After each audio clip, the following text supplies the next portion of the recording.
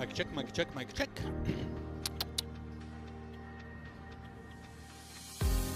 Tas ir Andis. Bet šodien jau izsiet live, jā.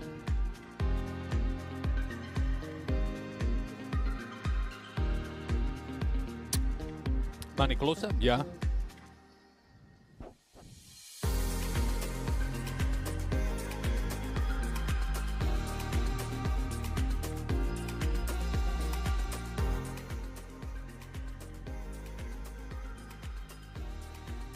Viens, divi.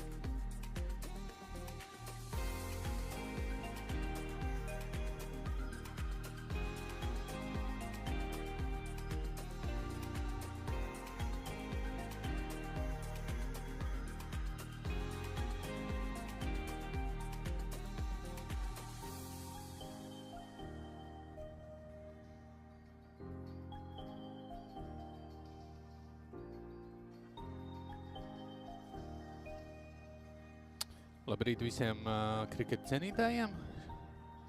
Šodien sākās ECLs. Darmstadt CC pret Dro. Vajadzētu būt labai spēlē. Audio līmenis pagaidām zems. Es nebļauju. Live, nekur nekas. 1, 2, 1, 2, 1, 2, 1, 2. Vienkārši šitais viss iet live. 1, 2, 1, 2, 1, 2, 1, 2. 1, 1, 1, 1, 2, 1, 2, 1, 2. 1, 1, 1, 1, 1. B komentētājs. 1, 1, 1, 1, 1. 1, 2, 1, 2, 1, 2, 1, 2. Yep, 1, 2, 1, 2, 1, 2. 1, 2, 1, 2.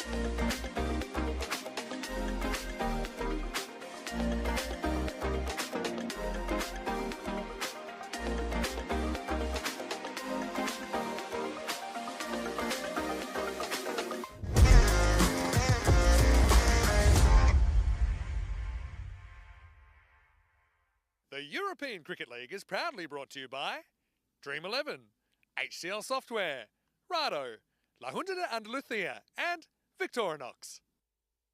After all the action and excitement of the Western Shield, we are starting afresh. We have 4 weeks of the ECL. This was the original competition back in 2019, and one of the original teams, the team that played the very first ECL match, is actually on deck this morning. They're also the 2023 champions, taking on a side that played in 2023 that we haven't seen since. So let's get ready, let's get set. 35 teams are here, and over the next 4 weeks, it's going to be a blast. I'm Mr. Maximo. This is the European Cricket League, and it starts right now.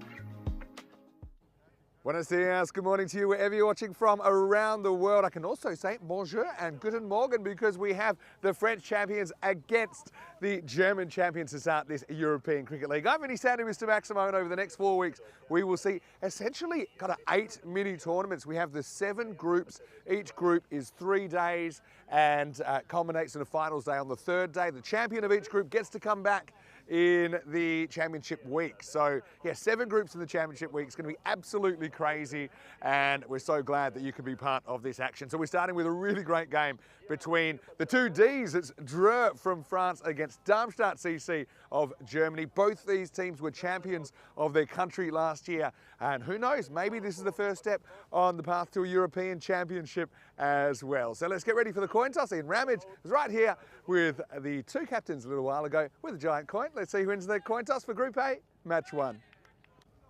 Darmstadt, you're the home team, you'll toss the coin. Dreux, the away team, you'll call. It's been called Dream 11. It's come down European cricket, so you've won the toss. Okay, toss won by Darmstadt, who will bowl first.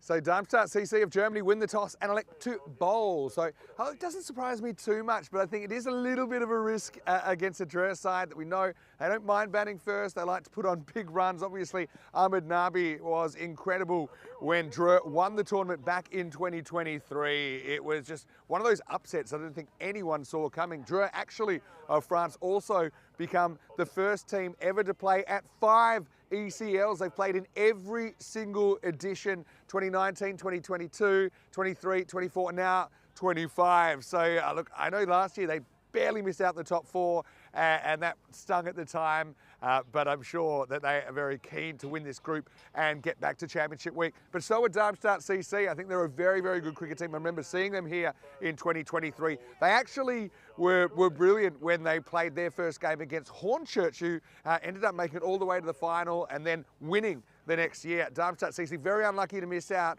Last we saw them was 2 years ago when they lost a heartbreaker to Bayern of Greece in Group A qualifier 2. Well, weather today looks pretty good actually. Again, we're expecting about 19 degrees, about 14 right now to get us going, but it should be a brilliant day's cricket. Rico Full is standing by. Can't wait for this. Battle of the big Ds here, and let's see who comes out on top. Group A, Match 1 on the way. Darmstadt CC have sent in Dreux, so get ready, get set, let's go. Over to you. Let's start the European Cricket League. Thank you very much to Mr. Maximo, and here we are. Let's do it again. This time it's the European Cricket League, the Champions League of Cricket, and Dreux take it on Darmstadt. Well, what a start this is going to be. The French champions up against the German champions. 2 very good teams. Not only the 2 Ds, but the 2 teams in blue as well. And I'm sure that one of them will be feeling blue. Whichever one doesn't get the win here. Top quality players in action. And we'll talk a little bit more about them in detail when we start to have a look at their stats. You can see the bowler is getting set to go. One thing you will notice, those of you that were following the magnificent Western Shield, is that we will be coming from the opposite end this time. So we'll be bowling from the lake end. Let's have a quick look. Very quick look that of the win percentages. 79% to 21 in favour of Dreux.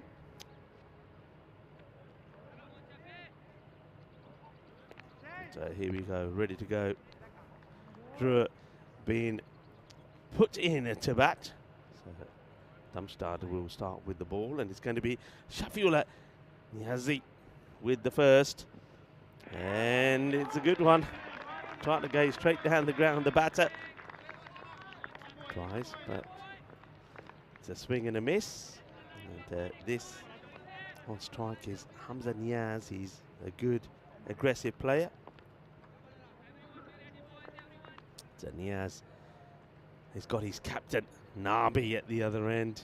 Everybody knows the name Nabi here at the Carnum Oval.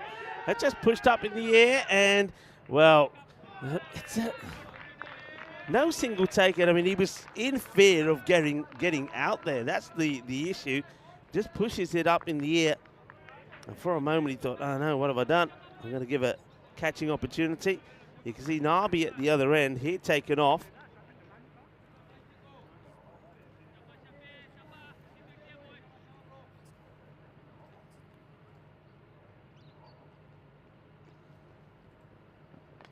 Edge, and that's going to get away. So the 4 first runs is going to be a 4 of this European Cricket League.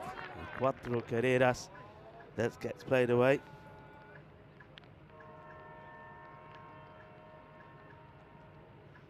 So 4 runs straight away. Cuatro carreras. And good morning to a lot of people that are tuning in from around the world. The Premier League club are tuned here. Hello to the ECN Supporters Club in Australia. And the likes of Terry Richmond, Johnny Heasham, Ghulam Mustafa. High up in the air. This one will be dispatched and will go all the way. Balle, balle, balle. Ginna Zona. Shaka Lagya. Well, that's more like it. That's the start that they wanted. A good, firm, a solid strike. And there's those 2 batters up there. Niaz.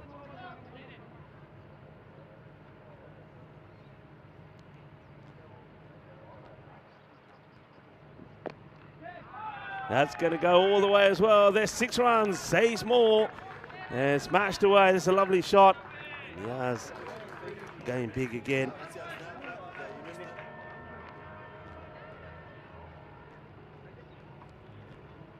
Plays that away beautifully. It's the better shot. I mean, after that shaky little start, when he almost pushes a catch, he now has come back with 2 big solid hits.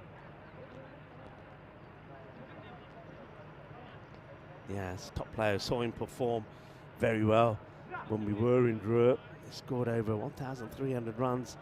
We saw him score a century, 124 last year. He goes up and over the in circle again. This is going to be 4 more. But just needed a couple of balls, didn't he? And once he got those balls under his belt, he's gone well, he's gone big. And it will be a magical start to the 2025 European League. 20 runs come off that, and that's something that we saw a lot of during the Western Shield. And this is what we're going to see the next few weeks, really.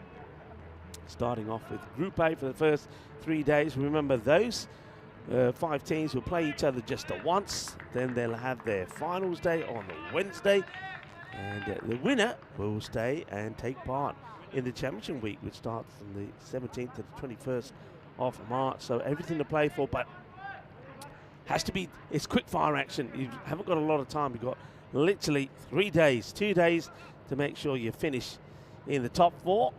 And then you've got that finals day. So 1 team gets eliminated going into that finals day. And then the Wednesday for this Group A, it's going to be the first of many finals that we're going to see part of this European Cricket League. Here comes Rashid, who, well, he's asking a question, and he's bowled him. He's actually gone onto the stumps, and that's what the umpire, Stefan Gucci, is saying. He's saying, well, hey, you've got him, don't worry. And Ahmad Nabi is going to go for a first bowler. What a start this is for the bowler, Abdul Rashid.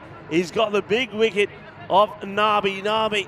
I think this wraps him on the pad. Nabi doesn't even know. Nabi doesn't realise. If you watch this again, it's hit him on the pad, it's hit the stumps, and Nabi is looking at the umpire. Rashid is appealing to the umpire, and Stefan Gooch just kindly pointing out that the stumps have been broken. The ball has gone off the pads onto the stumps, and what a start for Abdul Rashid. And Nabi, well, a disappointment for him. The big man walks back without a run to his name. Well, he's going to have to get going pretty quickly now because, remember, got 60 seconds to get out there. Well, there's going to be a little bit of the old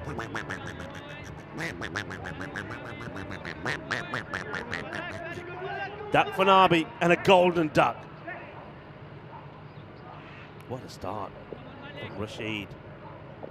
Well, first over goes magical, and Rashid then starts with a wicket. Just strays.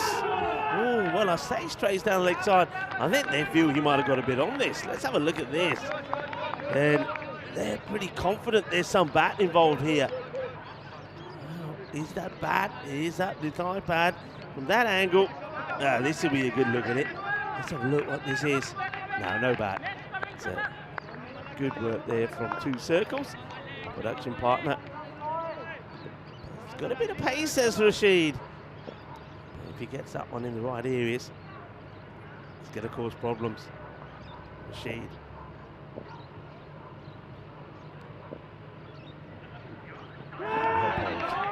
Well bowled. A good carry through there. Also to the wicketkeeper, Quadratullah Olafat. Liking this. Everything just changed after that first over. People thought, here we go. And then Shafiul Niazi concedes 20.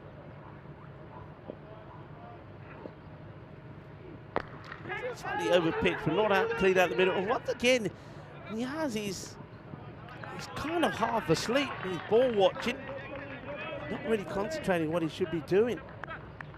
So Niaz gets back on strike. He's been joined out there by Mohammad Nisar.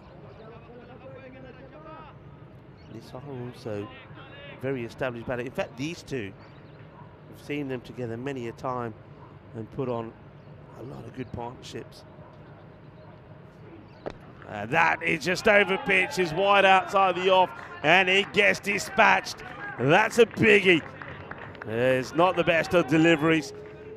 And Hamza Niaz is onto it like a flash. I was talking about him. We've seen him. He scored over 1,300 runs on the network.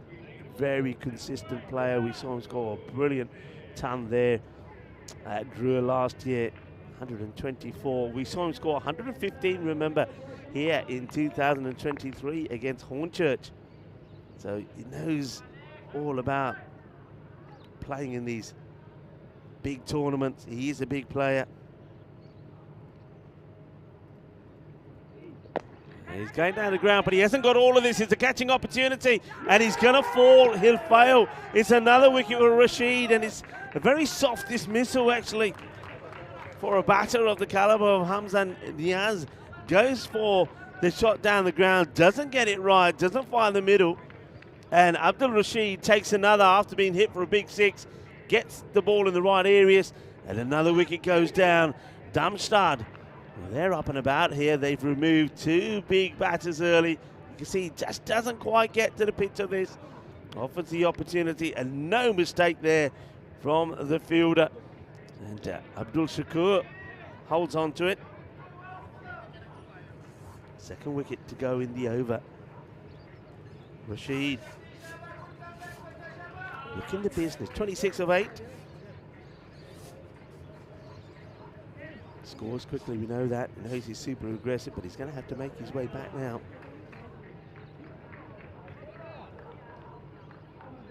New bat comes in. Great start. That over just going for 7, 27 for 2. Start of the third, and that is up in the air, and I don't think he's got enough of this either. It's another one goes. A little bit of love for the cameras from the bowler, and Drew. They're coming out fighting. They're coming out throwing the bat, but it's not going to plan. Shafiul Niaz, after going for 20 in his first, they stick with him, and Shafiullah picks up yet another wicket, and it's going to be that of Nisar. Doesn't quite get it right, doesn't get it out the middle. Nisar goes. You've got Mohamed Rafa, who came out at number 4. He's yet to face, and the new batters. So you've got 2 new batters out there, and disappointment also for Nisar. Another big player goes without scoring big runs, just 1 of 4. And now really, you've got Cameron Ahmadzai. Now this guy's a battler. Cameron Ahmadzai always provides the goods for his team when they can be in a spot of bother. Plays that carefully, just pushes it down onto the offside. He'll take the single.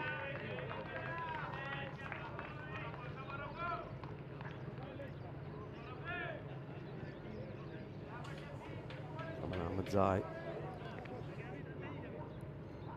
Always, I mean, he's never scored a 50 on the network. His highest score was when we saw him in Drua last year, scored 41. But he's a powerful hitter of the ball. He's a good all-rounder. That's a swing and a miss from Rafa. Also very good with the ball. He's taken 44 wickets on the network.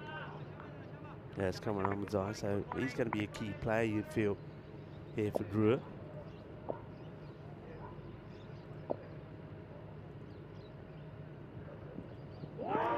Just good line, sort of keeping that ball on that sort of that off-stump corridor. He's maybe getting a little bit of movement away there. And Rafa's just trying to play the shot down the ground. He's eyeing up the straight hit because both mid-on and mid-off are inside that circle. So he wants to go over them. This time he will get it through them. It's a good shot. It's a slightly...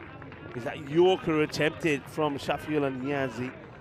And just strays a little bit onto the pads, and that's nicely picked up from Mohamed Rafa. And he gets it in between the 2 fielders. Desperate lunge there from Abdul Shakur. Not able to stop it. 4 runs. Valuable 4 runs. Into the 30s, but they've lost. There's 3 wickets. The ball to go in that power play. It's another wild swing. He just hasn't been able to get onto anything that's been outside the off stump. So you'll take that as an over. Take the wicket of the first ball. 5 come from it. And the score at the end of 3, 32 for 3. So Drua, they definitely are in a spot of bother here. 2 wickets in that over from Abdul Rashid. 1 there from Niazi. And I think if you'd be very tempted to just keep Rashid going here, bowl out both your openers and trying to pick up another wicket or 2. Have a look at that. It started magical and everybody thought, okay, well, this is Drua. We know what they can do. They can go big, starting with 20, but then, well, they've been tamed by Rashid and Shafiullah. And they're not going to go back to Rashid. It's Nath that's going to come on to bowl here. So, Pranav Nath bowling over number 4. And he's going to be smashed. Oh, well, it was hit hard, but it's an opportunity. They might need to do a boundary check here. That's Majid Nasiri who's on the boundary, but I think this could be 6. I think this is a catching opportunity. I mean, it's been absolutely smashed, but it goes through the hands and just bounces before that rope. But that's a chance. And Ahmadzai, you've got to say, he gets dropped there on 1.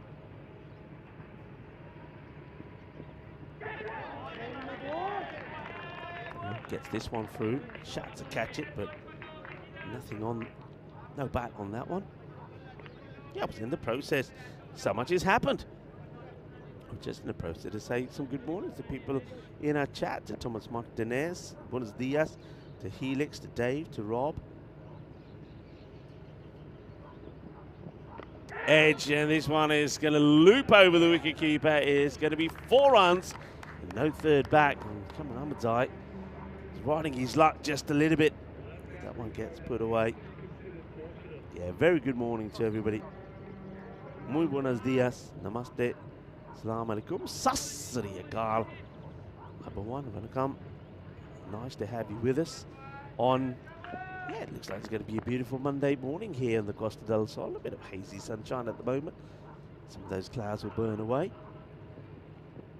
It's not the best of deliveries. He's right in the hitting zone of Ahmadzai. It's short and going into the leg side, and he gets onto that pretty quickly, gives it a thump. Boom. Shaka lagia shaba shaba kinna sona. Seis mas. And Drew, one thing they're not going to stop doing is having a go and having a hit. That's what you would expect from them. Talk a little bit about the partner at the other end. This is Mohamed Rafa. He has got a couple of half centuries to his name. Over 500 runs on the network. I'll tell you he's highest in the moment. And it's going to be a wide. It's a good lead there from Ahmadzai. That allows me time to talk about him. He's scored 68 when we saw him last year. He's also got another 60 the year before on the network. And probably a guy who doesn't normally get too many opportunities. So he's got a chance here. Oh, that one. Good heavy length delivery.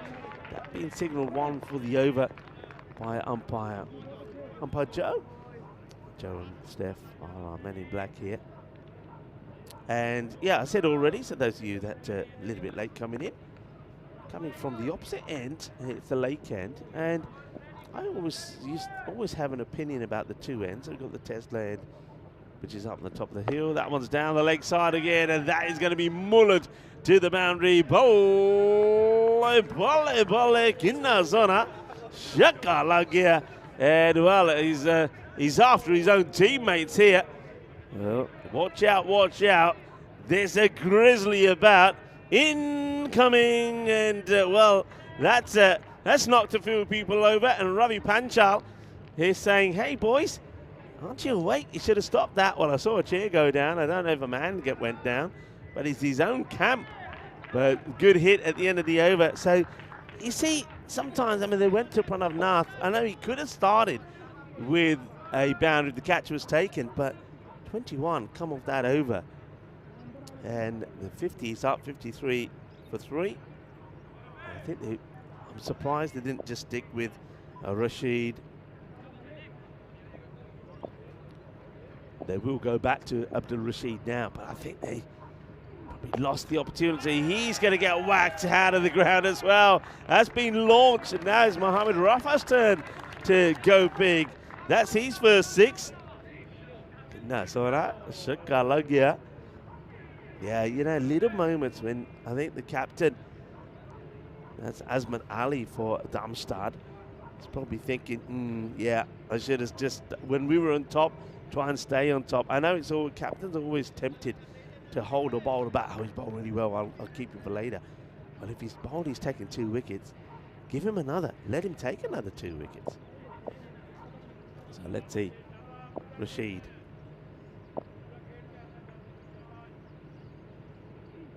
And that is going to go all the way as well. And somebody wants a crowd catch. And well, oh my word. Well, I don't know if he saves the lady or whether he puts her in more danger. I want to have a look at this. And well, it's somebody who's part of the Drew said, have a look at this. I want to see, well, there's the lady. And she's moving out of the way. And well, I don't know. Well, that's a little bit of ECN gold for you. And I think she was ducking out of the way. And, oh, now this is going to be just a dot. I wonder if we could have a really good look at that and stay on that from the camera that had the lady sat. I think she's moving out of the way. And then one of the Drew members, one of the board from the Drew setup, comes across. And he's... Oh, I love it. That's the way you start off a Monday morning, isn't it? A little bit of cricketainment and comedy gold on European cricket. Well, he's going to have to buy a new drink, isn't he? That's hit firmly down the ground, but it just will be just a single. As that ball, it does get away from the fielder. that's Mohamed Umar. And great little moment there. And you see, I always say we give you offensive action, entertainment, drama, and sometimes just a little bit of comedy. We all need to have a good laugh sometimes, don't we? The laughter is the best medicine, as they say. That's wild. That is, I think that's a no-e. I think there's a no-e. I don't think it, oh, well. It must have gone past the line of the stumps. That's all I'm thinking here. We're not going to get a good look at that yet. Yeah, I mean, going from that, good call from the umpire. It does go past the line of the stumps. And I think, even though that's not the best aside replays, you can see clearly that the ball is past the line of the stumps. So it's a wide ball. We'll have to be bowled again. What are your thoughts on that rule, by the way? I don't know. Then for me, I'll go to it in what I think is that one. Well, that's 4 runs. That's a Gundy ball. Rashid, you see, when he was hot, you should have left him on. Took him off, gave him a break, and he's come back, and he's, well, they're taking him to the cleaners at the moment. And talking about the cleaners, I think one of the Drew president is going to have to take that lady's, help the lady and take some of her clothing to the cleaners. He might have spilled the coffee all over her, but we'll find out more about that in a bit. So, a lot of people want to move Innings. Well, I can tell you, Innings just walking through the door. He has made it, and, well, he might have made it in time for a catching opportunity. They bottle it. I reckon they bottle it. I reckon this is a catching chance for Mohamed Umar if he wanted it. And I just think he's thinking, anyway, I mentioned that Vinny's just come through the door, so it's a good opportunity for us to welcome you all around the world, wherever you're tuning from, to European cricket and the start of the European Cricket League. It's back. Yeah, I mean, it's the morning after the night before in a lot of ways, but super excited for this tournament. It's the original, the European Cricket League back in 2019, and Drew actually played in the first ever ECL match. That was back on the 29th of July, 2019. Darmstadt CC, we know them pretty well as well. We saw them back in 2023. They also played in Group A on that occasion, I think. And the last we saw them, they had a heartbreaking loss to Byron of Greece. Yeah. It was all the drama and theatre you'd hope for in an ECL finals day, and so they ended up finishing 3rd in their group. They also were in the group with Hornchurch. They actually beat Hornchurch, who are actually reigning champions of 2024. But hello to everyone. It's got a slightly different flavour here, but we think you'll really, really love the European Cricket League. And all these teams are desperate to progress in the tournament and stay in Spain. Anyway, it's kind of a chaos start, isn't it, with the wicket? The wicket's falling, a few runs flying as well. I mean, the actual expected score, 146, is pretty good. I tend to think in the European Cricket League, the par's about 135. And so they're actually on for more than that. So Rafa, we know he hits a long ball. He's a young gun. He's had some issues with injuries, but let's see how he continues here. He's going to continue pretty well. It's just quick hands, isn't it? And we already saw one kind of oopsie-doopsie in the crowd, but that's Maximo for Mohamed Rafa.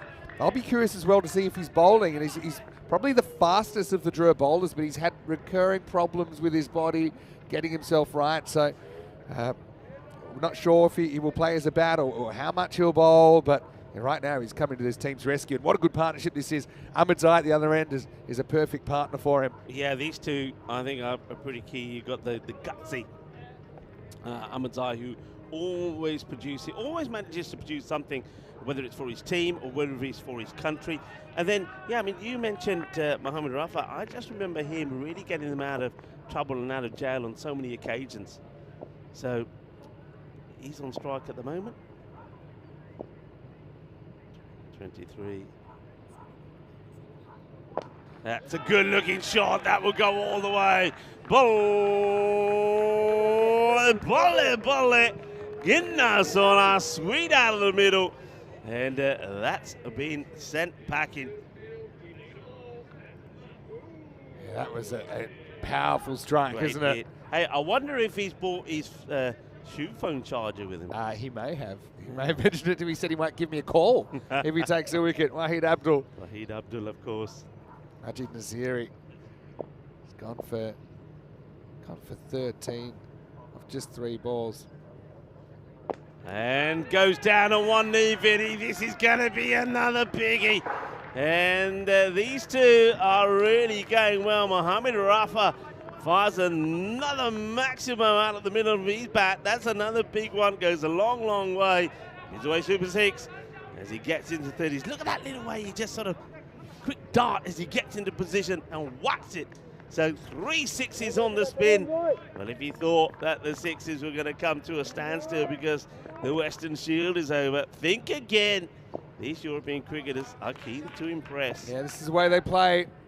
And Rafa, 35 off 11, breakneck speed, Nasiri. In danger of going magical here in the 6th. It's well bowled though. Remember, the line belongs to the bowler. Even if the ball gets a little bit of the line, it'll be okay. It's a much better line to Rafa. Yeah, good comeback. Very good comeback.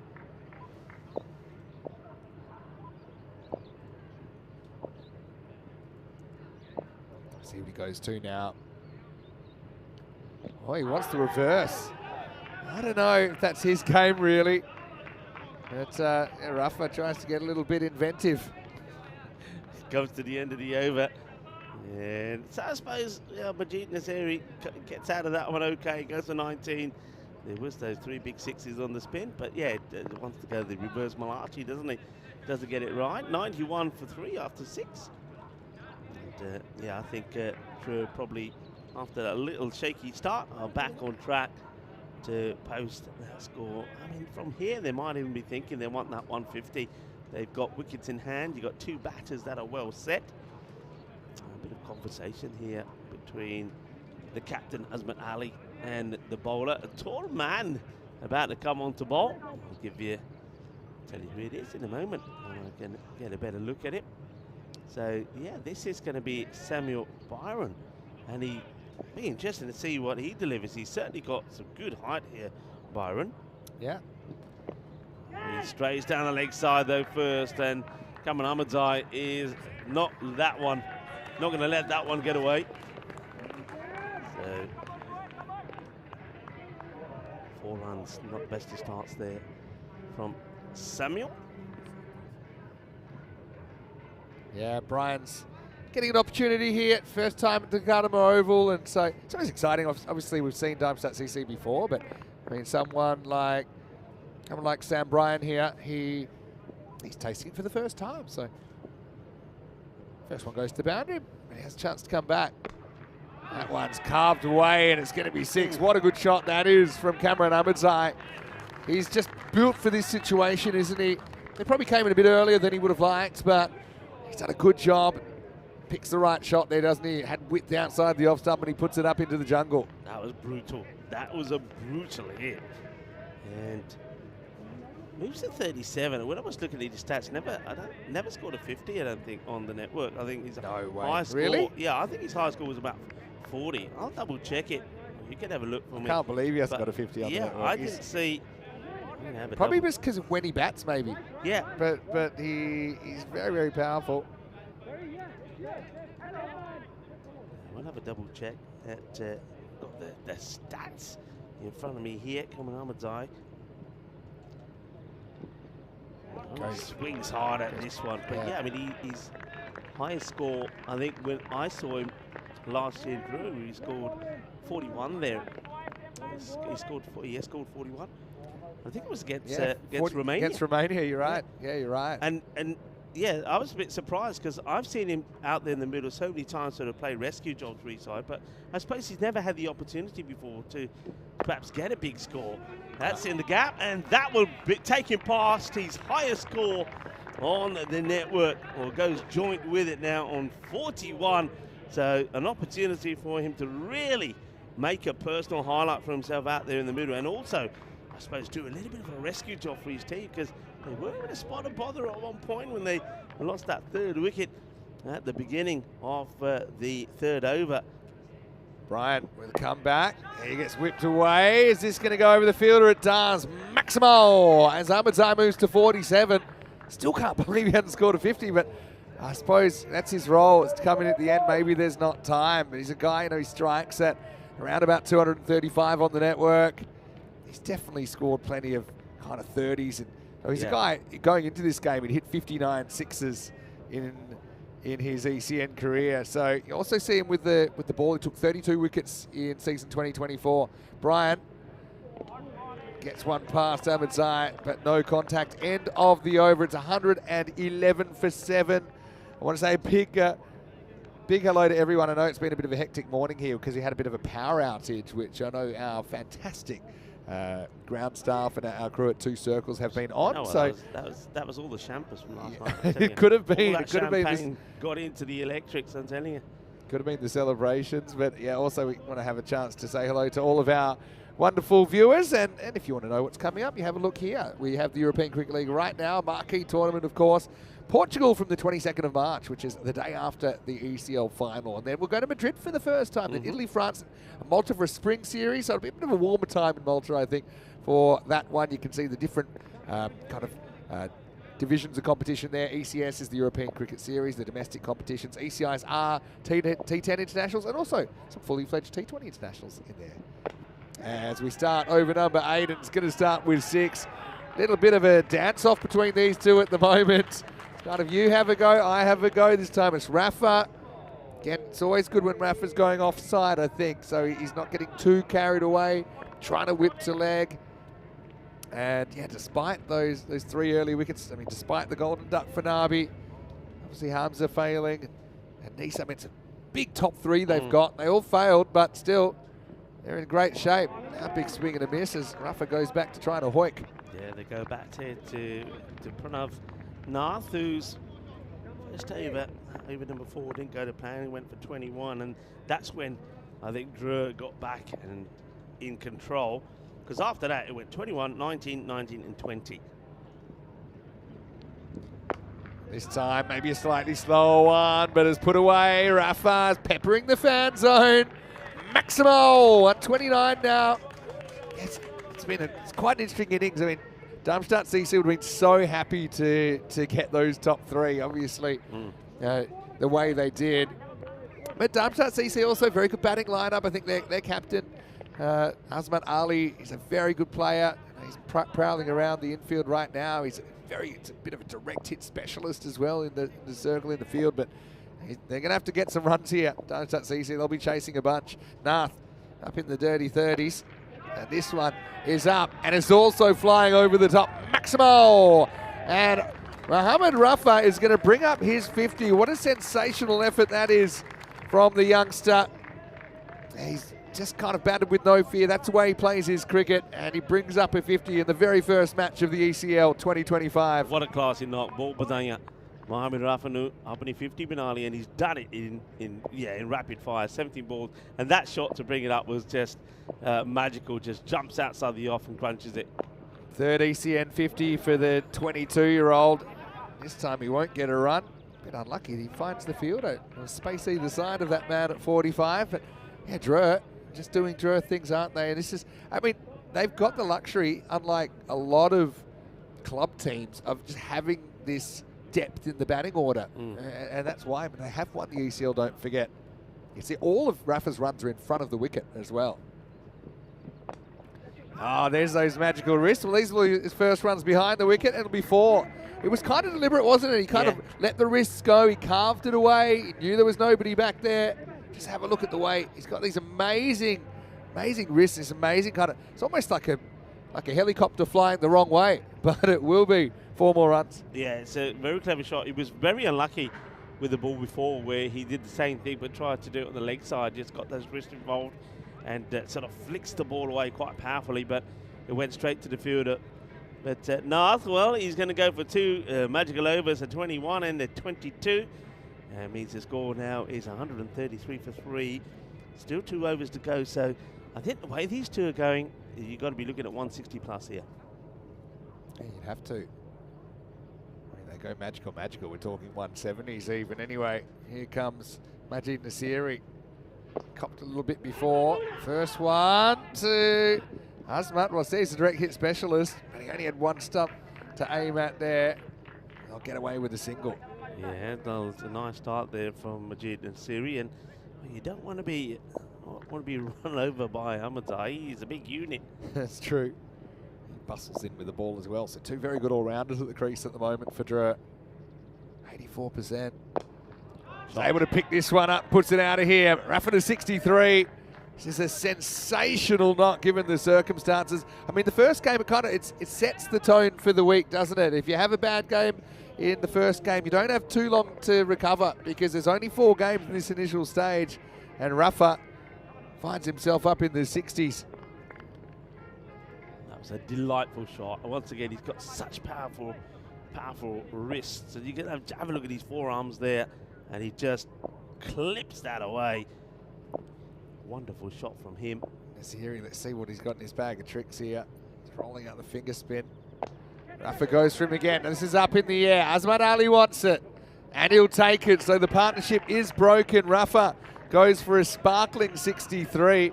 Those two put on 113 in 50 balls. So a brilliant innings to get Drew back on track. But Azmat Ali, I mean, often that's an outfielder's catch, but I think he had a good angle on it. He knows he's got a very good pair of hands. So the captain grabs the wheel and says, look, I'll get this.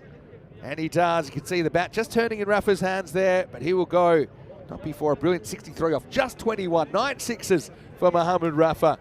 And the score is 140 for 4 in the 9th. Yeah, very good knock. And him and Cameron Ahmadzai really have got through in a good position here, but they'll still want a good finish. But look at that strike rate, exactly 300. That's why he's been applauded there. Top job from him. And after the top 3, you could say kind of fouled. I mean, Hamza Niaz, I know he scored 26, but he'd be disappointed the way he gets out after just 8 deliveries. So those two, great partnership. But let's see how this goes. And here is Tassinullah Safi, who comes in here at number 6. Yeah, Tassinullah, we've seen him playing for PUC. He actually played against her last year in the ECL. So he's gone to the dark side. And he's going to start with probably a golden duck. It's another one, and it will be Nasiri, who comes back well. He's on a hat trick now. That is Pranav Nath that takes the catch. So Safi just trying to slice away. That's the way they play, and they still got batting to come. They have the luxury, like I said, of not relying, I suppose, on any particular batter, even though there's a lot of good ones in there. But well done to Majid Nasiri. He had a bit of tap early, didn't he? But he's come back well now. He's on a hat trick. It's 140 for 5. Yeah, and I think the next batter is not going to try and block it out. So 7 runs off the over so far. And, well, we were saying that they'd be looking eyes on that 160, but, well, they've come up a bit of a hiccup here at the moment in the name of Majid Nasiri. These are all the hat-tricks we've ever had in the European Cricket League. We've had 12 of them, and we're hoping to add some names on the right-hand side. And have a look at some of the names there. Jared Newton, part of the Blue Crew. Mark House for the Kalpe Giants last year in that memorable eliminator, by the way. The very first one was Zach Van Barren in the ECL 19 final. Can this be Nasiri adding his name to the list? No, because it's a wide. Abdurrahman Ahmadzai comes out. And again, he's a brilliant batter to come out at number 7. But still, this over, they've pegged it back. It's gone 1-6 wicket wide. Still a couple to come, though, for Majid Nasiri. Tries the same kind of ball, but he flat bats. It should be another wicket. And it will be. Well taken there by Muhammad Umar. So it's a fake hat-trick. Yeah, well, yeah, I guess so. The wide broke it up, so it won't be a hat-trick. But, yeah, 3 legal balls with 3 wickets. And Nasiri tries to go kind of upstairs, outside, off stump. But you can see Abdurrahman didn't want to go cutting it. He tries to muscle it up and square it up. That's not easy. Umar's a very good player, by the way. We see plenty of him with the bat right now. Does the job in the field. So a bit of the old mini collapse here. 3 for 1.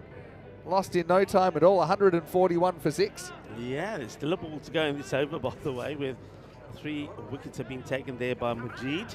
And the next batter will probably once again, I mean, he's going to be swinging wild here. He's not going to try and push a single because you've got to leave the last over to Cameron Ahmadzai, who's 48, not out at the other end. And it's Amar Zahir, who's now coming in at number 8. All right, well, how about this? Nasiri storming back. We definitely said during the Western Shield, you know, catching up, or basically if a bowler can win the battle with 30, they've done a good job. I still think that kind of applies here. You know, you wouldn't want to go for more than 30 if you're a bowler. But I suppose maybe, it's not really a round number, but kind of 27, 28 is probably the path for a bowler off their 2.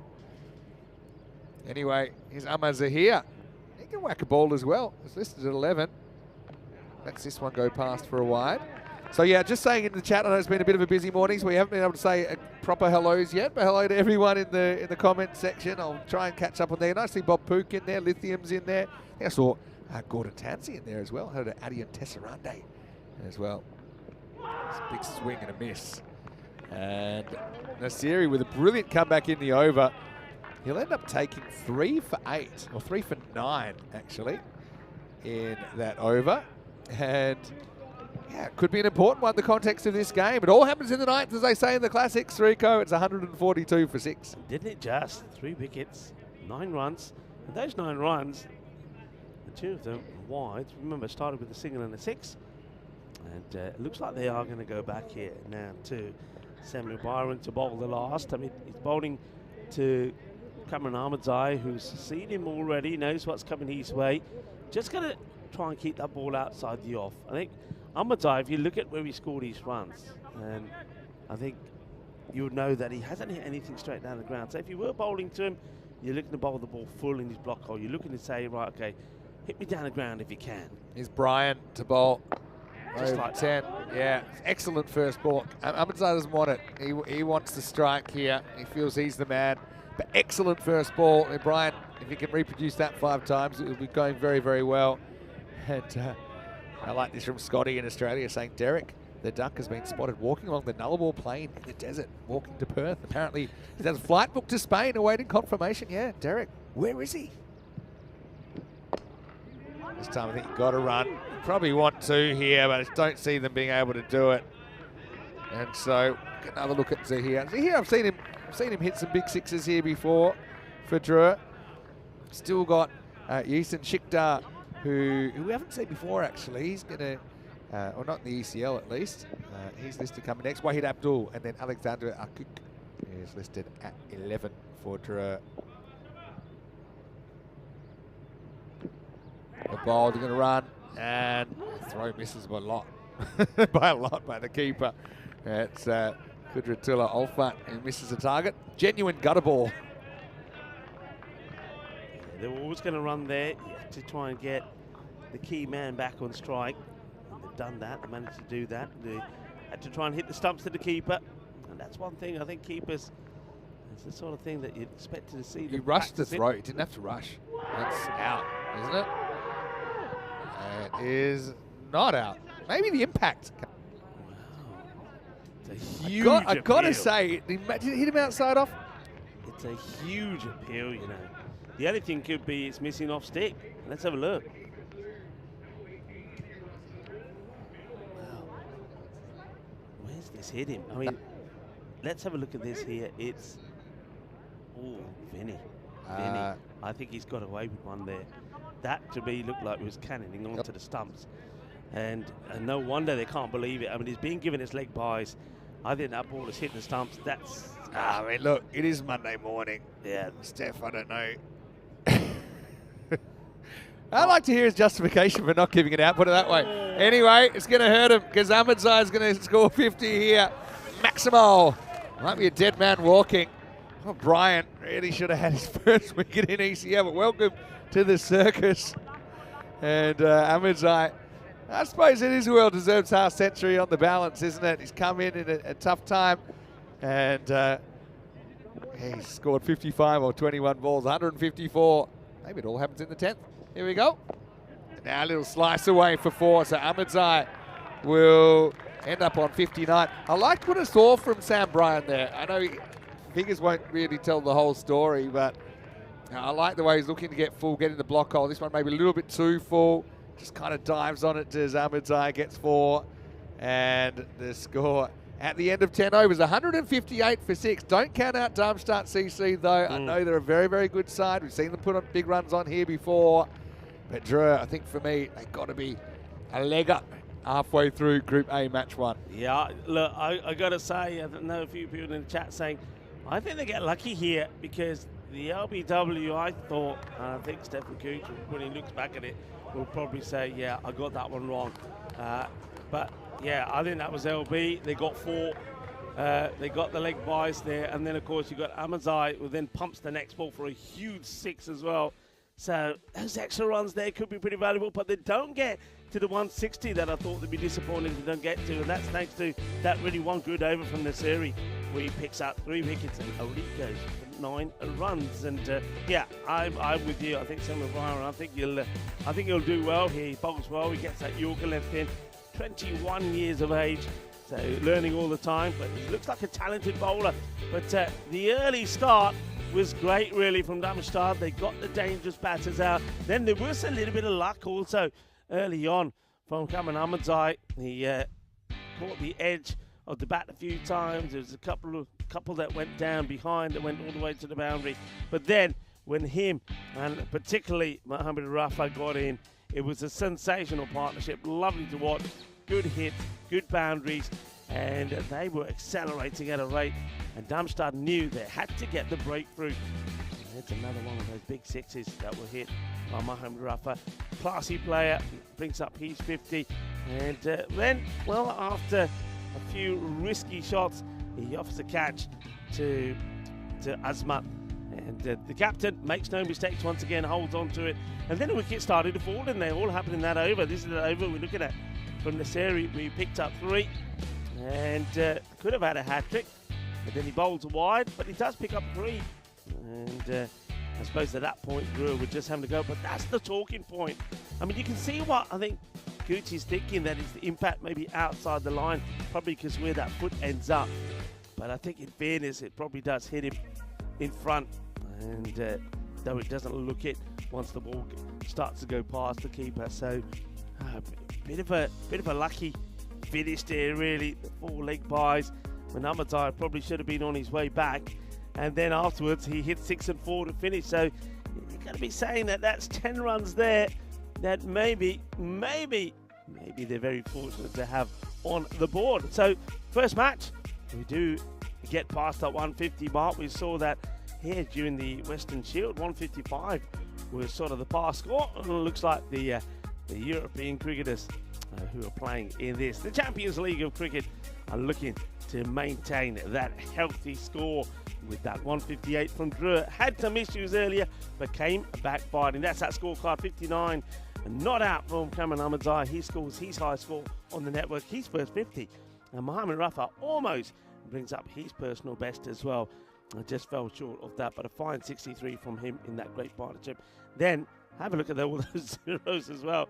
And Amma Zahir faces 2 balls and 2, so he gets a 0 not out as well. On the bowling front, have a quick look at the bowlers. The great comeback there from Majid Nasiri. 3 for 28 from him, and 2 wickets there from Abdul Rashid. I just think once again there, the captain Azmat Ali will just go back there and feel, you know what, I should have just maybe trusted my instincts and gone straight back to Abdul Rashid and got him to bowl that 4th over.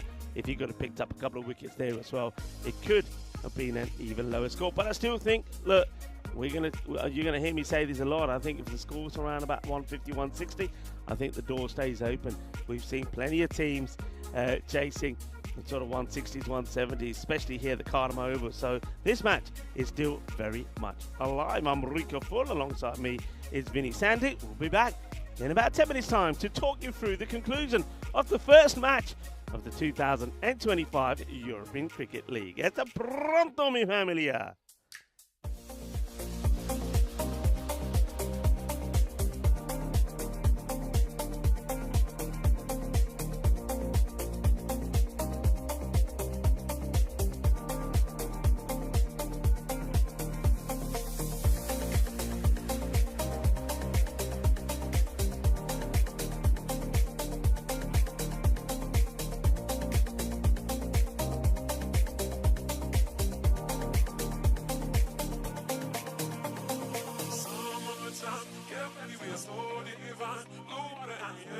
Just you and me.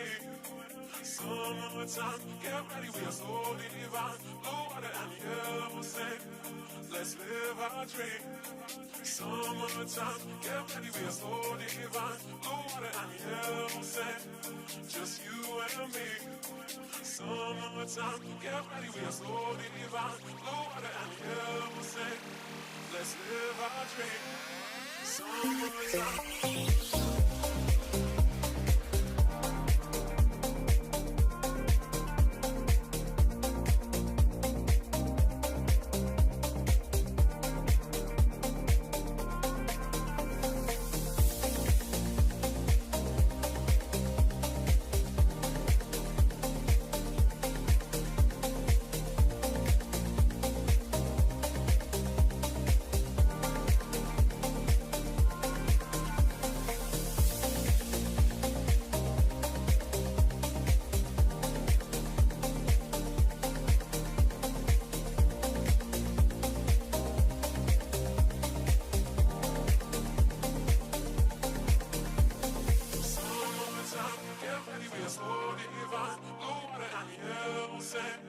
Just you and me. Summertime, get ready, we are so divine. Blue water and yellow sand. Let's live our dream. Summertime, get ready, we are so divine. Blue water and yellow sand. Just you and me. Summertime, get ready, we are so divine. Blue water and yellow sand. Let's live our dream. Summertime.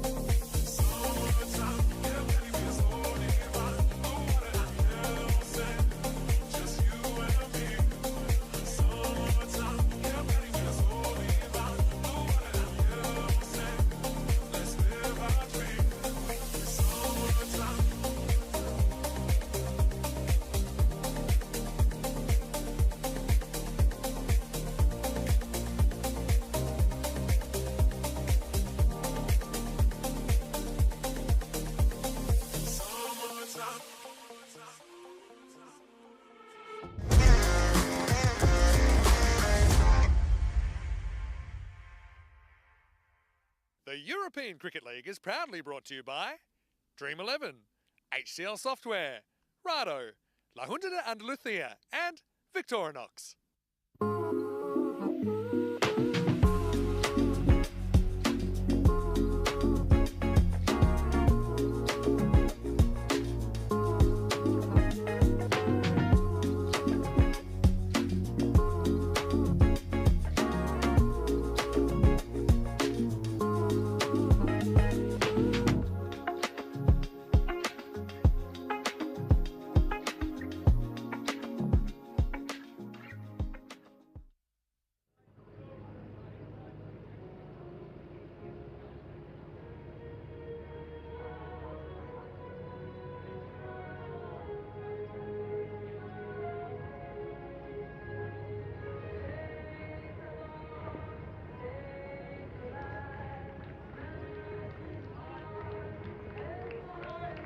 Hello viewers and welcome back. As we expect to see an exciting run chase here from Darmstadt. I think it's going to be a very good match. Let's have a quick look at the bonus point equations here. 110 or less if Drew can restrict the opposition to, then they get a chance to open their account with 4 points. Darmstadt, well, they have a possibility of doing that as well, but they've got to get to that target, 159 inside of 7 overs, which, well, we did see teams in the Western Shield be scoring at that sort of rate. But just get the feeling that that probably is going to be a little bit too much for them to try and achieve. Interesting match in prospect here, interesting run chase.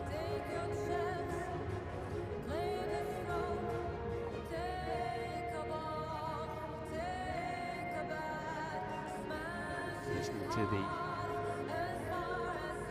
the tune, the anthem there of the European Cricket League as we see, well, yep, there he is. Wahid Abdul, you know all about him. Wahid, top player on the network, an exciting player to watch, and he's certainly given us some amazing moments on the network as well. He'll be looking to get off to a brilliant start.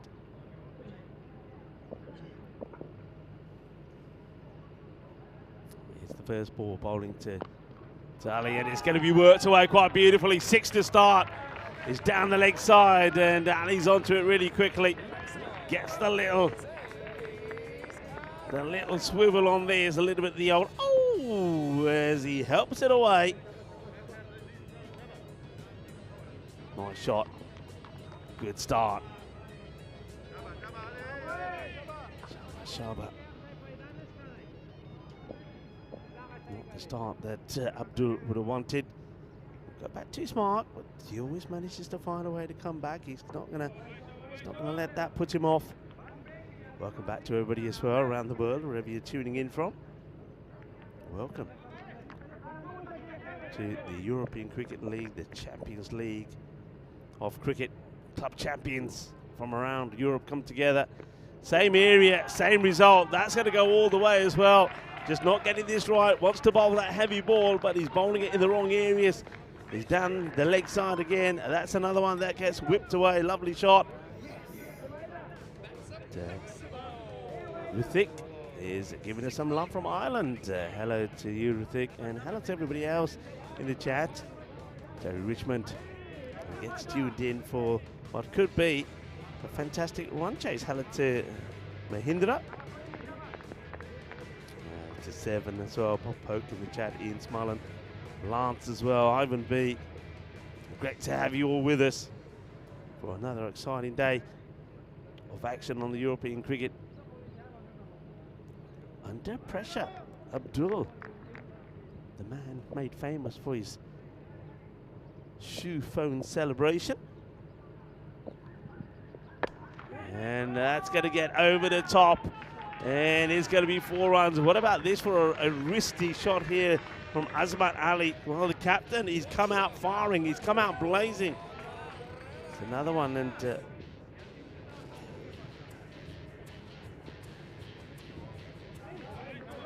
more runs. What a start. 2 6s and a 4. Wahid Abdul needs to find an answer. Makes a change in the field. Puts back the mid-wicket and long on. Everybody else inside. I mean, look at the sea of blue out on the offside. And he finally gets it in the right areas. Gets that dot ball in. And that's more like it, they say. It's Captain Nabi. Have a big chat there with Abdul before that delivery. See him, he's in the covers. There's a lot of pointing. And they're making a change here. They're actually bringing up the wide long on because they want to push the third back because they feel that now he's got his line. That's where the ball will stay. And, well, that's pretty unlucky. They push the third back, but there's nobody yet fine. And this somehow, I don't think Azman Ali knows how, somehow makes his way to fine leg. Look at this. He just, look at that big, thick inside edge. It goes through him and the stumps. Goes all the way down to the boundary. 4 more runs. Remember, Drew, they started with 20 coming off the first. 20. I've come off this one already. It's the perfect start from Darmstadt in reply to this 159 chase. And that's where you can't bowl, and that will be smashed away for 6. 26 off the over. And it's the perfect start for Darmstadt. And got to say that Wahid Abdul just hasn't got it right. He's bowled. I mean, he's getting a good talking to there from Nabi, but he's not even acknowledging it. He just keeps on walking. I think a bowler knows. A bowler knows when he got it wrong. Doesn't have to be told. Just wasn't able to get that ball outside the off. I think one ball he bowled outside the off. All the others One was straight, all the others down the leg side, and Azman Ali capitalised on it. What a start from the captain. 26 of the first over, and all of them off his bat. And that now puts a fair bit of pressure on the next bowler. Very similar then to the start of the Dreux innings. So pressure now on the man who's wearing the green headband. Getting ready to have a bowl. Loosening himself up. And this is going to be Abdurrahman Ahmadzai. Abdurrahman, he knows he's got to get a good one in here. Let's see if he can get the angle right. The left armour. And he can! He knocks out the leg stick out off the ground. What a delivery. And the same way that Nabi in the first innings went for a golden duck at the start of the second over, it is like for like as Mohamed Umar will go for a first baller. It's a Yorker on the leg stick. It's the action. Left arm over, and it's too good for him. Too good, too fast, too nippy, and gets in between the gap of bat and pad, and down goes the leg stick. Jagade. It's an absolute beaut. A boogie, oogie, woogie, grizzly 5-ball. And it's the old... No ducks on the display, but the sound effects are there. He's a goner. What a start from Abdurrahman. 26 for 1. Vidi Sandhu joins me back in the commentary box. Yeah, let's have a look. And obviously, Umar bigged him up a little bit, but he got a good one from Ahmadzai first up. Ahmadzai, the headband look as well, but he does get movement. He's a good all-rounder. Coming in, Abdul Shakur, the new batter.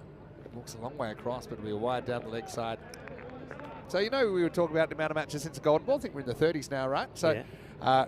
Dreux were actually in the Golden Ball last year. Let's not forget. And it was one of 3 Golden Balls we had in the ECL 24 against Paris University Club Dreux on the wrong side of it. It was qualifier 1. You can see we had 5 Golden Balls all time in the European Cricket League.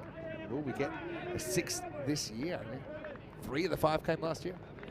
You've got a feeling it's going to happen, haven't you? You've got a feel it's going to happen. We're here. We're here for what? We're here for almost a month, Vinny. And all those teams come together, all the group action. We're going to have some close ones, for sure. I think so.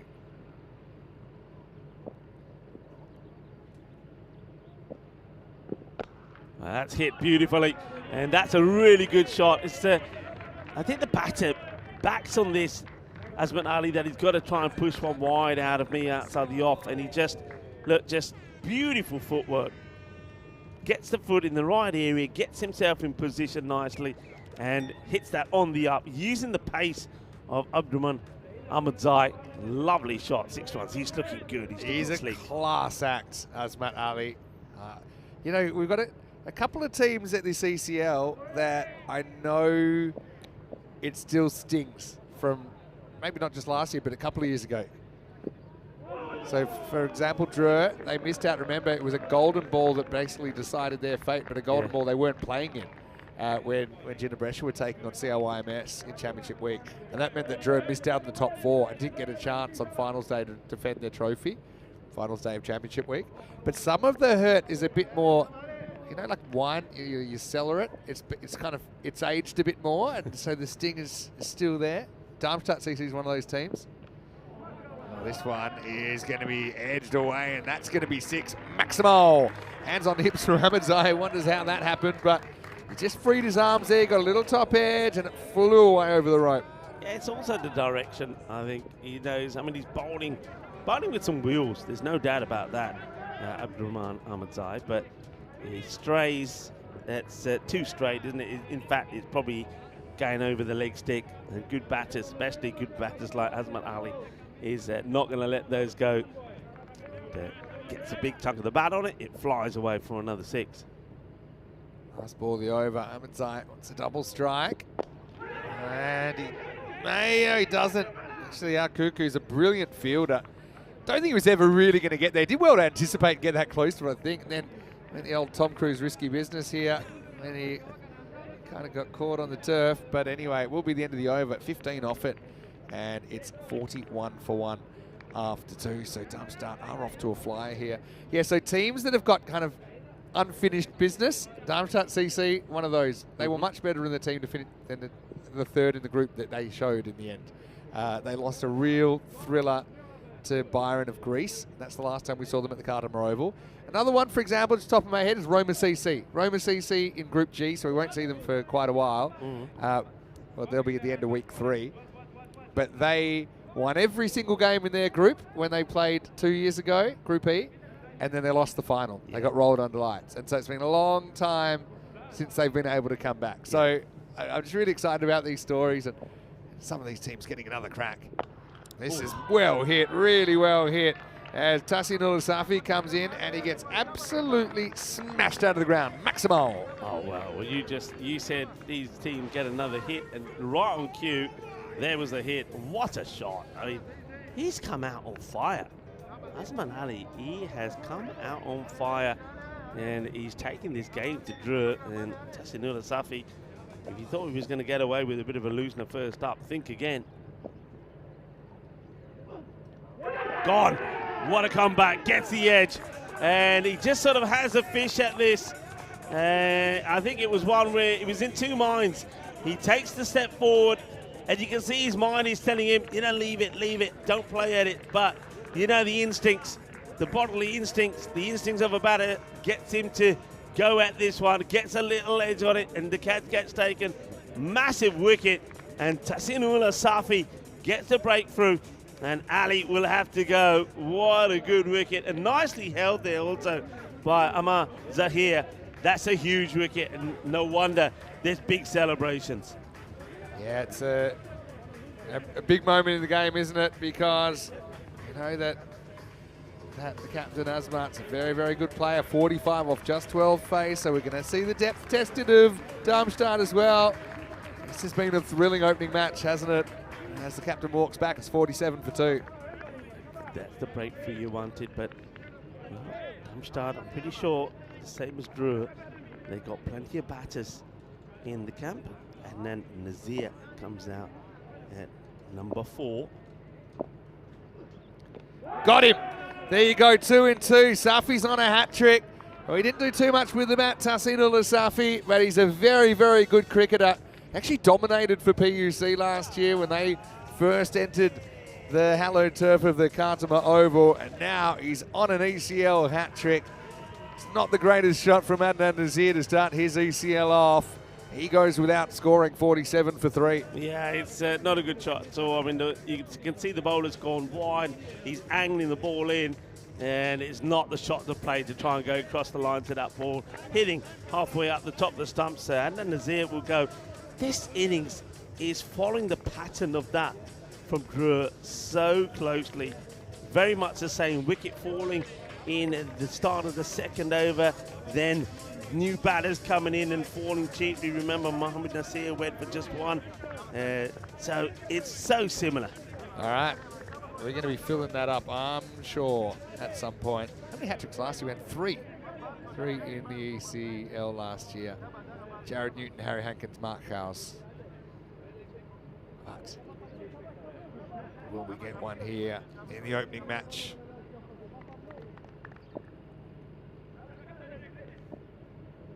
Hat-trick ball.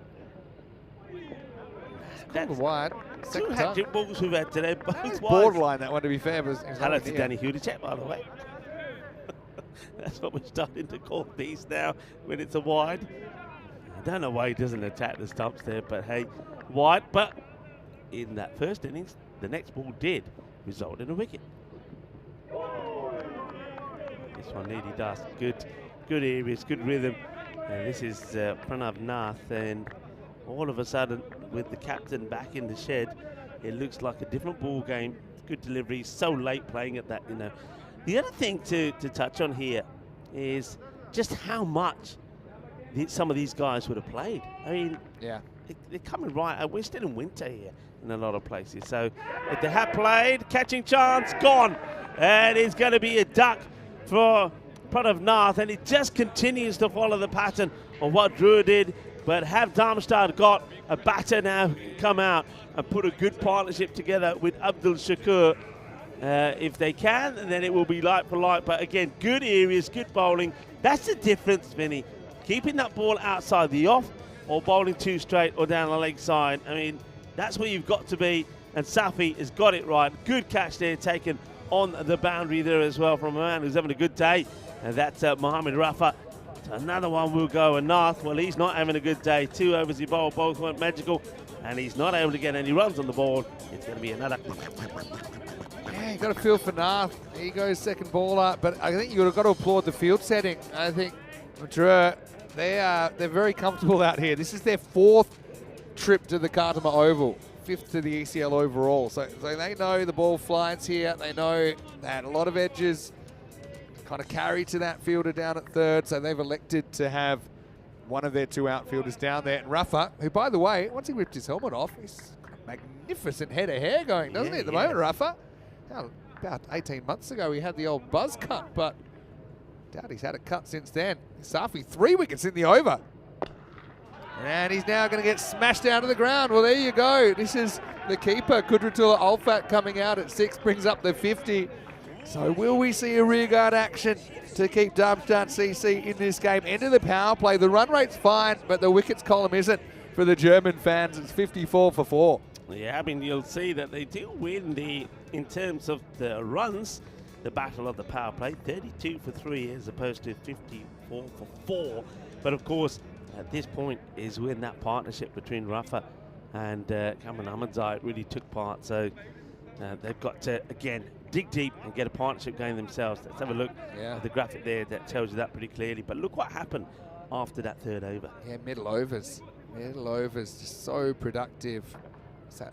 4, 5, 6, 7, 8, and they scored 101 in those 5, those middle 5.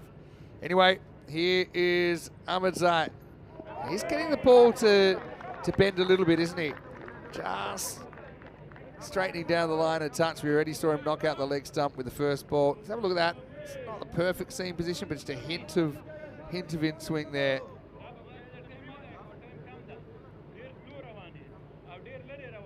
Normally Wahid Abdul's got the headband on. But Ahmadzai has got a good number himself. Oh, it's not a bad ball, but it's an even better shot from Shakur, who we know can open the shoulders.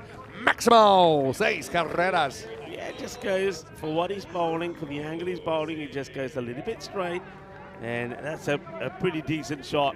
And yeah, lovely. He's onto that quickly. Look at the bat lift and look at the follow through. Clean out the middle. So I think with the angle that he's got, and he's got a bit of pace, there's no doubt about that, has Abdurrahman Ahmadzai, but he's got to be getting that ball a little bit wider outside of the right hand. They've got to go across him a little bit more. It's a good delivery, good Yorker, he darts in, comes in a bit as well, gets blocked out, will take the single. So go back over now to Kudratullah Ulfat now. Did hit his first ball for 6, but now he's got to contend with the angle here of the little bit of nip from bowler Ahmadzai.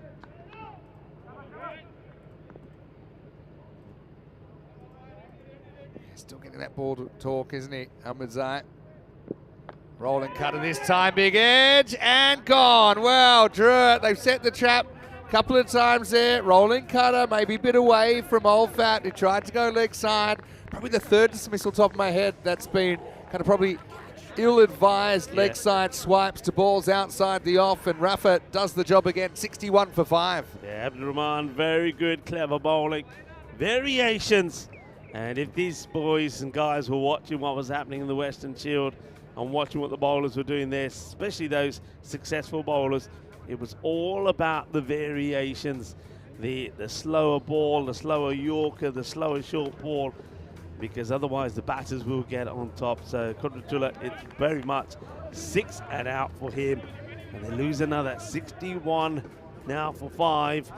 It's Stefan Solomon who comes in now at number 7. Yeah, he's a good player as well, but comes in a tough situation here.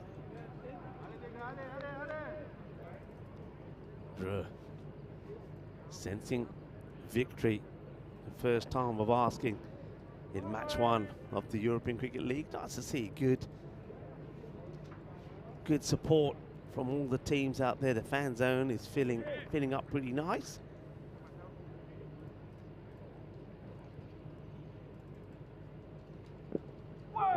Good delivery. Good areas. So this is the ball I'm talking about. His left arm over. He's got a bit of pace behind him. But look at the way how he's getting this ball to go across the right-hander. Really good delivery. Well bowled. Here it is again. Perfect areas. This time he goes a little bit closer. Tries to tuck him up. And ended the over.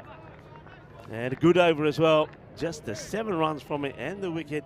And Darmstadt starting to fall behind it. We were saying that before, that even though they'd lost those wickets in the power play, they were ahead. But if you look now, their rate is starting to creep up. 61 for 5, 4 overs completed, and needing to go at over 16s.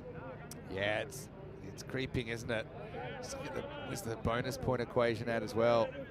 He kind of gets 59 or so in 6, so 10 and over for that. Which is, you can see they're fine at the moment if you just look at it in isolation. They're right on the rate, but the rate's diving, and they're not going to get too many easy overs here. That's the other thing from Drew. Here's Cameron Ahmedzai.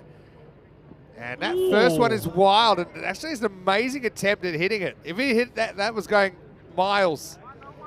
There's some calls are difficult, some aren't. This is just a slip out. Slips right out of the hands, and I love that shot. Did someone take a picture of that attempt from Shakur? Oh, look at that. Fantastic. Well captured there by 2 circles. Both feet off the air, trying to get something on it. Wow, Ahmedzai. Free hit then. Can't get it. It's frustrating this stage of the game. You need something to go your way. So Ahmedzai, it'll carry a warning. First warning for the high full delivery, but basically the ball only goes for 2. Difficult guy to get away is Cameron Ahmedzai. You can see he's bustling in the bowler. He just trots in and it's all upper body. And edge in the air. And it's our man Rafa again, and it's 3 out of 3. And that's 3 catches in that area. It's a wild swing from Stefan Solomon. And he also will depart without scoring. The Ducks are in for the start of the European Cricket League, and they're quacking away as batters fail to register runs. Has a big swing at it, and really good catch. That's an excellent catch because he has to go side on. He has to make sure he doesn't get anywhere or too close to the boundary rope, and he actually takes it and makes it look pretty comfortable. So 3-ball duck there for Solomon. It's one thing to have the plan, but it's another thing to execute it, and you've got to have the fielder there that can take the catches. Rafa actually did that one really well, kind of worked out where he was in comparison to the boundary rope. Took it, made sure he wasn't going to take any more steps. So disappointment for Solomon. He has a duck on his return to the Cardham Oval, but he's got a bit of company. That's 4 ducks in the innings so far. No wonder Derek took a holiday. 63 for 6. There's a real chance that they're 4 wickets away from taking 4 points here. If they can do it reasonably quickly. 111 required. Oh, well, check drive, and oh, well, it's been dropped, but I think he's kept it inside the boundary. They'll have a look at this. I don't think he, looking at that from here, that he never actually tries to catch it. I think he feels that he just wants to try and save the boundary. He didn't feel that he was in a good position to catch it. He thought he was always going over the rope. So if that was his intention, I don't know if you can see it properly here. I mean, have a look at the hands here. He's not trying to catch it. So, okay, well, Rafa's going to have to try and catch this. He can't. Well, that's one he can't get to. So that's going to be 4 runs. So 2 and a 4. Well, just a single, actually. They didn't go for 2 on that one. So yeah, well, yeah, they didn't go for 2. You're right. And Rafa's been great, but he can't be everywhere at once. This one's pretty much straight over the keeper's head. And so Cameron Ahmedzai go to the boundary for the first time. launched, absolutely launched, and you don't have to even think about running those. Abdul Shakur goes big. Question is though, who can stay there with him? That's a tremendous hit. Majid Nasiri is his partner at the moment. Yeah, that one is well struck, and Shakur's kind of been left holding the baby a bit, hasn't he? He's batting number 3, but he finds himself now batting with number 8, Majid Nasiri. Now he steps across and hooks very well. Maximo, 6 more. Well, if Shakur gets going, could this be an innings for the ages here? It'll be a famous story. They're halfway there, and they're on the rate at the halfway point. They've just lost a bunch of wickets, six down in fact. So it'll be 80 for 6 after 5. Hey, let's welcome you into the commentary box. Vinny Sander, Mr. Maximo, with Rico for opening morning of the ECL. Looking forward to seeing Corey as part of the coverage as well. He'll be here from match 3 onwards today, and I know Derek's taking a holiday, but I've got the ducks out today. You've got a little bit of the duck yourself a little there. duck here as well. There's a few around. There's a few around. We have seen a few ducks as well. Yeah, what an interesting match, and Abdul Shakir sort of holds the key here for Darmstadt, but he's going to need a bit of help from the other end because, as you say, they have lost 6 wickets. A special hello to everyone on our international broadcast partners as well. This is squeezed away, and this is going to be 4. It's Mohamed Rafa who's come on to bowl, and I was wondering if he'd bowl or not. He's a very, very talented bowler. He's got a lot of speed about him, but he's had issues with his body. Good news, I suppose, here is he's up. Maybe the hair's bringing him strength, I don't know, but got through okay despite it going to the boundary. Well played by Nasiri. Next one, down the leg side for a wide. They've got to work at the likes of Majid Nasiri now. Abdul Shakur, they're probably thinking, all right, if he's at the non-strikers end, we've got to go hard at the other batters. That's where they feel they can win this match. They're 89% favourites here to the 11. The thing about Rafa here, he's definitely not bowling what I've seen him bowl before, which is rapid. You know, I think he's just so far. This is just my analysis. Just looking where the keeper's standing, and I think it might be to do with the fact that he is maybe just kind of not concentrating on speed, concentrating on accuracy. As this one is hit, and it's hit very well. Maximo for Nasiri. Well, bit of a partnership blossoming here already for the 7th wicket. Darmstadt not ready to go lying down just yet. Yeah, good signs this for Abdul Shakur at the other end. He now probably will feel that he's finally come across and found a partner who can maybe stay there with him and also contribute to some valuable runs. So they need to go about 15s. So that's with the boundaries we've seen so far here, they've got the 11. That's the worry, the dot ball. So a couple of boundaries in the over. They've got 1 extra as well, but get a few dot balls that go against you, then you start to fall further behind, and you don't really want to go too many past that 15 required. Rafa, can he get a couple more good balls in here for Drew? Yeah, that's kind of a bit more pace on that one. Think about throwing. Just one's fine at this stage. The fact that Nasiri might be able to get going as well just takes a bit of pressure off Shakur, but I still think he's the key. Shakur is a guy, we have seen him playing for Germany in the ECC as well. He's a pretty talented player. You can see that already. Bit of swagger about the way he plays as well, Abdul Shakur. Hello to Waka Abasi, saying very excited, enjoying European cricket and the action. Well, we're very excited to have you on board as well and seeing our family growing all the time. Yeah, I mean, a big hello to everyone around the world that's been tuning in. And for those of you that are on the chat, you're certainly being very busy today. A lot of chit-chat happening between you, and great to see that. And remember, if you do get involved, tell us who you are, tell us where you're from. It's always good to have you with us as we talk through the live action. That's the scorecard here so far. But Abdul Shakur, you've got to say, holds the key at the moment.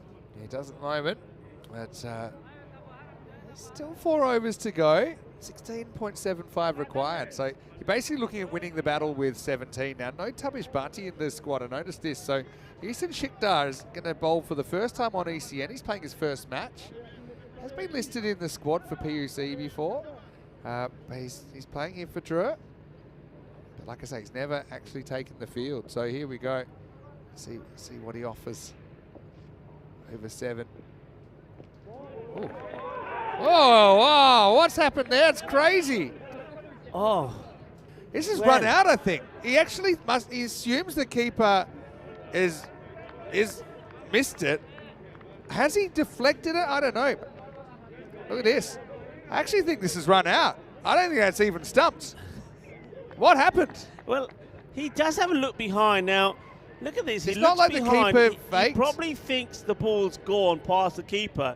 Starts to move. I don't think. I mean, a lot of people look at this. I don't think that's. Yeah, it's not fake fielding. So Nice, don't think you'll turn around and right. say, "Oh, you know, wicket keeper, he's done him there." No, he just look. I think he sees the ball. It's just no issue. It's a brain fart for me from the batter. It's exactly really what it is.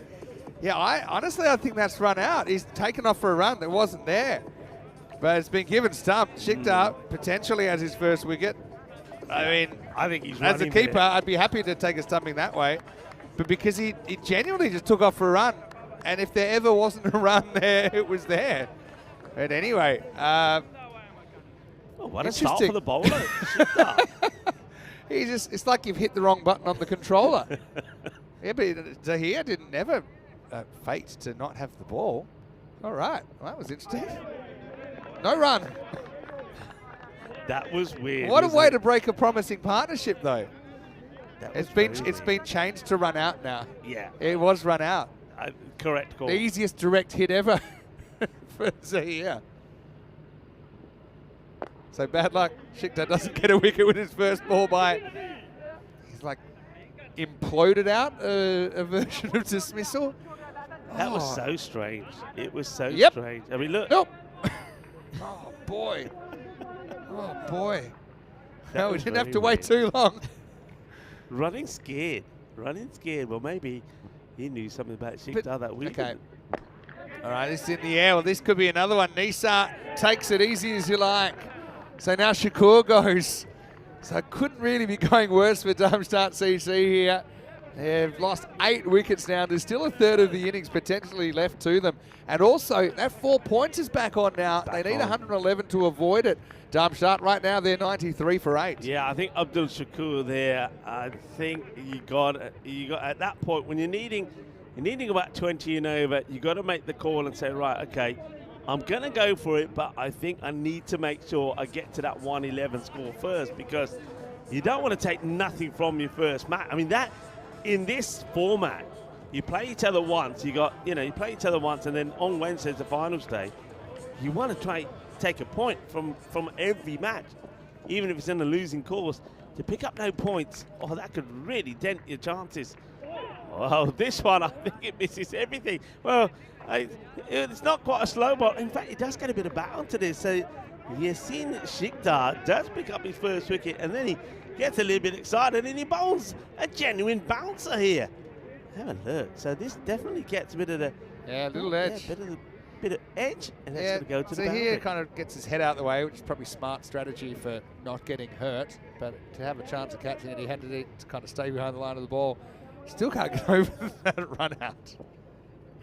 Oh boy. Last ball of 7th. In the air and just creeping out. Shikhar now has 2 for 5 or 1 it should for be 5, one, right? yeah, it I should don't be know if one. they changed on my scorecard yet.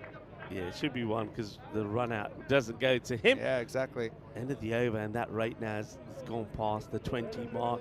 98 for 8. They've only got 2 more wickets, and they've got to try and get to that 111. This is what's coming up. Yeah, coming up, Asad Abbas will lead ACC Bucharest from Romania against Starigrad, who are captained by Bogdan Dugic. And one thing about Starigrad, it's great to see some of the young Serbian talent in there, such as the Zimanic brothers, Vukasin and Nemanja.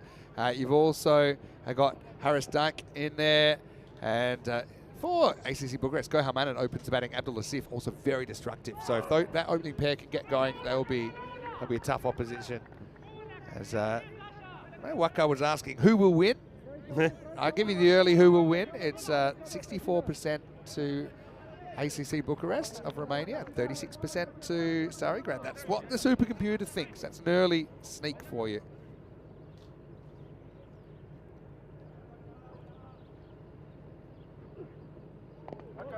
Good take from the keeper, straight down the leg side.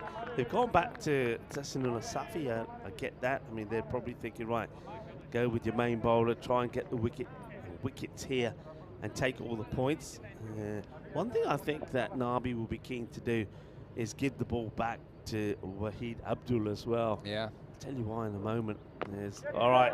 Might not get a chance the way things are going to here. Settles under it, and that's 9 out. So now it's 11 required. There's actually heaps of balls left, but 11 required to avoid the donut here. Darmstadt CC. They are 100 for 9, and Drew, after a bit of a shaky start in the first 3 overs of the match, they've pretty much dominated ever since, and now they're 1 wicket away from victory. There's here, easy one really for him. Everybody gives him plenty of space to get underneath this and take the catch. Skies it up in the air, does Byron. And that's the end of him. Just get 1 to his name, but really, you saw the wicket there fall of Azmat Ali was sensational for his 35, and then though that Shakur did give it a bit of a fight, nobody else really has got going, and that's why they're in this position. So knowing that just 1 wicket and all the points, if they can stop Darmstadt scoring, another 11 runs will go their way. That'll be a massive start, fantastic start for Drew. All right, so Tassinula Safi, he's taken 4 for 14. He's got a chance for a 5 for here. Rashid, the number 11, comes out. They need 11 off 16 for a point here. 10 off 16 for a point. I'm not really still ready to get over that run out. Okay, what I was going to say earlier is that I can understand if it flicked your pad or something, or if you nicked it. If you nicked it, you were caught. But if it flicked your pad, you might just assume it got away from the keeper. But it looked like it hit nothing. It looked like it hit absolutely nothing. Yeah, that's the thing. And I actually think he even saw it maybe in his gloves, but he just couldn't stop his legs going. Yeah, he just thought it was the right thing to do. Yeah, and it wasn't. It wasn't. No. Oh dear. Are we going to see a 5-wicket haul to finish this match from Safi? 9. So we've got a bit. We can probably change the equation now, because they're not going for 58. They're looking to keep their point. You know, in this only 4-match format before we make the cut, and obviously the double chance is up for grabs as well. If you're first or second, you get the double chance. It's huge. Darmstadt did actually finish in the top 2 last time, but went out in straight sets. Slower ball from Safi. Bowls that one really well. Hasn't really had to yet. Yeah, it's cleverly bowled. Well watched also from Abdul Rashid, who's just he's dropping the anchor at the moment.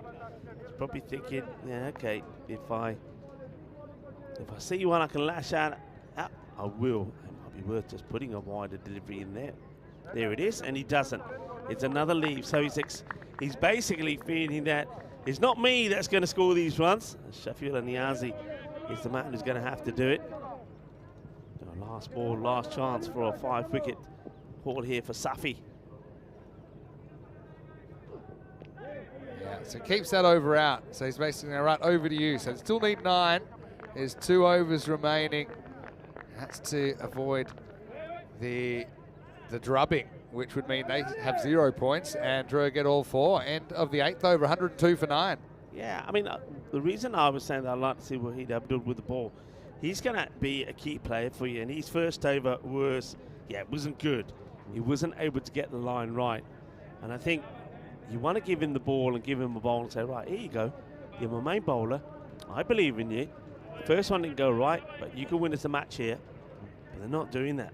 They don't want to take that gamble just yet. They're going to go to Shikhtar again, who, well, made a fantastic start.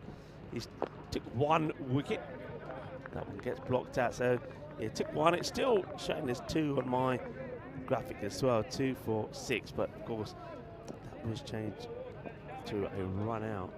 All right, here he is again, Shikhtar. Are they going to take the they do take the single, which is interesting because got to. Otherwise you're relying on taking I mean, you should be able to get this reasonably risk-free. So you shouldn't have to be relying on boundaries. If you score for every ball, field's back, you get a point. 8 off 10. Just wondering, yeah, I mean, they'd take it, but Rashid wasn't even trying to push the single. Rashid looked like, I mean, he kept him out fine. All he's got to do is push it and run.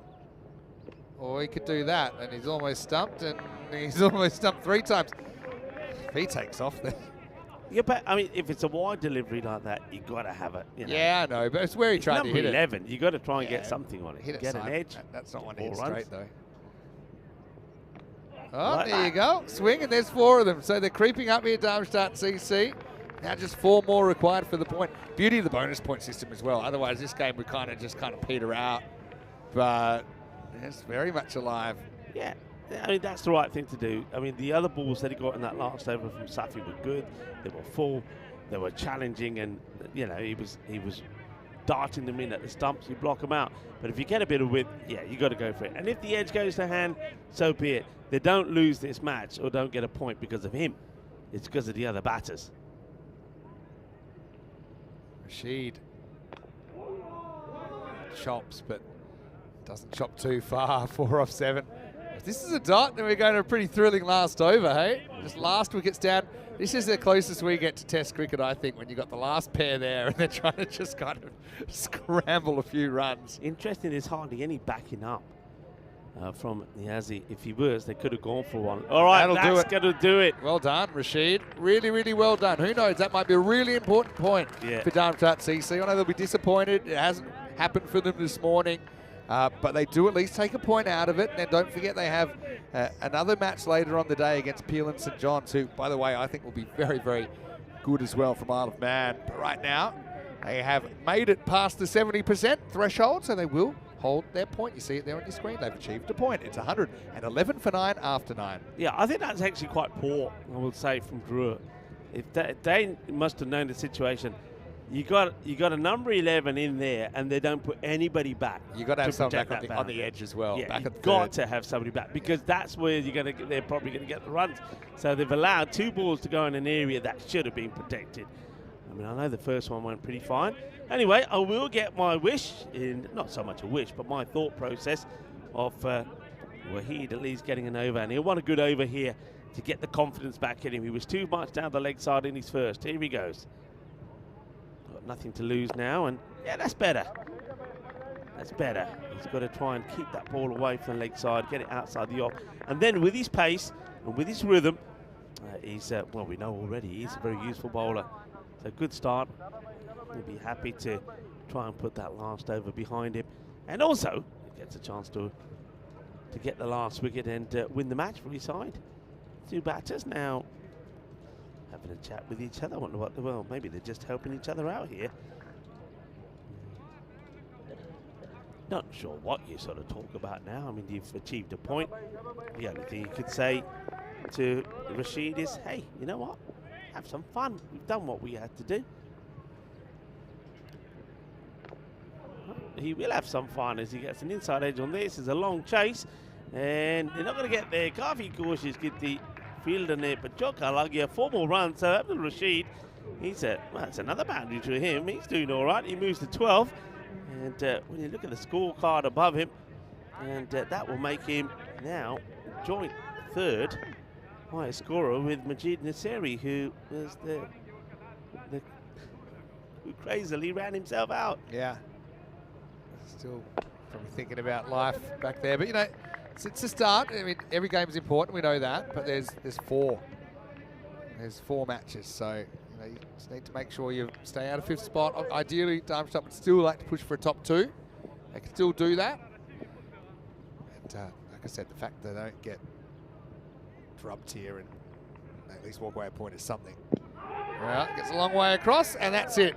So, Stefan Gooch finishes the game. Abdul, I think you wanted to see him back. He does come back. Darmstadt, they're all out for 117. And Drew get the win in the opening match of ECL 25. Yeah, steps right across, and Abdul just goes full. Not the perfect Yorker. That hits him probably around halfway off the pad, but always going to be crashing into the stumps. Easy decision for the umpire. They don't get any easier than that. And that's the match done. They'll be bowled out with a ball to go. with 2 balls to go actually, 117 all out. So good victory there for Drew. The only one thing is, I mean, it might come back and be important. It may not be, but I do feel they could have made a bit more of a fight to get all the points in, particularly in the way that they set the field. But well done to those two. It may not seem much at the moment, but getting a point out of a loss is crucial, because that point could be the difference of you staying alive in the group when it comes to the finals day on Wednesday, or making an early exit. Let's roll the highlights then. As you see, Wahid Abdul will be a lot happier than he was at the start of the campaign. Before we have a look at those highlights, we can tell you what's coming up next. It's going to be the champions from Bucharest. They're going to be in action against Stari Grad, and there's some good names in there. Mike Jones. Mike Jones has scored a lot of runs on the network, so he'll love it. And Luca Woods at the top as well. Luca Woods, remember how good he was for Serbia. Didn't have too much to slice and dice those teams. Didn't have too much time then, but we'll get to it. Don't you worry about that. We'll get to know them very well over the next couple of days. Let's go back and have a look at this start. They're ready to start. They were miles ahead of the rate, but the wickets falling just would take their toll, wouldn't they, on the Germans in the end. It was, as Ahmed Zain had started it all off by knocking the leg stump out of the ground. Yeah, that was a top delivery, wasn't it? And got a wicket straight away after that big over, 26 of the first. They just had to believe in themselves, and they needed to get that wicket of Azmat Ali, because he was looking dangerous. And there it is there. And it draws him into the shot, doesn't he? And Azmat just couldn't stop himself. And Tahsinullah Safi probably takes the biggest wicket in the innings, because once the captain was out of the way, then wickets would fall, and fall regularly. And even Abdul Shakur, who looked like maybe he could go on and start the fight back, he would go as well. We know that Rafa was kept busy in that third man area. See, they had that third back early on, and he was there catching. And then later on in the innings, Drew decided to remove him when it probably was important to keep him there and maybe take the 4 points from the contest. So that's something that they might regret a bit later on. Then there was this wild delivery. I'm waiting for one thing and one thing only in these highlights, because I still have to see it to believe it. But it's coming up now, probably. Rafa's three catches were pretty important, weren't they? This is the one. And so here, he holds his arms up as if he had something to do with that. But he almost couldn't believe it himself. The batter thought the ball had gotten past him. Didn't hear the union of ball on leather as it nestled in the keeper's glove. So that was run out. He wasn't in the execution of the shot. He was attempting a run, albeit ill-advised. Brian would just basically chip one straight up in the air. He'd be caught behind. And then the question was, could they manage to get the point? They did do that. This was an easy LBW, although if Stefan's been consistent, probably should have given it not out. It's the end of the game. He won't mind that. At least, it was a bit of a dud call, but at least it didn't affect the game, I don't think, in any serious way. And that's the way you want as an umpire, because you can never be perfect. The margin of victory, 41 runs, as we have a look at the scorecard here for Group A, Match 1. Yeah, and first, the stunning sight of the Cardam over, looking absolutely beautiful. Looks like he's had a fresh cut as well early this morning, ready for the start of the European Cricket League. And you can see that we are coming from the lake end. Get a good view of the lake there at the back, and plenty of fish in there as well, I can tell you. Here we go. Well, that was a very quick have another look. We'll have another look. 45 there from Azman Ali. He was the key, really. Abdul Shakur then, after he went, played some nice shots so that he would then get out. But a lot of ducks there again. Well, maybe. We know where all those ducks are going. They're going into the little lake there at the back. But well done, I have to say, to the likes of the two batters there towards the end. They did manage at least to get that point for their side. So that's the only highlight really there from the Darmstadt point of view.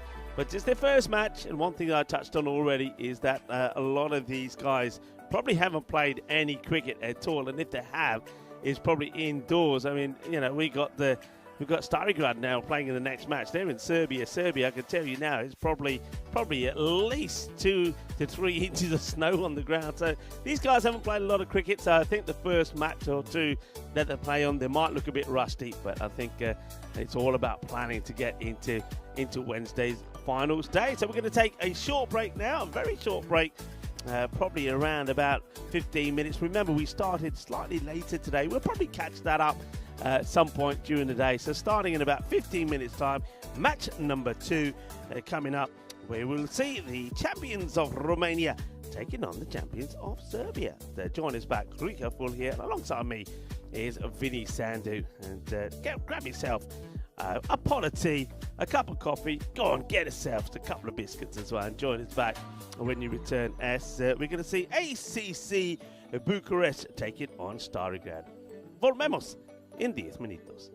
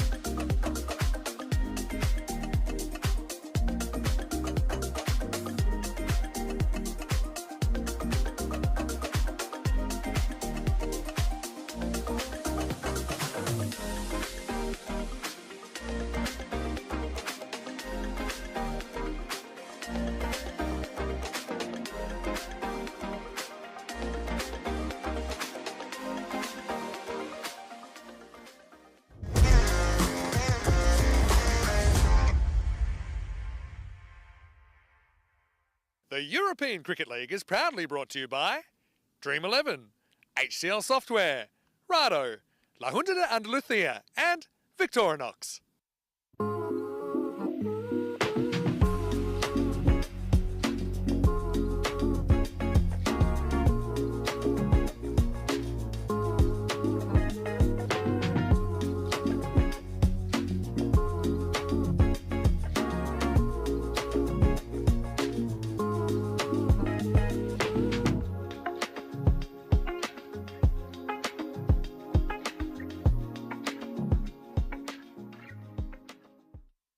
Hello and welcome back. Great to have your company. Opening morning of the European Cricket League 2025, and already we've seen a few big hits, haven't we? Looking forward to the second match here in Group A as well. Remember that every 3 days we have a new group. Only the group winner gets to come back to compete for the ECL trophy at the end of this 4 weeks. So now we are ready for match number 2. ACC Bucharest of Romania, they've qualified for the ECL for the first time. They're taking on Stari Grad of Serbia. Well, they are returning to the Kartama Oval. Let's see what happens at the coin toss now with Ian Ramage and the two captains. ACCB, you're the home team, you'll toss the coin. Stari Grad, you're the away team, you're going to call. There you go. European cricket. It's been called European cricket. It's come down Rado, so you've won the toss. We will bet. Okay, toss won by ACCB, who will bat first.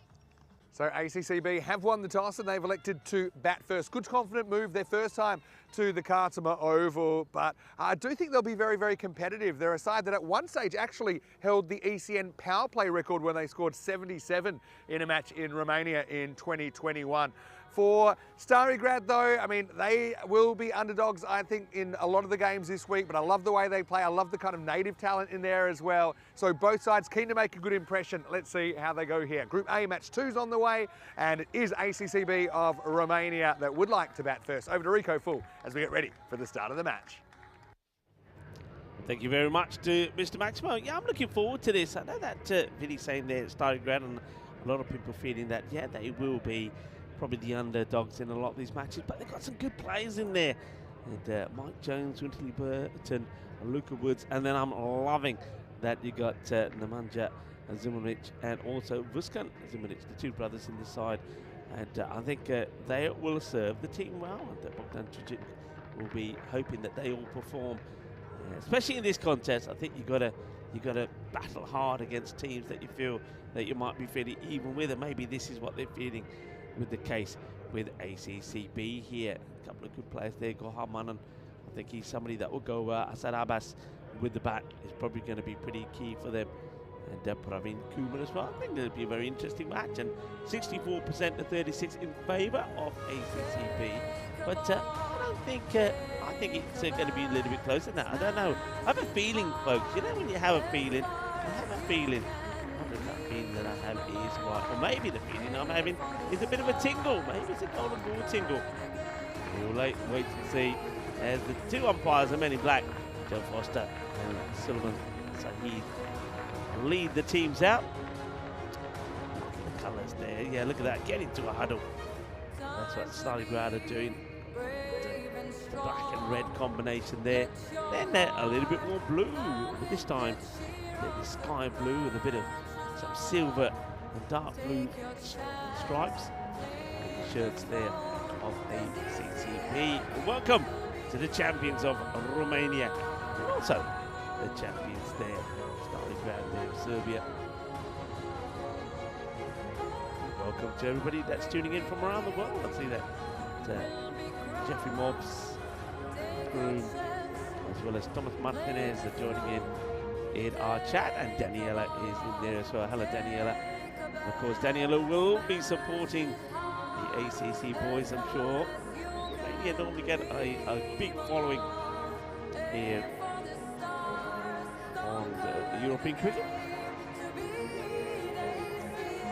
And the Diminata to all of our Romanian fans that are tuning in as we get ready here. So it's going to be Wintley Burton who's going to bowl the first. Wintley.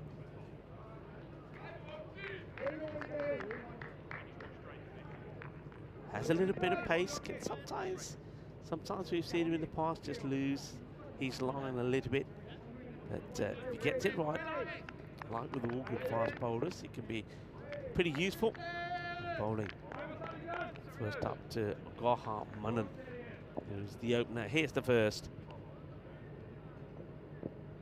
And it's a good delivery. That's nicely bowled. Rising delivery outside the off. Manan plays and misses at it.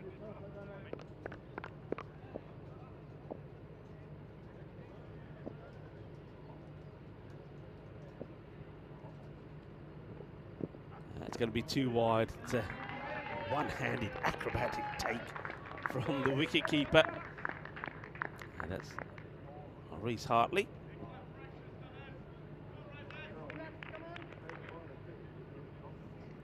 He goes down, gets the one hand onto it.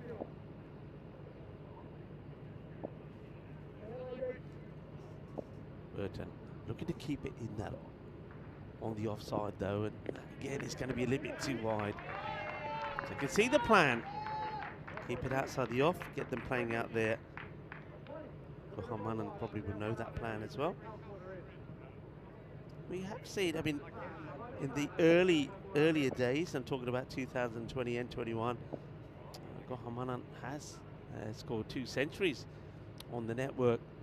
Scored 110 against Cluj and 112 against Manisa as well. So last few years have been more sort of highs in the 30s. They're taking on the run and we'll get there. So first runs on the bat, he'll be hoping to try and once again find a recap to that sort of form that he showed in the 20 and 21.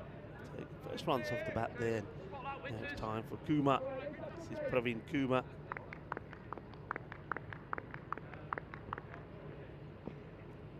Takes his guard, he's ready to go.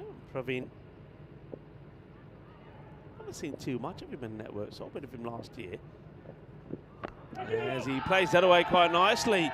That's a good shot, first boundary to big cheers from his teammates. And also, well, looks like we've got quite a few Romanian supporters in here. That's a nice shot. And, has scored a 50. Last year, his highest score on the network is 50. He's a useful player. A bit of an all-rounder. Probably might even see him with the ball as well.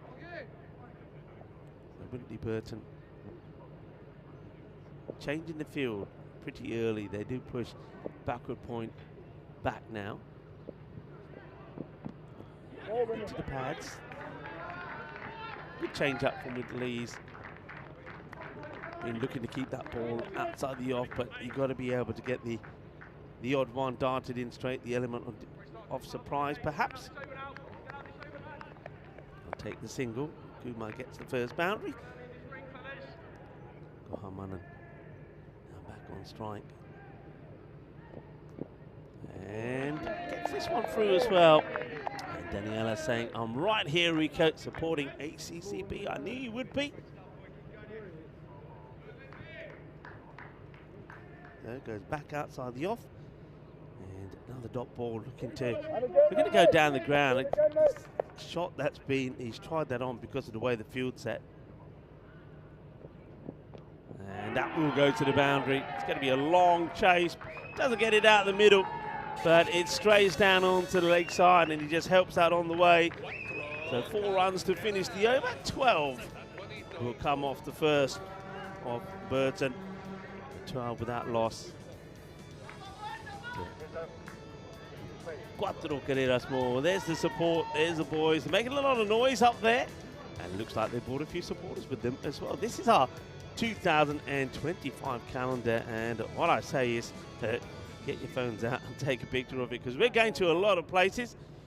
Some we've been to before, some new. But what I can tell you is we're going to have a real festival of fun as we're on tour on the European cricket, going to some lovely places and some new places as well. Well, I'll be there. Another man who'll be a lot of those places will be Vinny Sandhu, who joins us back in the commentary box. Thanks, good to be back as we get ready for over number 2. And this is Joseph Scull, who's bowling. It's Joe Foster. Told me he's got the early shift today, so he's doing the first 3 matches. have the rest of the afternoon to enjoy. He's very tall, isn't he, Skull? Yeah, he certainly is. It's sliced up in the air. It's not going to go to the boundary as Jones gets to it and gets the throw in. Yeah, you can tell he's quite tall because they haven't quite made trousers the length of his legs, have they? It's Mike Jones. He's got a fantastic record on European cricket. He's scored loads of runs, and certainly I might even see him bowl some of his spin. Oh, that's not a good delivery. He might just check this for height as well. I think it will be okay, but it's a full toss that has been hammered by Praveen Kumar for a big 6. And there it is. So height-wise, not a problem, but it's a full toss on the leg side. It had hit me, written all over it. That's exactly what Praveen Kumar does. Just loses his line. I mean, there's a bit of discussion about the field here, but I think if you're going to bowl a bowl like that, I don't think you change your field to it. He's having a conversation there with Mike Jones, who's now having a chat there with Bogdan Dujic. But yeah, they do make a change, but yeah, they bring the third up, so Winterley stays back on the point boundary, and then mid-wicket goes back as well. Played away, and Winterley is there and can't get there. Well, he goes down like a sack of potatoes, doesn't he, Winterley Burton? Chases it hard, tries to get down, but he can't. Precision timing there. Well, that maybe is a Victory Knox precision strike as he gets that perfectly past the dive there for Burton. 4 runs. Good batting from Kumar. That's a better delivery. Good length, and that's that field positioning that just got changed. But that's the thing, if you bowl a good delivery, if that field is in the 30-yard circle, then you're not getting a single there either. If you are, it's a risky one. Yeah, that's exactly right. Pretty even so far, I think, between these two. I think we're in for a good game. Yeah, well, get away with that. It's on the leg side, and that's one that Manan really should have just got something on that. And getting a pad on it, he even spoiled the opportunity, the possibility of a wide. So Manan hasn't quite found his rhythm as yet, whereas Praveen Kumar is going well. Again into the pads. Well, he could be another one that gets run out. Well, he had all the stumps to aim at, and he shouldn't have missed them there. I mean, Manan has got stranded in the middle. He's like he's got stuck in the mud. Have a look at this. He's worried about the LBW shout. It's not even close, so he just takes off. Then he knows he's in trouble. Could have probably got to run it in, and the keeper backing up had to basically go from the seat of his pants. That's a very lucky moment for Manan, who hasn't had a lot of luck here at the Cartermore Oval. That will be 26 without loss after 2. Quick look at the table. Darmstadt CC had to work hard for their point, but they did take a point out of the first game. Drew, after kind of losing the first 3 overs, won the rest of the match, didn't they? And they take the top spot. Yeah, there we go. But of course, plenty of cricket still to come. And we're going to see all teams play 2 matches here today. That's what we're going to see for in most of the days here. Teams playing 2 matches at Darmstadt. They'll be back in action after this one. And we'll see for the first time that Peel and St. John, a team from the Isle of Man, we'll see them. And then after that, we'll see Stargrad play Drua. Does he sneak this in? Yeah, he does. And good bowler to come on. Somebody that I followed for a couple of years. First time I saw them was when, in fact, they were playing in a European Cricket Series in Croatia. And Vuskan Zimunic, he's a good bowler. He's a talented bowler, and every time I see him, he's getting better.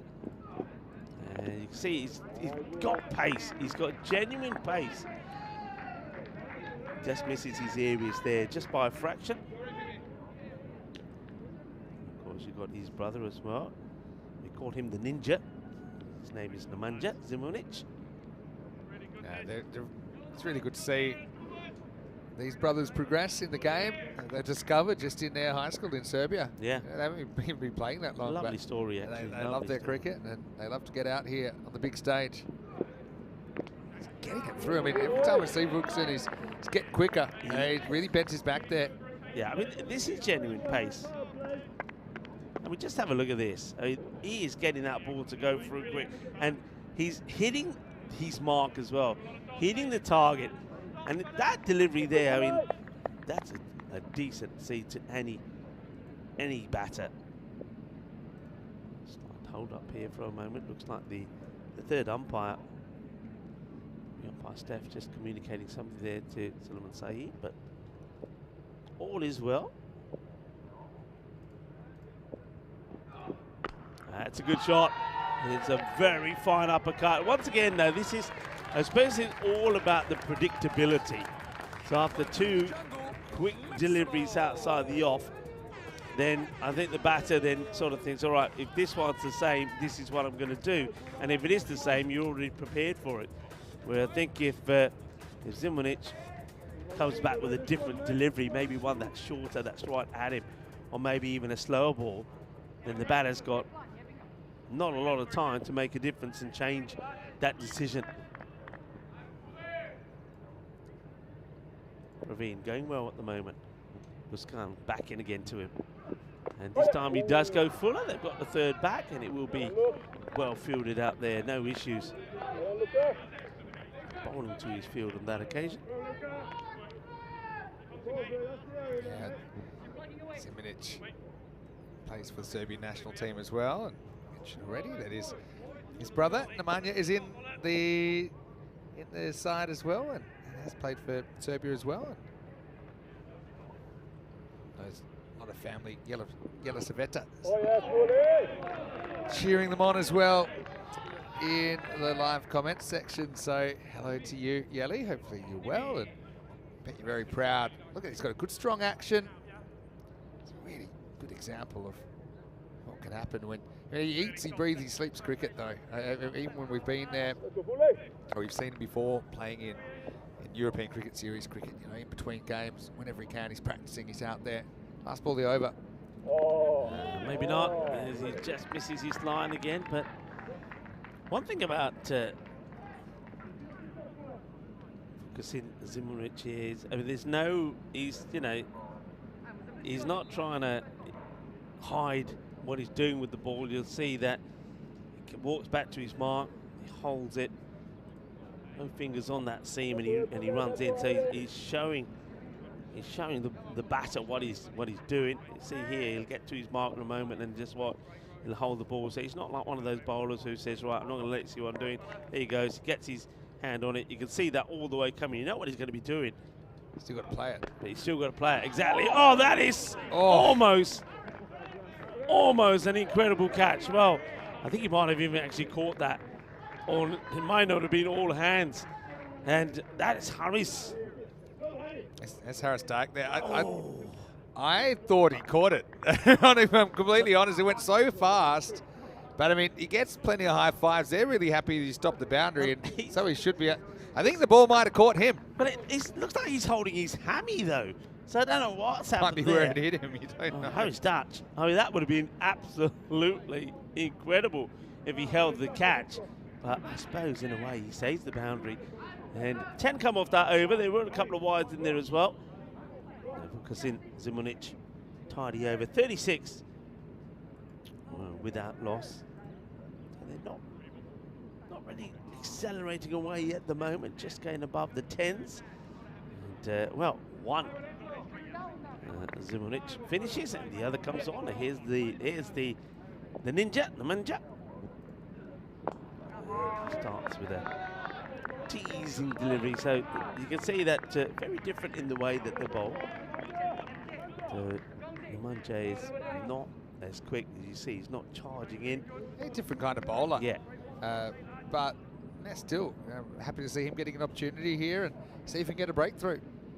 Oh dear, that could be a 7-up. It will be. And no ball called and being punished. You just feel that Praveen Kumar is the danger man at the moment. They want to see the back of him pretty soon. Well, Manan is really struggling, 9 balls for 7, but yeah, that's one that comes out all wrong. He's got to put that behind him pretty quickly, does the Munja. Yeah, he's have to avoid a free hit though first. Get away with it, let it be a single. I suppose that continues the theme here at the Karma Oval. No balls. The free hits are just very rarely are being put away. The jinx is on. Yeah. Free hits, I don't know what it is. Anyway. Oh, well, hang on. I like this. How about this? It's Luca Woods down there. He's getting a bit of blood into the arms. Tipped away, and the fielder thought for a moment he might be in the hunt for it, but he can't. And needed that one, did Gohamanan. I just mentioned that he was just 7 off 9, and he just needed to get one away, and he does, and that will go all the way. Good strike. Some more crowd noise follows that shot. I was going to say, ICCB are a club we first saw them 4.5 years ago on the network. It's their first time they've made it to the Carter Royals. They've spent a long time getting here. I mentioned earlier, they actually once held the record power play score of 77. They did it against Cluj in a game they actually lost. True story. Manan, be happy to get one out of the park. Full of delivery. That's a better ball, isn't it? It's I think that's what he was trying to do when he got it wrong and conceded the 6, which was a no ball. Come back. And Kwaki was saying that Manan should maybe give some others a go. Well, then he came back with a big hit. Now this one also, it's a bit of a full toss. Tries to get that York win. Might just check the height on this one more time as well. On the height, I mean, it is pretty full. Get the feed in it, mind. This one is okay. Let's see here. Yeah, so it's okay, but it's a hit me ball. And I like that shot also. Doesn't try and go across the line. Doesn't try and carve it out onto the leg side. Hits through it. Good hit. Now he does go the leg side, but he could be in trouble. He will be in trouble. A wicket will fall, and the Munja Zimunic will get a wicket. He might have gone for 22 in the over, but it's a highlight for him because Praveen Kumar, the dangerous Praveen Kumar, will fall. And just look at the celebrations. We're going to see a lot of this on the network. Yeah, and it's the brothers combining here, as that's Vukas and Zimunic taking a very good catch out there, deep backward square leg. You can see, just didn't get the whole thing, did he? Parveen, we know he can be dangerous. Vukasin decides to go on the knees. Probably a smart way to catch it, actually. He had a very good look at all the way at the reverse cup. And Vukasin does the rest. So Parveen, he'll go. And he'll be a bit disappointed. He couldn't stick around a bit longer, but still a pretty well put together 37 for him. It's 58 for 1. Yeah. Now, I wonder if this match does follow the pattern of what we saw in the first match. So 1 wicket goes, and then a few other tumble pretty quickly. We're going to go to a bit of spin, and Mike Jones, he's going to turn his arm over. One of the few players to take 4 wickets in 4 balls on the network. Yep. Mike Jones. That's only been done 7 times, I think. So only. He's got 30 wickets to his name on the network, and also a very healthy 1,423 runs. Starts with one that's a little bit wide, gets hit down the ground, but he's got his field straight back there. That's nicely fielded by Jim O'Neill. You can just feel the energy, can't you? The ECL energy. These clubs worked so hard to be here. It's like a whole season's work, basically a whole year's work, and you get 2 days to press your case. There's Jim O'Neill. Looking forward to seeing a bit more of Solid Sunglasses game.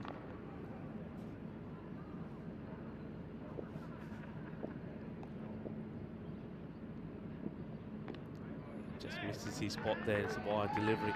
Let's move that field around a little bit. I think wasn't it last year that Mike Jones scored a staggering amount of runs when he played in Bulgaria? He scored about 800 runs. He scored a lot. And he was eyeing off that record. First, we're going to see him disappear out of the park. Oh, he's copying a bit this time. And Abdul Asif, a bit surprised I didn't see him opening, actually. But he can bat anywhere. And we've seen him do this. Actually seen him as a bit of a wild card for Cluj on occasion here in the ECL. We've seen him a lot for the Romanian national team. That was a solid strike. Maximo, 6 runs. Yeah, whacked away. Good hit. He's gonna want to take. You don't want to take on the spin here. You don't want to let the spin dictate. That's why he goes after that. He gets it pretty good. That's Abdul. Another batter that has got over 1,000 runs on the network. We've seen him playing since 2020 actually, and every time we see him, he always comes up with a good score, a big score. So it's a few 70s to his name. He's got a high score of 92 not out. That one gets through, but it gets through the keeper as well. Long chase here, and the batter's quite happy just to take. I think there's going to be one bite. It will now be signalled by the umpire. Got Reese Hartley behind the stumps. Just it's an awkward height that it came at him that time. So Manan gets the strike. And he hits this pretty well. Hits it on the up. Gets it over the fielder who's waiting for the miscue. Well, that is out of the middle. And Gohan Manan smashes another one down the ground. Bolle, kinna sona, shaka, lagya. Well, that is sweet. Out of the middle of that bat. Sweeter than a ball of rasmalai. Good hit, 6 runs. Jones. Slightly quicker ball. Darts it in. York length. Good comeback from Jones. He'll take on the challenge. There's no doubt about that. Let's see if he can finish the over well here now. Bowling once again to Gohan Manan. Hit and just not carrying to the field. It was an interesting one from Jim O'Neill. It was one of those where, I mean, looking at the reaction of Jones, I think Jones feels that maybe they should have gone for the catch here. What you thinking of that one? Yeah, it's a tough one. You've got to make a split-second decision. I suppose at least he saves the boundary. So end of the 5th over, and ACCB, pretty solid start for them. 74 for 1 after 5. Let's welcome you into the comedy box. Great to have your company. ECL time here, the 5th edition.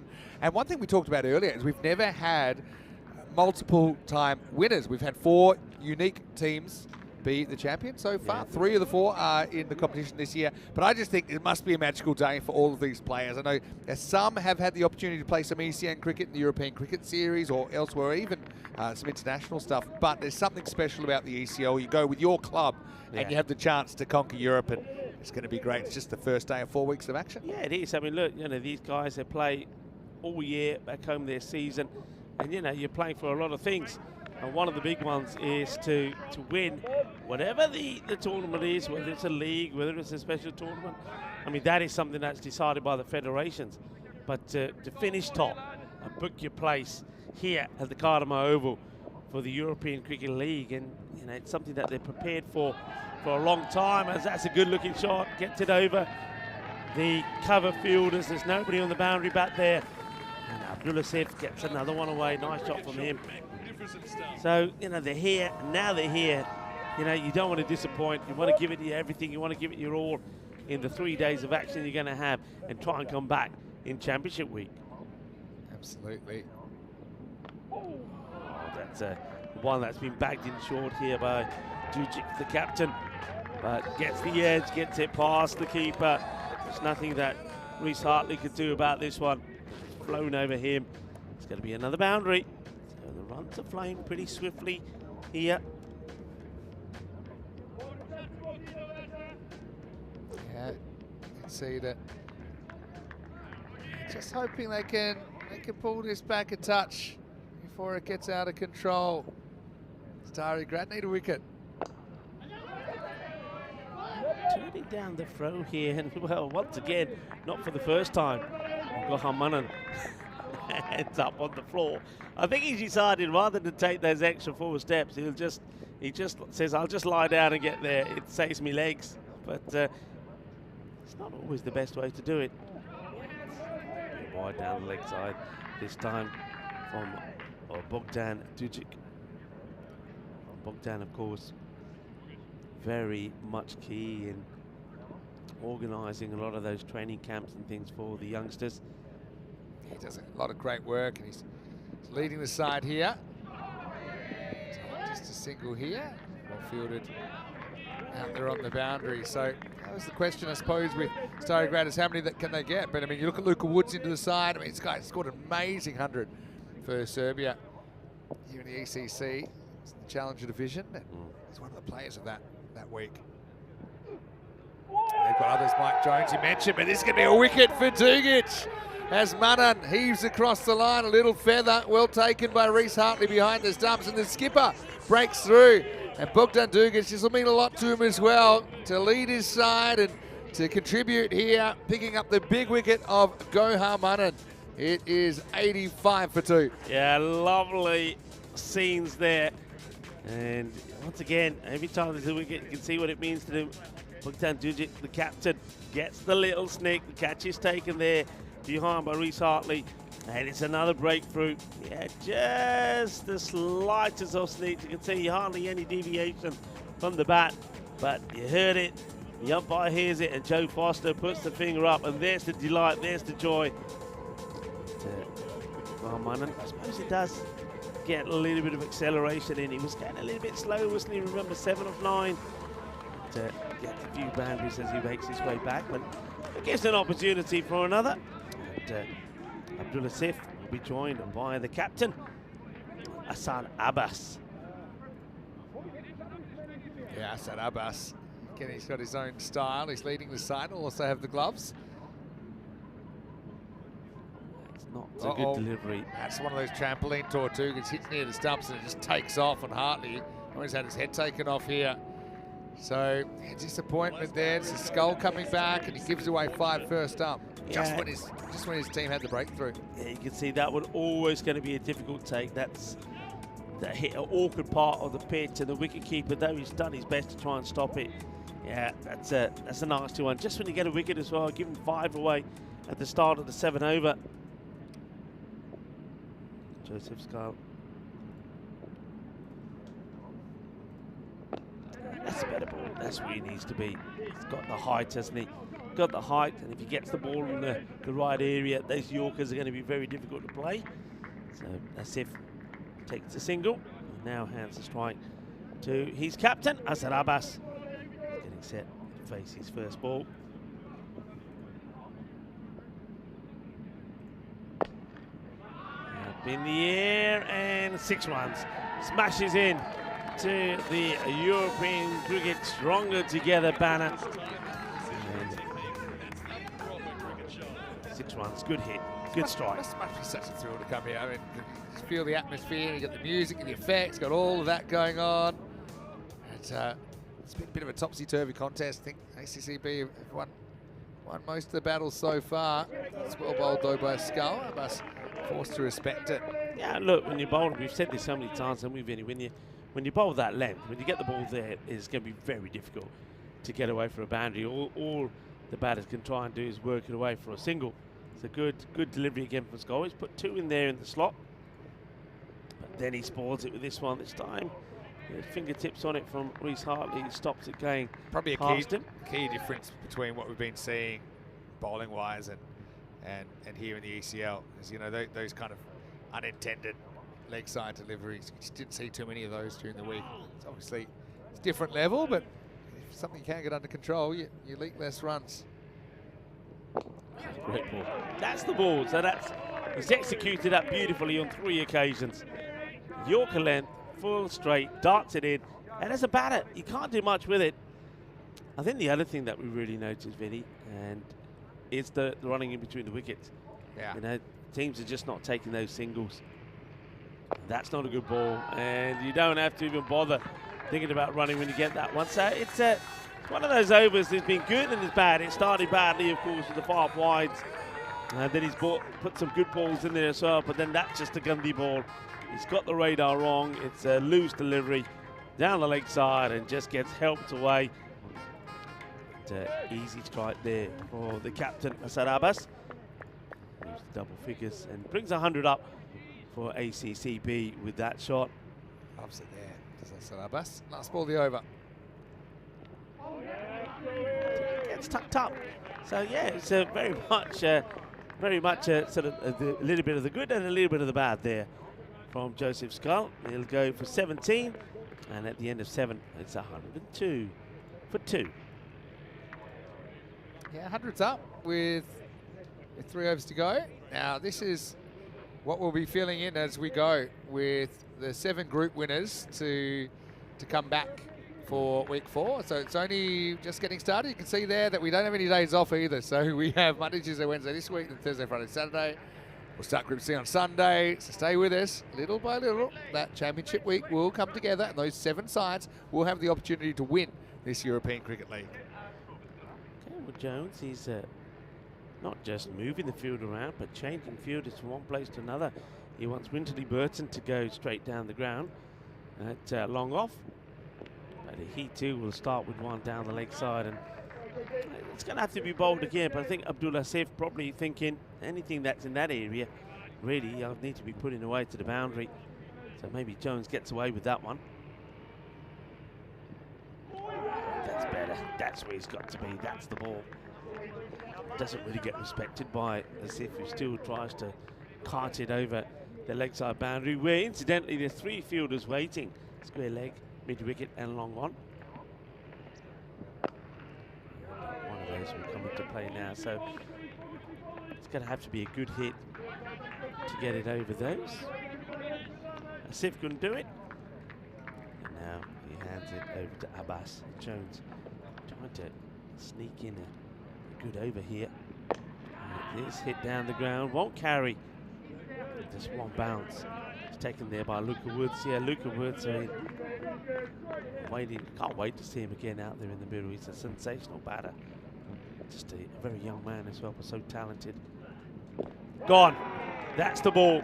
Full straight, Yorker length, off stick. Thank you very much. And Abdul Asif, his innings comes to an end for 17 off 11.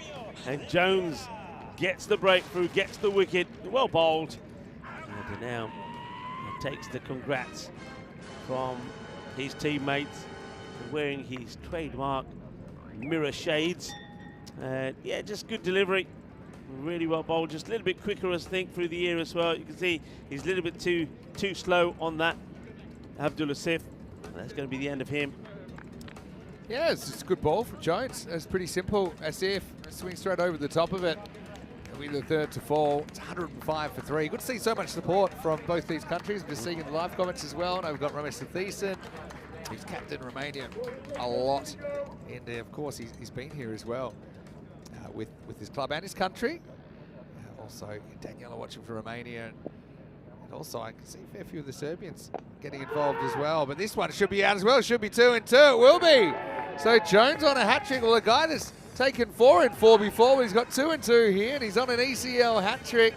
Starry Grant fight back. It's 105 for 4, and that's Saidullah gone for a golden duck. Yeah, Saidullah, not the shot to play really, and didn't respect the ball. Jones will take it, and Jones will do the same again. He knows he's going to put it there or thereabout, and then he'll say, well, let's see what the batter does. He knows that these guys are going to be hungry to attack him, and that's how Jones does pick up a lot of his wickets.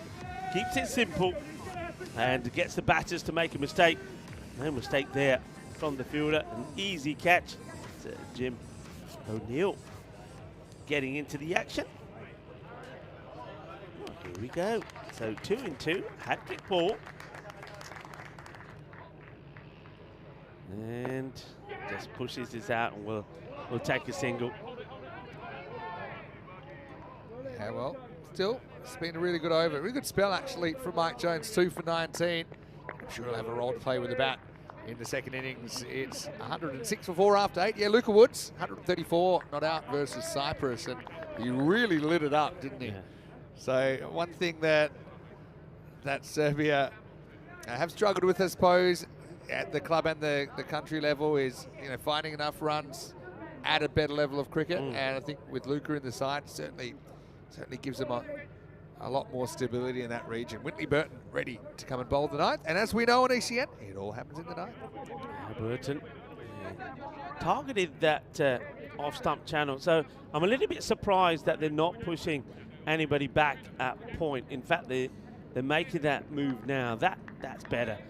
You've got to have the third back, and you've got to get somebody point. I mean, I'd probably go more backward point than point. And then they've got mid-wicket Well, mid-wicket now comes inside. Square leg gets pushed back. Square leg back, short mid-wicket. Long on, long off. That's your field here.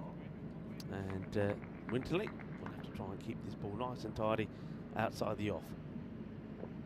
And he fires it down the call, leg Rico. side.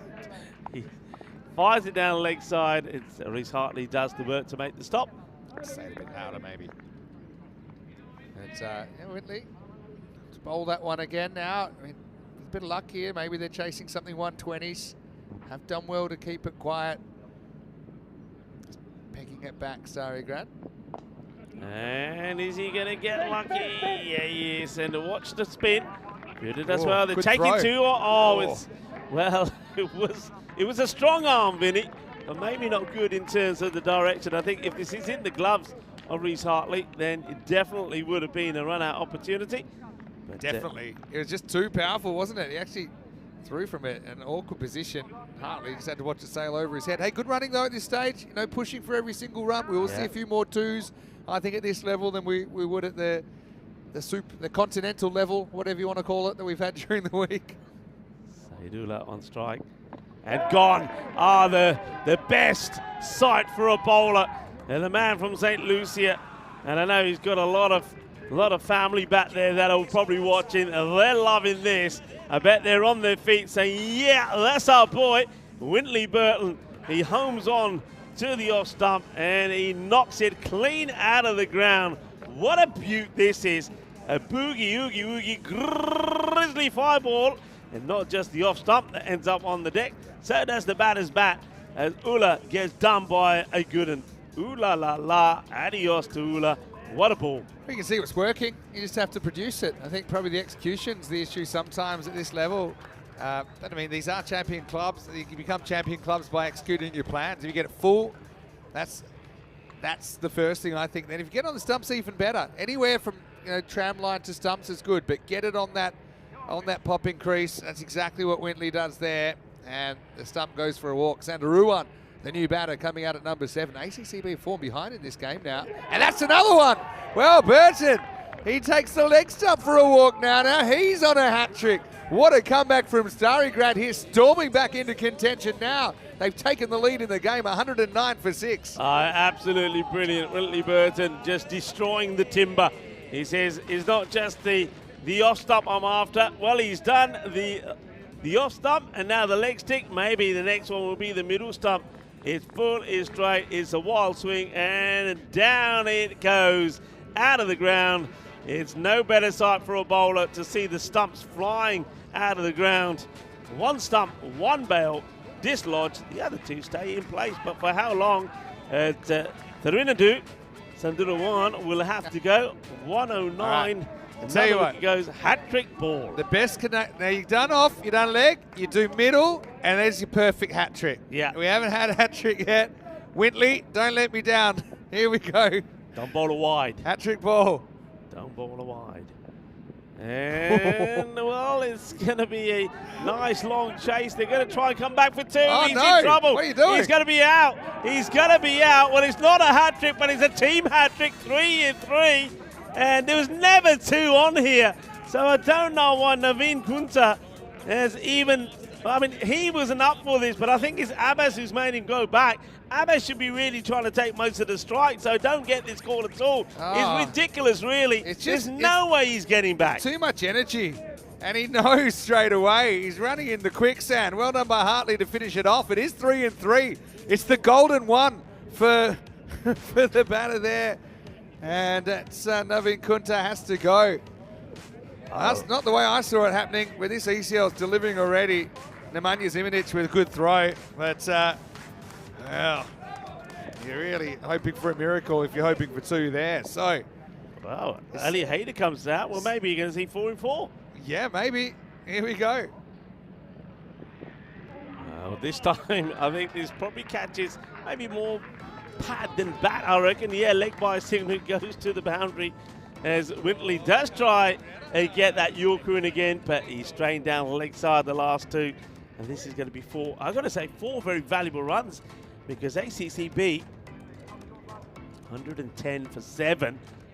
And once again, I mean, at one point, don't forget the way they were going, especially at the halfway point.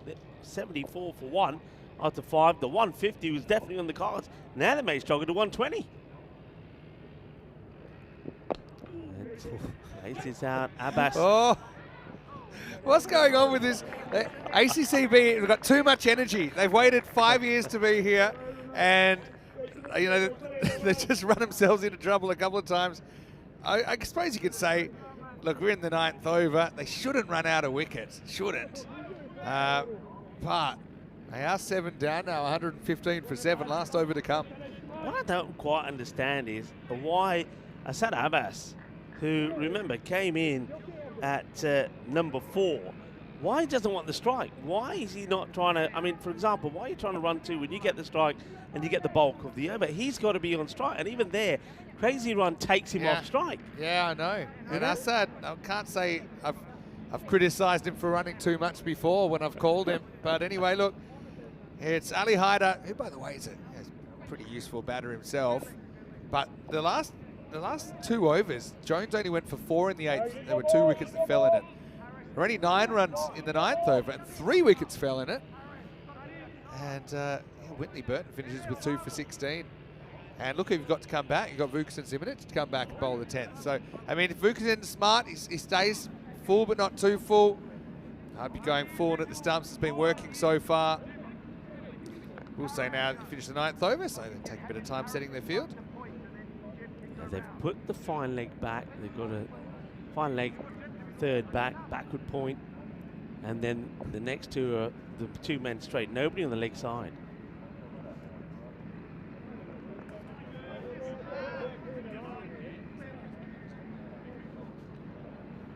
So their captain there just getting his field right, Bogdan Dugic. Yeah.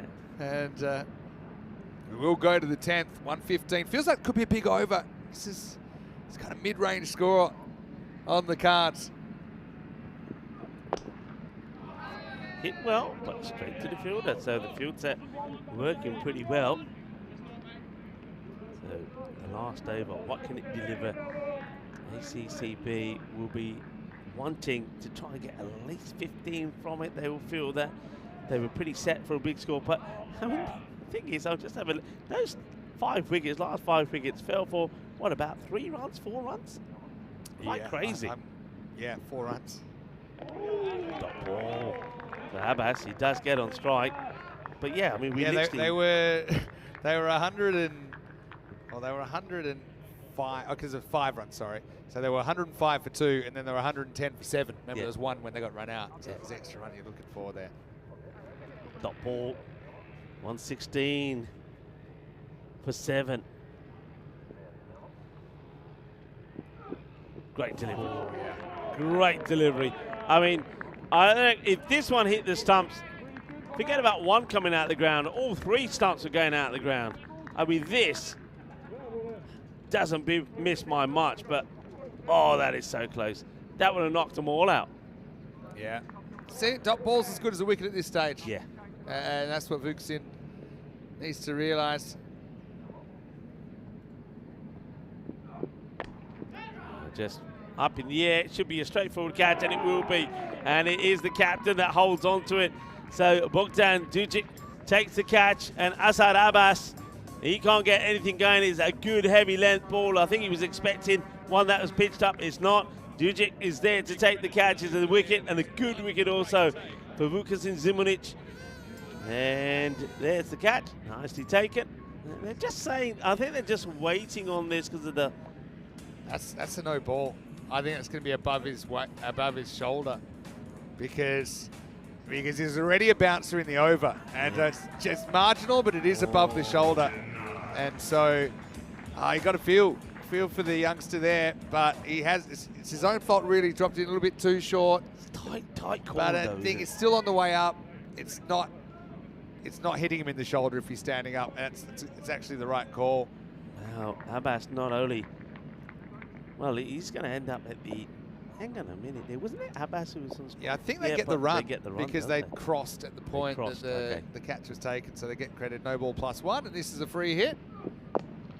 And it's hit pretty well as well. That's a good strike from Ali Haider. Gets his first boundary, and he does dispatch the free hit, 6 runs. Bit of an experience thing there. I suppose maybe Wilkinson, maybe not used to playing on a pitch with the bounce of this Cardamom Oval. What a shot from Ali Haider. Yeah, beautiful shot. He almost ends up falling over after he hit it, but powerful. 120 up now, 124. Now, has he kept this one inside? No, he hasn't. Wide being called. Just got to stick to it, Wilkinson Zimonjic. Don't worry about that. If you miss your areas by a fraction, don't worry about it. Stick to it. Stick to the plan. Yeah, he's got good rhythm here. But especially if you bowl in the 10th over, this is when the pressure can be on in certain situations. And he's done a good job so far. I think he needs to find that Yorker. An adjustment for the helmet required here. So Wilkinson's got a bit longer to think about it. Yeah. This is the beauty, though, isn't it? I mean, this is one of the stories we find for the European Cricket League, and we mentioned this is the club champions that come together to play.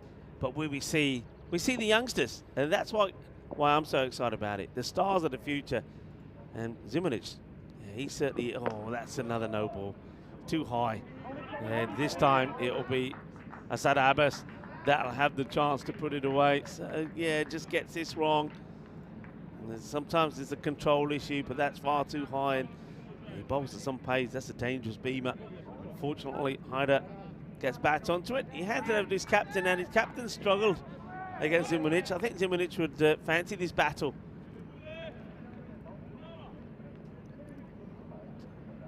All right, here we go then. Free hit, they're creeping up on the 130. It's a very close game. They're in the Goldilocks zone with the percentages. Zone, Vinny. And yeah, trying to get to that 130 plus here. ACCB. Zimonjic just taking time to compose himself. Helmet adjustment, had the shoelace, had the whatever's happening. Solid double knot from the youngster. Good shoes, actually. Yeah, the kind of bubblegum colour. Quite a few of them in the team have got the same. Like some team colours in those shoes. Right. Still a free hit, unfortunately.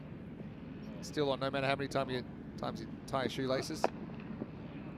Swings at this hard, and he'll get it away for 4. Goes for the Yorker. Once again, doesn't quite get it right. Quattro mas. We go into the 130s now. 131 with the ball to go. Quattro mas says, now it's Asad Abbas who needs his leg. What's going on at Velcro? I'm telling you guys. Velcro's the future. Velcro's gotta have the old Velcro. So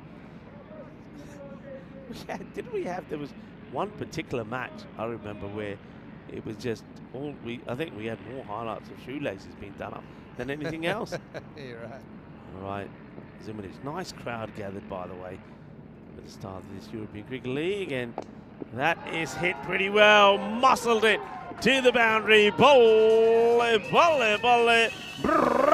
6 runs to finish, and they get to 137. So I think they'll take that. At one point, they were destined maybe to get to about that 154, but then when they had that all those wickets tumbling at once, we thought they may not even get to the 120. And I think ACCB will take that. 138 then Starograd will need to get a victory in match number 2 of this European Cricket League. And I think this is still going to be a very close match. I think Starograd know that if a couple of their good batters, and I'm talking about maybe the likes of Luca Wood and Mike Jones, get going here, then this match is very much on. And applause for both sets of players as they go up those famous Cardamom steps. Gives us an opportunity to have a look at the highlights, and it started pretty well for ACCB with Praveen. I mean, Praveen really played some lovely shots. Kumar Praveen hit the ball nicely, sweetly, and it was not Manan who was struggling at the beginning, but he would also eventually find the middle of his bat on a few occasions. But yeah, Praveen was playing some nice shots. He was getting plenty of support from his teammates as well, and it looks like that ACCB have got a bit of support out there in the fan zone too. So yeah, nice shots being played away as bowlers early on struggled to always get the accuracy right. A breakthrough was needed, and it would eventually come, as that was it. That was Kumar who hoiked out, and it was a lovely moment really for the two brothers, because one Zimonjic to another, and celebrations were sparked, and then wickets would fall pretty quickly. Let's have a look at that one again. That was a catch there. And then this one, well, that was Manan, who at that point was finding himself on the floor more times than he was managing to hit the bat. But there was a little sneak on this, and that was the end of Manan. He would finally go. And once again, a beautiful moment. Well captured. Celebrations there, this time from the captain of Danjujic, who would get the wicket. Yeah, it's kind of an innings of momentum shifts, wasn't it? There's the old James Bond is back. And it's just worth a second look, actually, with the Zimonjic catch. And so good. Now we can look at it again. It's more sequels than Jaws, this catch. But anyway, looking it down, we had this kind of crazy 5-for-5 collapse, didn't we? And say it all happens in the ninth. It all started in the eighth, but it was strange. They had 4 off the eighth, 9 off the ninth. But then Zimonjic, that marginal call, and it was the correct call of the height delivery. It basically resigned Zimonjic to a magical over. So it went quite wrong. But when it's all said and done, it's about a line ball game. I think it's about a pass score. And I do think you've got someone like Luca Woods to come out and open the batting. So look, plenty still to be done here in match 2 as we have a look at the scorecard of the first innings. Yeah, let's have a look. So, like I say, it was seemed to be the pattern of what we're seeing here today. Good start. Praveen Kumar batting well, 37 of 14. Manan got a few in there, so Abdul Asif looked like he could go big before he got bowled. And then you had that wobble. And Azad Abbas, the captain, he was there, but didn't really fancy going on strike. I mean, there was that very, very strange run out that we saw, which didn't make any sense. And that was after Mike Jones himself was on a hat-trick. But he would finally at least get them some valuable runs there towards at the end there, as that last over, quite an expensive one, in fact 22 coming off that over of Vukasin Zimonjic towards the end. So 137, and I think Vinny's right. I think if 2 batters from Starograd can get going, and we know who the dangerous batters are, then we could have a close one here, and it could go right the way down to the wire. I think we'd all like to see a close game, maybe. We'd like to see a golden ball as well in the European Cricket League. Join us back, Rico Full here with Mr. Maxwell, Vinny Sandy. We'll be back in about 10 minutes' time to talk you through the conclusion of match number 2 of the European Cricket League.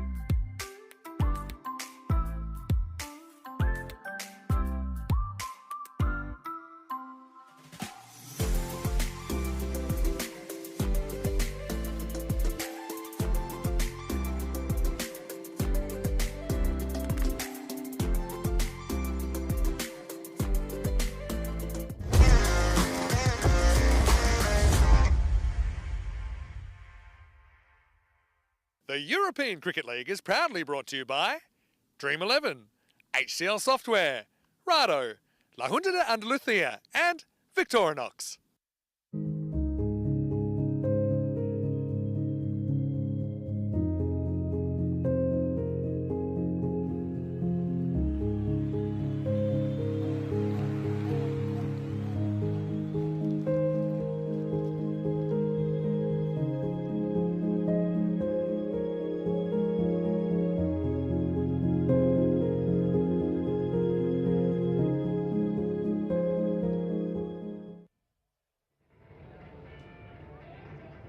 Hello cricket lovers and welcome back. It is the 24th of February and I want to wish everybody in Estonia a happy holiday. Estonia Independence Day being celebrated today. There in Estonia is home to some 1.3 million people and Estonians celebrate Independence Day with parades, concerts and parties.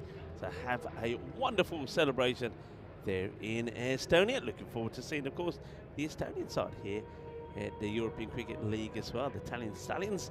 95 then is the bonus point equation. And restrict to 95 or less, pick up all the points ACCB, or maybe Starigrad can really go quick out of the blocks on this run chase, and if they can get to that 137 score, and they can do that inside in the 7 overs, they then will pick up all the points. 137, of course, is the score set, so 138 is what they need. That's the target.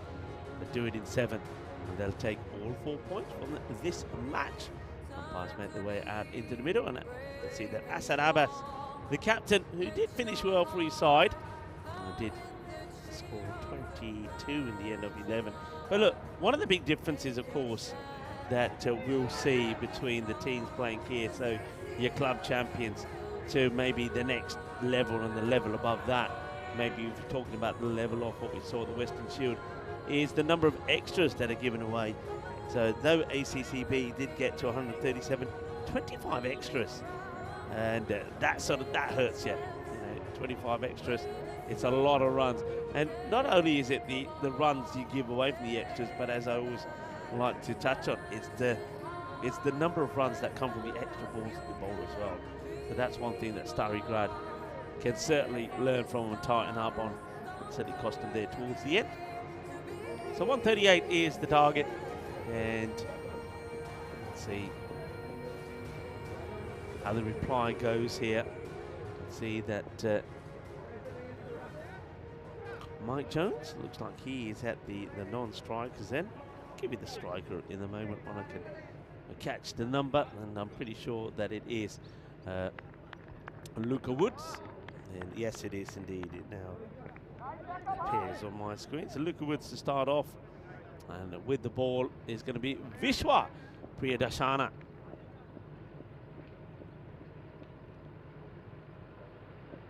Darshana then with the first, and ends up being a genuine lead, and a lot of cheers of excitement as Siddhavashana gets a good ball in the right areas, and a little bit of a wave movement there, but that is very much a genuine leave there from Woods. Just drops the bat on this one. Wants to take the single. Mike Jones obliges and gets there pretty quickly.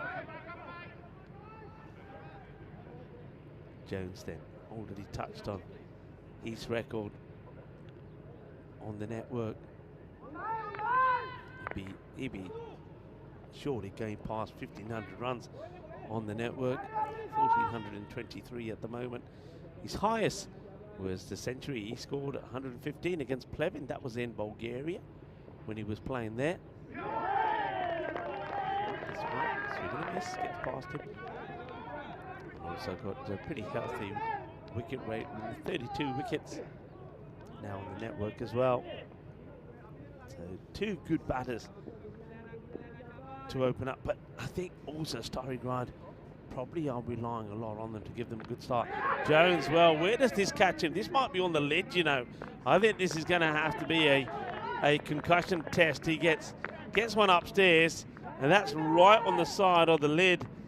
Nice to see that Priya Dashana was pretty quick to check that Jones was okay, but yeah, that is right on the top of the lid. Jones seems okay, but yeah, it's time. Don't put that helmet on yet, Jonesy, because you've got to have the test from our wonderful medic. And out she comes. Always comes out with this freeze spray. Not always necessary. And he's blushing, you know, Jonesy. He's blushing. I'm fine. I'm all right. Yeah, I'm fine. Yeah, it's good. Jones. Probably saying it wasn't that quick, you know. Well done. Well done. Round of applause for the medic. And this is why she had to come out. And I think it's very necessary to always check. So, well, that one came from nowhere, really, didn't it, from Priya Dashana? In he comes again. And right, loose shot. Huge moment. And caught. Plucks it out of the air. He's like a ballerina. And Saeed Ullah takes the catch. Well, Luca Woods wasn't the one who was hit on the lid, but he's the one who was shaken by it because it's a shaky shot and it doesn't get it over the infield. It's a good catch from Saeed Ullah. He had to keep his eyes on this all the way. And then if you look at the last moment, he throws himself up in the air to grasp hold of it. And there's the miscue, there's the catch, and there's the joy from ACCB. And, Woods, one of the dangerous batters back in the dugout early. Only the one to him off the 3 balls. Saeed holds on to what could turn out to be a very important catch. And, Priya Dashana gets the wicket. Disappointment there for Woods. And Jim O'Neill coming out at number 3.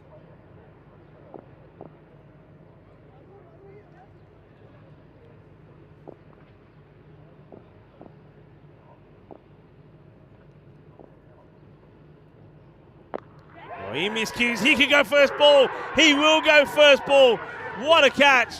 What a catch this is. Sensational. I mean, first of all, brilliant field placing. You have to give the captain credit for this, Asad Abbas, to have him in so close. But he throws himself forward, lunges at this. I don't think there's any doubt about this. And they might want to have a look at the camera. Look at the batter. The batter knows he's on his way back. Jim O'Neill will go for a golden duck. As totally miscues this. The ball up in the air, but have a look at the catch. The fielder just dives forward. And it's going to be 2 in 2. We might as well have that hat-trick graphic again there, but that is a wonderful catch. Brilliantly captured there by 2 circles. What a catch. And I think that was Abdul Asif. Jim O'Neill, not a good start from him here at the Cardam Oval. Golden duck. And that comes right at the end of that first over. But just remember, when Priya Dashana comes back, he will be on a hat-trick. 2 for 2 at the end of the first. There's a good shot. Jones, I was just about to say, he's going to have to get something going here free side. And he plays a lovely timed shot. Gets given a little bit of width, and he plays that beautifully. Being joined out there by Tom Fleming. Comes out at number 4.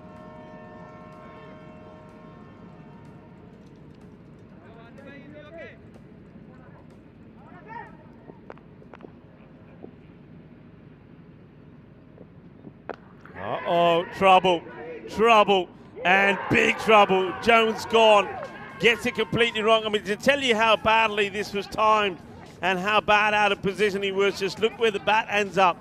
Well, gets tucked up here by Abdul Asif, plays and miscues, bat ends up on the floor, and Jones, after playing a magnificent shot for 6, takes that long and lonely walk back. And let's have a look at this. Just tucks him right up, and look at this. You can see Jones just loses control. It's almost like the bat spins in his hands. The bat falls down, but the catch stays in the hands of the fielder. And there's more joy. This time is Priya Dashana. Well, Priya Dashana obliges. It was a great catch taken by Abdul Asif for him. Get him his second wicket. Now it's his turn to do the catching as Mike Jones walks back disappointingly. 8 for 3. Jones departs. So 2 of the key men, Jones and Woods, already back in the dugout as Vukasin Zimunic comes out, and he's going to start with a single. Good bit of fielding. Has no idea where this is. Makes a stop. Good stop. They're on a high here at the moment, aren't they? ACCP. Nevin Kunta making the stop.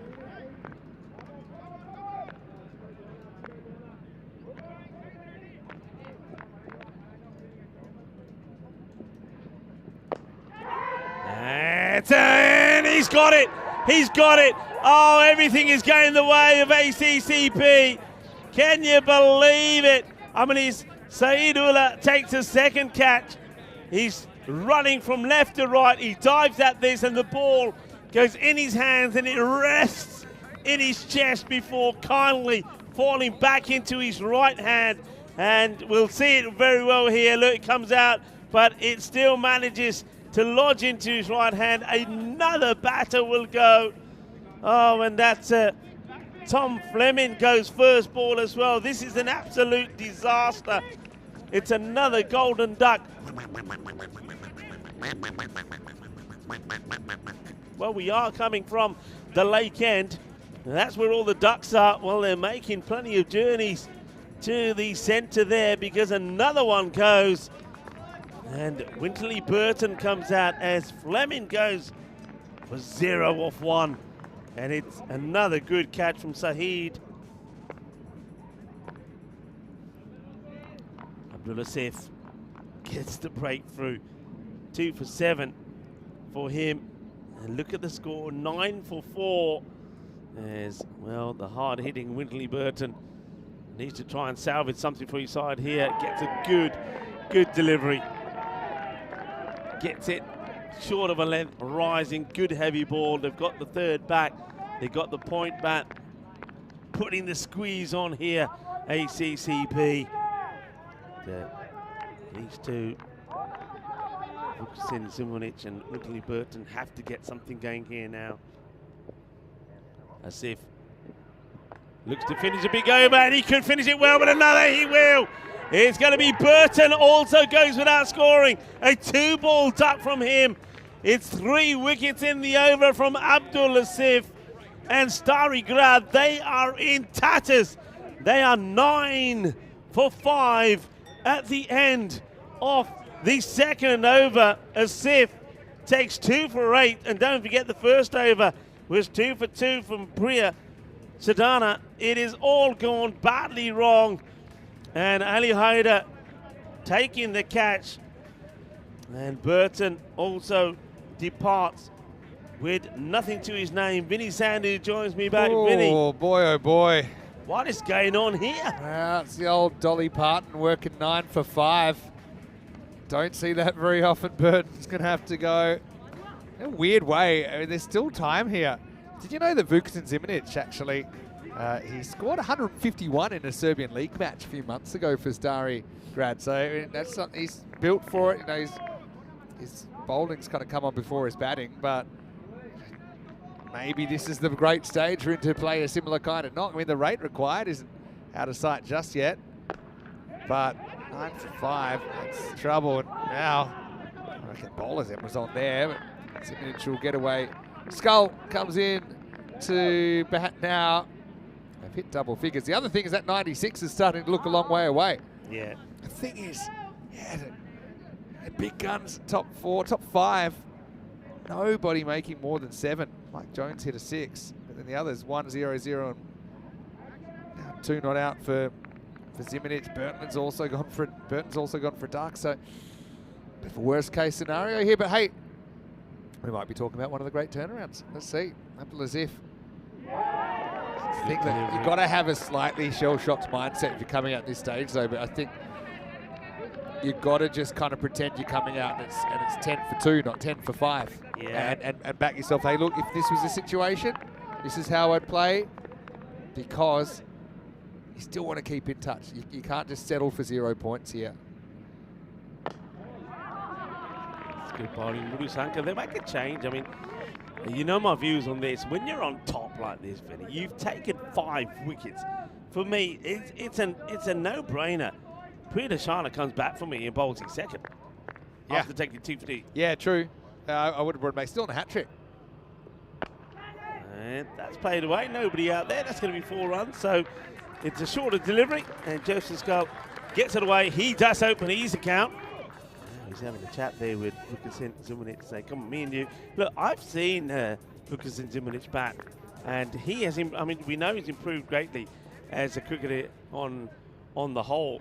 His bowling is improving all the time. He's probably going to be one of the best fielders that we're going to see here at the Cardiff. He's absolutely sensational in the field. But his batting's come along as well. So who knows? These two could get it together. No run there this time, though. Skull puts the hand out, says, no, stay there. I'd imagine these two, because they're both pretty strong, pretty tall, will probably run these singles pretty quickly if they decide to go. Mudasanka, 5 off the over. And that's nicely played. Chases on, and it's going to be 4 runs. Iba. Well, that is smooth and swift through the onside there for 4 runs. Well, that's like the Microlino. Meep, meep. Off it goes.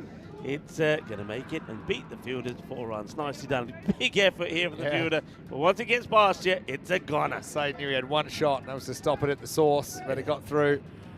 So 18 for 5. Shocker of a power play for Starigrad. Dream power play for ACC Bucharest.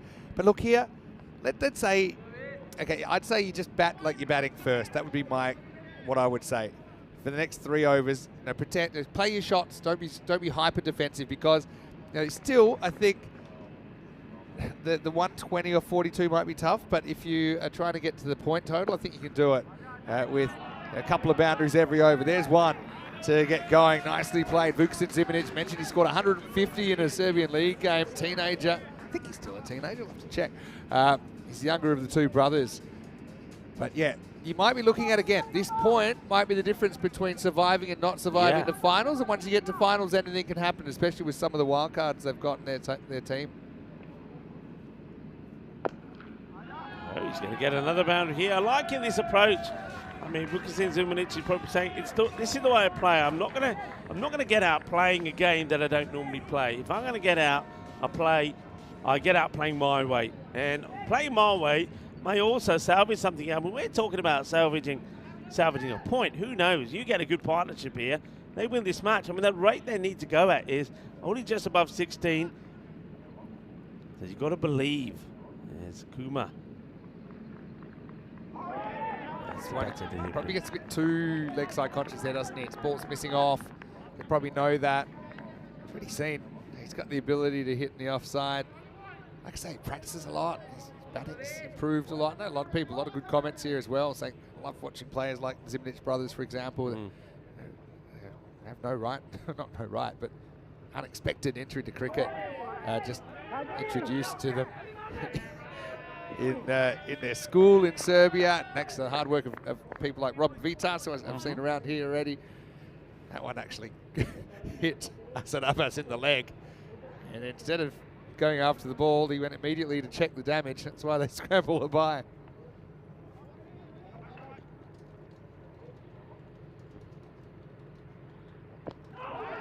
So bold. They think about the single, decide probably was on if they went straight away.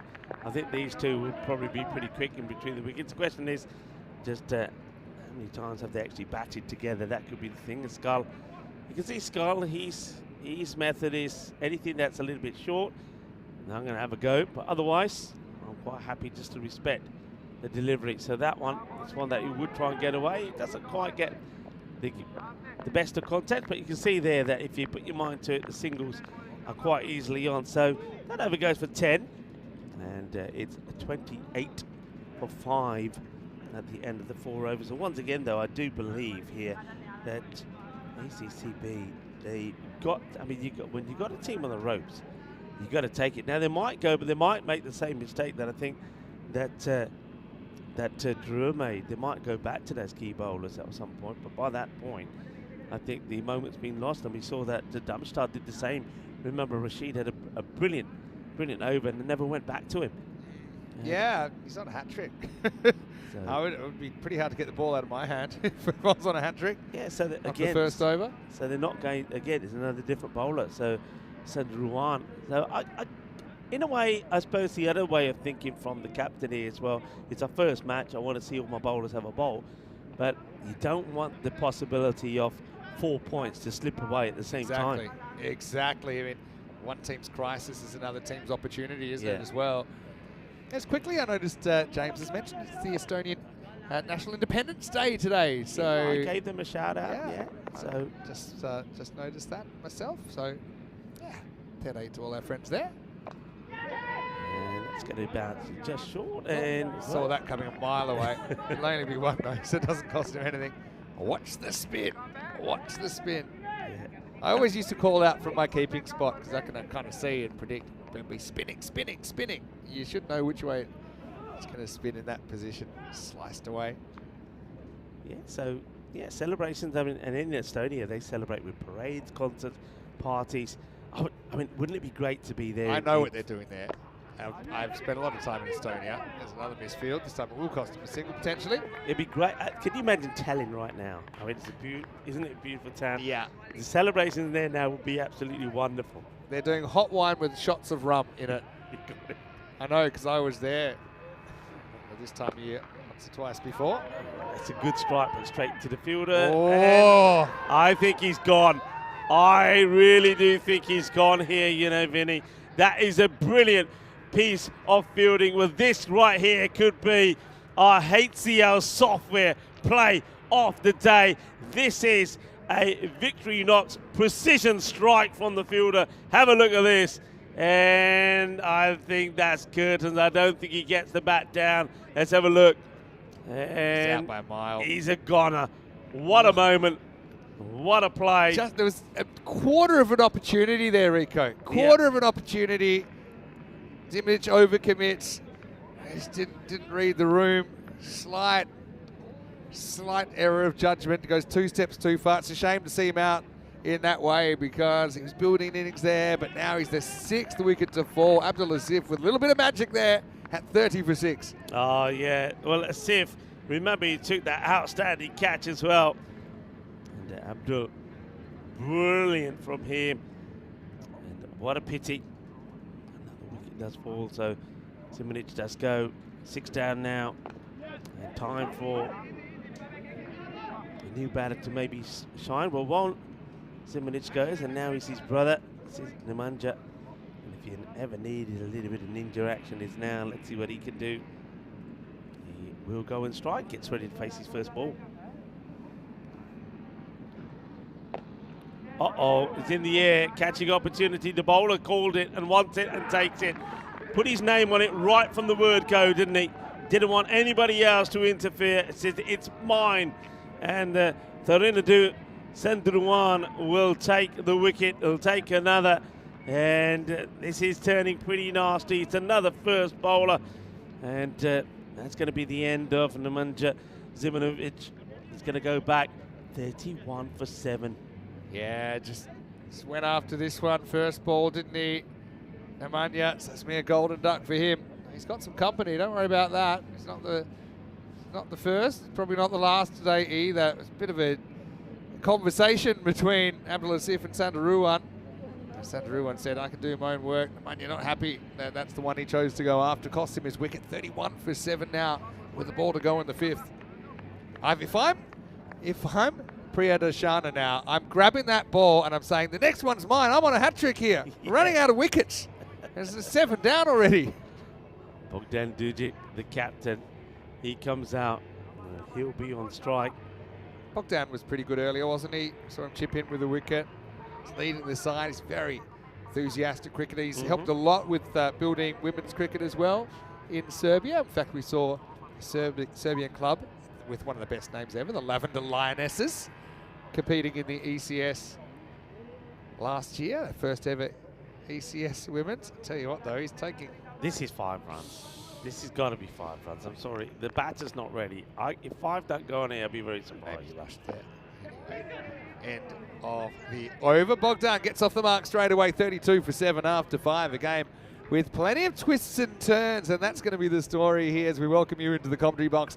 Opening day of ECL 25, and he's sound to hear Mr. Maximo Rico Full.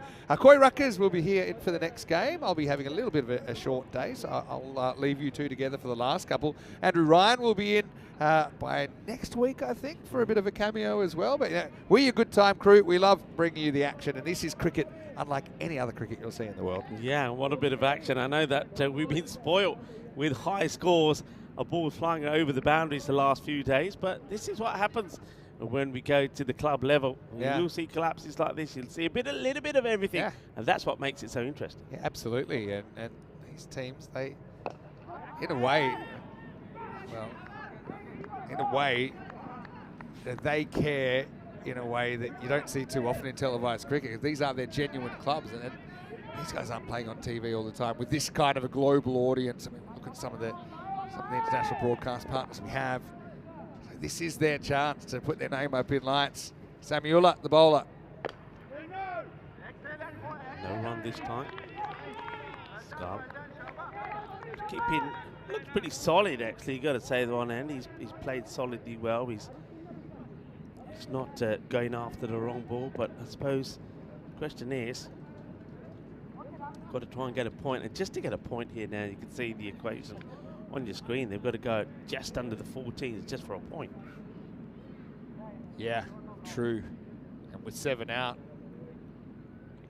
they fought back so hard. And I mean, I think every cricketer's been involved in collapses. Sometimes a bit of a inevitability about them. It's not happening for you. You just love a partnership from somewhere to try and put you back on track. But that's the thing.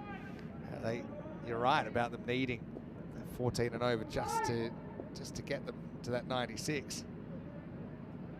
Pretty much run a ball so far.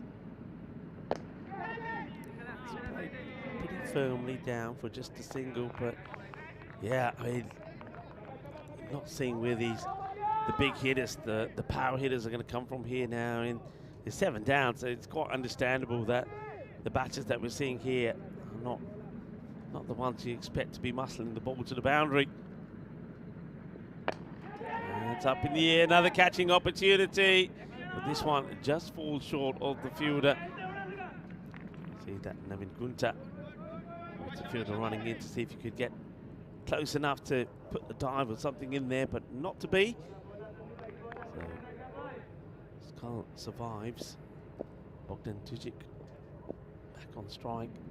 And it's a good delivery. He plays well. He drops the bat on it, but you see it's tiki-taka. That's the problem.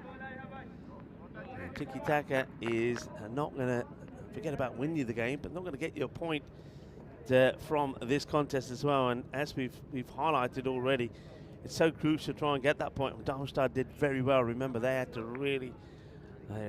dig in deep to get a point out of that contest against Drua. They were eventually bowled out with 2 balls to go, but they got to the 111 they needed to get to. Starigrad, they are struggling big time here. Look at that scorecard. It doesn't tell you a good story at all, especially with Woods and Jones going early. Oh, he's running in trouble here, but the bowler, he could still be out. He could still be out. Well, how about this? I mean, that is Sandruan. Now, he doesn't pick it up cleanly, otherwise it would have been just an easier lob back to the keeper, but still be out, he throws it in. I think he's gone. He's out. He's not sliding the bat in. Watch it. Yeah, the bat is not down. He's gone. Oh boy. Well, Starigrad getting a bit of a toasting here. I mean, even with the fumble, I mean, Dugic probably shouldn't have taken off in the first place. Skull's going to have to go. He's running out for 11.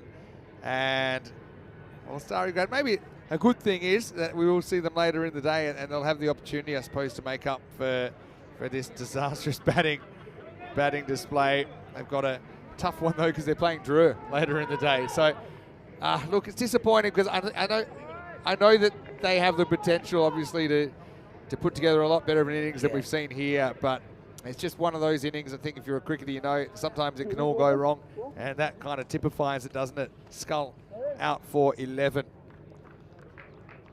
37 for 8. Now, seriously, if he doesn't bowl the next over, he might not get a chance. If I'm Vishwa Priyadashana, he must know he's on a hat trick. He's saying, look, it's all fun and games, but I really need to bowl this next over. Samuel only went for 5 in the last. He'll probably say, yeah, I'll have it. This is Reece Hartley coming out to bat number 10, who was doing the keeping earlier. Hartley just blocking these out, really. So I suppose you're either delaying the inevitable, or maybe if a couple of wickets fall, it will be done a bit sooner. But just blocking these out, yeah, I mean, Priyadashana. Maybe I should say it louder. Priyadashana, by the way, guys, he's on a hat trick. They might not realise. They might. Honestly, there's so many wickets falling, it's hard to keep track. Hartley, though, he's got to do more for his keeping than his batting, but he's trying to work something away. So, yeah, I think he's looking a long way to that 96. And that would be another dot. I think we're going to see a wicket maiden here. It's not often we see that. I mean, it was a run out, so I suppose you just have to say it's a maiden. Does he still get a wicket maiden for that? I suppose technically it goes down in the book as a wicket maiden. I don't think the bowler gets a wicket maiden, but it is a wicket maiden, just not his wicket maiden. Yeah, it's a maiden. So the score is 37 for 8 after 7. Coming up, and looking forward to this. Peel St John's taking on Darmstadt CC. And looking forward to seeing those two teams. No Priyadashana. Ula comes back. Well. Yeah, still not there. Ruan bowls the maiden. Ula, yeah, I mean, he bowled a good over. But I don't think they realise. I mean, Priyadashana probably doesn't realise. Otherwise, Vishwa, as long as it's not bowled out, he'll probably get a second at some point. Maybe they won't bowl him first and last, but might not get to the 10th the way things are going.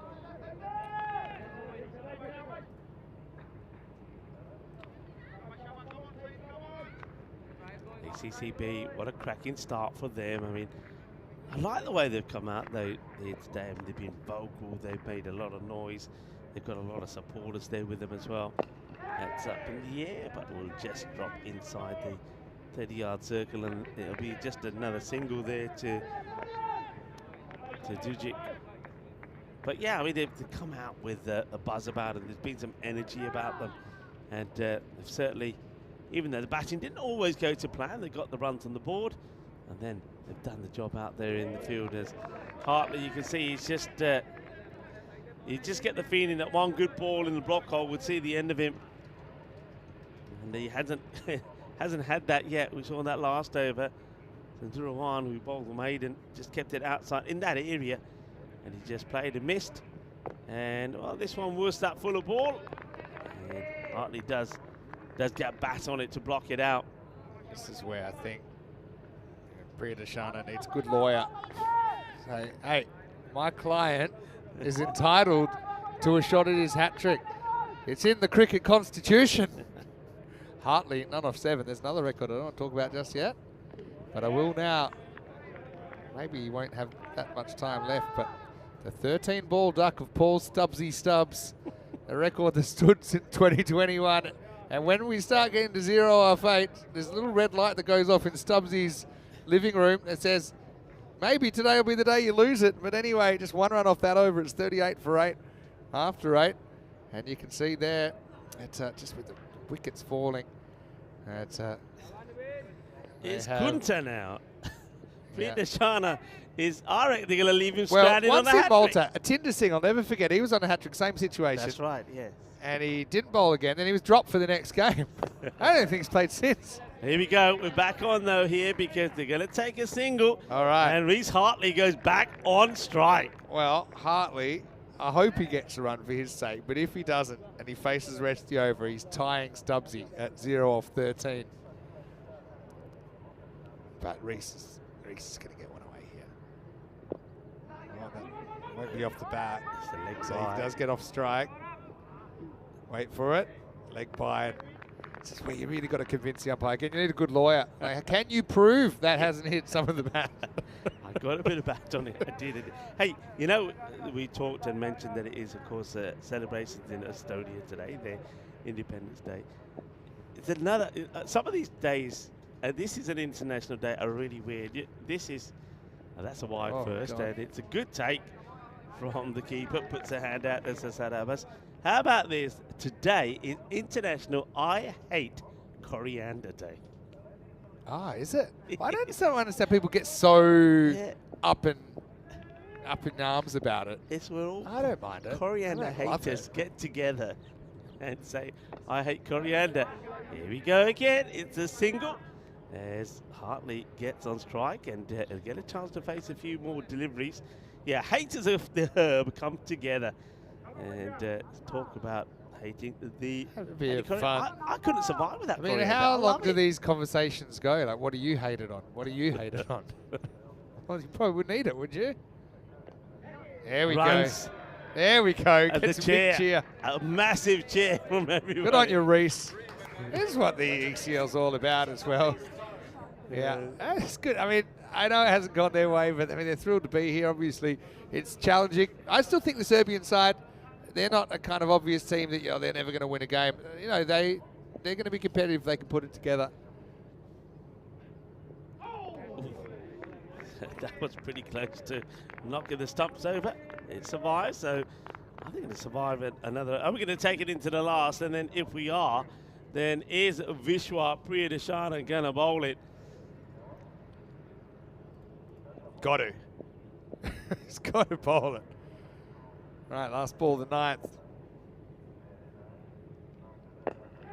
And gone. Caught and bowled. So that's going to be the captain gone. That's Bogdan Djudic. He'll go for 7 of 12. Good catch there by Kunta. He'll be happy with that over. 1 for 4. And all right, so nice catch taken. I gotta ask you the question because you're the man who's got all the stats. Go on. What's the lowest score in the European Cricket League? You know, they well doubled it. I think it's 22 by Zaytan Bernazafa from Turkey. And I'm asking you that because I don't know if other people are asking the question. Well, the lowest on ECN is 6, Yeah, so there's 7 times that. We know the lowest, but just wondering on the European Cricket League. Dugic gets the highlight though in the game. I liked his wicket. You know, there's a sense of optimism at that point. Obviously the batting. You know, when you lose your key batters, and obviously they don't have the depth that you might see from some countries in this competition. Here All we right, go. all right. Are we on? Here we We're go. on. We're on. Hat-trick ball coming up All right. from About Vishwa time. Priyadeshana. Well, if he's not going to get the number 11, but he's going to get Hartley, who I think came out at 10. And we've had 3 hat tricks. And yeah.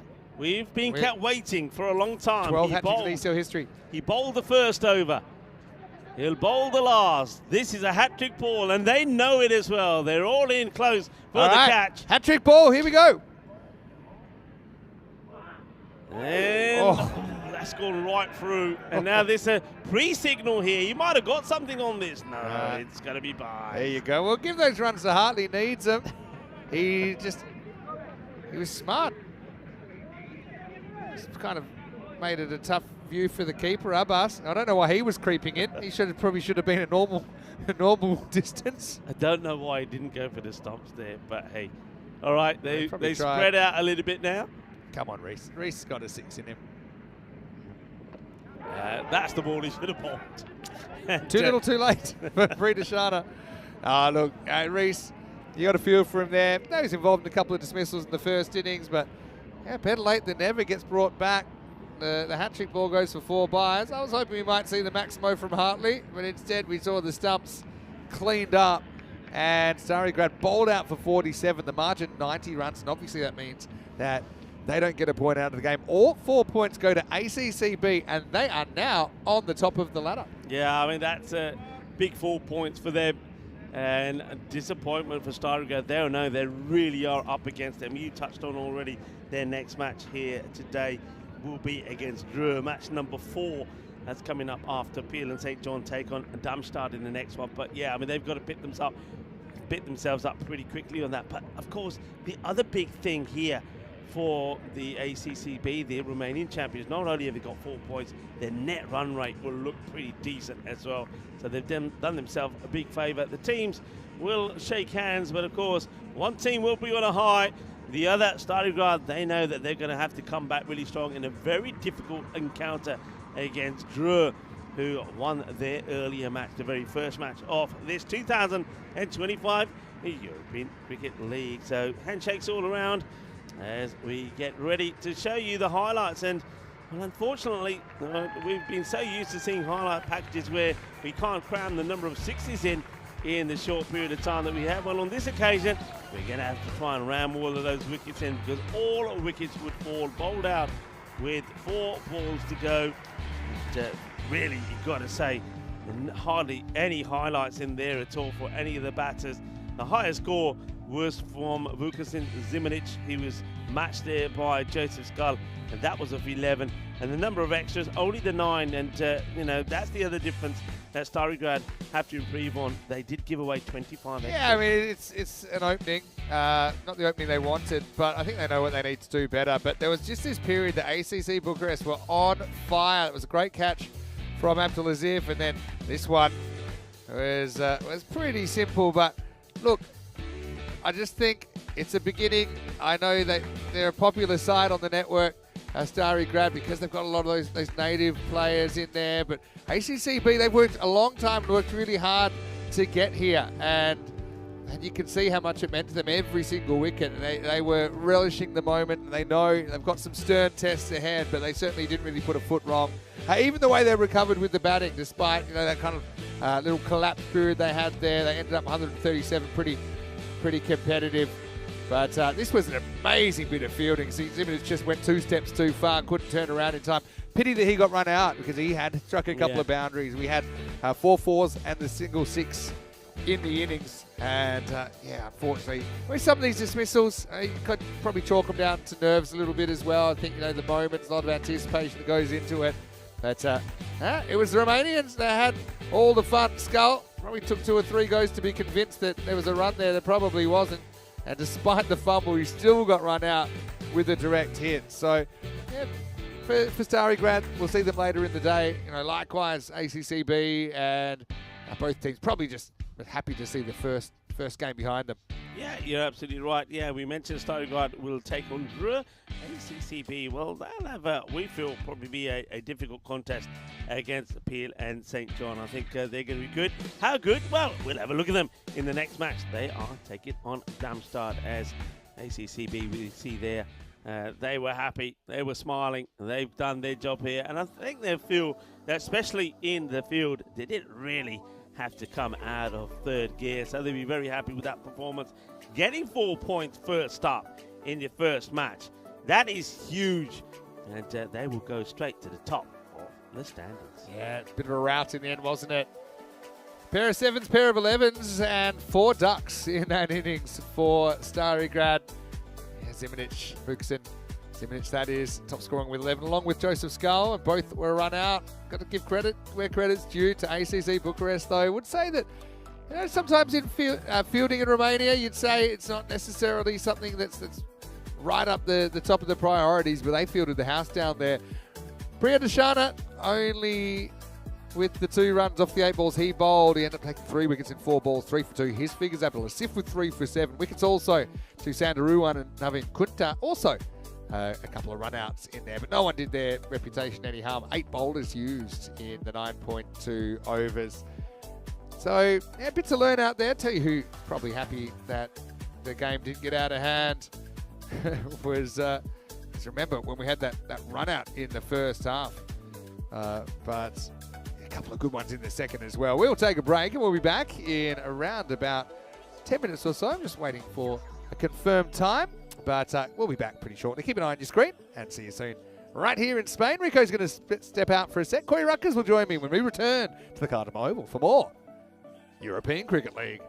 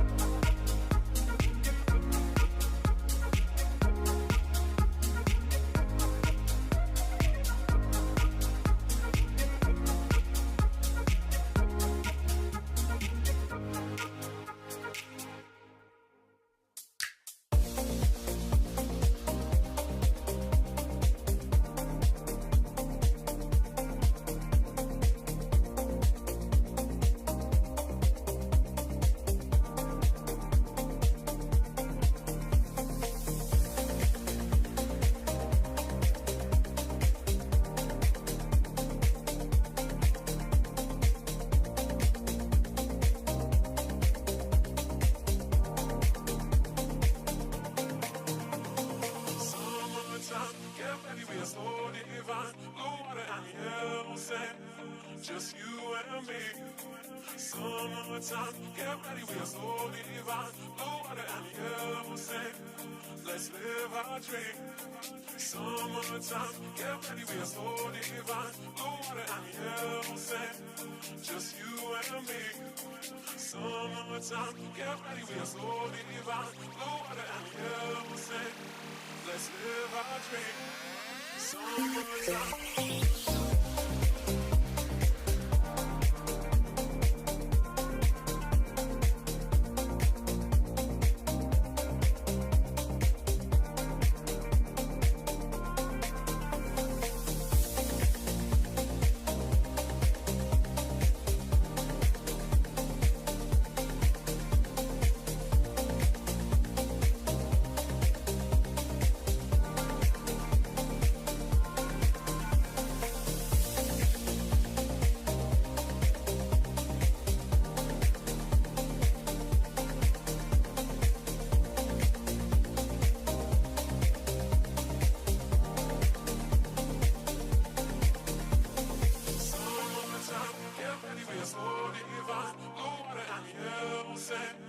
Just you and me.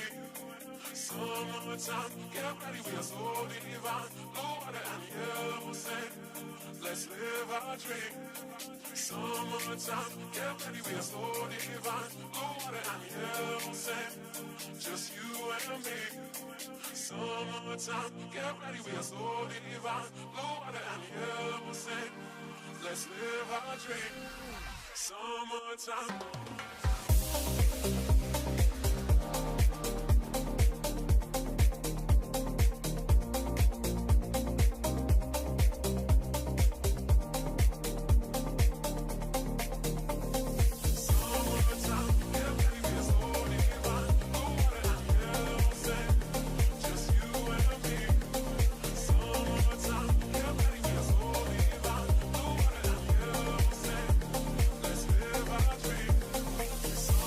Time.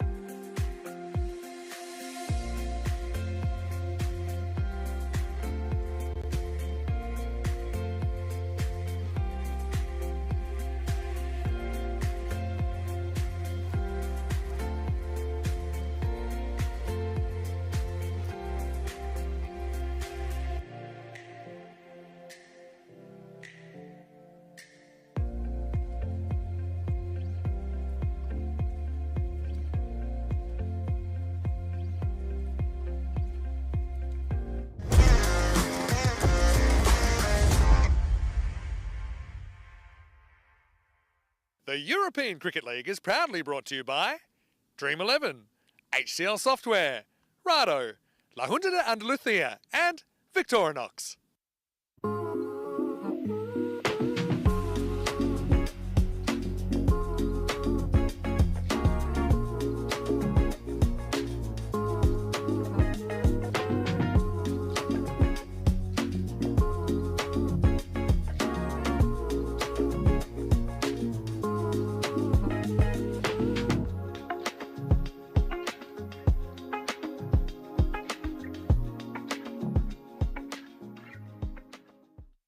Hello and welcome back, European Cricket League, and a beautiful day here on the Costa del Sol. A big thank you to the Andalusia region as well for their support in making this happen. The Champions League of European Cricket coming up is Group A, match number 3, and we'll get to say hello to the 5th and final team to join us in this group, and that is Peel and St John's from Isle of Man. They're taking on Darmstadt CC, who we did see earlier on in the day. Let's see what happens at the coin toss with Ian Ramage and the two captains.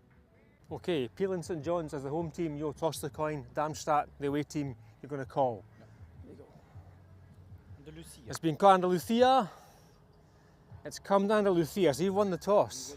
We will be batting first. Batting first, okay. Toss won by Darmstadt, who will bat first.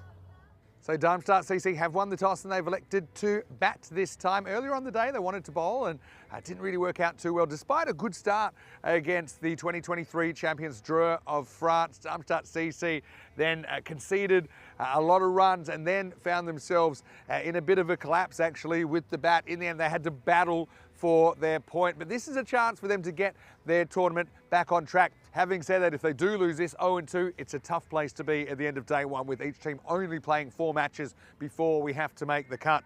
For the Peel and St John's side, I think that they look very, very strong. I know maybe we didn't see Isle of Man too competitive in ECL cricket prior to this, but I look at their side and I think they got some really good players. One that Corey Rutgers will remember is Aki Vandenberg turning out for Peel and St John's. I know that he's got a bit of a man crush on him, but you look at their captain, Ollie Webster, you look at Eddie Beard, who made big runs, you've got the bowling with Court, who's very experienced. So Isle of Man played a lot of matches in this format back in the ECC when they made it all the way through to the playoffs, and so they've got a lot of players in that national setup who I think are very experienced out here.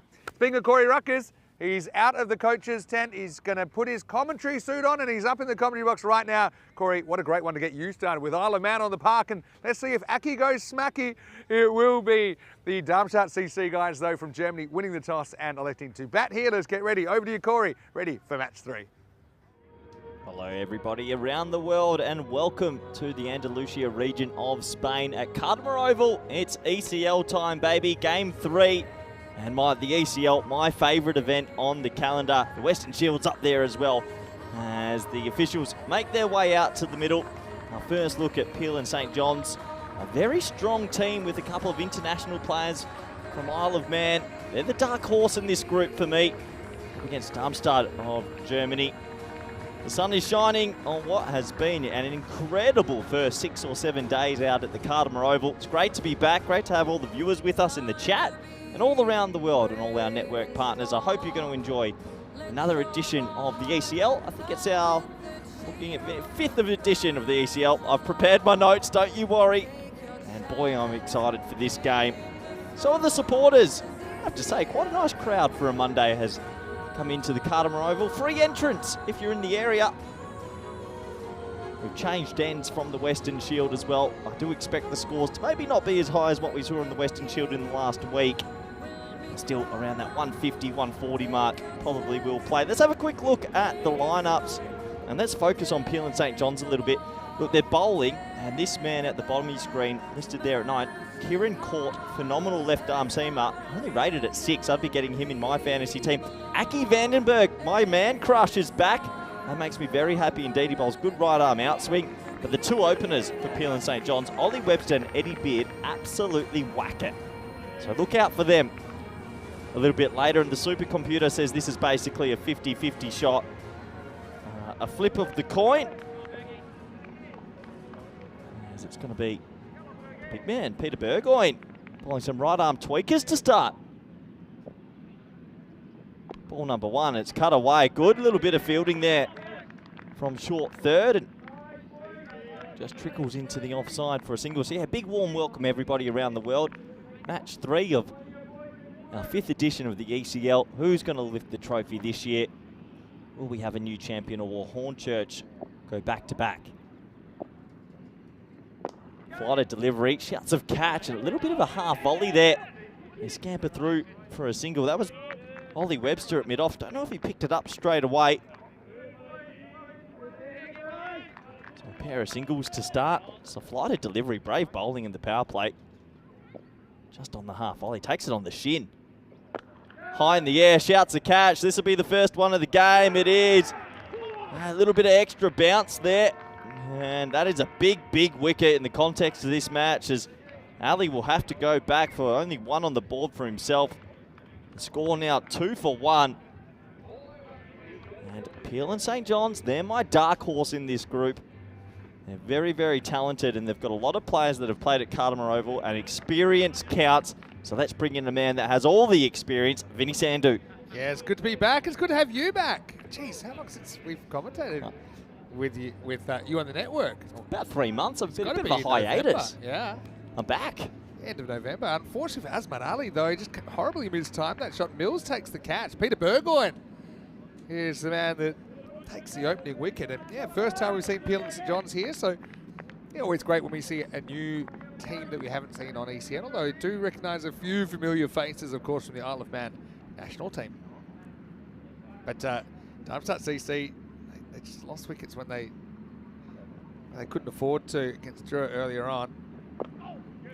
Let's see if they changed their approach. I mean, Shakur actually batted pretty well, kind of went through a lot of partners, batted number 3 earlier on in the day, but they got bowled out before the end of their 10 overs. They did scrape to a point, but they only chased it, the point total, with 9 wickets down. They needed 10 more for the 10th wicket to save their point. They were able to do that. Anyway, how are you? First, congratulations with Team Europe. Jeez, you were brilliant during the week. That's going to be in the gap. I think that's going to run away for 4.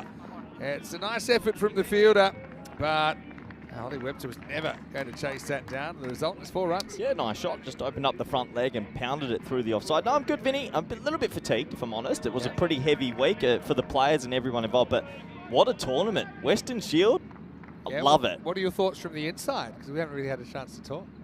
The inside's telling me I'm a bit tired still, but that's 4 more, Vinny, over pitch. Lovely shot through the offside. Shakur back to back all the way along the carpet. So yeah, Darmstadt CC weren't too happy, I'm sure, after the first game. They did take a point away from it. Like I said, it's the end of the first over, and it's 10 for 1. So you've got Muhammad Umar, who's coming off a golden duck. He's 1 off 1 at the moment in this one. And Shakur has started well with a couple of boundaries. Hey, what do you think about the calendar this year? Hey, what are you looking forward to? Do you think it's enough places, or? No, I think we could slip in a few more. No, very excited. Look, ECL for me, I know there's so many other countries we're going to, ECC at the end of the year and the Women's Championship as well, but ECL is our first ever event, and there's something about it that's close to my heart. So I really, really enjoy this competition, and I'm sure it's going to be a busy year on that calendar. As there's my man, Aki Vandenberg. Yeah. The guns, he's been working out more, Vinny. Yeah. Look at him. How funny that you got Aki in your first game. Yeah, he does like a workout, does Aki Vandenberg. But I do know he wanted to say a special hello to his children, Molly and William, and Corey. But Molly and William cheering on their dad here, and he's going to bowl over number 2. In all seriousness, Aki's a very talented cricketer as well. He's going to come in here, a little bit of right arm outswing. He's going to keep the keeper up to the stumps. Keep Umar, well, hopefully deep in that crease, maybe pin him on the boards. Phil Littlejohn's behind the stumps. Here we go over number 2. First one up and over the top. Maximo, it's a knock-knock. That is where our 2 circles grew. We just put the power back on. Maybe that almost knocked it out. You know, Shahid Afridi knocked 4 cameras out with one of his Maximos, destroying a piece of equipment in the tower. That was a solid strike first up. Yeah, that's why they call him Boom Boom. Nice shot, slightly over pitch, just opened the front leg and smashed it away. Here we go again. This one did take a little bit of bat, maybe not. I think it's just come off the end of the gloves of Phil Littlejohn. I actually saw him throw it Isle of Man a little bit, covering that position. But no, what a tournament. Yeah. Absolutely loved it. Credit to the British, too good on the night. We loved it. We really loved it. We got on a bit of a run there. We changed things up. The story for me is Muhammad Atif, nicknamed the Fizz. Every team love him, and there's whispers they've got to give him some trials at places. Is that right? That's exactly what the Western Shield's about. Uh-oh, too short, and that is smacked. Wow, halfway up the hill, Maximo Shakur lighting it up. Yeah, Shakur, I like that. A little bit short from Aki, just trying to find a bit of rhythm here. Short at the body, swivel pull shot, easy shot really, and this is a good start from the batting unit now. Yeah, Shakur's a guy we've seen for the German national team as well in the past, and so I think he's certainly got a big responsibility in this order, especially now that Asmat Ali has failed in this game. Because a lot of bottom hand in this, but there's no one back here either, and that's going to be 6 more. Seis Carreras Mas, and we've seen plenty of 6s over the last few days as well. Maybe not as many pound for pound today, but yeah, what did you think? I think the par, would you like to know what the par was in the end? We were thinking the par for the Western Shield was around that 160, 165 mark. It was 157 was the average run rate across the whole tournament. Crazy. But it was amazing. 16.6 Maximo rate. 16.66 per 10 overs. This one is going to sneak in, according to the umpire. So Aki just kind of operating natural outswing bowler, trying to put the squeeze on by having the keeper up to the stumps.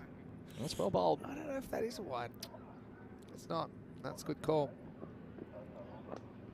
Edged and gone. Well, there you go. Shakur's going to have to go now. And there you go. Aki straight away waving up to the commentary box. And he did say if he takes a wicket, he was pretty excited to dedicate it to his kids, Molly and William. But Coy Ruckers also came up as well. Out of the way. And so that will be Shakur. Thick outside edge flies away. He's gone for 20 and it's 29 for 2. Well, my man crush delivers. He gets that one a swing away just a little bit late.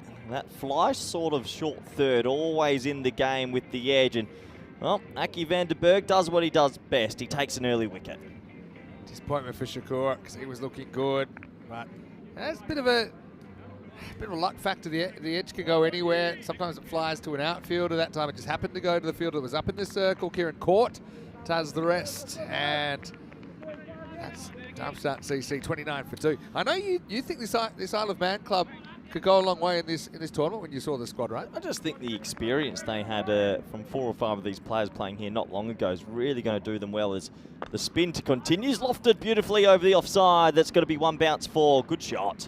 They'll keep swinging away, and Umar's good player, Adnan Nazir, has joined him at the crease. They have decided to bowl out Peter Burgoyne here.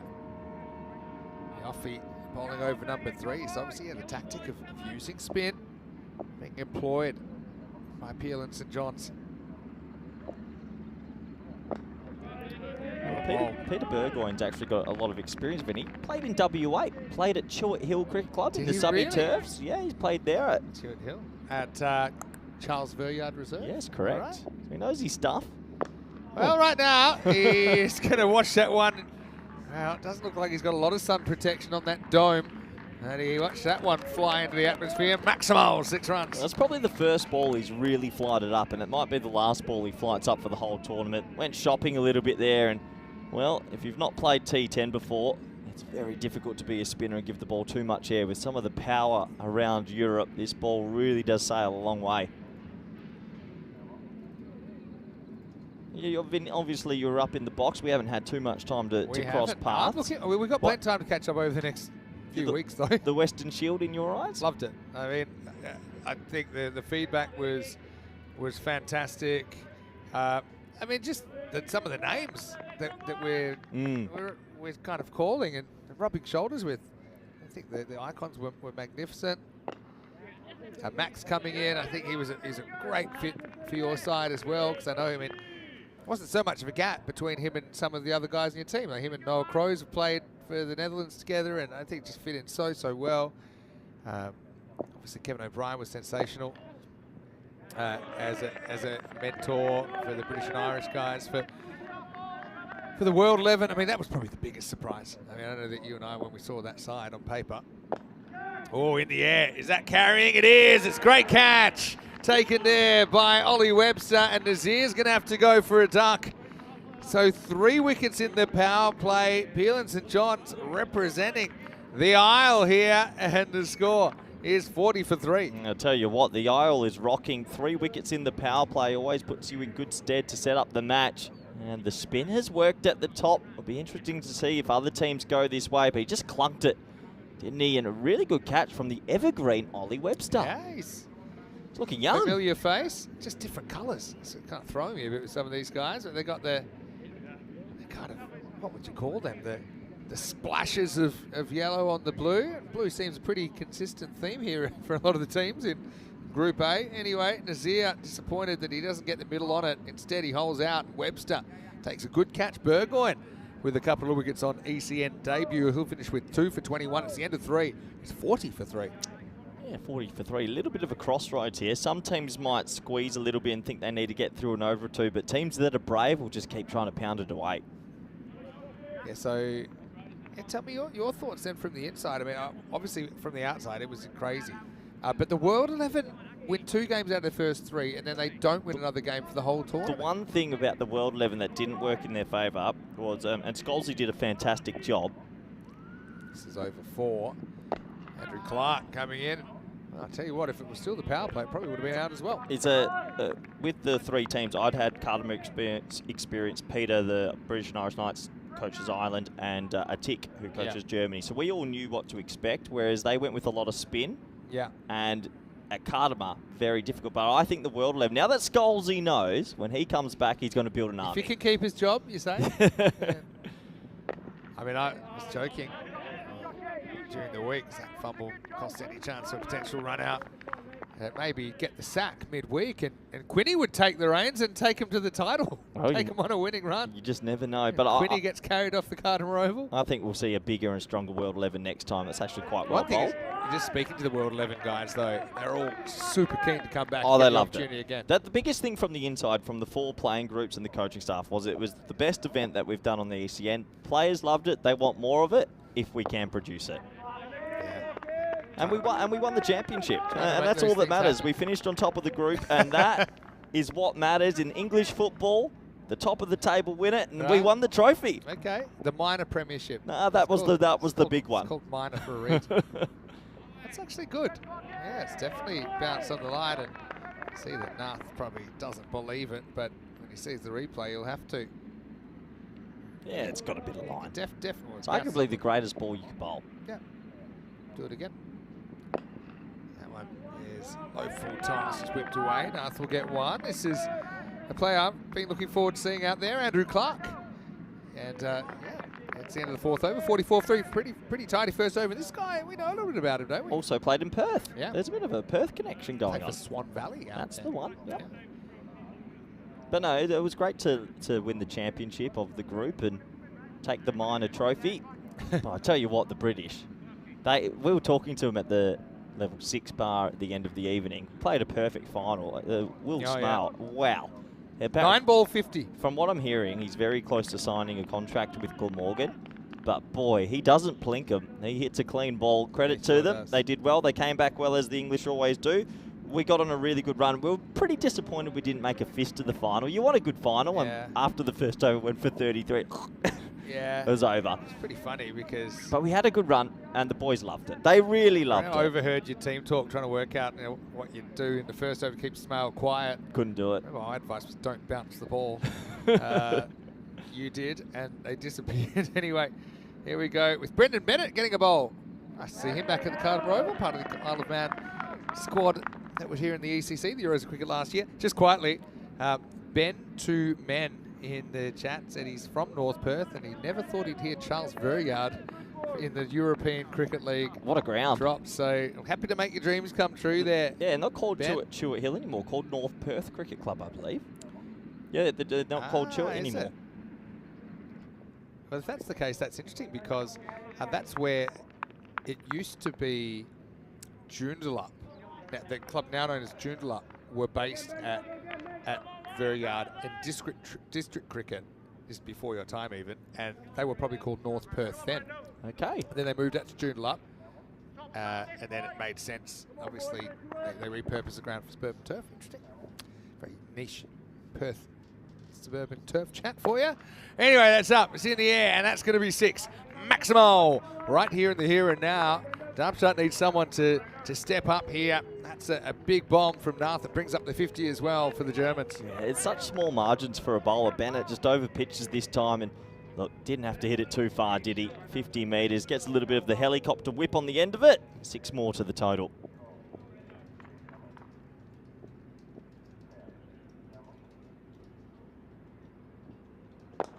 That's hit well as well. That's 6 more.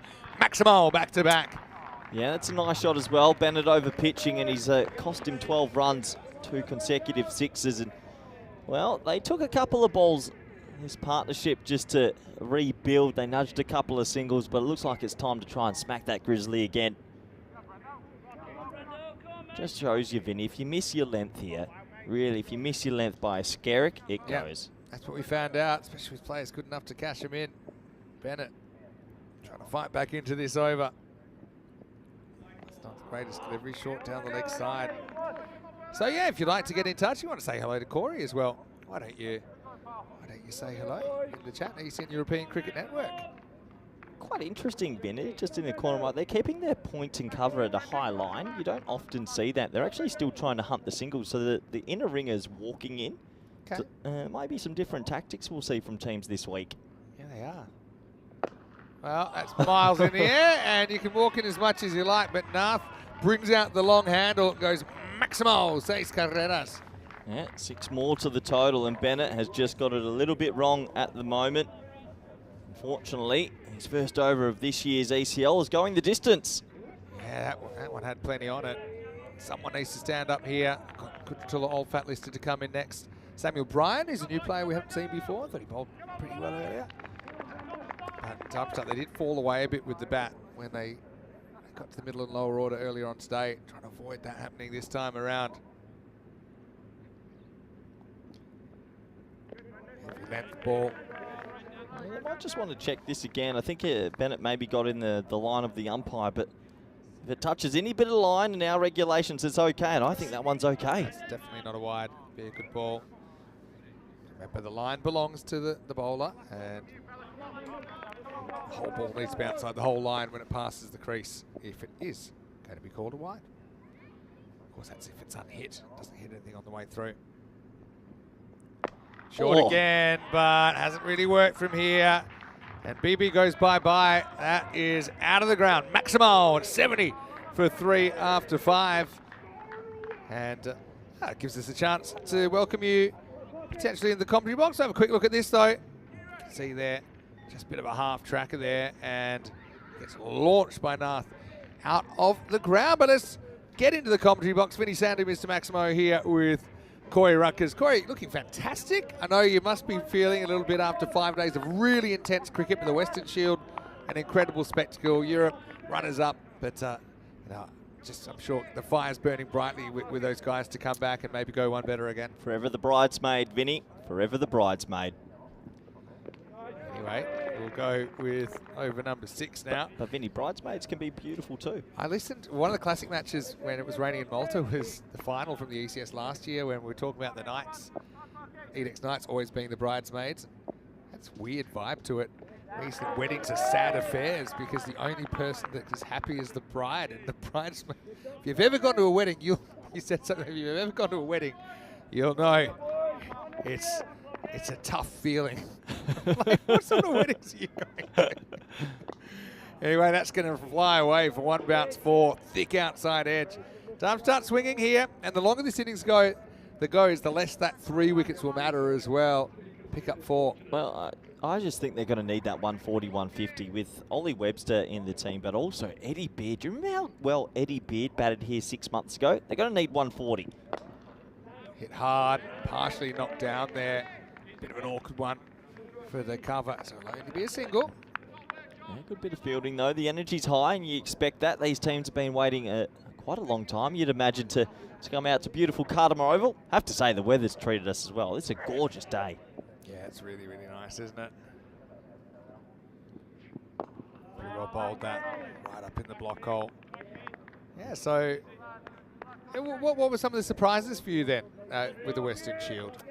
Internally with our team overall, or?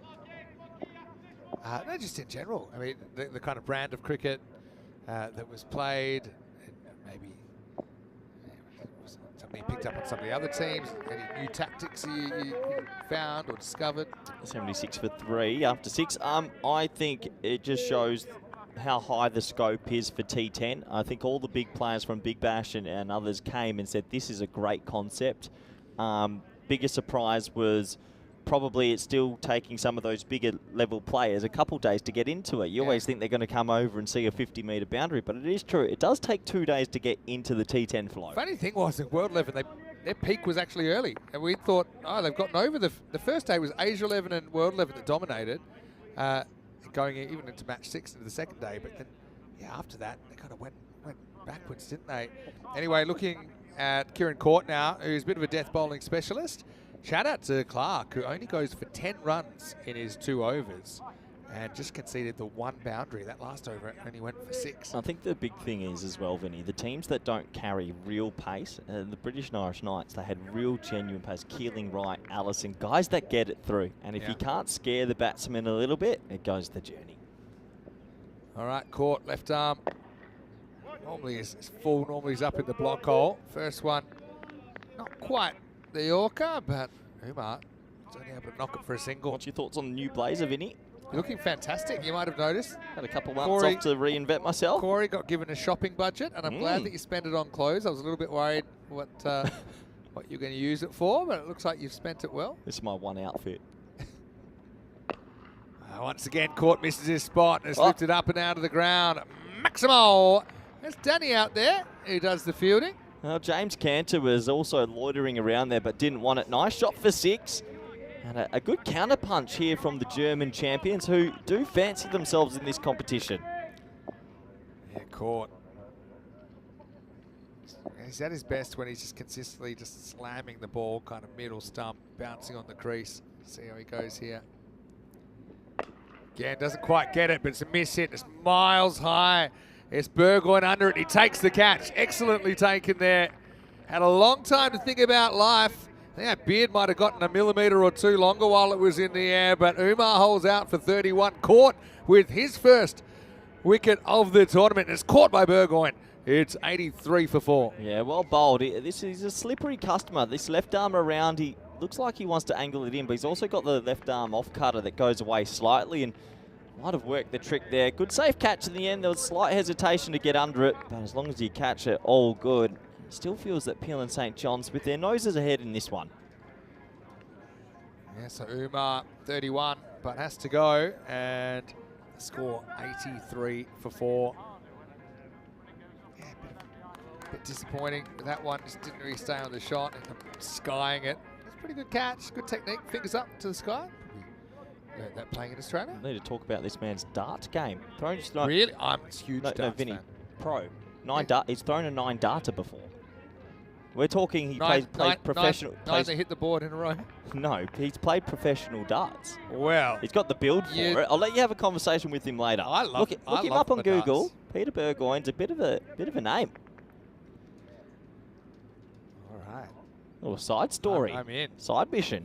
You've intrigued me. All right. This is Solomon coming in. Finds the point first ball. I love my darts, actually. Well, so go and check him out. I know you love your checkouts when you throw random numbers at in the Golden Ball matches since. You love it. You love a good checkout. Orthodox straight drive this time. Aki gets to his knees. Corey Ruckers would have appreciated that bit of fielding. Got one here for you. Peter Burgoyne has won the Latvia Open in 2017 darts professional competition. We're talking we've got a professional darts player on the field at deep mid-off. The Latvian Open? Yep. All right. This man has some stories. Last ball, the over. All right, that's high as well. I think it's Webster's catch, or is it? Oh, he just didn't go far enough. They'll go 2 on the air ball. And Court might have had 2. There's an awkward one because there's also outfielders in the area, but it was a classic Bermuda triangle really waiting to happen. End of the 7th over now. It's 86 for 4. Yeah, Ollie Webster, he did well to track back, but just burst through the hands at the last minute. Was never going to be an easy catch. Lost his sunnies in the splay, but 2 more to the total. Good over from court. It only goes for 10. And a lot of these overs, Vinny, I have to say that the German champions just aren't getting it away as we have a look at the groups. And Vin, what a competition this is going to be. Oh, look, we're super excited. I mean, do you know about some of the wild cards? For example, Roma CC have Dasun Shanaka, who's playing for them. The guy's played 6 test matches and was captaining Sri Lanka in T20s about 6 months ago. It's going to be the start of a new over now. Aki Vandenberg comes back. Just going back to Burgoyne chat. Yeah, 12 first-class matches as well for Derbyshire. Won the Latvia Open Pairs Darts 2017.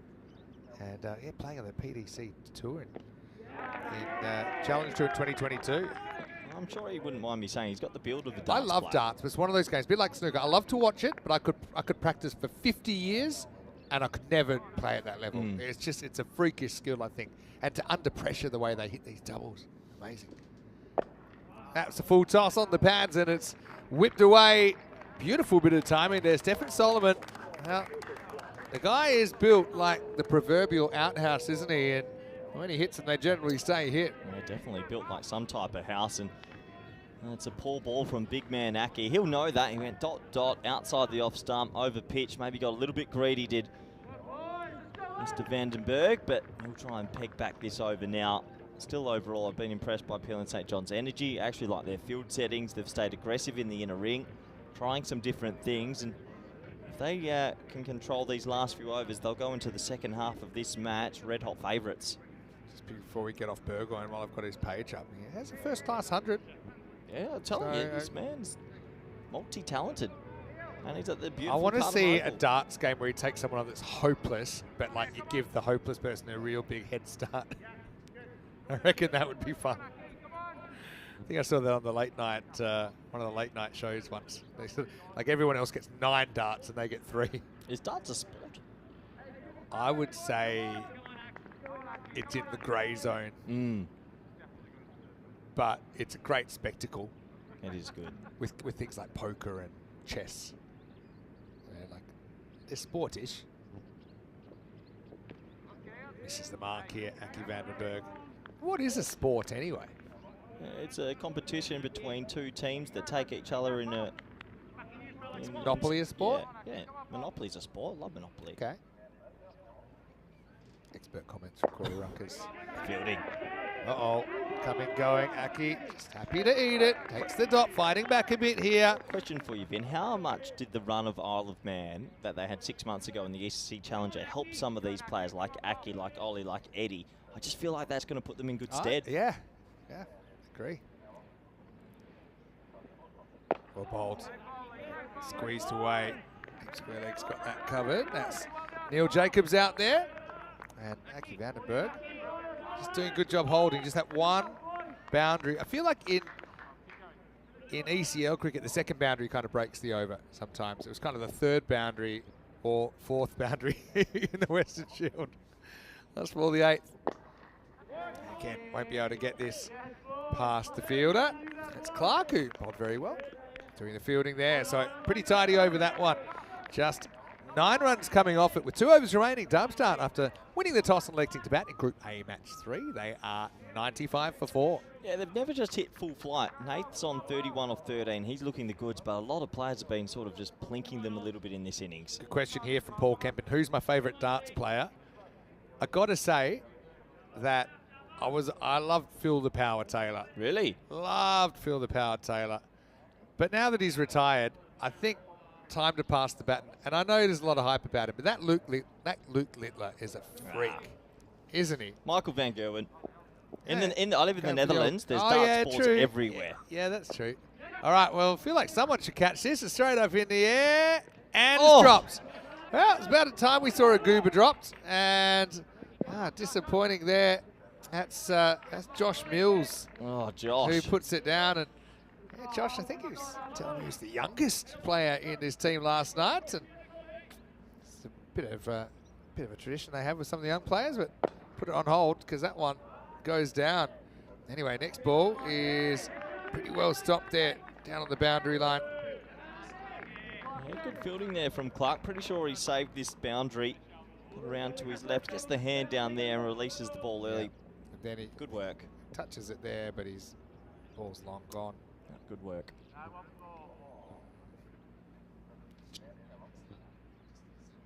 think he's fine. They just out of shot. All right, Webster. This is Ollie Webster, captain. Oh, straight to the keeper's lid. Well, Probably look, took a deflection on the way through. I've got a question for you. The keeper's just worn one in the lid. Does the concussion test now happen Should for the do. keeper? Should do. But it depends if I think it's a significant blow. I always feel bad for the keepers. Push. Always feels like the Pretty keepers don't significant. get the test. If it's a Yeah. batsman, the medics are out, but when it's a keeper, no one goes. Keepers have rocks in the head anyway. Little Johns is good though. You know, we've seen him in a kind of coaching capacity as well for Isle of Man. But he's very experienced and talented keeper. Happening in the ninth, it was meant to. And maybe it will here, because a step across from Solomon, and he's going to get the 6. That's going to put his team over 100. Maximo, seis carreras. Yeah, looking for that Yorker length there. Webster turns into a half V. Good batting, actually, shuffling outside the off stump just to create a bit of a different angle for himself. Get the ball under the eyes, not reaching for it, and 6 more to the total. If Webster can close this over well, I think he'll take maybe 9 or 10 off it. It's usually a win. If it goes for 6, probably leans to the Germans a little bit. Last ball of the ninth then. Goes pretty much pace on here. Webster. West gets done by a little Tortuga, but not the worst ninth over at all. Only goes for 9, and Darmstadt CC a 104 for 4. And I've got to say, it's just a little bit unders for me at the moment. I think the Isle of Man, the second half, I know some of the talent they've got in that lineup. Yeah, they'll feel they're well on top here. In fact, they're given 79% here at this stage. At the start of the game, they were 51%. So Can I just say, Vin, enjoying the new graphics. You like it? It's my first time in the box. There's a lot of new colours, a lot of energy on the screen. Yeah, Big different. fan. Let's just say it needed a bit of a tweak from the start of the It looks season. fresher. Yeah. It does look cleaner. Yeah. Happy that you like it. That's the reason we do things. Anyway, it's just going to be a single first up, edged onto the pad. There's one more to the total. I like how they use Court as well. They really believe he's their best death bowler. So you'll often see throughout this tournament, he's going to be bowling 2 overs at the back end. Doesn't use the new ball too often.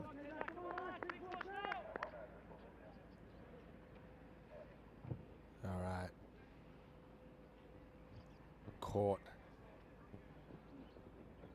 Goes length, falls over in the follow through, but the result's good for him. That'll be a dot ball. So that's really good bowling. Heavy length, top of the stumps length, and it's an in-between sort of shot. Now, what he does have in his repertoire, this might be off speed and wide. Okay. And that's why he's quite clever. I thought he bowled really well during the ECC Challenger Division. Definitely. He's the reason why Isle of Man got really close to winning it, just falling short.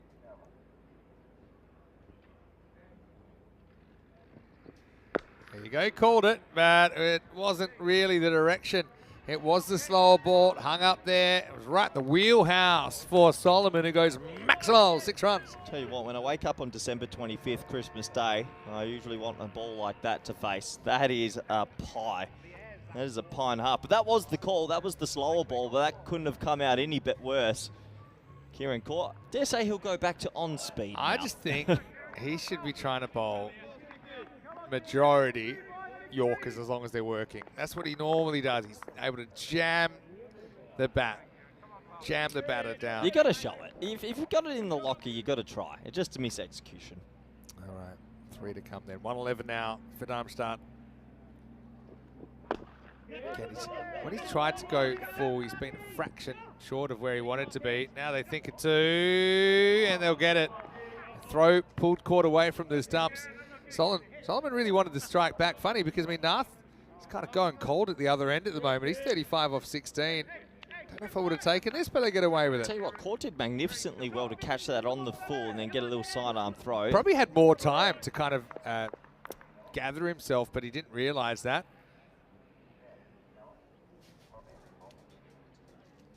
Two to come. It's been the pad, but just outside the line. Umpire not too interested. Neither are the players, and so I think it'll be a run, actually. yeah, maybe they get a bit of bet on that. I think pad into glove, it rolled up. One thing that we noticed a lot during the Western Shield as well, and what he tried to do there was bat outside off stump. Yep. Because the wide line didn't move, nearly every good player was like, well, this is nice. And they batted outside off, and they clattered it. As long as you don't miss it. Last ball time. Yeah, 114. Maximo would take him to the 120. Court to finish things off. Nath to finish things off. Misses. And they're not even going to try. So, okay, 114 for 4. I think at the Isle of Man Club, Peel and St John's will be pretty happy with how they executed their skills there. No, not perfect, but I think for the most part, they were able to remove some of those dangerous hitters before they were able to do too much damage. Top 4 were dismissed during the 10 overs. Nath and Solomon with a handy partnership for the 5th wicket. They came together 83 for 4, but you look at the pace they went. They batted 3.5 overs for 41. So, I mean, it's okay, but it's probably a little bit under for me, and I think Peel and St John's, they'll be feeling pretty confident with the batting they've got that they might be able to chase this down. Yeah, it's all going to come down to that starting power play, because at the ECC Challenger, Ollie Webster and Eddie Beard had about 9 partnerships over 70. If they get away, it's game over, or can the German champions fight back, Vinny? We'll have a look as we check out. A nice shot there by Sully. He's the shadow batting World Cup champion, actually, if you want to look him up as well. But yeah, another man that's got many skills is Peter Burgoyne. And he's a guy who's played first-class cricket. He's also played top-level darts. Right here, he opened the bowling 2 in the power play. And he was able to get that initial breakthrough. Azmat Ali, the German skipper, the German club skipper, gone for just 1. He's a big wicket. Abdul Shakur came out, played a couple of really nice shots. Then he found himself on his way as well, caught with a good catch in the circle off a thick outside edge. Umar battled for 31 while he was there, was able to score 3 6s and 2 4s. But just pretty good defensive performance. See, it's a nice catch by Webster to get Nazir before he'd scored. Nath came out, he hit a few bombs, but he didn't have too much of the strike down the stretch. So, I mean, starts matter, don't they? They've only got four games to impress. There's the Peel and St John's supporters that have made the journey, and I think they'll be pretty happy with the work so far. That was a large strike down the ground. We certainly know that Nath can hit the ball a long way, but not a destructive 10 overs by any means, especially with this Darmstadt CC team that have put big runs on before. But in the end, you saw this one taken. Well done by Burgoyne there to get Umar for 31. So, yeah, Nathan Solomon, like I say, they bat through the last 3.5 overs, but I just think every over was probably a boundary short, and that's what keeps them out of that kind of 130 range. Yeah, they hit boundaries every now and then. Just they couldn't get on a roll, could they, because of the disciplined bowling from Peel and St John's. And the wickets kept on coming. They got into that middle to lower order. That was a little bit of a goober. Should have been caught, but mistakes happen. In the end, you do feel they're probably 15 to 20 under par. It's going to take a mighty bowling performance from the German champions to fight back in this game. 114 for 4 then off the 10 overs. Nobody able to get more than the 35 that Nath scored from number 5. You can see there that he put on a partnership with Solomon towards the end. Solomon with 23 not out. 31 for Umar up front and 20 for Shakur, but he felt the Shakur wicket was pretty big. I mean, he's looked pretty good today, but just kind of got out with plenty of runway still to be seen. Bowling-wise, I think that Peel and St John's will be pretty happy with their bowlers. Bennett went for a few, but none of the others did really. Looking at the figures, 2 for 21. Burgoyne, he was very good. Remember, he bowled the power play as well. 1 wicket for Aki Vandenberg. Kieran Court, 1 for 20. Okay, but still probably room for improvement as well when Peel and St John's slice and dice that 10 overs. But the bowling's done for them. The batting is to come. And Darmstadt, well, they're at real risk of going 0-2 on opening day, and that's not a fun trip back to Sunset Beach. They'll be out to defend this 114 when we return. 115 for Peel and St John's to win their first ever ECN match. Vinny Sandu here, Mr. Maximo, with Corey Ruckers. Great to have him back as well. And hopefully you can come back when we're back after this short break. Live from Spain, you're watching the European Cricket League.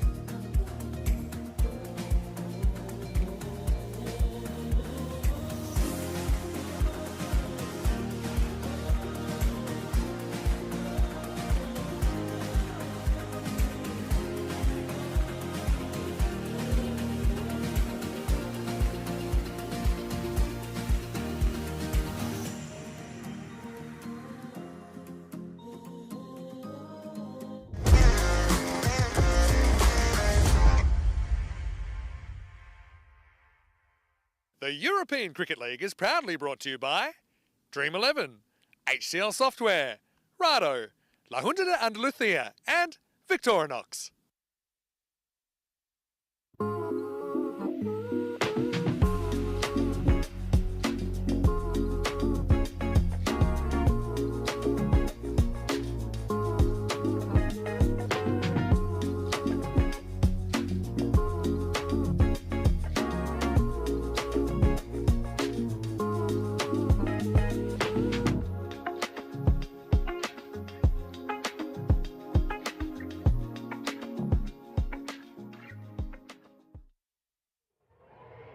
Hello and welcome back. Great to have you with us at the Cartama Oval. There's the giant inflatable ball. European cricket back in session.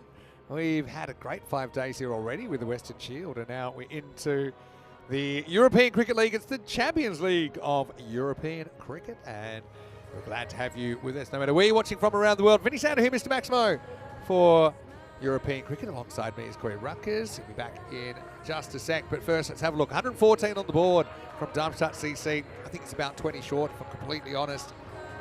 And you can see the bonus point equation there. So if you're not aware of how that works, each match has 4 points up for grabs.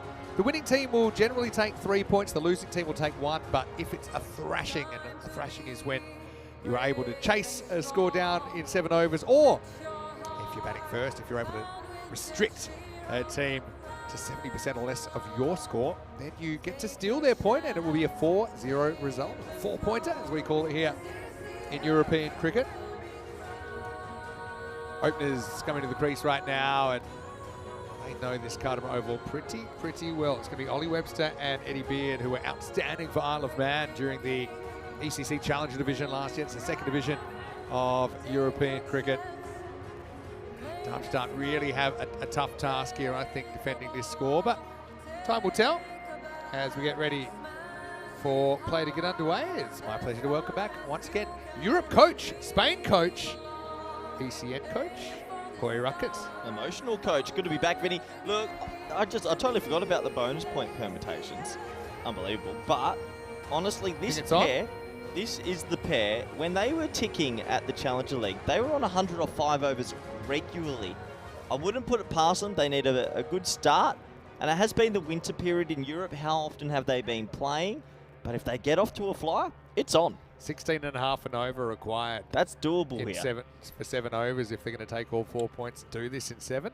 I watched the Asia 11 the other day almost pull off a 160 chase and get all the points. So it is definitely doable at Cartama Oval when you get going. Welcome back to all the viewers around the world. Hope you're ready. It's going to be ball number 1 from Niazzi, bowling to the big man Webster. Rock and roll. And it's going to start with a wicket. It's a Royal Duck. Wrapped his bat around it.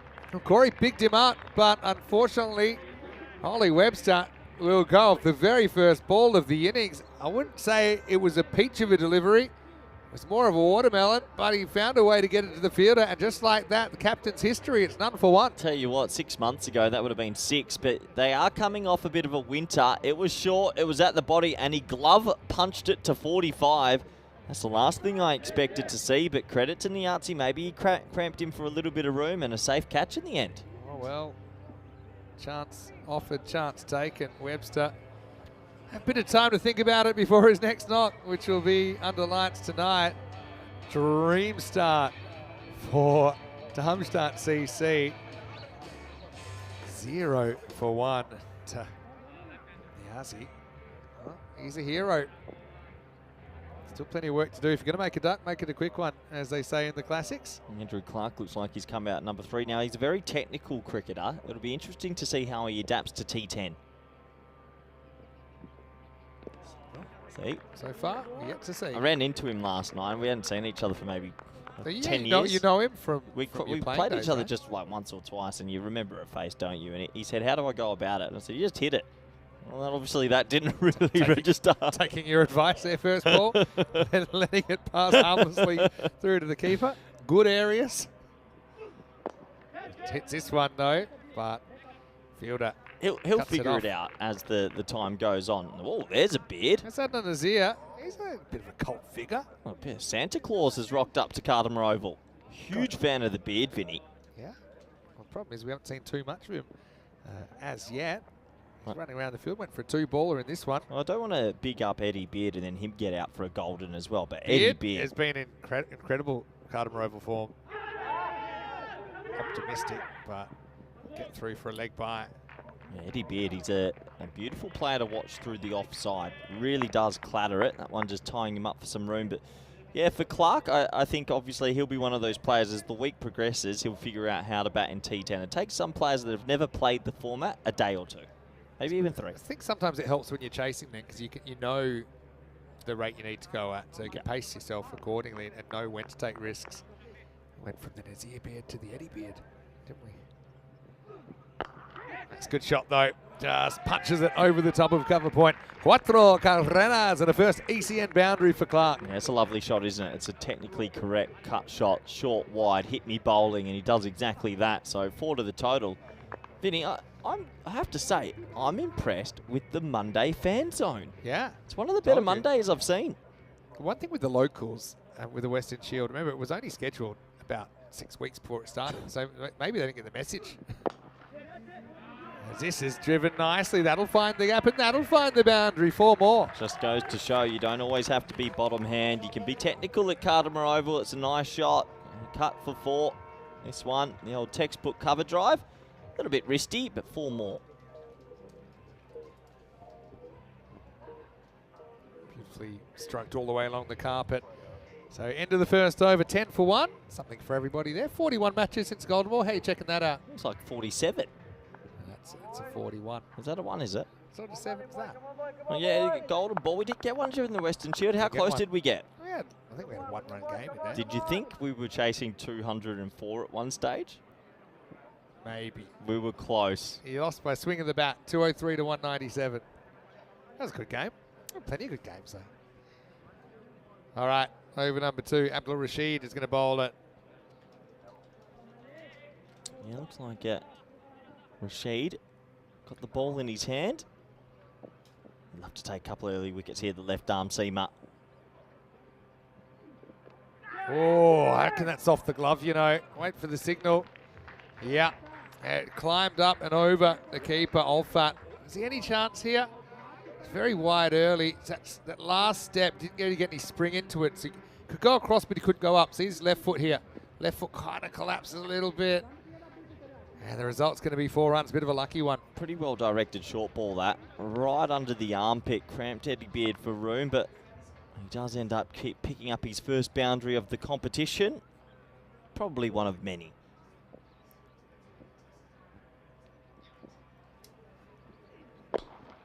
Driven nicely, but wouldn't find the field. A Beard will get a single. Hey, you're normally coming pretty hot with your commentary. You're giving me good energy so far. I'm you feeling can sustain this for the rest of the day? Yeah, I think so. I think I've got the night session with Rico. You do? Yeah, looking forward to being on the air with after Rico. this game, but I'm looking forward to seeing how everything goes down. Drew versus Starry grab the next game. How many do I have tomorrow? You're doing all day tomorrow. I'm off tomorrow. Well, that'll be testing.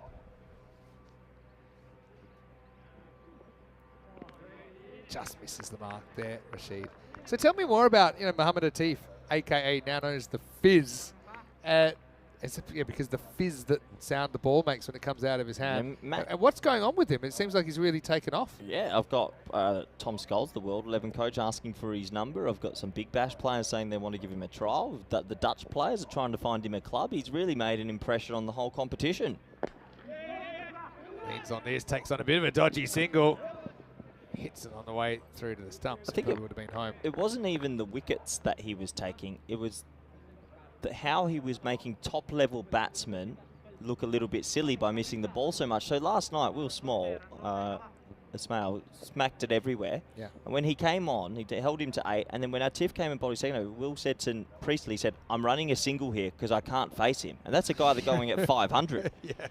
He told me later in the evening. So it just goes to show he had the wood over top-level players. And there's a lot of, the rumour is, or not the rumour, the whispers are, they think he can make it. So maybe it's a story growing. The question is, how do you make it when you're living in Barcelona? It's unprecedented. The honest answer is he would have to go somewhere around, but he's keen. But this is what I mean. There's so many paths for him from this starting point, aren't there? Just misses this time, Rashid. Here's some numbers on Mohamed Atif. He's the leading wicket taker on ECN all time. He's now taken 193 matches, and last night's match was his 200th innings that he bowled in. He's played 205 matches overall on the network. Only the second ECN cricketer to play 200 matches. Wickets and economy? He's taken 193 at an economy of 10.72. It's unbelievable. When playing in Barcelona and here at the Cardiff Oval, mostly. Yeah, playing at Barcelona where it flies, playing at Cardiff where it flies, and bowling to... We've been in championship weeks where he's bowling to the Englands, he's bowling to the best. And yeah, look, if this Western Shield, one thing comes of it and Atif gets a career from it, I think that for everyone would mean a lot. Yeah, for sure. Rashid to finish what's been a pretty good over. It doesn't end well for him because this is whipped away and Beard gets his first Maximo of ECL 25. That's the end of the over as well. And Bill St John's been tested a little bit, but they're still where they need to be. It's 24 for 1 after 2. Lovely shot from Beard over pitch, got the bottom hand and just whipped it away for a Maximo. Hey, got some duck news for you. Do you know that Derek's missing? Sorry?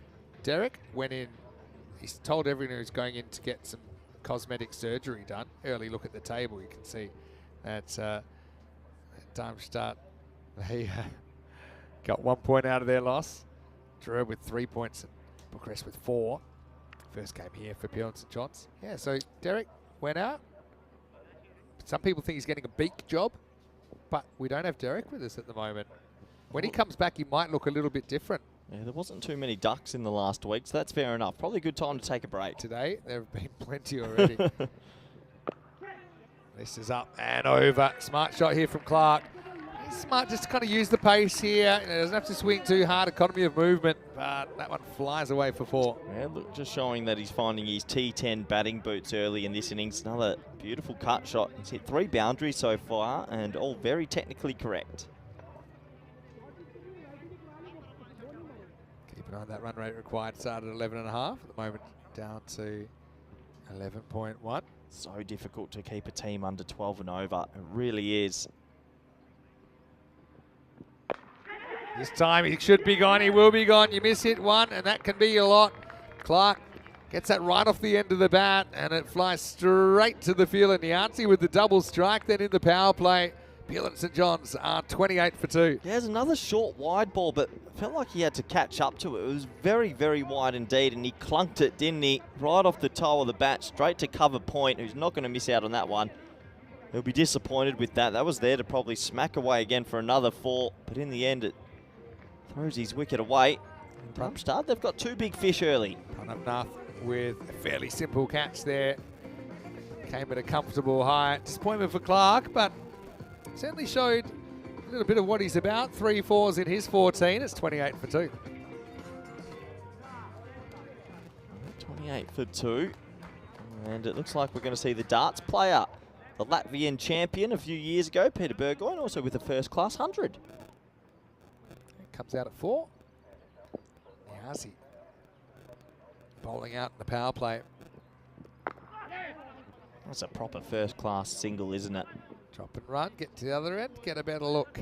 Can't be too many people on earth who've got a first-class 100 and won a genuine darts professional competition. That's a pretty cool combination. If you can think of anyone else, let me know. Interesting, right? Tell you what, if Nianzi can remove Eddie Beard here, game on. Cat amongst the pigeons. Definitely.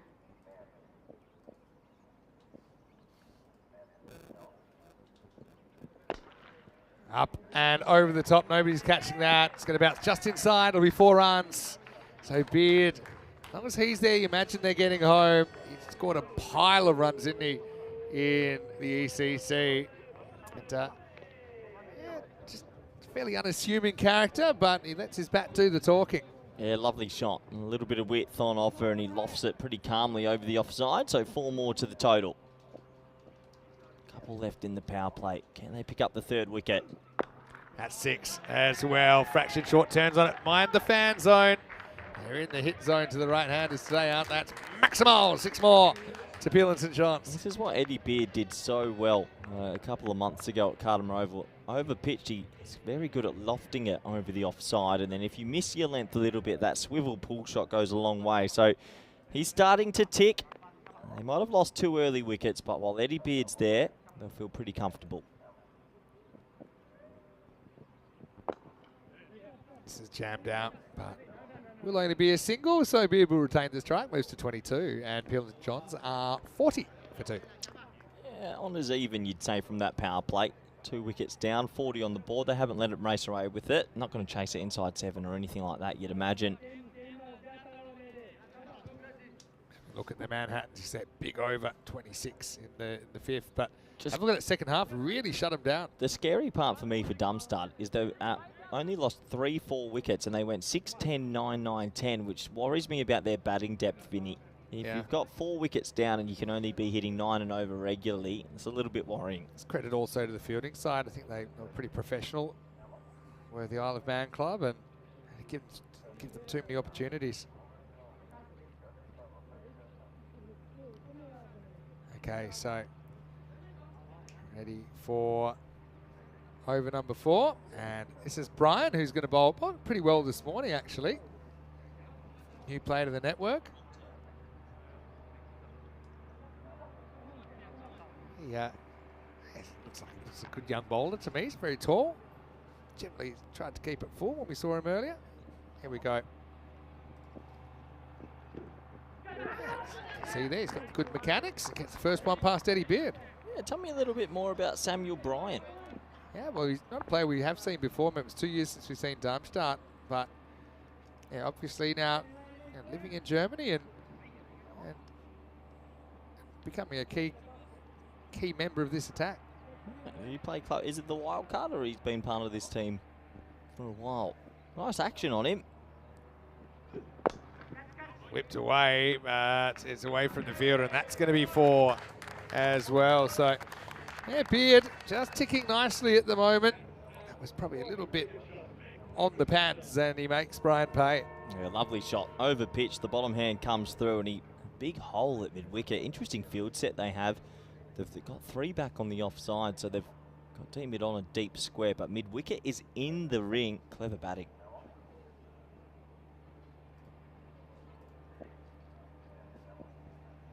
Comeback ball.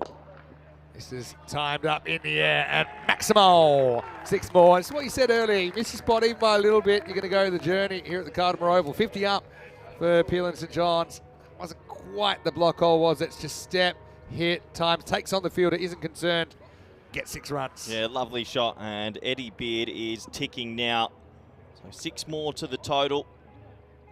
And you just feel, and while he's there, it's going to be an easy win for Peel and St John's. If he gets dismissed though, Vinny, this game changes very, very quickly. See if he can make the adjustment.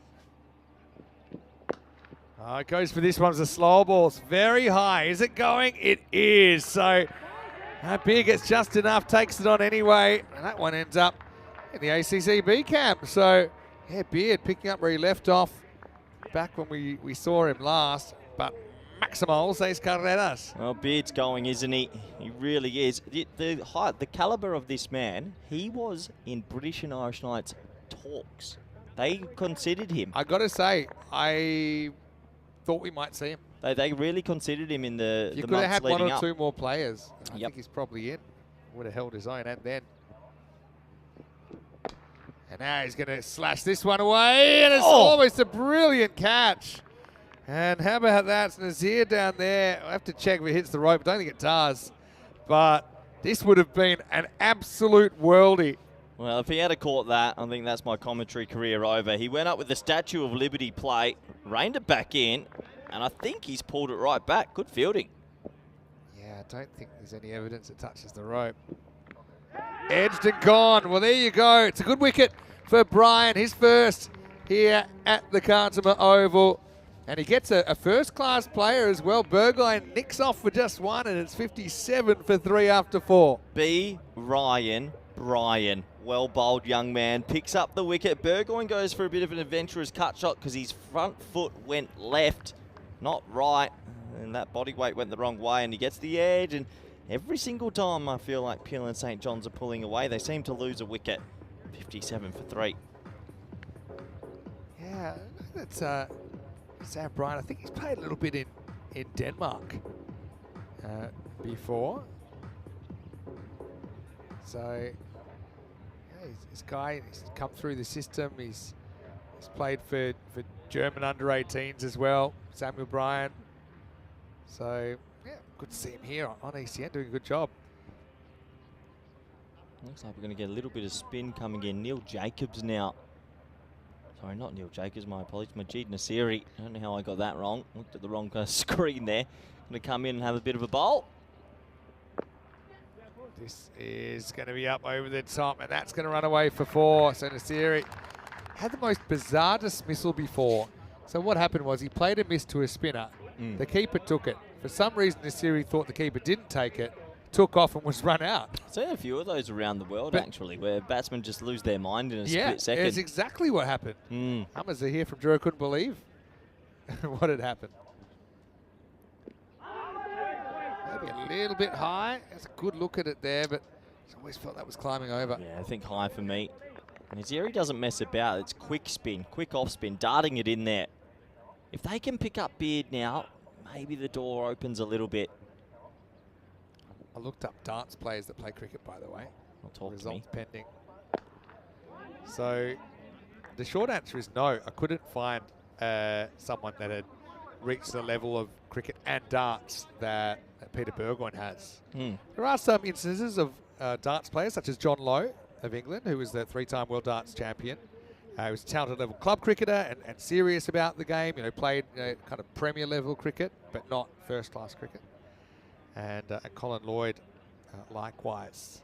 But yeah, Burgoyne's got a little piece of history, a little niche that he's got there. Like if there was ever a biathlon, you know how like you have a biathlon, cross-country skiing and shooting, obviously. But if it was like 6 hitting and darts. Why is cross-country skiing and shooting even combined? That's what I mean. I think it goes back to when you had to kind of hunt. Oh, he's man-cat him. This could be out. Oh, boy, oh, boy. Tell you what, if they hold the appeal, this could be out. Aki Vandenberg's not happy, but I think this is out, Vinny. Never goes into his delivery action, so it will be out on appeal. Oh, he's gone. Go, oh, that's out. Yeah, if the appeal's upheld, it's out. It comes down to that. It depends what they want to do. Oh, and I tell you what, this is going to put some fire into this game. And there it is. He's gone. He's run out backing up. So Aki Vandenberg gets man-catted here on day 1 of the ECL. Darmstadt, well, the day's kind of rolling against him. And, yeah, what he'd say is, well, Aki should have been watching me bowl, and he shouldn't have been going out of his crease. Oh, I tell you what, this is going to add some fire to this game. I'm a huge fan of it. Aki Vandenberg, the big man, is distraught, and I don't think you want to rile up Aki.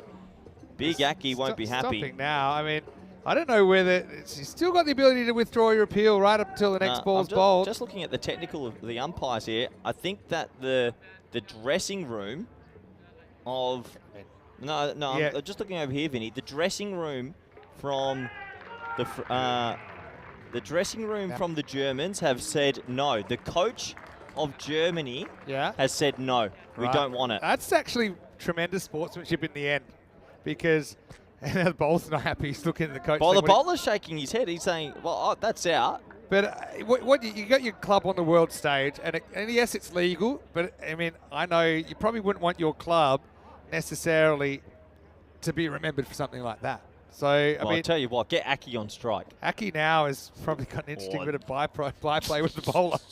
Anyway, it's Nasiri. Yes. Nasiri was the one who... I mean, speaking of out of the crease for no reason, Nasiri earlier, he was the one that missed one and then started running for no reason. Let's just focus right now. All right. Aki Vandenberg's angry. Nasiri's angry. Everyone's angry. Anything could happen. I'm just excited. Last ball of the 5th. Controversy at Cardamar. Last ball of the over. Okay. Anticlimax. We might be run out genuinely this time. Oh, he slides home. Gets into Nasiri's personal space. It's the end of the 5th over. And the score is 65 for 3. Well, these two just can't be separated at the moment. Plenty going on. Probably would have been tempted to. Probably. If it was at second base, I might have been going the old slide in. Anyway, come in here, because it's getting a bit hot out there. Vinny Sandy, Mr. Maximo, Corey Ruckers. But what I will tell you is this tournament means the world to these players, because you have to work so hard to get here. You know, you're a former ECL winner back in 2019. But yeah, what an interesting episode. And look, I think you've got to applaud the Brains Trust, I suppose. I think feels like the right thing to do to withdraw the appeal. If that was Will Smale last night and one of my players would have done it, I would have said, well batted, Will, off you go. No, I mean, it's always a polarizing concept, that one. Well, to be honest, I'm going to be completely frank, Vin. He was out. It is out. It is out. But see, what it is, it's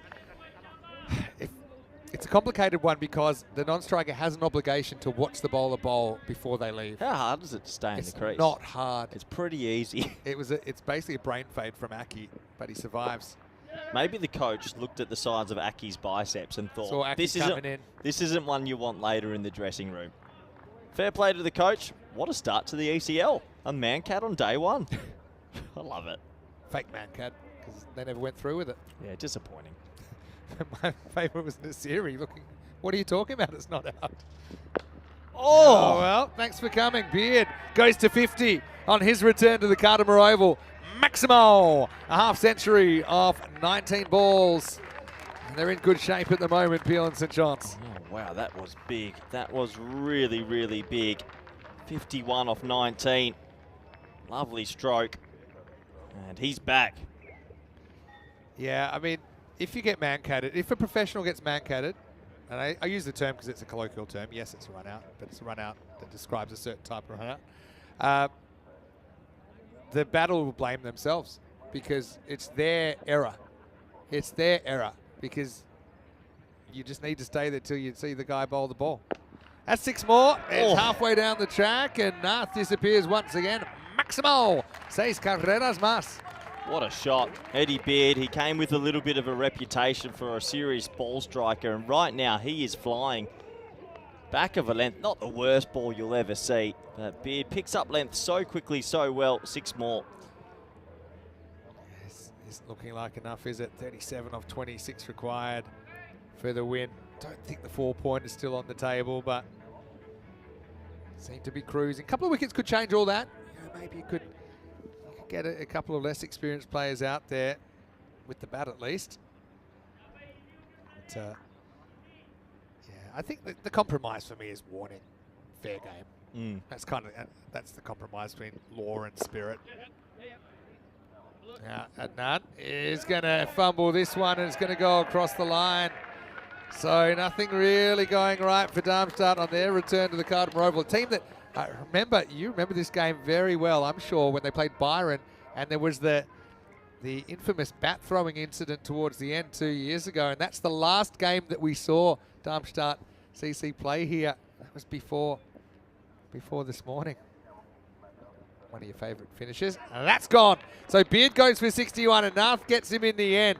Is it too little too late, or is there still a window of opportunity for Darmstadt CC? Beard, brilliant innings. Probably not the best shot to finish it off, though. He's bowled for 61, and after 6 overs, it's 82 for 4. Yeah, top of the stumps length. We talk about this length very often. If you can nail that bail height, it's just the in-between shot for batters, whether they go forward or maybe with a cross-bat shot. It's actually quite clever bowling, and it came back a bit. So Beard goes for a very good innings, and I think we're going to see a lot of him this week. If he has a good week, Vinny, Pill and St. John's, they go through. Well, big call from Corey Ruckers. Big call early. Beard disappointed, I think, with the last shot, but certainly he set his team up very, very well here. But look, he scored 61 out of the 82 runs so far. And so they're big shoes to fill. It's Josh Mills that comes out to bat. He won't be facing because it's the end of the over. I like this from Kevin in the UK, saying, certainly ECN has taught me to wait until the ball has been released. Although if a team wants to man-cad me, a number 11 with an average of 8, something has gone very wrong for them. Well, here he comes again. The man causing a little bit of controversy. That's a thick edge, and that's flying away for 4. Aki Vandenberg. 1-on-1 battle still on. Nasiri had him technically, and in the end the repeal was withdrawn, so he still has to deal with Aki. flew away to the boundary. Yeah, 4 more to the total. It's going to have to take something pretty special from the German champions to pull this back from here.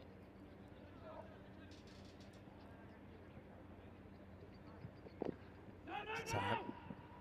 Chops it again, but finds the fielder. I don't mind what Nasiri offers, actually. He's quick darts, so quick little off spinners. In Germany, club comp is very, very competitive. You're dealing with a lot of different clubs, a lot of different regions as well in Germany. Then to make it to this stage, and that one's hit and hit pretty well. Going and gone. Maximo Becky Vandenberg. A little bit of the. And he makes sure that he actually touches his bat down the non-striker's end and gives Nasiri a little wave. Yeah, Nasiri, it hasn't worked out for him in the last 5 minutes. Aki gets one in his half and he pumps it away. So it just feels like a matter of time before Peel and St. John's get the W. Aki, 23 required. And now he's going to smack him 6. Well, I bet Nasiri's wishing that he got the right to reply to the coach, because right now he's having to deal with Vandenberg. And that's 2 6s on the spin. Yeah, that's the shot of the lot for me. Overpitched outside off, and a brute of a man, a good-looking man, pumps it over the offside. My man crushes back, Vinny. Yeah. But a lot of time for Aki. Well, I know that his children, Molly and William, will certainly be happy that he's getting a bit more camera time. But they've learned an important lesson. Stay in your crease, kids. Don't think he's good enough to hit 17 off 2, though, which is what they need for a bonus point. So it looks like Darmstadt will skewer their point, and it will be 2 points out of their first day. At least they do get those 2 points, especially with Starigrad dropping a point. So good comeback from Nasiri, though. It slides that one past the bat. You know what's worrying me about Darmstadt, Vinny, is just their body language. They're a bit down. They're a bit deflated. It's a tough day. It's been a tough day. Such high hopes, and they're kind of gripping with the reality now that they're going to go winless. Just don't see a way back this game for them. Right, this is in the air. It will pitch just before it reaches Pranav Nath, and that will take us to the end of the over. Nasiri goes wicketless, but not through want of trying. It's 99 for 4 after 7. Darmstadt, now that we've reached the end of the 7th over, they've achieved a point. They've just got to remember that you don't win a tournament on day one. As we have a look at what could be a David versus Goliath battle. Starigrad, who got rolled a little bit earlier, going up against the one-time champions. Through a couple of familiar names there, obviously Hamza Niaz and Ahmed Nabi at the top. And the news is from the toss. Starigrad have won the toss and they've elected to have a bat. Yeah, they're going to have a bat first, and I think that wasn't really indicative of their batting. So they've got Luca Woods in, who scored 130 versus Cyprus in the ECC. Mike Jones scored a lot of runs on the network. Vukasin Zimanic, he actually scored 150 in a club game for them. So he's a young all-rounder that's going places. Unchanged for Dreux, Slobodan Tosic comes in for Starigrad at the expense of Harris Deitch. I like that both keepers there are listed at 10 and 11. Just Hartley, he played a little stubborn knock earlier. We were a bit worried about the 0 off 13 duck record. He was, I think it was 0 off 8 at one point. Just goes to show in club cricket, you can still be a keeper and just be listed at 10 or 11. I love it. I did it in first grade, so you should be able to do it in Europe. He flirts with that one, doesn't he? Doesn't make any contact. This is Rashid coming back. Last roll of the dice for Darmstadt. That's hooked away, and hooked away well. Maximo, that's Mark down there. Had a birthday yesterday. Happy birthday, Mark. A big happy birthday. He's quite a keen cricketer himself in his spare time. Seen him in the HCL software VIP experience match before. It's always going to be the way. As soon as you man-cat a player and you call him back, he's always going to click. It's just the nature of the beast. I imagine this, though. Hopefully I've got time to get this out before this game's over, because there's only 10 to win. Oh, good slow ball there. Actually not gathered by the keeper. Violent throwback, but it'll just be a bye. What about if you man-catted someone, they were out legally, but then at any point then you had the power to be like, actually, you're out, because you were out earlier. So you got the veto power. So you go, okay, you can bat, but basically we control you now. It's only spirit of the game that's keeping you in. So right now you can say, right, Aki, that's enough. Take your 26 and get out of here.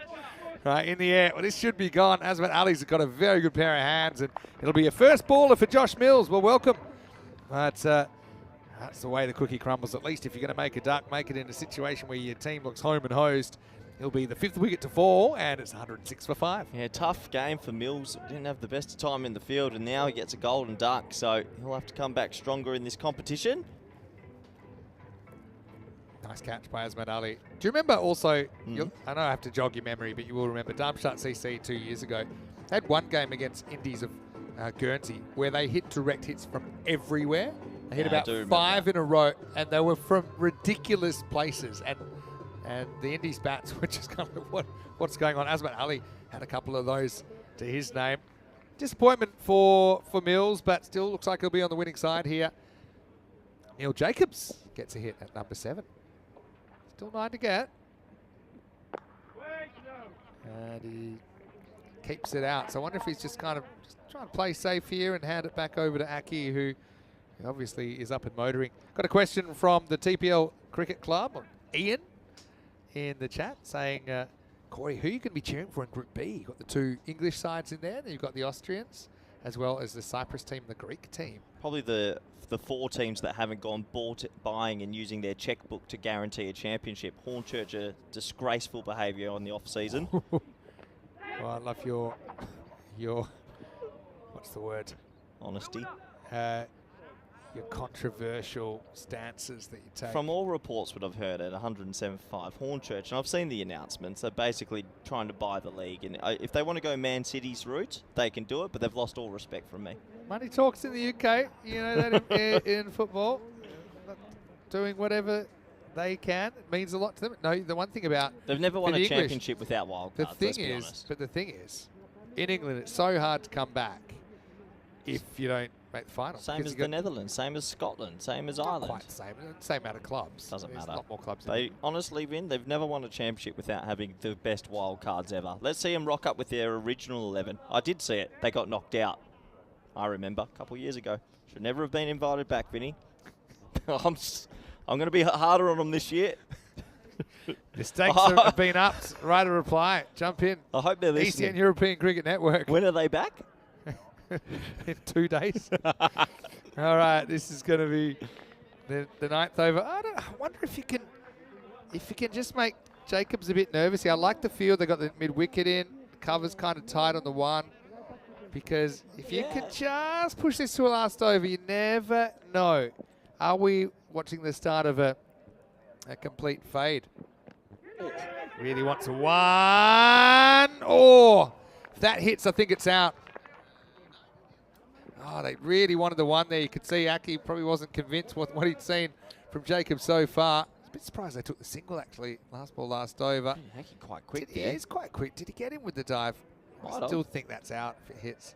If they can pick up Aki here, maybe they're into this lower order. Back to live, back to live. Here we go. Oh, that's not a bad result, actually. Well taken by the keeper on the way through.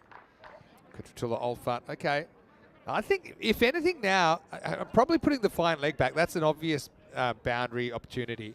I don't know if you need the long on anymore. This guy hasn't hit one off the pitch yet. I think I'd really be putting the squeeze on. Got to pitch up. Get it outside the off. Oh, just get it outside the off. That one really took off. Yeah, that really took off. I think that would be the one for the over. Watch the lift here. I think it has to be. We're almost over his head. Almost. Jeez, welcome. Jeez, this is getting closer than it should be. 6 off 9. One swing in the back could do it. Well bowled, well bowled. I think you want to keep him here. I actually don't think right now you want to pick up a wicket. He's struggling. This is one of those ones where a batsman's really struggling. You're just happy to beat the bat. You don't go straight because he might get bat on it and get a single. Here we go, Vin. Baptism of fire here for young Neil Jacobs.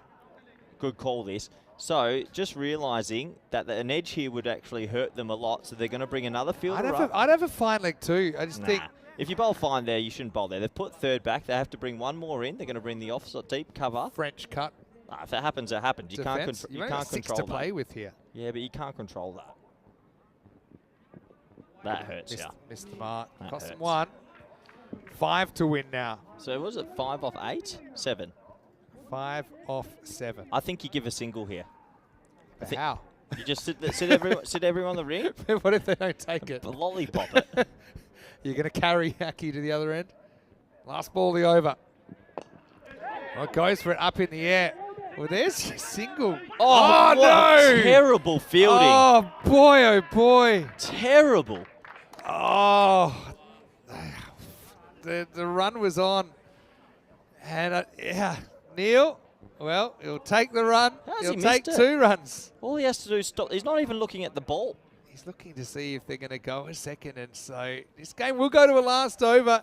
It's 112 for 5 and 2 to tie, 3 to win off the last. Tell you what, if they had have kept Aki van der Berg off the field, Vinny, you just never know.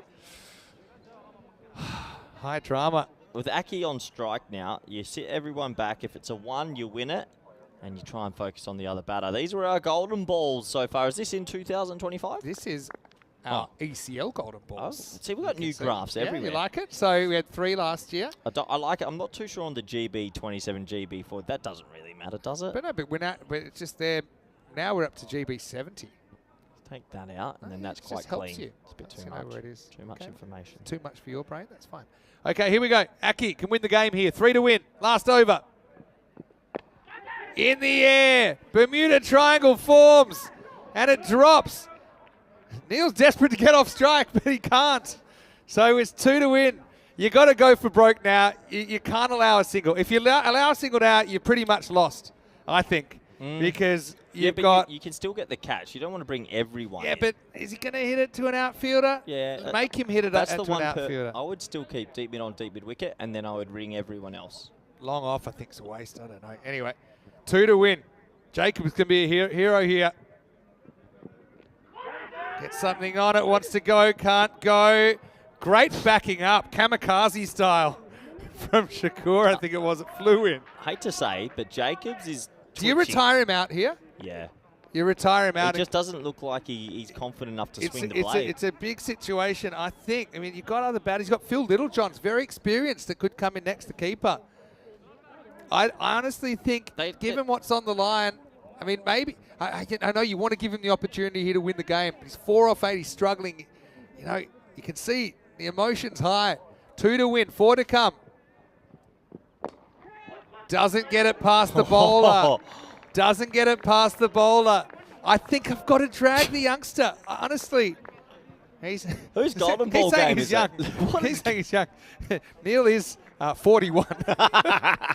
But he's young in ECN cricket. I think... He's 4 off 9. I don't think I'd have him there. He's got one more chance for me. 2 to win. Miss.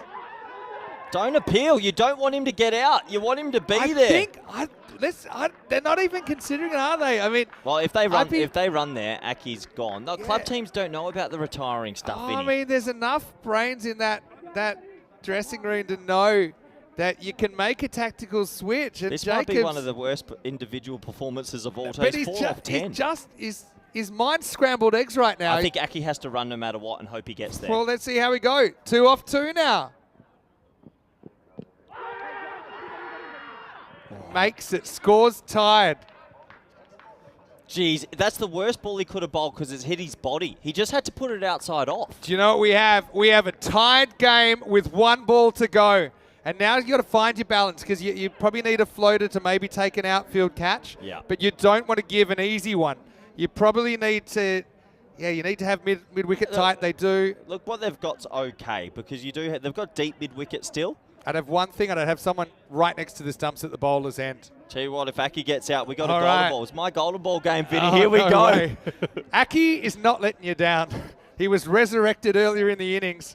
Well, Aki needs 1 single run to win the game. Otherwise, we're going to golden ball 71 on day 1 of the ECL. Here we go. Last ball coming up. Any score wins it. And he misses. Yes! And it's a golden ball. Yes! Yes! Unbelievable. What a good throw from the keeper. Corey Ruckers is unbelievably excited about this one. We've got a golden ball now. Just checking this one. Wow. The thing is, Aki is still in. He wasn't the one run out, so he can face the golden ball. Neil's going to be the guy that's out. let's have a closer look. Aki goes for the whiff. He misses it. He goes. The keeper pauses himself. Aki's out, I think, Vinny. They haven't crossed. You're right. They haven't gone. crossed. They haven't crossed. That's Aki's a gone. huge one. So, Well, hold on. Aki's still there. I think Aki's out, isn't he? They haven't crossed, yeah, I thought. he's getting told now that he's the one that's out. They didn't cross. So they need somebody else. I don't think it'll be Neil Jacobs that'll be facing the golden ball. Oh, what? My first game, Vin. I'm back, baby. Gee, where we go. Can you believe it? Oh, how did this come to it? Sometimes I got a knack of saying, are we looking at the precursor to a big finish? And I said it 2 overs ago, and it had no reason to be this close. But we have a golden ball. Wow. What is going on? And Aki finally has to walk up the stairs, this time for good. Jacobs made 4 off 11 and has just squandered the game. This is crazy. Aki goes. Golden ball time here, Golden Vinny. ball. Now, who's going to face it? That's the question. I think it'll have to be a batter that hasn't faced in the game so far, because I don't think you can bat Jacobs. Remember, Well, 2 to win off a golden ball, Vinny. They're going to need 2 to win. They didn't quite cross. And I thought initially that they had, but the replay was pretty clear. Unbelievable. So Darmstadt can spread the field here. They just have to keep it in play. And can you believe it? A golden ball in my first game, Vinny. Yes. It's so good. Unbelievable. We had a golden ball on opening day of the last ECL as well, between Heritage and Cobras. That was match 2. This is match 3. I'll tell you what, I think I want third man back. Here we go. All right. 2 to win. Here we go. Golden ball number 71. It's the 6th golden ball we've ever had in the ECL, and it'll decide the match. And they are going to stick with Muhammad Umar here. Don't bowl the wide. Here we go. 2 to win. A 1 is a loss. Golden ball, baby. ECL day 1. Can you believe it? Okay, and it's Peter Lewis to face his first ball ever at the Kardama Oval, and it's a golden ball. And remember, it can't be a tie. 2 runs required. Golden ball, here it comes. There's 1. They got to run for 2. Any good throw, and it's all over. Throw comes to the keeper. Game over. A miracle for the Germans. They pull out the win. Lewis does get the ball away, but doesn't beat the infielder. They were never going to get 2. And we talk about stealing defeat from the jaws of victory. That's exactly what Peel and St John's have done there. And they are yet to win in this ECL. Darmstadt CC, well, it'll be a very different bus ride now on the way back from the Kardama Oval, because they were dead, they were buried, but they have found a way to tie the game and then win it in a golden ball. An ECN classic right there, and it's the Germans that win it. After 8 overs, Vinny, they were on 107, and they needed 8 off 12 with Aki Vandenberg there, and they've lost. It is a huge capitulation. Golden ball, baby. It's great to be back. Well, you know what? It's I suppose maybe it's good karma. They called Aki Vandenberg back. Someone in the management said, no, we're not going to do that. We let the game play out. And in the end, the cricket gods were kind to them. Peel and St John's probably cannot believe what has just happened. I mean, you got a feel for Neil Jacobs as well. I mean, his first time out there. I mean, this is the ECL. It's a different kind of a game, but yeah, he just wasn't able to get those final few runs over the line. Coming up, match 4, and this will start in around about 30 minutes right here. It's Starigrad versus Dreux. We're running a little bit over, so we're going to have to roll to the highlights, but Starigrad winning the toss and electing to bat in that, but an ECN classic, and it is the Germans that win it. Oh boy, let's go back and have a look at the highlights here. And early on, they had a bit of luck first up, didn't they? It wasn't the best ball, but Ollie Webster found a way to tickle it round the corner. Rashid took the catch. Andrew Clark came out, I thought, played some pretty nice shots, but it was Eddie Beard that was the main instigator. That's 61 off 22. And Clark then just found a way, hit one off the end of the bat. Nath took the catch there off Niazi. And Yeah, Eddie Beard just went on a bit of a heater, didn't he? Ended up with 6 sixes, 5 fours. We saw Burgoyne nick behind to Sam Bryan, his first wicket on the network. And this was the big flashpoint, wasn't it? The run out before delivering the ball. The appeal was asked for, it was given, but then the reprieve came from upstairs saying, actually, we're going to withdraw the appeal. So Aki survived, and that made for some pretty interesting dynamics, some personal space issues there. Let's not forget that as well, when Nazir let that one sneak through him. And really, with Beard there up and ticking, it looked a foregone conclusion. But this one nipped back slightly and went through the gates to tip back his middle stump. And then Aki, he was looking good, wasn't he? He had 3 big sixes to his name and a 4. Ended up with 28. But there would be more drama yet to come. We saw Mills go first ball in his first game. He's spent a lot of ducks today.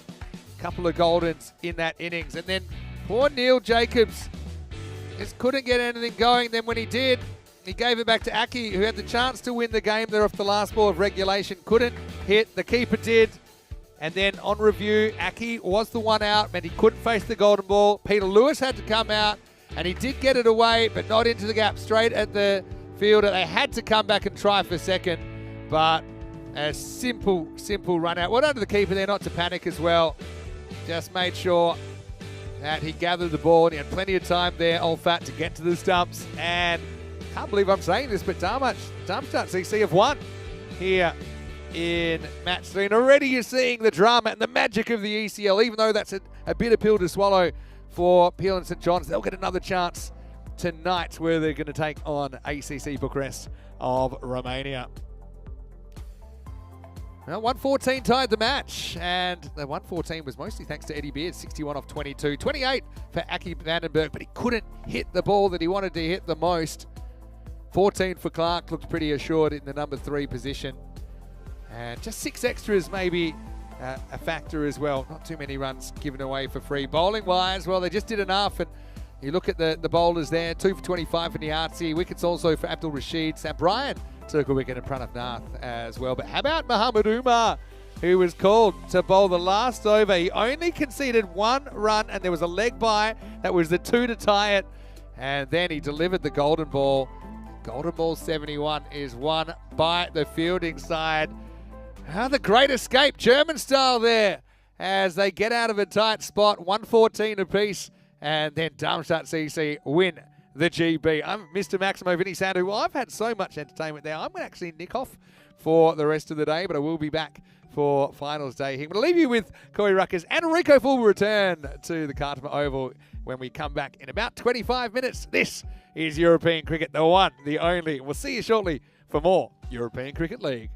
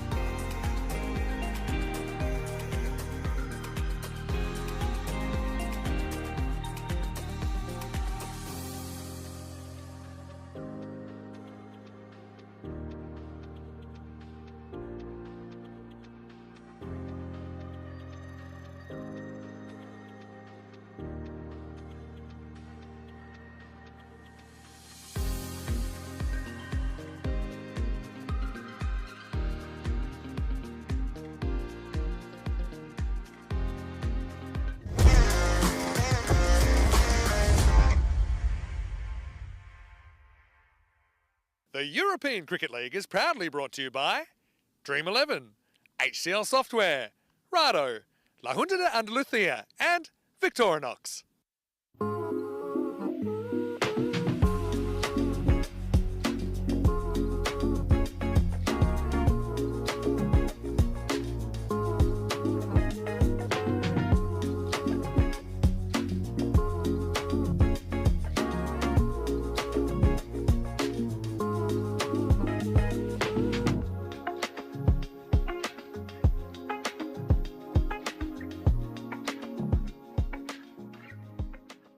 Hello and welcome back. Great to have you with us. Still 2 matches to go here on opening day of the European Cricket League 2025. And coming up, we have teams playing their second game now. It's going to be Stari Grad of Serbia taking on Dreux of France. Let's see what happens at the coin toss.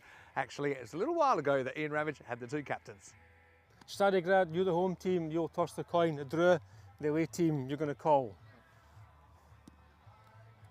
It's been called European Cricket. It's come down Dream 11, so you've won the toss. Will have a bat, sir? You're going to bat first? Okay, fine. So toss won by Stari Grad, who will bat first.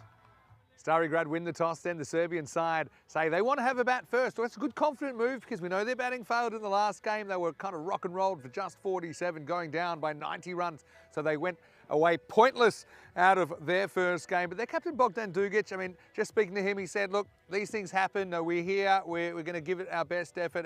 And we also feel that, you know, it's not really a representative effort of what we do have with the bat. We know that their top order just went for cheap scores. For Dreux, though, they do come in with a bit of confidence. They did lose early wickets as well, actually, but they were able to recover through a good partnership between Cameron Ahmadzai and Mohammad Rafa in game one, and went pretty close to taking all 4 points as well. In that one, they had to settle for the 3, but I do think this is one game. You've got Dreux, the 2023 champions on the park against the Serbian side, Stari Grad. I do think that Dreux have to be big favourites in this one. But hey, this is the ECL. You never know what might happen on this field of dreams. Really looking forward to seeing more of Vukasin Zimanic as well. I think that his bowling's come a long way in there with Nemanja Zimanic as well, and certainly a couple of players to watch now and I suppose for the future in Serbia. Well, speaking of favourites, favourite combination coming up right now because it's going to be Corey Ruckers and Rico Full. Actually, you guys can take us through the rest of the day because I'm just going to have a little bit of an early day, but I will be watching, I'll be lurking, and I'm ready for some action. Match 4 on the way with the Serbian side, Stari Grad winning the toss and electing to bat. Over to you guys. Let's go. Thank you very much to Vinny Sandu. We're not just taking the afternoon off, well, he'll be off tomorrow as well. So a few matches off for Vinny, and he deserves it as well after all the time and effort you put in over the last few days, and of course some amazing calls during the Western Shield as we get ready for this match. Well, are you ready? Have you recovered after that golden ball? I must admit, I was hovering around on the sideline watching, thinking the game was done. I'm pretty sure that a lot of people thought it was done, and Peel and St. John, I think they're still wondering just how they did not get that win. And Darmstadt, well, they'll be over the moon. It looked like there were going to be 2 losses in the day, and going back to the Sunset Beach Club, pretty unhappy. But I can tell you now, and I know they're listening, I bet they are partying in the bus. And probably Vinny Sandu is, well, probably trying to keep him quiet. Or maybe he's taking his keyboard with him and he's playing the keyboard in the bus, and they're having a good old sing-along because Darmstadt, well, they managed to pull that one out of the hat. And that's going to put some pressure on Peel and St. John when we see them later tonight. They will be playing their match under the lights against ACCB. That is going to be a very big match. This one, Stari Grad, they're looking to bounce back, and I agree with what Vinny said there. Look, they didn't perform at the best in that first match, bowled out for 47, chasing 138 for a victory. But I'm pretty sure that some of their faithful players will come back. 91% to 9%. Well, the win predictor is feeling that that's not going to be the case, that Dreux that's going to win this quite easy. That's actually big odds, isn't it? I mean, we don't normally see odds so much in favour of one team, and that just, you know, I suppose that the win predictor is having a look at Dreux. Dreux, a team, they've been here in every single European Cricket League. They've been winners up against the small country from Serbia.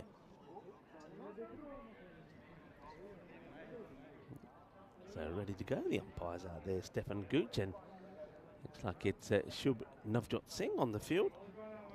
Our men in black, and haven't they been good all the way through as well? Beautiful sunny afternoon here in Andalusia as well. We're in the Costa del Sol, and it's expected to be sunny even this time of year. We're still in winter, though. A few people are telling me that spring will be starting soon. All right, here's the first. Wasn't the best of starts from this man, Wahid Abdul. And starts with a good delivery on the money. A little bit wayward, wasn't he, in that first match? But we're given that. I just mentioned that I know a lot of teams are, well, where a lot of these places are coming from, it's a lot of snow at the moment. Snow and cold weather, so the only training they've done is indoors. I spoke briefly to Abdul Shakur, who's here with ACCB from Romania, and he was telling me they've done a lot of indoor training. That's clips the pads, the chase is on, the fielder does well, makes a stop. That's Yisin Shikdar. I'm sure he'll have a bowl later. He bowled very well. But yeah, good performance in that first match from Dro. 158 they managed to get to. The top order didn't click at all, actually, and it was Mohammed Rafa and Kamal Ahmadzai that put a very good partnership together, 100-run partnership. You can see the badge there, one of the crowns on their shirts of Dro. Signaling to us that they are winners, one-time winners of the European Cricket League. You can see that badge there. It is. You see the crown? Pushes this one through outside the off and tries to play this away. Does Jones. These two, I think most people will agree, these two have to get them off to a good start.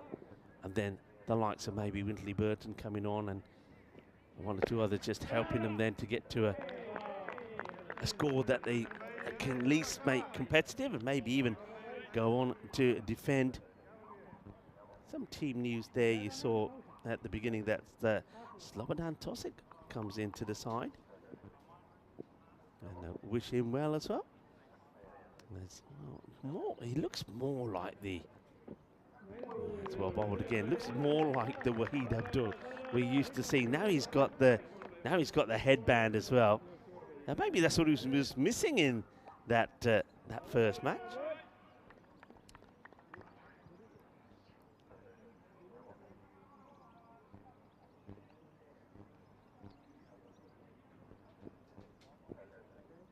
Abdul. That is mark.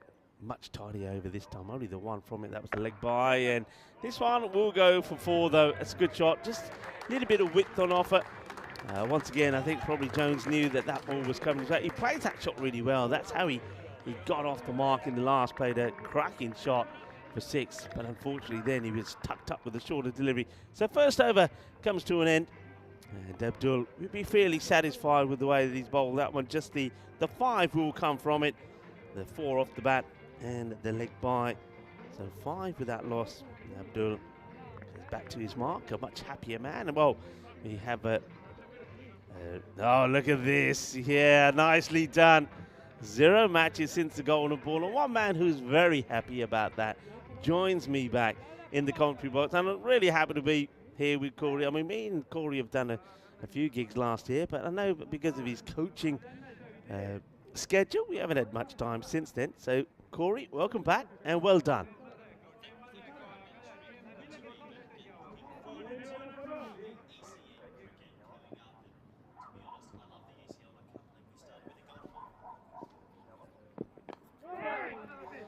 Well, Corey. Well, there you go. It has been I pressed the wrong button. It has been a while, hasn't it? Well, look, there's a lot going on. The emotion.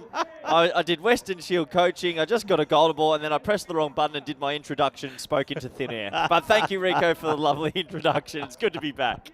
It's good to have you back, Corey. Oh, that's funny. I did think I sounded a bit silent. That's why I was messing around with the buttons. I'm thinking, what can't I hear? And then, yeah, okay.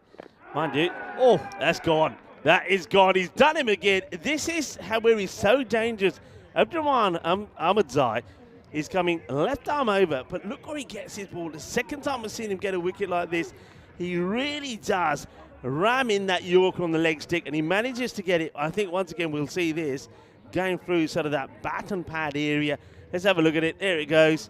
Well, watch it nip back. It's a beauty. Absolute beauty. That is a left armer's dream dismissal. Almost Mitchell Stark-esque how he just gets it to bow late. That hits middle stump and deflects away, and that is a beautiful ball to start this one. And yes, Rico, it is great to be back. Cardamania and Luca Woods, we know he's a very good player, but it's been a difficult day so far. Yeah, he's going to have to go 0 on the board from him. He got a pretty good one there. I hope he's not too discouraged. That was a seriously spicy delivery. Yeah, so he hasn't really been able to get going. He just got the one in the first match, and now he goes for a 4-ball duck as Jim O'Neill comes in at number 3, and he's got to be careful of the same sort of length because it'll be that Yorker length. There it is, but he just overcooks it slightly, and that's going to get away from 4 runs. Cuatro carreras. It's all in the length, Corey. If you nail it, you'll get the wicket. If you don't get it right, it's 4 runs. Yeah, nice looking shot there. Over pitched a little bit, and it just balloons away for 4. Nice drive. He's got some pace about him. I like the way he bowls, Rico. I've seen a lot of him over the last few years. He's a wicket hunter. He's not there to bowl his best defensive ball, which a lot of bowlers bowl. He is there to hit the timber, get the pace up, and try and get some early wickets in the power play. Nice action on him too. That's shorter one, and he should get there, and he's dropped a dolly. He's dropped an absolute dolly. Oh, my word. You've seen it all. And... well, Abdurrahman Ahmedzai, 1, 2, 3, 4, 5. Well, I reckon 6 times at least, but that's the catch that goes down. And Jim O'Neill gets a big slice of luck there. Oh, more than a big slice of luck. That's a dolly off your own bowling. And, well, he should have had 2 in the over, but he's got his pace up. He's at the head or he's at the toes. This is a fiery opening spell. Confidently played, pushes that out for a single. Well, maybe Jim O'Neill is probably thinking, well, you know what? Maybe I'm going to get a bit of luck here and make it count. He hands a strike back here to Jones, but yeah, you won't believe he's dropped that one. I was just about to say before he took that wicket, actually, we go from one headbanded warrior to another. He's got the red headband as Abdurrahman Ahmedzai. Yeah, good start for Thoreau, who have come to every ECL. Quite interesting. I heard you say that in the pre-game. Once into the pad, and they'll just walk through for a single. 11 for 1 after 2. But yeah, Rico, so are they the only remaining team that has come to every edition? Yeah, I mean, Vinny was talking about this earlier this morning, and for some reason I just forgot that they were there in 19. I just didn't register. I played them in game 1. I remember game 1. So they've been around every year. They're obviously doing something right in French cricket back home. As we have a look at the table, it's very early, obviously. It's day 1 of the ECL. We've already had a golden ball. I can't remember when we've had a golden ball on day 1 of an event of this magnitude. But it's a pretty open group. I think Drew go into it as favourites, but there is some good talent, and maybe an upset will happen in a couple of days' time. It's quick, fiery action on Wednesday evening. We'll already know who's through to Championship Week. Yeah, well, that's going to be the thing. We're going to get, at least 2 finals every week. Sometimes the way the schedule's go, it might even be 3, as that one is going to just go kindly, tamely to the fielder. No runs there.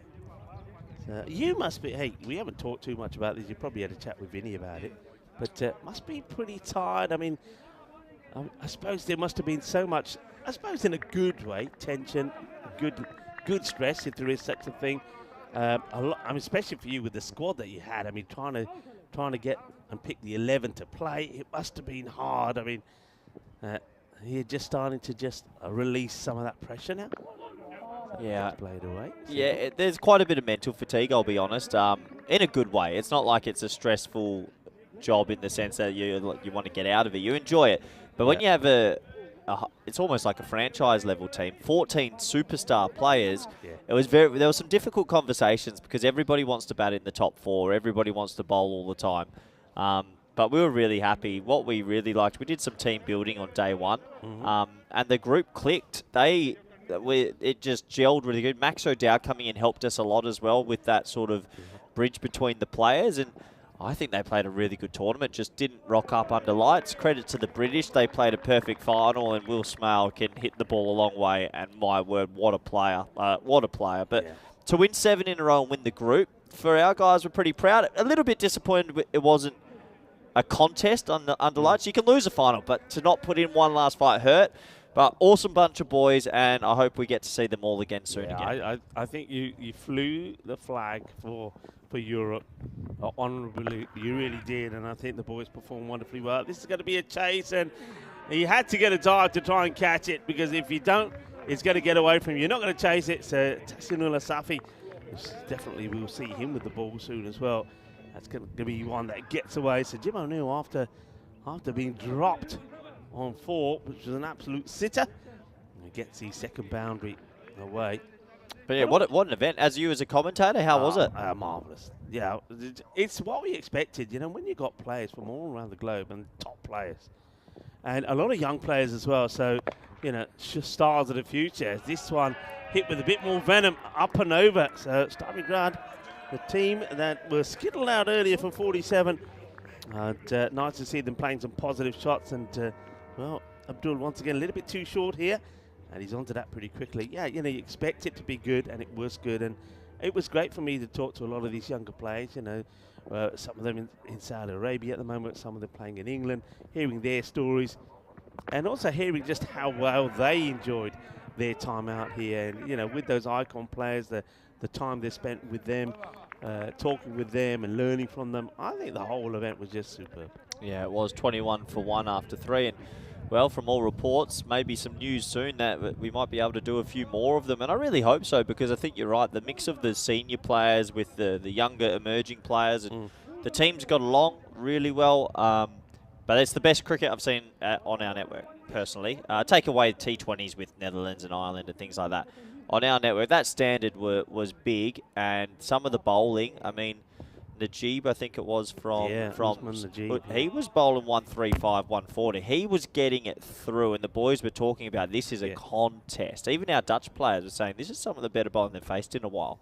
So, good cricket, highly enjoyable, and I can't wait for the next one. Yeah, it was absolutely sensational. And, you know, like I say, you guys, I mean, that sort of mini series that you had there with the British and Irish 11, I mean, it was 2 apiece going into the final. So, I mean, 2 wins against them, and also don't forget, you almost chased 200.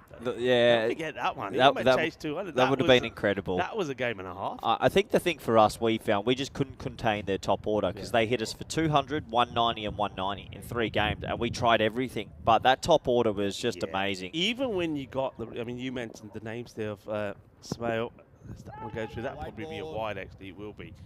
Yeah, even if you got through the likes of Smale, Connell, you know, some good players. Then you had someone like Priestley came out, and boy, I think he had a sensational tournament. We had one game where we thought we got through, and then I was sitting there looking up at who walked out, and then it was Samuera and Kevin O'Brien. Yeah. And I looked at Alistair, and I was like, this is just not okay, because they went from 5 for 50 to 190. Yeah. But what an awesome tournament. Really well done to everyone involved. So played away or dragged away, really. Should be an easy stop as the ball bobbles away, and Jones goes back on strike. He's played 1 shot for a boundary, but that's all he's done at the moment. So 5 of 7. Well, it's the first time today, Stargrad having a bit of a partnership. You know, obviously, they had a really difficult morning. They got rolled in the earlier fixture. But if these two can just get some momentum and some boundaries, you never know. Abdurrahman Ahmadzai looking to finish his spell with at least another wicket to his name. And he comes, the dangerous lefty. And that's a very clever shot. Quality there. Sunsea Sand and sexy cricket here on the Costa del Sol. There's a Mike Jones. Well, he gets a little bit funky. There we go. That's a proper shot. And when a bowler's trying to bowl full Yorkers, it's one of the best options. You saw it all Western Shield. Nearly every player had the ramp shot.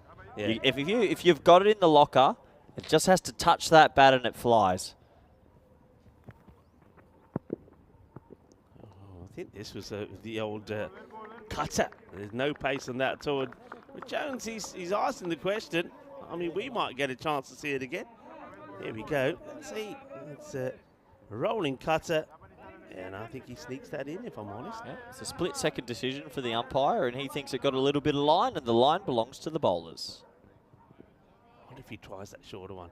It's the one that Jones has struggled with into his body. In fact, no, he goes for the Yorker, and that's been played away beautifully. Look at the timing on this.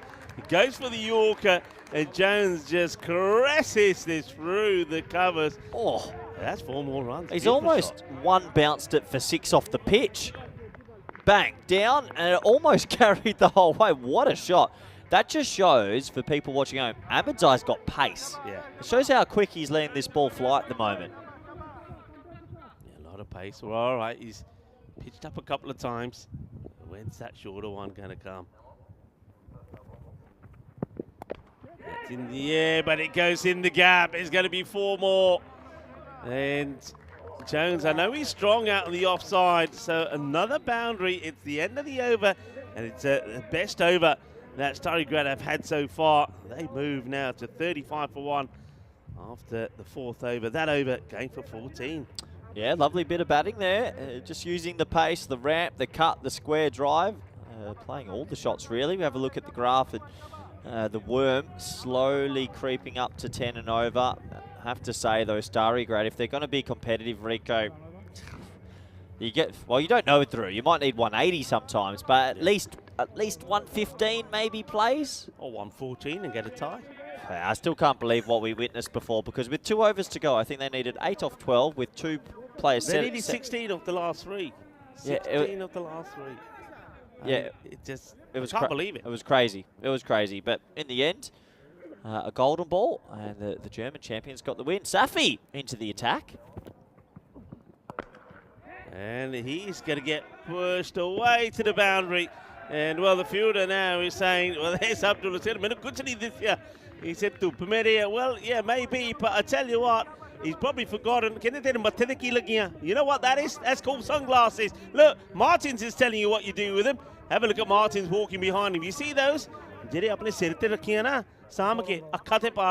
Sunglasses, put them on your eyes, Corey. Well, there's a big ball of hydrogen that he's looking at. He's got sunglasses on his head. Martin's in the background. Martins is showing you what to do with them.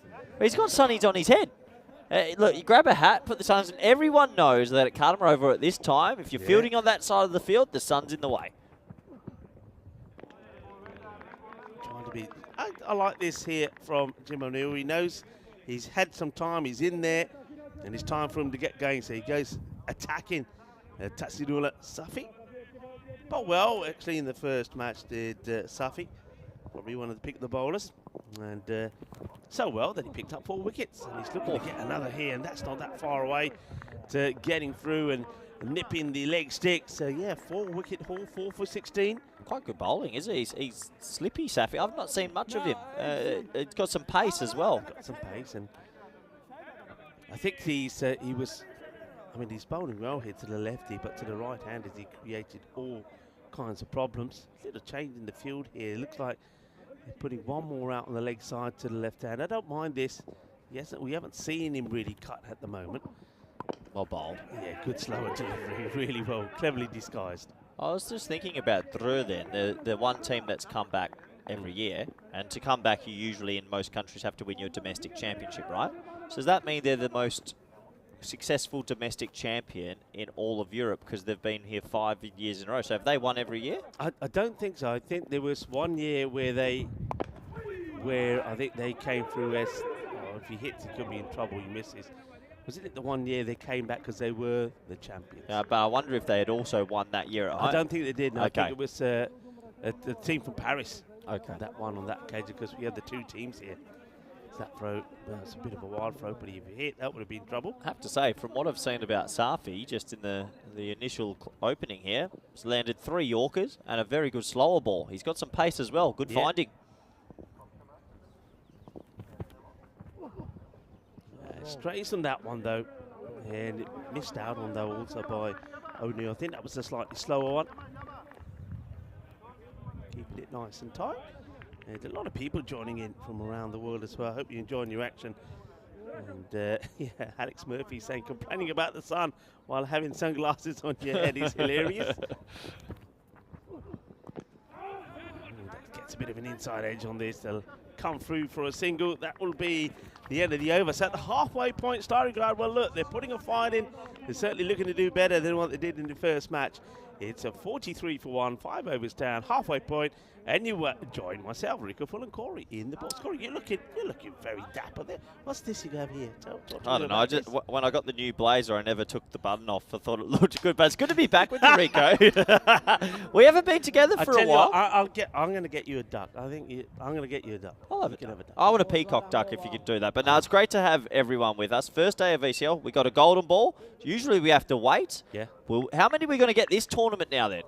Thing is, though, as we go back to the live action, that's going to be blasted away. Well, don't worry about that one. That is a biggie. Boom. Shakalagia says good hit us. And Mohamed Rafa comes in and he gets taken to town. The first ball. Good hit from Jim O'Neill. Now, I'm sure I heard Vinny say that that last year it was the same. It's a golden ball on day one. Was it really? I'm not going to argue with Vinny. Yeah, actually, sorry, Mr. Maximo, the almanac of ECN cricket. He knows. Lovely shot there, Rico. And tell you what, things are just starting to roll a bit for Starry Grad here. Yeah, I mean, all right, the rate that they need to go, as we touched on already, probably needs to be a little bit more accelerated. I think that's what they're trying to do here. But 28, remember, he was dropped on 4 and it was an absolute sitter. So he's put another 24 on the board and he's looking to attack Mohamed Rafa here. Hold on, do my eyes deceive me? What? I've seen through it for. Is this Mohamed Rafa with an afro? He usually has a shaved head. This has come out of nowhere. That is a seriously good head of hair. He hears you. He hears you. He just sorted that out as you were, used his fingers as a bit of an afro comb. And all right, this is miscue, and the man who's got the afro hairstyle holds on to the catch, and it's going to be the end of Jim O'Neill. He'll go for a fine 28 of 18 deliveries. I think he made up his mind a couple of balls ago that he had to go big and try and take on the bowling. And Rafa gets in with that slightly shorter ball. Bit of a miscue. Caught and ball. Well, this time the caught and ball is taken. Yeah, good catch in the end. He made good ground. Pretty easy one, to be fair. But just a couple of times, some of these through bowlers are hurrying up this Starry Grad top order with the short ball. It's an effective ploy if you get it in the right area. And the second wicket goes down. Jim O'Neill, a nice little innings, 28 off 18. The one thing he'd be disappointed there, though, Rico, 9 dots. If that's 9 singles, all of a sudden that's 37 off 18, and that's a little bit more respectful. Yeah. Agree with you there. That's a nice warm round of applause as he goes back. And Tom Fleming, let's see if we see a little bit more from Tom. He's only got a first baller in the last, and he's pretty keen to just get something on this one. It's that slower delivery from Rafa, but you can see he said, wide, no, I don't care. I'm getting bad onto it. I want to run to my name. And he will get off the mark. There you go. He says, yep, come on, let's go. Hands the strike back there to Jones. Now Jones, it's his turn to go up a gear. Try and keep the score. Ticket 50 up though for Starry Grad. First time that they've reached that landmark. It's beautifully played. Lovely shot from Jones. Just waits for the ball to come and just uses the wrist and steers that away behind square. 4 more. Yeah, lovely shot from Jones. Just rolled with it, didn't he? It was a sort of the leg cutter slower ball, and he picked it up really early. It's a lovely shot. It seems to have in a very good position. Oh, they're just ticking along. If they can get to 3 figures, anything can happen. And that one is going to probably be one bounce, and well, has that gone? That's gone straight through to, I think that might be Martins who's in there. Well, let's have a look here. We'll take a good look at this on this camera with the old zoom lens. Watch this, incoming. And is that Martins or Dennis in there? Might be even Dennis. I think that's Dennis. That's Dennis, yeah, Dennis under attack. He gives us the thumbs up saying he's okay. And then he has to do the field. Well, it's gone in his sandwich. 25 off 13 for Jones. Fleming's only faced the 1 ball. 4 extras so far. Look, with 8 wickets in hand, they need a big explosion at the back end here. They've got the 8 wickets in hand. You've got 4 overs to go. If they can go 15, 15, 15, then you're up and around that 120 mark. Maybe a bit more realistic to score around the 110 they'd be happy with. This guy, he's in Shikta. I like what he did with the ball in the last match. He'll come on and maybe be looking to get 2 overs in. Shikdar. So just taking a bit of pace off the ball here now. But having said that, I will say, you say pace of the ball, is you're going to get a single here, quick running. There you can see that Fleming, his role is to try and get Jones on strike as much as he can. No Tabish Barty this year? No Barty this year. That's so a big loss. This is where Shikdar becomes keeper. He fired in it a quick bouncer in that last game, which took everybody by surprise. Cut away and 4 runs. It's a delightful shot from Mike Jones. Well, that's swift and smooth through the outfield, like the Microlino. Meep, meep. That's 4 runs. Yeah, nice cricket shot that. Just cutting it down into the Cardamom turf, and well, the outfield's quick. We don't talk about the outfield sometimes. We talk about the big boundary, the small boundaries, and how this grizzly ball sails. But the outfield's quick as well. Yeah. 6. Smashes it down the ground. What a lovely shot that is from Jones. Arriva kinna sona shaba shaba. Ek butt ke mariya shot shakka lag gaya. Asi me gusta. Jones, he's in. He's ticking now, 35 of 15. If he can face the majority of the remaining balls, this is a good sign for Starry Grad, who probably came into this game a little bit of David versus Goliath, really. Yeah.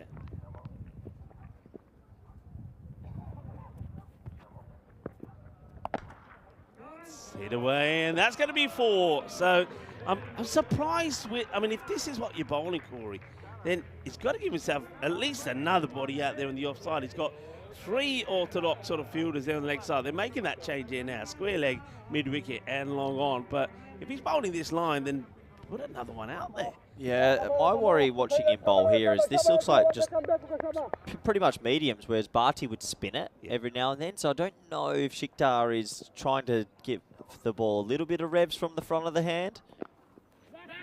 Kaftan's taking it on a good throw, and he could be in trouble. The throw is fired in, but misses the target, and also he doesn't get it into the gloves of the keeper. So they'll take a quick single, and once again, that's all about take the single, and he's probably saying, yeah, I'll have a crack at this one. And if I miss it, don't worry, you're back on strike for last. So sensible cricket here from Fleming. I like what he's thinking, like what he's doing.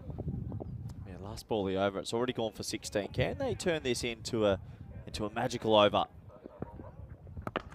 Yeah, he goes for it and gets it, nails it. Fleming plays his part beautifully as the umpires put him up in the air like they just don't care. 6 runs. That brings the 80 up. I'm actually quite surprised with this 93% to 7.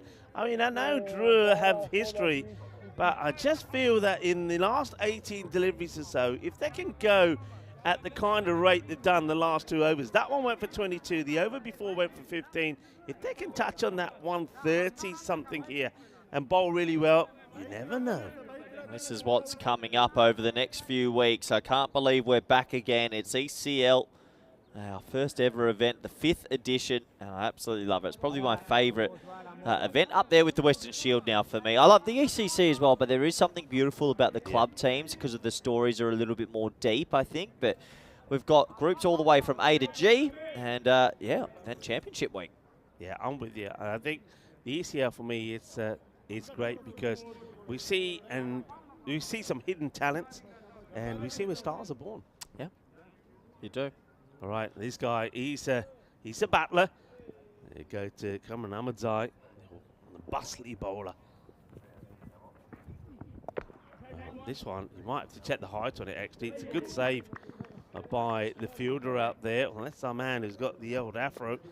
It's a good save from him, but I think this could be, that's in trouble. That's high. You can just see there on waist height, and we don't mess around with our regulations. If it's around that waist height, the umpires, they make the call. So we're going to get a free hit now. Yeah, free hit coming up. Yeah, he started with a beaver in the last match as well. Cameron Ahmadzai, and misses out the free hit. Hey, that was something. Did you notice that in all teams in the Western Shield, free hits very rarely were they put away? Really? Yeah, the actual percentage of free hits being dispatched to the boundary was really low. Maybe we should just bowl no balls and then just make sure they miss the free hit then. And And up in the air, Rafa. Well, I think this is gone for 6. Rafa took 3 catches in that area in the first match. And I think this one here, I think maybe, is it 4 or 6? We'll have a look at this. He's reaching for it. And let's see where his feet are here. And where's this ball going to land? Oh. And it's... Oh, the foot just comes in the way there, doesn't it? I mean, where's that landing? And let's see if we can see this again. I mean, I don't know if this angle helps, but we'll have a look at it. Just where the ball lands here. I think he's okay there. And now where does this ball land? Does it touch the rope? Or maybe? Just inside, you reckon? Oh, no, it kisses the rope there. So it's definitely a 4, but I think it's going to be given 4, yeah. 4 runs. Fair enough. Hey, look, he's probably saved 2 runs there. Good effort.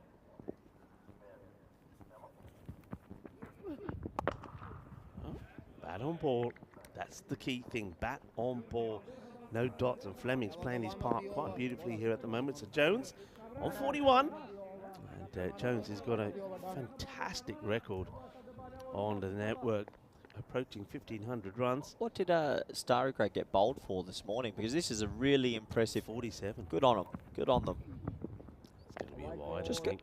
goes to show we are in winter. I know it doesn't look like it on screen, but a lot of these players have come from all over and probably haven't had the hitting time they would have liked. Yeah. Indoor nets can only do so much.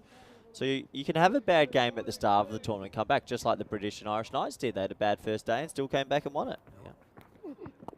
That's played away. That's going to be 4 runs. Nice shot. Goes for the Yorker. And Mike Jones, he's in the zone at the moment, isn't he? He's having a great time out there, Jonesy. Gets another one away. 4 more. Yeah, that one was angled in, full and straight. Ahmadzai's got his pace up, but the radar's a little bit strayed here. 92. I mentioned 120 about 10 minutes ago, and tell you what, they're on track. This one gets through him. He's just trying to whip that away. The shot is on because there's nobody back there. But he's not able to execute it. He has another look. You can see that the gap is still there. Yeah, Jones started this match with 1,430 runs to his name. He's added a few more since. Oh, well, that's where he wanted the last ball to go.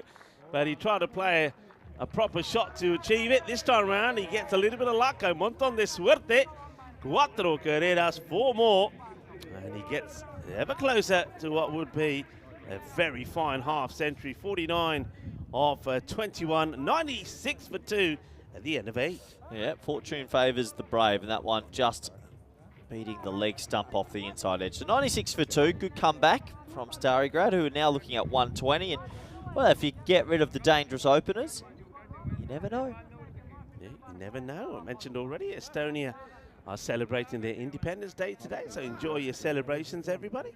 And, well, Corey, I know you'll be celebrating tonight. And don't forget, it is World Bartenders Day, so leave a nice tip.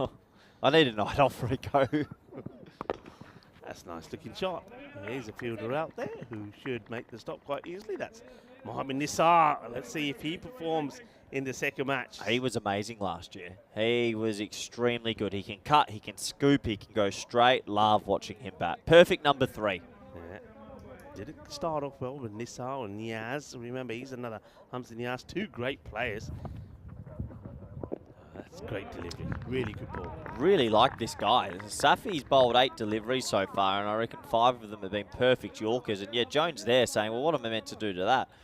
You want to land the ball in between the 2 feet of the batters, and that is good. Yeah, great delivery.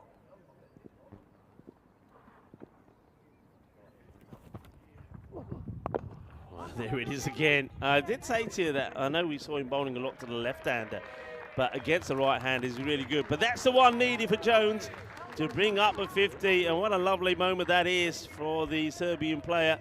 Mike Jones, 50 of 23 deliveries. And well done for Jones there. Seen him play a lot of cricket. I've seen him play a lot in Croatia when he's been playing for the Serbian club that's turned up there to play Belgrade. There it is again, and he just keeps getting it right. And inside edge saves Fleming this time. Tell you what, wouldn't have minded Safi running into bowl last night. It's really impressive stuff. He's nailing his Yorker here, Rico, keeping it simple and just hitting the popping crease over and over again.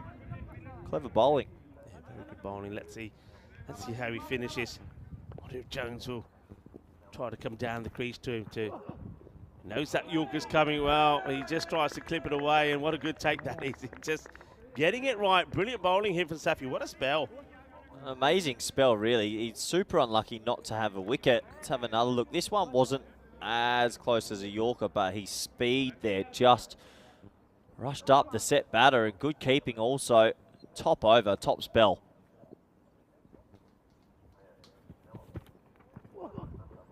And now that's a slightly slower one. Brilliant, absolutely brilliant. You got to big it up for an over like that. That was really classy, quality, and well bowled from Tahsinullah Safi. I like what he did in the first match, and I like what he did in this one as well. They just can't and couldn't get him away.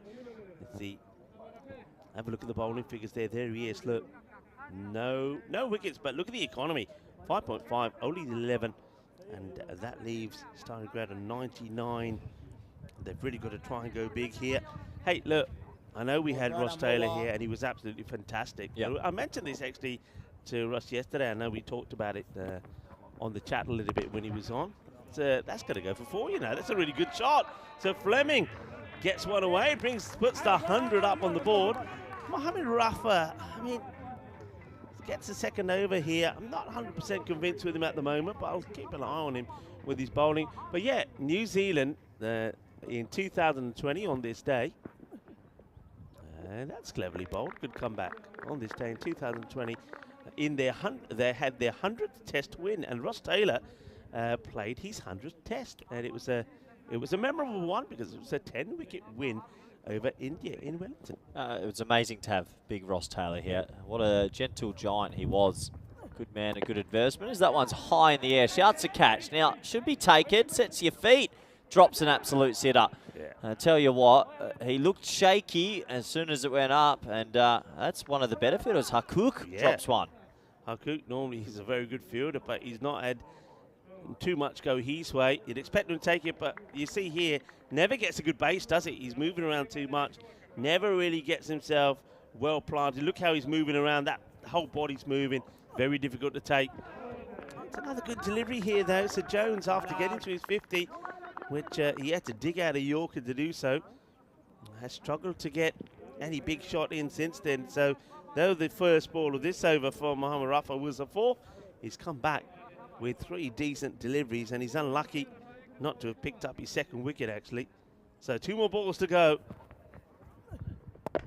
And this one will be muscled down the ground, and it's a very good save, and it's passed on. We'll just check the footing off the fielder here is Abdurrahman Ahmadzai, who comes across, and you can see his main objective here was to save the boundary. So he's up in the air there. He's released the ball, and let's see, just keep an eye on where his feet are here. Keep an eye, that's okay. Not touching the ball, and he does really well. Brilliant bit of fielding. Really, really well done. He saved 6. He honestly saves the 6. He never really went for the catch. His main operation there was to tap it back into the field of play, and he did a fantastic job. So great work. And excellent save. Hey, that can win you a game of cricket. Excellent save. And they only take a single. Right, high in the air. Who wants this one? And, well, it's going to be taken in. That's quite unbelievable. That's quite unbelievable. It goes up in the air, and Mohammed Rafa sees Nabi coming at it. The Nabi pulls the handbrake. The wicketkeeper was also coming to here. He pulls the handbrake. The Mohammed Rafa then says, all right then, it's mine then, is it? And ends up, and in the end, takes a good catch. That was always Rafa's catch, but when it got hit, he just looked at cover and said, come on, come get it. It almost landed straight on his dome. Thankfully, he lifted his eyes and he takes the catch in the end, and that ends a pretty adventurous first innings. Starograd have recovered pretty well after being dismissed for 47 this morning. They've made 105, only the 3 wickets, but through with their experience at T10, you would imagine they should chase these runs, Rico. Yeah, you'd expect that. Fleming, a healthy 20 of 12. His partner's Mike Jones very well. Mike Jones shows his talents. We know what he's capable of doing. A fine half century from him. But you can see they drew it.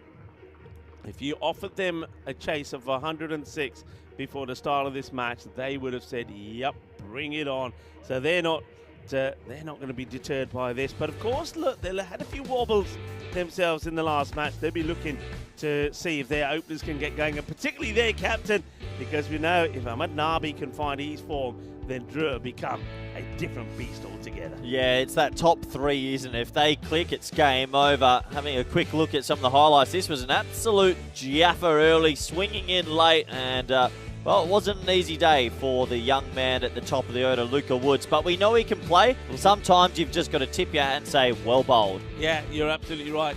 He only got the one, and then after that he got the 0. So yeah, good bowling, I think, all round from the main bowlers there. I think Abdul Wahid was much better in this one, and I like what Abdul Rahman is doing. He's bowling with some real power. And then Safi. We liked the bowling of Safi, didn't we? Yeah, we really did. This was a bit of a comical moment where the man saying I couldn't see the ball had the glasses on his head. All you had to do was move those shades down a little bit lower and maybe he could have taken the catch. There was Rafa taking a catch a little bit earlier in the innings, a caught and bowled there. And well, this is when Starograd actually started to put on a nice little partnership and get that total up. 50 to Jones. He batted really well throughout the innings. And he did click against the spin. And still so many teams trying to find a way to be effective with spin in the middle overs. That was a good piece of fielding, actually. He saved 2 runs by tapping it back and not being a 6. This took us right to the back end. A little bit of a blooper there for Herkook, who's usually got very safe hands. He'll be slightly disappointed not to hold on to that. And then right at the back end, it was the Drew fielders putting their bodies on the line. Saved 5 runs there. They only ran the single. And then the last ball of the innings, another caught and bowled for Rafa. Good for the fantasy points as he remonstrated with the other fielders. But that was always his catch. And that did take us to the close of the very first innings. So Starograd, 105 for 3. Let's have a very quick look at the scorecards, shall we? This time around, Starograd's top order didn't fail as much. It was difficult for Luca Woods, who actually got a very good ball. But good to see the number 2, 3 and 4 all come into some touch. 51, 28 and 26 extras there. And considering they were bowled out for 47 this morning, that is a good reply. And they've definitely given themselves some sort of shot in this game. Let's have a look at the bowling figures, shall we? 2 for 21 there for Rafa. Actually really liked Wahid Abdul's economy rate. He bowled 2 overs in the power play that only went for 7. And also Safi, he didn't pick up a wicket. Economy of 5.5. But boy, oh boy, did he hit a Yorker for fun. So that does take us to the halfway stage of this T10 game. We'll be back in 10 minutes for the all-interesting run chase. Bye for now.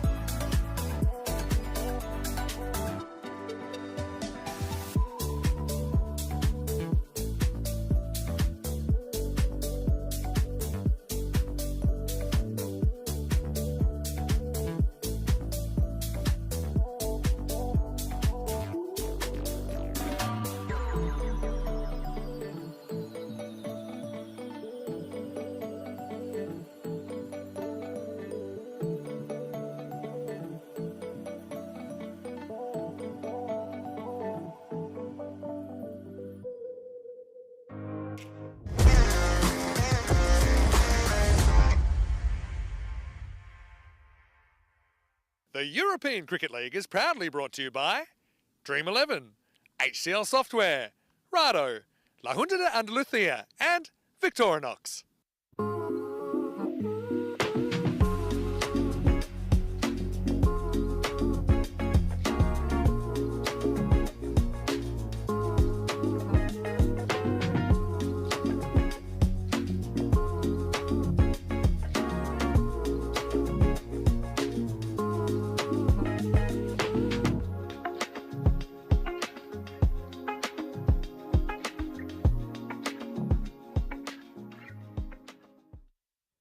Hello everybody and welcome back to sunny Spain. It's ECL action, the 5th edition, day 1. Boy oh boy, a lot of excitement in the air and around the ground as we are at the halfway stage of this game between Starigrad and Dreux. And 105 for 3 has been posted from Starigrad. And they'll be hoping for some early wickets, maybe cause a little bit of a wobble, but look at those beautiful pitches. What a great ground this is. On the other side of the equation is the bonus points. And let's be honest, Dreux, they might fancy themselves chasing this inside 7 and taking all 4 points. If they don't win inside 7, at least Starigrad would come away with 1 point minimum, and that could be vital depending on how the rest of the group stage games go tomorrow. You see plenty of energy in that group. They've probably known they're coming to Cardamom Oval for about 6 months, and that moment has come now. Not going to be easy against a team that has been at every edition of ECL cricket. Credit to them as well through, but this is a very familiar opening pair. It's Nabi time and also Hamza Niaz. And these two are very, very nice to watch at full flight. Nabi, I'd have to say though, in a bit of a lean trough of late on the network.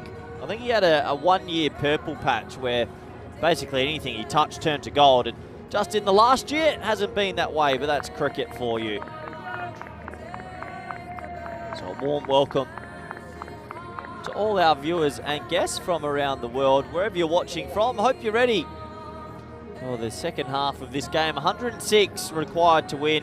It's going to be Hamza Niaz facing, and well, there's another familiar face. Wintley Burton will take the new ball. Deep third and deep backward point, the two boundary riders, basically saying he's going to try and keep it wide of off stump. 10.6 and over required. We're all set to go. Just waiting for the umpires to say play. Ball number 1 of the run chase. Absolutely mullered. Over pitched, and well, when these two hit fire, they'll do it in 5 overs. Honestly, they're one of the more destructive pairs you'll ever see. Over pitch from Burton. Niaz says, thank you very much. I'll start my innings with the boundary, and let's get a man that loves all the boundaries. Rico Full, we've had a lot of them in the last few days. We certainly have, and Hamza Niaz, he did start beautifully well in their first game. He scored quick runs in the first over, but then he would give his wicket away. Burton, oh, that's a good delivery. Wow. I've always said this, Corey, I know you've heard me say it a lot of times, we're having a great view of the ground, the aerial view, and you can see that we are coming from the lake end because there is a lake behind us, and I do feel that if you hit your lines right from this end, the ball responds. It's a bit more on the pitch. It definitely does a bit more. Tell you what, Wintley Burton's got one of the higher leaps you'll ever see as well as he runs into bowl. Watch him get up high here. Whoop. And that's working well for him. He sneaks this one in as well. Good movement away as well. He's getting that ball to move away.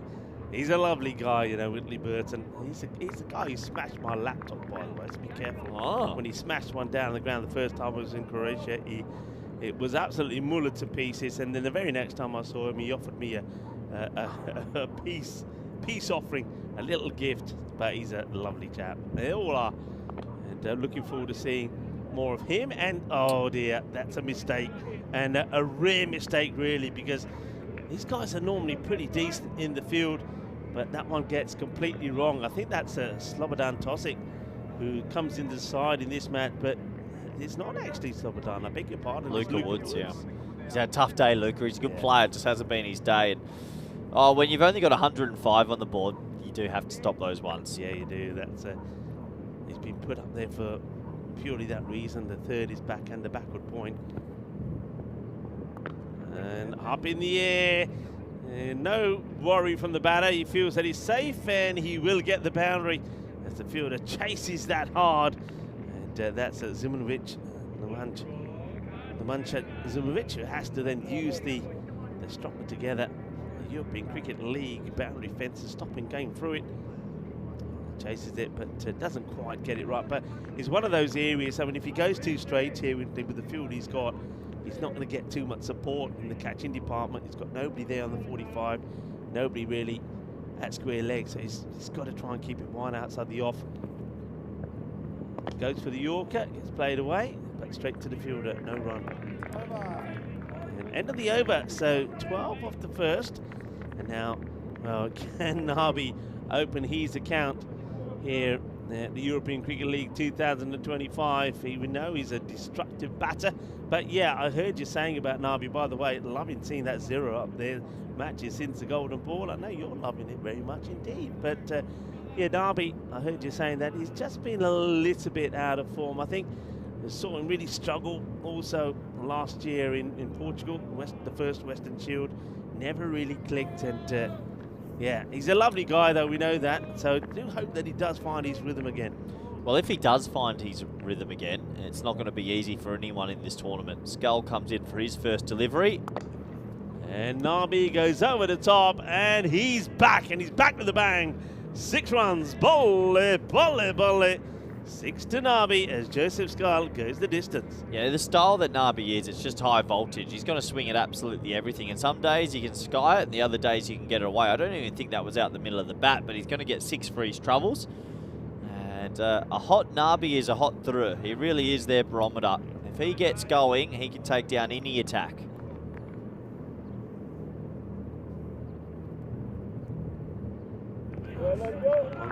Just as he said, he's going to go for everything.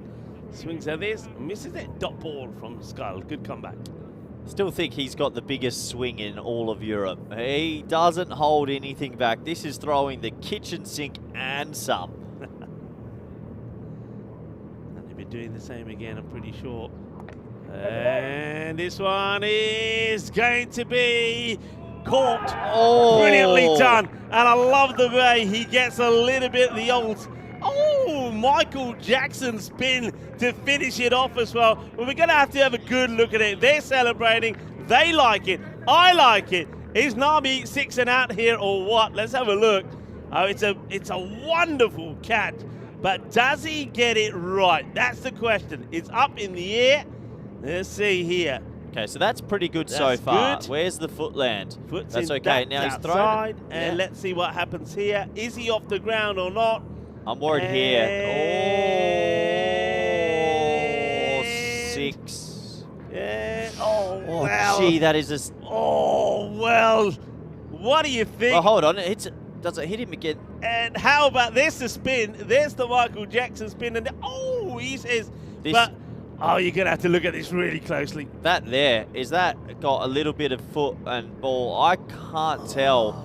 Hey, you know, Nabi might get benefit of the doubt here. That is so tight. It's so he's gonna. They're gonna give it. They're gonna give it 6. Then let's have a look here. Oh, yeah. Wow. Look, 10 out of 10 for effort. It's so hard to tell, but I actually think they've gone benefit of the doubt to the batter. In the words of Michael Jackson, I feel bad because I just wanted it because look this bit here, just like the way he does the little so spin. Close. Oh, we go back to the live action. We could watch that all the time. Well, he could be gone here. He should be, and he will be. Karma. That's what I'm going to say. Karma. Karma works a treat. And well, if you wanted to know what the gods thought about it, now you know. The gods thought it was out because Ahmad Nabi will go. He'll hit 2 6s, but he goes for 12. Well done to Skull as well. He'll be a bit disappointed. Didn't get him first time round. Hey, karma's a magical thing. I think go back to that golden ball match as well. The man-cad didn't honour it, the captain. They end up on the winning side. I'm telling you, when you do good things, when you do nice things come back and reward you. And, well, there you go. The proof is in the pudding. Well, Nabi's lean run continues. He goes for 12 off 4, and he has not made big runs in a donkey's years now, it feels like. He's not the Nabi of old. He's out for 12. He's disappointed as it brings in a man who has been in good form the last couple of years, and I love watching him play. Mohamed Nisar and Rico. For the first time today, I'm starting to see that extra bounce from this end. Yeah. It does really bounce a lot more from this end. Mohamed Nisar comes out, and he only got the 1 or 4 in their first match. They had a bit of a mini collapse. And that's just... yeah, I know. Elegant, classy. You're drooling, Corey. You're drooling. Nisar is just so nice to watch bat. He's calm. Oh, yeah. That's an old school little leg glance. 4 runs. Thanks for coming. Well, there's Abdul, who almost falls off his chair trying to stop that one. Abdul Shakur, who's here, of course, with ACCB. It's one of the main men, part of the federation there in Romania. Played out the offside. It's a fielder out there who will do the fielding, and in an awkward zone at the moment as that sun starts to come down. Anything that goes aerial there is going to be a difficult one, and that's why they've got Whitley Burton there, who's should be pretty experienced. He's a good campaigner. End of the over, and drew 29 for 1 at the end of 2. 29 for 1. They've got 1 big fish, but there's a couple more they have to get through before this might turn into a bit of a game. I'm liking this move. I mean, Vus Kasin Zimovic, I like this guy. I think he's got a yard quicker. It's all about the control, though. Sometimes he just loses that control. It could be a bit wild. It could be a few no balls in there. But what I saw in that the first match from him, he's got a yard quicker. And as we've said, I think this lakeside end suits him well. But can he kick the ball in the right areas? And he's bowling to 2 very good batters as well. So Zimovic to bowl. We've got 2 Zimovics in the side, and this is Vukasin.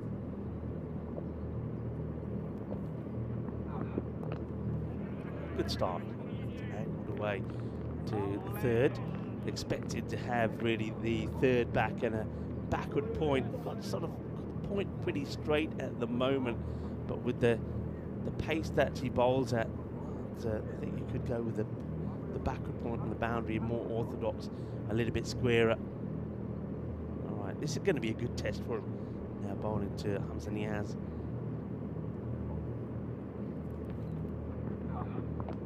And no run, well bowled. Bit of a wild throw actually, but it's been well backed up there by Mike Jones. He's always had a lovely action, doesn't he? Yeah. Straight down the line, up and down. I was saying before, he's not one of those bowlers that's trying to hide the ball from you. You can see exactly what he's doing. He just 2 fingers on that seam and in he comes.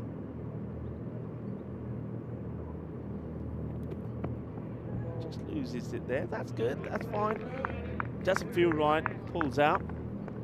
Go back to his mark and go again. Welcome to everybody in the chat. I can see that John Gray's in there at the moment. Hello, John Heesham, Steve McVeigh.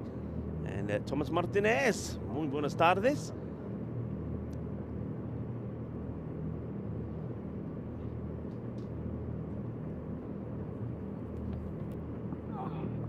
Shot.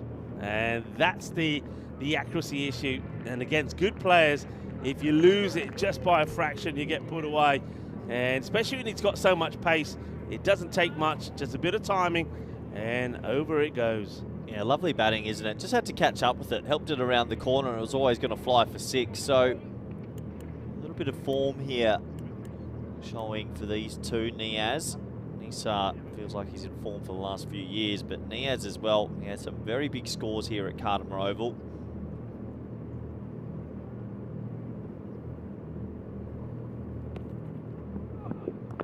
And that was going to go all the way as well, as Zimovic wants to test him upstairs, and Hamza Niaz gives in the perfect response, saying, well, you wanted to test it, you wanted to try it, now you can fetch it. 6 runs.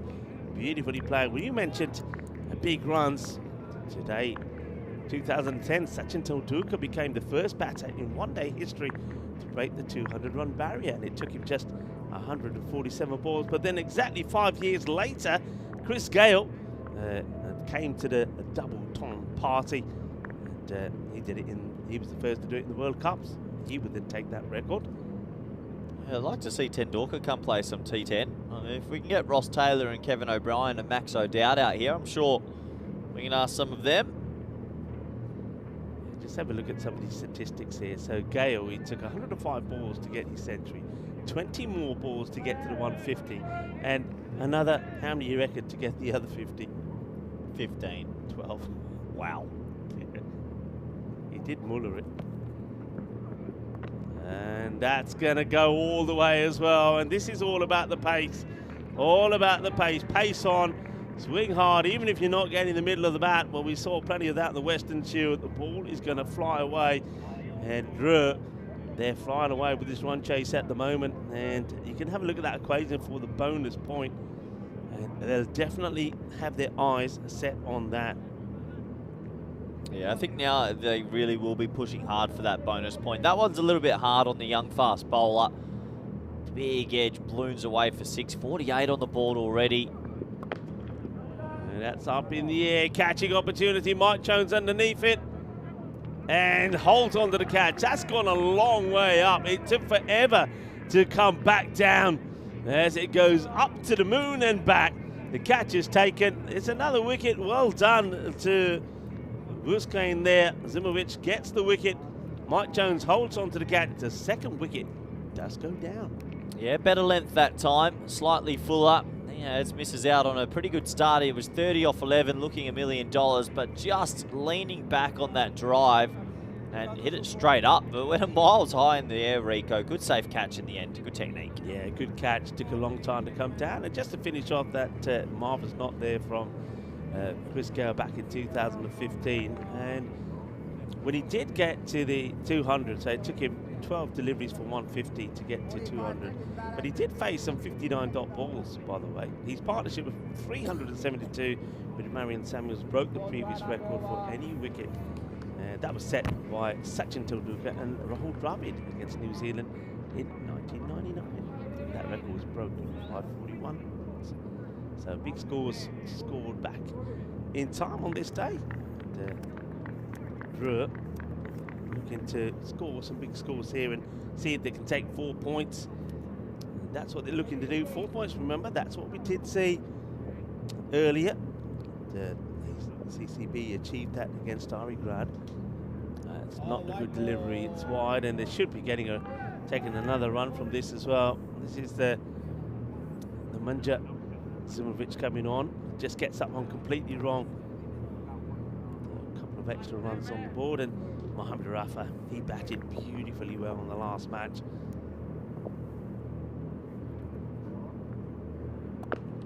Launched high and gone. Adios. That's going to go beyond the floodlight. It bounces into, well, it almost goes into the officials' marquee at 6 runs. Rafa, he was in good form. He creamed it all over the place. He scored a quick fire, 63 of 21 deliveries. He would get the player of the match, and it was a century-run partnership with Kaman Amatai, who made 59 not out of 22. One thing about Rafa, he's an extremely strong boy. He's a powerful boy, and we've seen it over the years. 50 off 23, these two will do it if they stay there. Oh, wow, he's played that really awkwardly, isn't he? You can see he's just shaking his hand there. I think it's so awkward. The way he's trying to play that, and then, oh, no wonder he's hurt his wrist. Just try to overswing, basically. I don't think he was expecting a short ball at all.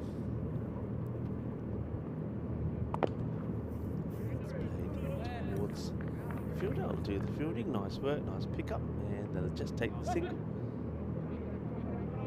It's great to see this fight from Starograd though, Rico. Obviously this morning's game wasn't how they would have pictured their tournament starting, but they've come back strongly in this, and look, still a 2% shot on the supercomputer.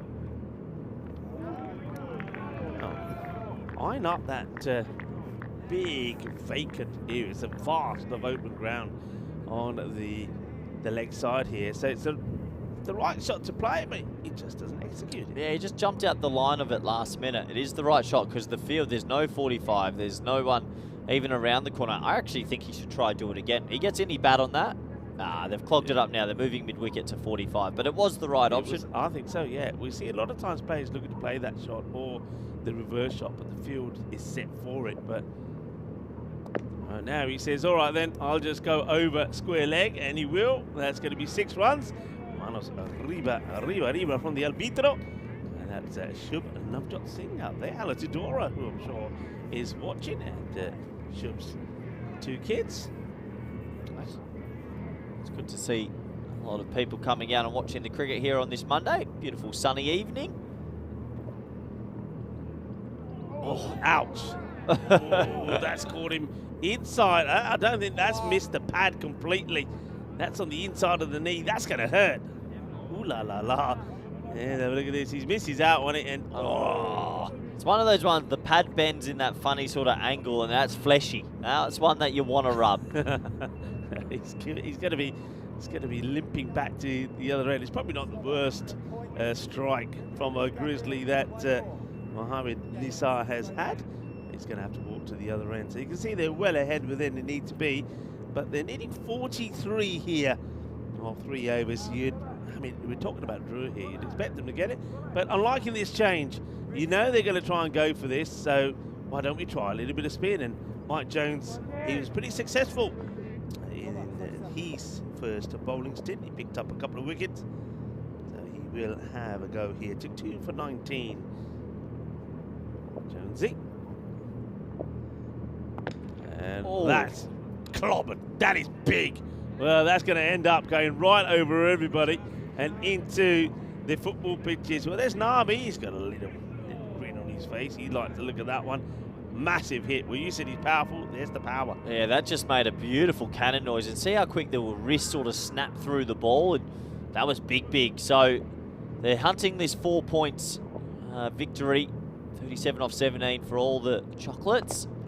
There he goes again. This time it's going to clear the boundary in that extra cover area. 6 more. But his wrists are amazing. He's got an amazing wrist. I mean, you'll see them come into play. I mean, he whips the ball beautifully off the legs when he plays the shot outside the off as well, and he gets all of the power. He's got powerful forearms, but look at the way he gets right under that and then the wrists come in play. Jones changing the angle. Oh. And he's found the fielder. Great catch. And he goes for the old helicopter shot, I think, here, Corey. But he doesn't get the elevation, and that's well caught on the boundary. Luca Woods, well, maybe his day is about to get better. They do take another wicket. 75 now for 3. And Mohamed Rafa, who scored a fine half century in his first knock earlier, will go for 19 of 6 balls. Yeah, I don't even know how you describe that shot. It's like a short arm jab. He goes to go whack it, but just tried to get the elevation. Almost feel like if he had just swung through it normally, he would have hit it for 6, but it doesn't matter. He picked the fielder out, and he'll have to go for a pretty eventful sort of innings. Yeah, another good wicket for Jones. Good catch there, though, from Luca Woods. He's been well tested today. Not had the best of times at the bat. We saw him had an earlier misfield. When he's needed and called upon to do the catching, he does. And he rewards Jones with a wicket. Another batter comes out is Karan Ahmadzai. Now this guy, he ain't going to try and block it. He'll be swinging hard as well, I'm telling you. And he's gone.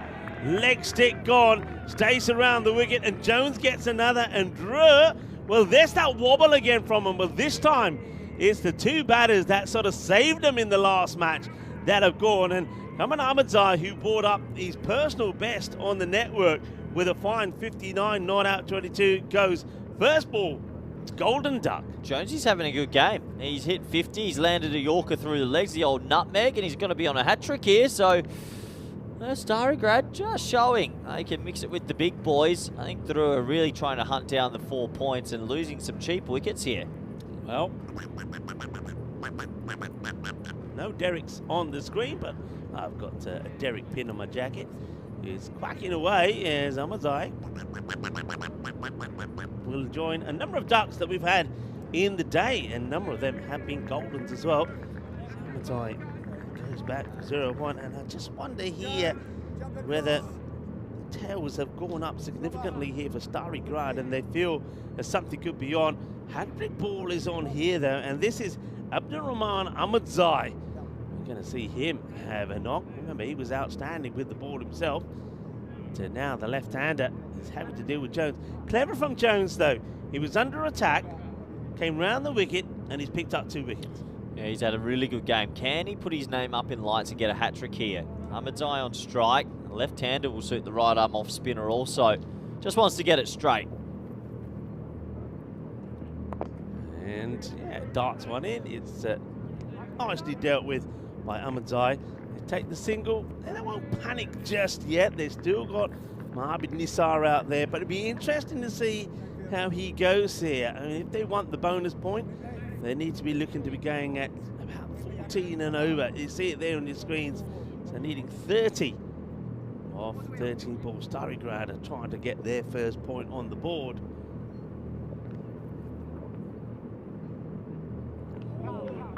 Hoik gets the top ball in. It's the end of the over. Jones, terrific from him. 2 for 13. And it's 76 for 4. And it's a good opportunity for myself, Rico Fuller, Corey, to invite you in to the commentary box where I've got Corey. Maybe Corey, a little bit exhausted after your brilliant stint with the European 11. What was the main highlight for you of that Western Shore? Yeah, I think I spoke about it a little bit earlier with Vinny, but Mohamed Atif. Because we know him through Spanish cricket, but his performance level against players of this stature, on a flat surface with a 50-metre boundary, he showed he could mix it with the big boys. For me, that was the story of the week, and from all the other teams as well. Nicknamed the Fizz. The Fizz. Look out for like the Fizz. Yeah, absolutely. I think on 2 occasions took a 4-fer. Bowled very well. I mean, he had, highlight, of course.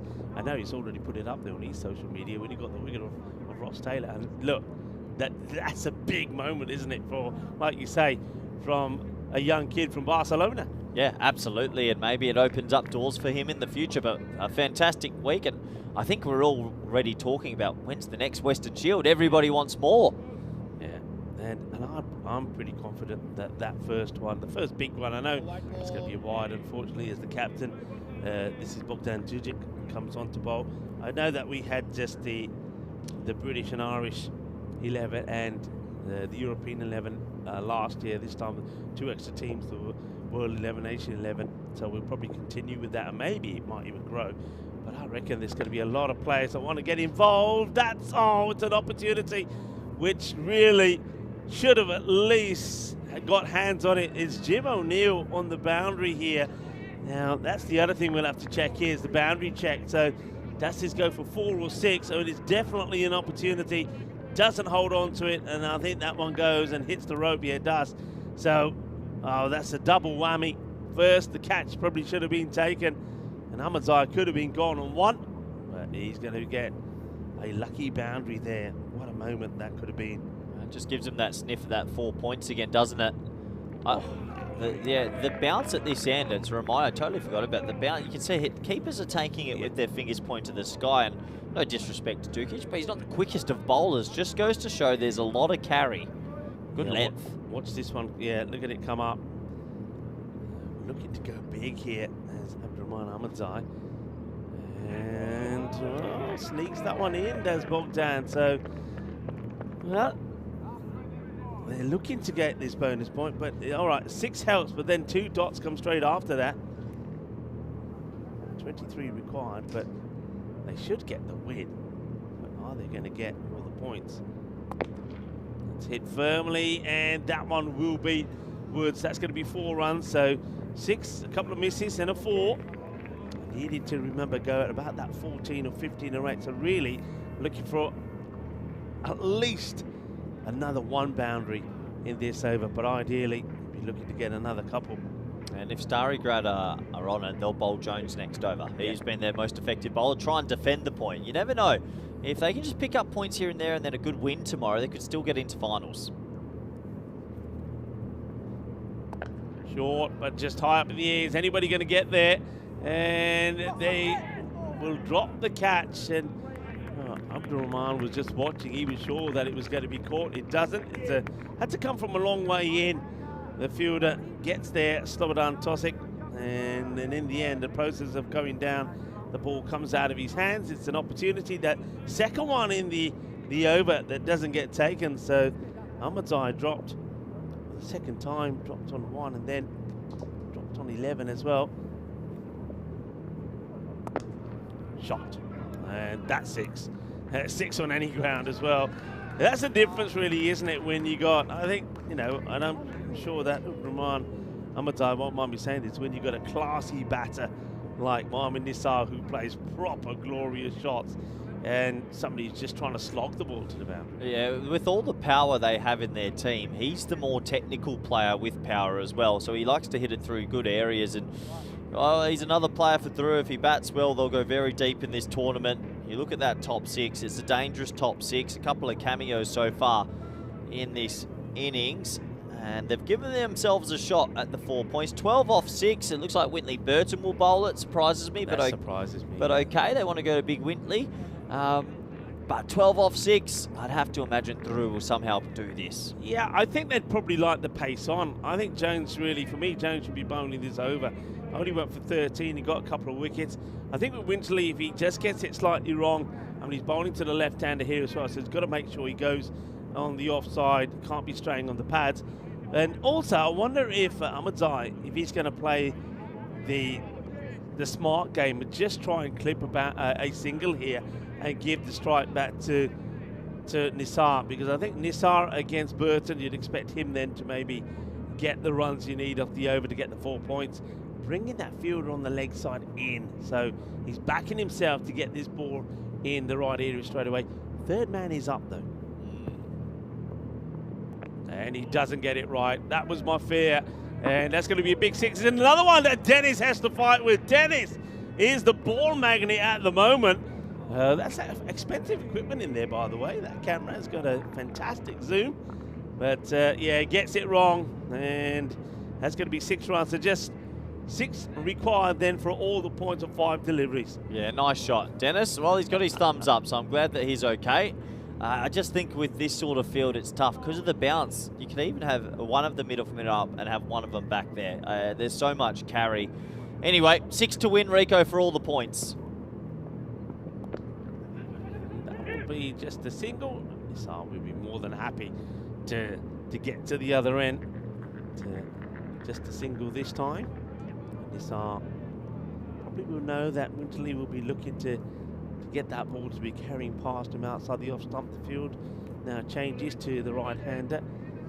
Nobody as yet going back or either on the third man or the backward point boundary. Jonesy looks like a fielder's coming into the mid-wicket. Yeah, they're all sort of coming in here actually, so I don't even think they got 5 out actually. Might have just the 4 out. And it's up in the air. This could be a big moment. It is a big moment. Nisar does go. And just like that, the point becomes once again a possibility for Starry Grad. As Mohamed Nisar, I must admit, it's a rare shot from him to play. He backs himself to get it over. I mean, they left that open, so that's worked in the favour of Starry Grad. They didn't push the fielder back. They kept him in a catching position. And Nisar not able to get it past the fielder. Good catch taken, comfortable catch taken there by Slobodan Tosic, who we know has been in the wars a little bit. So Nisar going. I wonder who comes in. Who do they trust to get the 5 required here of 3 deliveries? It's an interesting one also when the first ball gets hit for 6. We drew if they wanted to. They could just pick the right, take the singles and pick the right ball to double up on or hit to the boundary, and that would be enough. But now you feel that with 3 to come, that there needs to at least be, well, they can do, I suppose a couple of 2s could do it, but they'd be looking for at least 1 boundary here. Burton, and it's Tahsinullah Safi on strike. Oh, Gandhi ball. Has he got? He's been called a no ball as well. Oh dear. I think does he try the slower ball here? I'm not sure why Wintley goes for this option. Tries the slower ball. It's too high. That's not coming down quick enough, and that's 2. So now that equation, they can do it in just singles. Still 3 to come. And they need 3. They can do it in singles now, so they don't need the big shot. Bat on ball and run. Goes for the big shot. It's high. It's a catching chance. And it's down it goes, and the batters will come back. Oh dear.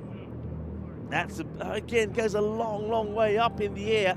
The thing is here, they do come back for a couple. They could have even got the third there, so scores tied. The win definitely going to Drew, but will they take all the points?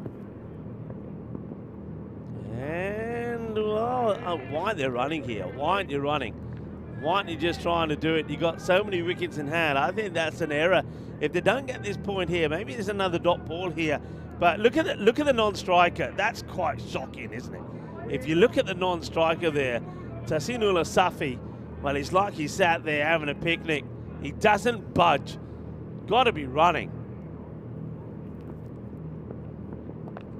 And they play this one away, and it will be all the points for Drew. So Starigrad, it's not the start that they wanted. They're going to be going back to the Sunset Beach Club with no points on the board for them, and that's going to make it extremely difficult for them to get back in a place where they can come back here again on finals day on Wednesday.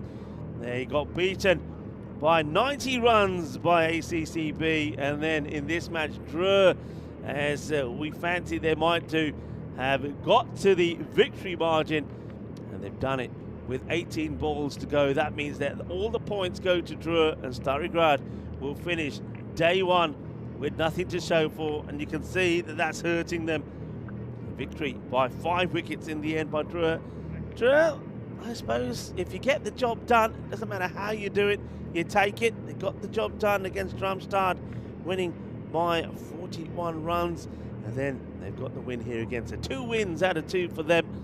So they'll be very happy with that, and with taking 4 points in one of them, they take 7 points from the day. They'll be sitting happy at the top of the standings, and they'll be going back to base pretty happy as well. But remember, we do have one more match coming up for you. Match number 5, when the Romanian champions, ACC of Bucharest, are taking on Peel and St. John. ACCB, well, they will be hoping that they can also go back to base with 2 wins under their belt. Peel and St. John will still be wondering. Everybody keeps asking. I mean, poor Ollie Webster, whoever he sees is asking the same question. How did you not win that last match? I don't think he has an answer. He can't believe it himself. But there's only one way for them to put that behind them, and that's to go out there and get a win in the next match. If they can do that, then their focus will be drawn away from that golden ball of defeat. That was a big talking point, wasn't it? We'll never know for sure. I mean, I just love the fancy footwork. The old, as he does the MJ spin and comes back with the ball in his hand. But looking at it a few times, the decision made that he probably didn't have that foot up. Maybe he had just a whisker of it on the ground, so it was given a not out. But he would get out the very next ball, so I think it was a little bit calmer there in the air. We've seen that a few times today. Good catch that, taken by Mike Jones. That went a long, long way up, so that was the end of Hamza Niaz. He scored a quick fire 30 of 11. Then, that one was one that Nisar will have a bruise to show for. But quick hands once again from Mohamed Rafa, but he then would lose his wicket, and this is it here. Goes for this shot. It's a no-look shot, but he hits it flat and hard, and Jones doing the umpire's work there and putting the finger up and saying, "You're up, buddy, you got to go." And then this is Karan Mansai would go very first ball, as that one goes in between his legs onto the stumps. Jones picks up 2 wickets, but he wouldn't come back for this, the 7th over. They went for pace. I said I would have gone back to Jones. If I'm honest, I would have gone back to Jones just to, he's got 2 wickets. He's in the groove, and I think he was up for it as well. They won't go back to Winterleaf, but unfortunately it doesn't start well, and it never was going to with the first ball going for 6. But there was a little bit more drama as Slobodan Tosic holds on to the catch. Then he needed that ball to go to the boundary to do it. So applause all around. Mike Jones shakes his head. He's not a happy man. You can see he's not happy. And you can understand why. It's a lot of reflecting that has to be done there for the champions from Serbia, Stari Grad. They have to endure a difficult journey back to the Sunset Beat Club with no points to the name. That's that scorecard. So Hampton Niaz once again gives them a good start, 30 of 11. But he gets out, and then nobody else really until Abdurrahman Ahmadzai scores that 25, really got it. And you got to remember that he was dropped on 1 and then also dropped on 11. So Stari Grad, I mean, if they held the catches, I'm not saying they would have won the match, but they certainly would have taken a point, wouldn't they? And that's something that they certainly will also have to go back and dwell on. There's the bowling figures there for you. 2 wickets once again from Mike Jones. He's been very good. Vukasin Zimonic did pick up one for 19, and there was also a wicket there for Joseph Skull, who also I think bowled very well, bowling to some of those dangerous batters early on. So there is a win and a nicely done. That means it gives us a nice just under half an hour to maybe get a little bit of dinner in, talk to some of the players here. Always nice when we get familiar faces and new faces come to the Kardama Oval. I know that the players will have some warm-ups and we'll get some warm drinks inside us because it does get a little bit nippy in the night time. Temperatures do drop pretty quickly, and there'll also be some dew to contend with in the air as well. So it's going to be an interesting match coming up with the ACCB taking on Peel and St. John. I'm Rika Full. Alongside me is Corey Rutgers, and we'll be joining you back in just under half an hour's time for match number 5. Hasta pronto, mi familia.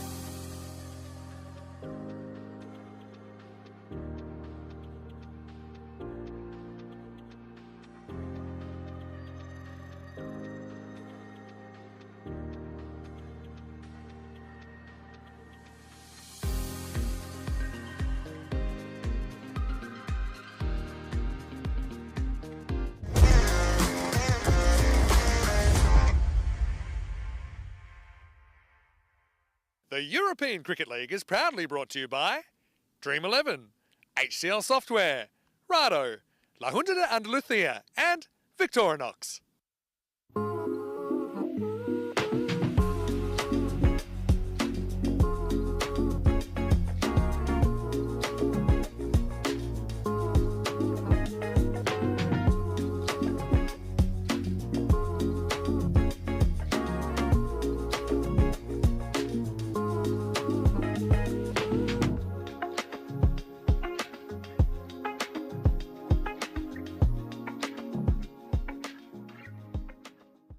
Hello viewers and welcome to the late sunshine at the Cartmire Oval as we get ready for match number 5. But the sun will soon disappear, the floodlights will be on, and it will be the Fiesta de Noche underneath the lights. And two teams coming together that I think are going to provide us with an entertaining match. For it's going to be Peel and St. John, the team that just lost the golden ball a couple of matches ago. They're taking on ACCB. Let's go over to Ian Rummage, who's got the Rado coin for the Rado coin toss. ACCB, you're the home team, you'll toss the coin. Yeah. Peel and St. John's as the away team, you'll call. Yeah. European. It's been called European cricket, it's come down Rado, so you've won the toss. We will go to bat first. Okay. Toss won by ACCB, who will bat first.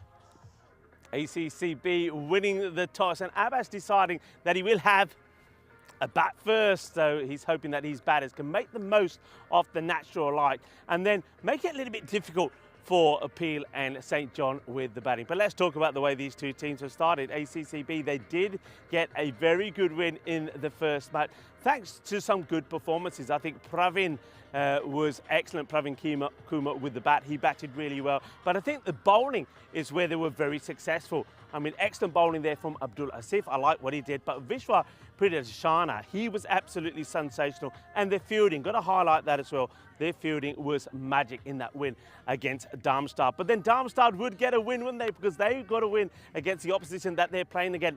And it was, well, unfortunately, Peel and St. John, they did lose the golden ball to Darmstadt. But we know they've got some good players. I think Ollie Webster, their captain, he got a golden duck in the first game. I think he'll come back. He's a man who scored a century the last two times we've seen him here in 23, 24.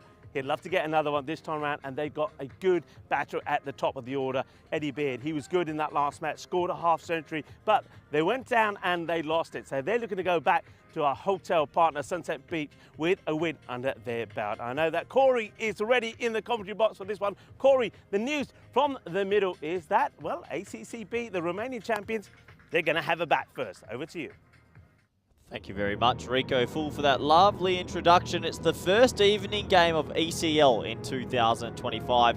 We finished the Western Shield yesterday, and now it's on to the bigger stuff, the ECL. We love it, where these little club teams coming from all over the land dream big and believe maybe it's their destiny to win the ECL.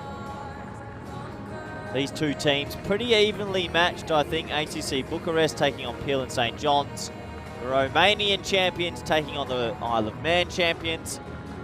And I really can't split these two. Peel and St. John's lost a game this morning that they really shouldn't have lost.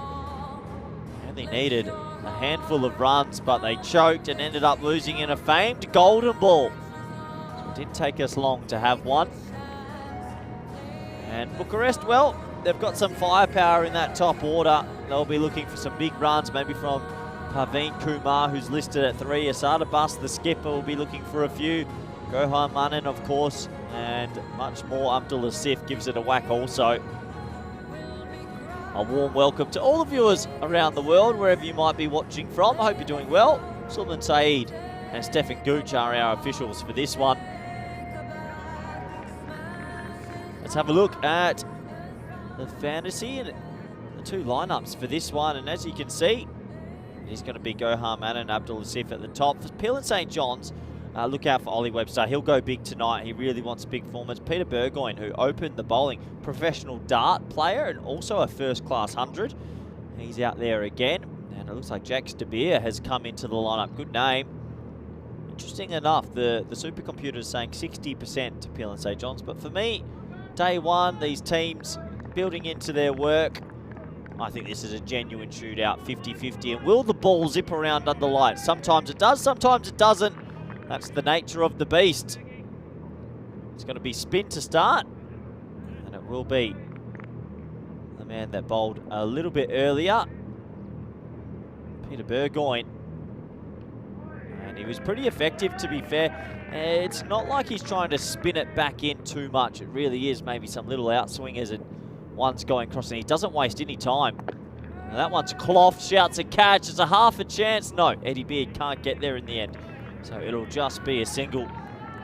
That is one thing the big man Burgoyne, he does. He doesn't muck around. He's already about to bowl his third delivery, and we've only played 25 seconds. And there's the edge, and he's gone. Well, it's working for them. He bowled well earlier. He keeps it simple. Good catch from the keeper.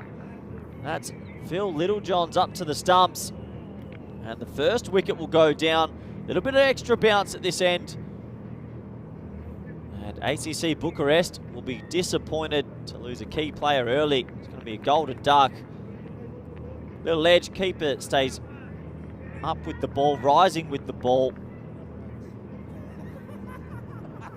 Was probably there to cut, but I'd say he's gone a little bit too wristy with the stroke.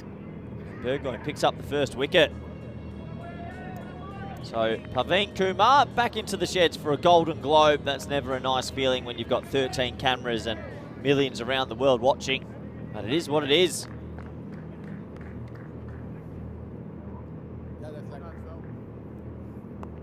So Burgoyne showing that spin can be effective in the power play. And as we touched on before, he's won a darts open in Latvia, professional dart player, and a first class 100. So we think he's the only sportsman in the world that has a first class 100 and won a professional darts. He's on Wikipedia if you ever want to look up his name. Interesting story is that one squeezed away. That should be the first boundary. Asif gets an over pitch delivery, gets it through the gap for 4.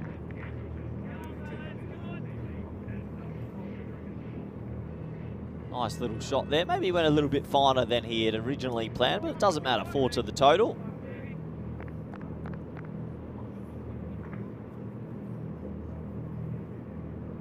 That one a bit quicker. Wraps him on the gloves. Just scamper through for a single, but yeah, Burgoyne definitely showing that spin can be effective in power plays. We saw the Asia 11 yesterday opt for their left arm off spinner. That worked quite well for them in the power play as well. Hit away, straight to the fielder. Can you believe it? It's 2 in the over. Mannon goes now. Oh, Burgoyne can't do anything wrong. He goes triple 20, triple 20, triple 20. He picks up 2 in his first. And ACC Bucharest, all let's see here, 6 for 2.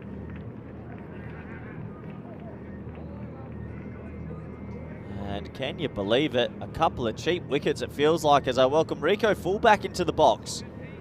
Well, what a surprise. So, Peter Burgoyne, so professional darts player, and he has an international 100 to his name. First class. First class. Yep. First class. So, well, he is a bit of first class at the moment, isn't he? Well, I suppose if you're a professional darts player, you should be hitting your targets pretty often, and he is. And he's got 2 very good batters out early, Manan and Praveen Kumar, who really looked the business in the last match. And yeah, you're right, Corey. They are in a spot of bother. Well bowled to Peter. And, so, little bit on Peter. Sorry, we'll go into this first. We've got all these groups coming, and it started today, and we are here for a month of cricket entertainment. Here we are, and they're going to try and keep that pace off a little bit here, and why not? As Aki Vandenberg, now this guy's got to be feeling the fact that they didn't win the last match. He was the batter who was out there. You thought he was going to win it off the last ball, and he doesn't. Quick look at that again. So Group B, by the way, starts on Thursday. Yeah, it happens pretty quickly. So Peter made his first class debut in a 3-day tour match against New Zealand in May 2013. He was a serious cricketer back in the day. He played 14 first-class games. He's got a career. He played in Perth. I met him about 10 years ago when he played in Perth. His body shape's changed a bit because he chose darts. Quite unbelievable. He played for Southern Rocks in Zimbabwe. He played for England under-19s. He was involved with Derbyshire all through the youth ages. He's only 31. Wouldn't think it, but then he got into darts and he won the Latvia Open of darts. What a story! What a story that is. That is a story. You have done your homework, haven't you? I've been studying, Rico. When they started, you're alive. They told you you haven't had time to study anything. You've been so busy. When they were hitting the sixes last night, I started getting in commentary mode. That is a wonderful story. It really is. All right, that's Aki van den Berg. That's hit over the top of the infielders, and that's going to make its way to the boundary. So 4 runs. They've got to get something going here. And we've got Abdul Asif out there, Asad Abbas, the captain. You can see there are 2 men that they're just going to be looking at Tonkin, aren't they? There, I think we're going to see more brute force and swinging. They're going to be swinging everything to try and get themselves to a decent score here. And once again, a big heave, but this time no run. That is also the end of the over. And well, the man we've talked about, Peter, he's saying, I'm right back on, I'm bowling my second. We saw in the earlier matches today, teams never did this. Bowlers bowl well, they had the opposition sort of under the thumb, if you like, and then they released the pressure. They just didn't go for the kill. So I'm liking the fact that they go back to Peter here. Yeah, a big game this for Peel and St. John's, who should have won the game earlier. They choked. They really did choke. They don't want to go home 0-2. They want to win here. ACC Bucharest already had some success earlier. So it's going to be the spinner again. And you can just see that he's got that cricket now. He's a bit experienced with his pace. He's fired.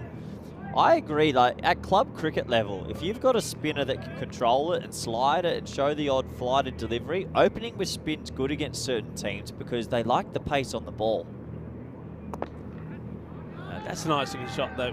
Hits that pretty clean and straight. That's going to be 4 runs to the cheers of the ACCB guys. They've been pretty vocal. They were making a lot of noise in their first match. A match that they won, of course, against Starry Grad and took all the points. So it's a great opportunity for them here to go back with in a happy mood back to base.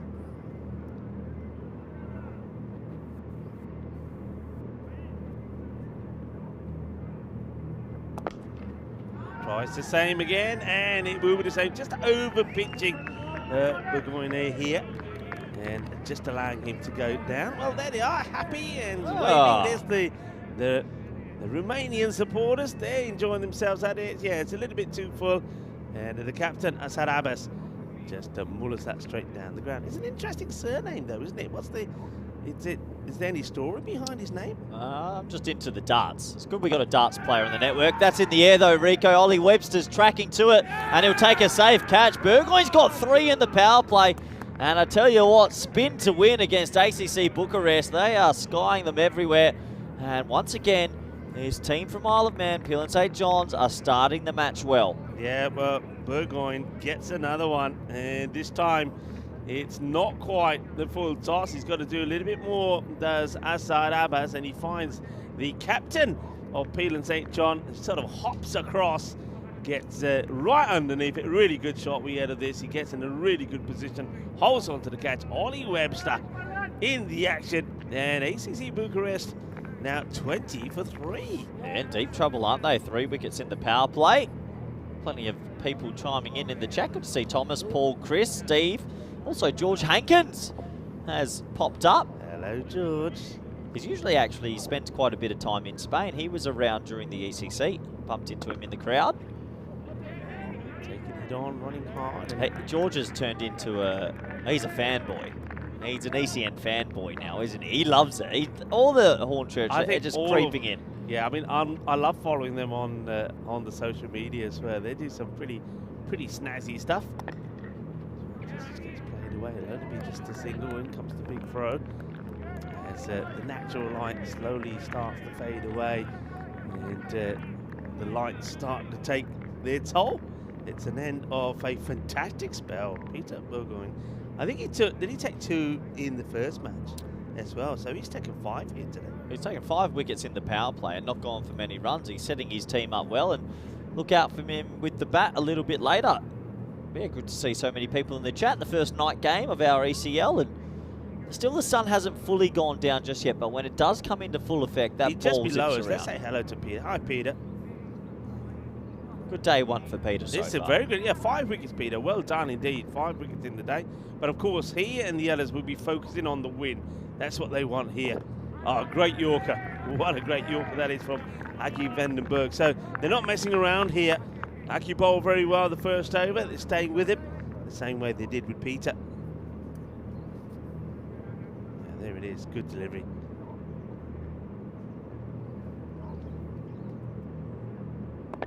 All right, okay. Is this going to be a catching opportunity? It is, you know.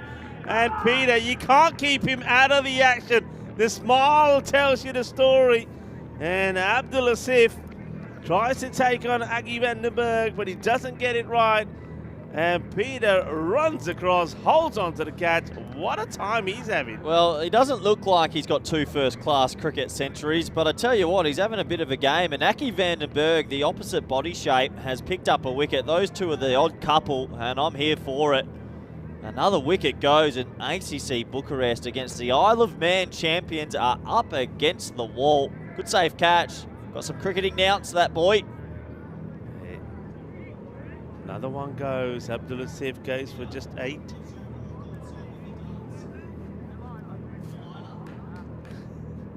Eight for 7. So his walk-on song in the darts is Delilah. I've just asked him, so that's a good one. Very, very good. We'll have to see him throw some for us at some stage. That's a very good walk-on song, to be fair. Sounds like you follow the darts. I enjoy that. I lived in the Netherlands, so there is darts left, right, and centre.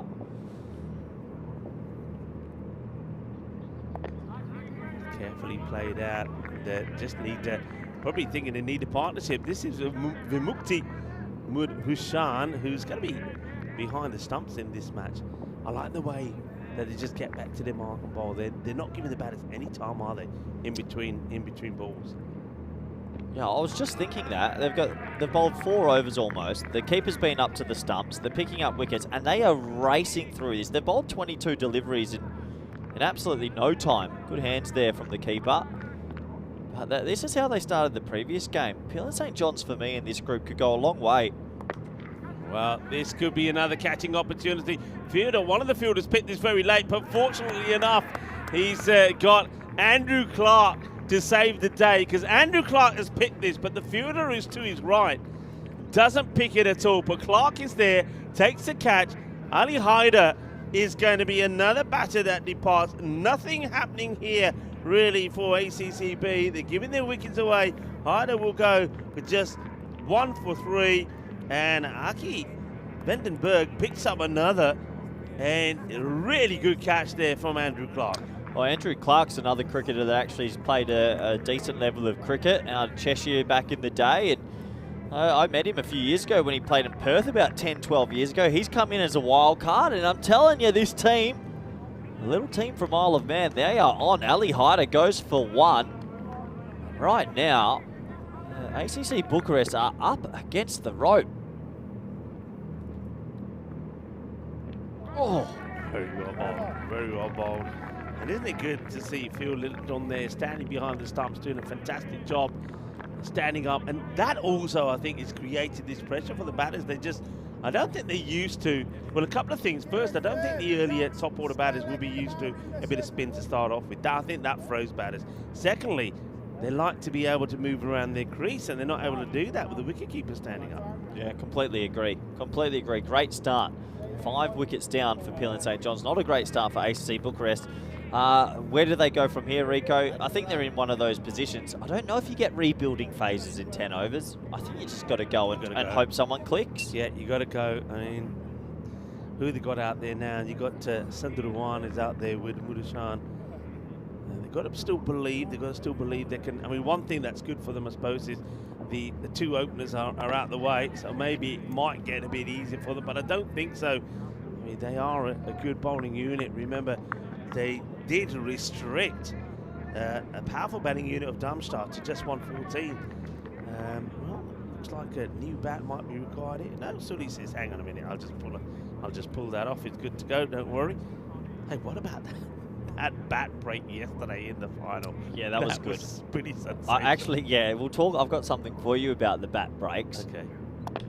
So Max O'Dowd obviously came from Cape Town, and he's playing Namibia and Oman next week. Yeah. I said, don't bring some good bats because the Grizzly balls rock hard. He broke 3 bats on the trip, and he's had to call Kookaburra, and they are not happy. It's quite funny. Oh! It's gonna thread the needle. Oh, it's perfect timing. Well, it's straight down the middle. Bit of a bullseye on this one. Peter's not able to stop. Oh dear, oh Delilah. That one gets past. That's 4. Missed the double, didn't he? In the end, is that one was so close to actually being tapped onto the stumps. Good effort from the big man. 4 to the total. Tries to work this away, but doesn't. Now you know why some of the players don't like to tell us things about them. Yeah, internet comes in. The internet always helps. Internet always helps, doesn't it? Great effort though. What a fantastic! If you stopped that, we would have been singing Delilah, I reckon. It's hit pretty well, firmly, and going to be 4. Nobody's going to stop it. All along the deck. 4 runs. 4 carreras. It's a really nice shot. The only way is up here, really. ACC Bucharest. They're fighting hard. They need a partnership. They need batters to get going. And maybe Sunduruwan can be the person to do it with Modu Shah. Yeah, well, they might as well just keep going hard and hope good things happen. We swung hard at this one, and that's another one that's going to get away. Well, swing hard, and maybe you'll get a little bit of luck go your way, and that's a little bit of suerte. I wonder if they're just checking here the boundary. It looks like the 2 umpires were coming together to check. I mean, he swung hard here. I suppose they might be doing a boundary check. It's 6 runs. There you go, clean over the rope. There's the signal from the umpire, and an opportunity for myself and Corey to welcome you into the box. What a day we've had. We've had that golden ball, and I just think that we're going to see so much excitement in this European Cricket League golden ball today. I think we're going to see big scores. There'll be centuries. There will be more hat-tricks. 5 cricket balls. It's all going to happen. Yeah, it's all about the stories of the clubs that maybe we don't know too well coming here for the first time and learning about them. And obviously some other clubs that we know, familiar teams like the Pakai Cares, Hornchurch, and seeing them again, seeing how they've developed. It's going to be an interesting ECL. Yeah. I think it's open. It's always open. You learn a lot in those first few weeks. I'm really looking forward to it. You're feeling a new champion? There should be a new champion. Well, Hornchurch have spent all their money buying players, and they've panicked and got Irfan back because they can't win it with their own. They've never won it with their own. You always like. I know they're watching. You know they're going to give it back to you. You know it. You just love it, and they love you as well. Of course. Yeah, they're okay. Yeah, I think I'm feeling a new champion. Yeah, I'm feeling a new champion. I don't know who, but I just feel there's going to be a twist. There always is a twist. There's going to be a lot of work to be done for the fielder, who's done brilliantly. What a stop this is. It's a good job he's on the cricket field, not the football, because that would have been a red card otherwise, but a 2-footed lunge. He slides. It's a beautiful, beautiful outfield. It's nice to be fielding and sliding, and what about that? Sensational. That's what you want to see. Yeah. Just get down low, do the 1%ers. Court, who's come into the attack. Hit pretty hard, but there he is. Peter's the man again. He's having an absolute humdinger of a match so far, isn't he? Comes across, makes a stop. No issues there. And I like it. I've always liked the bowling with Kieran Cord. I think he's a stellar player. He's crafty. He comes a left arm round, which isn't too common, but he does have an off-speed, off-cutter that he does like to use as his change-up. Straight down the leg side of this one. I like the counter punch from these two as well, Rico. This innings could have easily fizzled out, or they could have taken a few overs to try and get themselves in, but they've just said, look, the best form of attack is actually to counter attack. So if these two can click for another couple of overs, maybe they can get to 115. And that's pretty close, you know, and I don't see how this one couldn't have been given. Corey's given it out here from the commentary box, and I tend to agree with it. It's full, it's straight, and I think Murashan is trying to play this one on the leg side when he should have been looking to play it straight. I think this is going to be absolutely plum. Yeah, that's good enough for me. 3 reds. There might have been a question where has it hit him, but that part of that ball's in line with off stump. Coming around the wicket, always honing in. Just played across it, and that little counter punch has started to fade away as it's 43 for 6. Peel and St. John's, besides that little 5-minute wobble earlier, which lost them the game versus Germans, they've been very impressive today. Yeah, I mean, no, but it's one of those, and it happens in sport. You just thought they were going to comfortably win it. I mean, when I was looking at it, the way they scored off the last 3 overs, got 8, 5 and 2, and they needed 3 of the last, didn't get it. They needed 6 of the last 12 deliveries, didn't get it. It's just a freaky thing, and it does sometimes happen. I mean, people will talk about all sorts of things, of course, the retirement. I mean, should they have retired a batter out that was struggling 4 of 11? I think we all know the answer to that, yes. But I think they still felt that, you know, for what the situation, the way it was, that even with somebody like that in at the moment, we should still win it. And then, of course, the run out there, Aki, and then he's not there to face the golden ball. Just didn't go to plan. But they're looking to put that behind them. As this one is going to get behind and over the third. The short third is going to be 4 runs. So, well, swing harder. Maybe fortune does favour the Brave as Samuela gets his first boundary. This is probably one of those scenarios now, Rico, because they're into the middle to lower order and it's under lights and the ball's zipping a bit. You probably have to have a third. Yeah. I just think you're pulling up your deep cover man or maybe even your square leg and having a third because there's a big chance there's going to be a lot of edges that are going to balloon.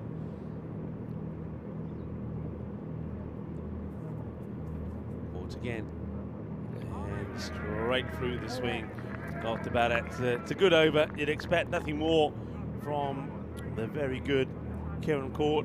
Gets it right, and ACCB, they are now 47 for 6 at the end of 6. So have they got some more fight? Is somebody going to come out there and maybe score a fine 30 or something? The other reason is, I mean, they got off to an absolute flyer, taking all the points, of course, against Starograd, and they did bowl and field very well. I have to give them that. But they need something to defend, and I think if they can, even if they can get, say, to the 90s, if they bowl and field the way they did in that match, you know, at least they'll take something on the match. If they don't get to, you know, what we got here left, 4 overs to go, if they don't get another, I'm saying 40-odd runs here, it could be them this time that don't pick up a point. Yeah, they need to be careful. They really do. Clark's going to come back. His first over went for quite a few, and his second over might go for quite a few as well. 6 off the first. Nice shot. Yeah, that's a powerful hit. And, well, Sandurawan, he's at least looking like he's able to get a few away. And maybe he's the batter I'm talking about, who could score a quick fire 30 or something here in this last 23 balls now to come. Take on the single, he runs fast, gets to the other end, so still backing his partner Samuela to be able to help him out here. Yeah, someone else is going to have to step up a little bit. What do we have left? 22 deliveries. Can you go 2 a ball? That will get you near 98. Sort of just the one shot Ula here. He's looking to launch over. I suppose you can see why, at least there's reason he's trying this. They haven't got anybody on mid-wicket. In fact, nobody even on the square leg boundary. But you look at the angle that's been bowled to him from Clark. Clark is basically saying to his captain, Ollie Webster, look, I'm not going to bowl too many on the leg side. I'm going to bowl across him. Give me the players in those areas where we can stop the boundary, stop the runs. So one of the big differences, Rico, when this was the Western Shield, if you had any bowler bowling anywhere, they were setting up with their heels on off stump. Right now, for bowlers coming around the wicket, you show them leg stump. You just cover the wide line so that you can hit everything. But they're staying quite rigid, batting outside that sort of leg, and then they have to catch up. Yeah. Yeah, it was interesting, the comment being made there by Smale, I think, yesterday in the trophy presentation when he was picking up, when he said, you know, unfortunately, bowlers, you know, the line doesn't move, and he made the most of it. He loved it, and I think all the batters loved it. As we have a look at what's coming up tomorrow, day 2 of 3 for Group A, and Peel and St. John's, well, they'll be wanting to get a victory here, go back, get a bit of a sleep, because they're back up early in the morning in that match up against Drew. Drew won both their matches here today. And then We've got Darmstadt against ACC B. That will be a good one as well. Stalingrad, they've got a difficult one against Peel and St. John, where they're looking to get some points on the board. And I think we know that if they don't pick up a win there, then that could be curtains for their campaign this year around. So do stay tuned, and more action to come tomorrow. A little bit surprised that Ollie Webster hasn't bowled himself with his spin also. I think it might have been affected sliding on under lights, but they're going to go to Bennett. Bennett didn't have the most effective game earlier with the ball, but it's a new match, and maybe tonight's his night. Could potentially bowl 2 at the death here.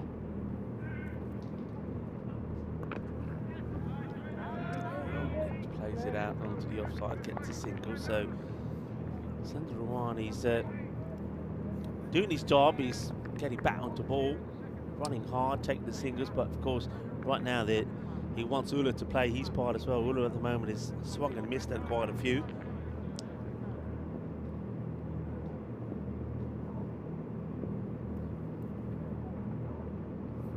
That's going to be a bit of a wide as he tries to sneak that one in. But once again, I'm with you. I mean, looking at what's being bowled here and looking at what they're trying to do, I am surprised that they're not keen to push the third back on the boundary. Yeah, I'd be tempted.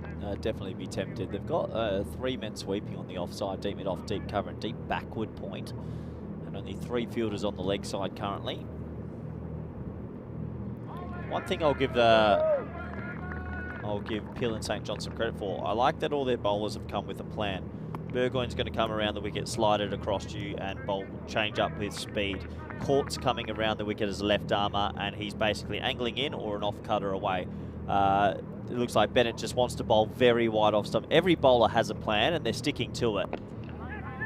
This one is more at the stumps, and it's going to go to the boundary. I'm liking that from the field inside the 30-yard circle. As he goes past him, he's like signaling to the ghost fielder behind him, saying, "It's yours, it's going there." And then he turns around and says, there is nobody there. I'm going to have to go get this.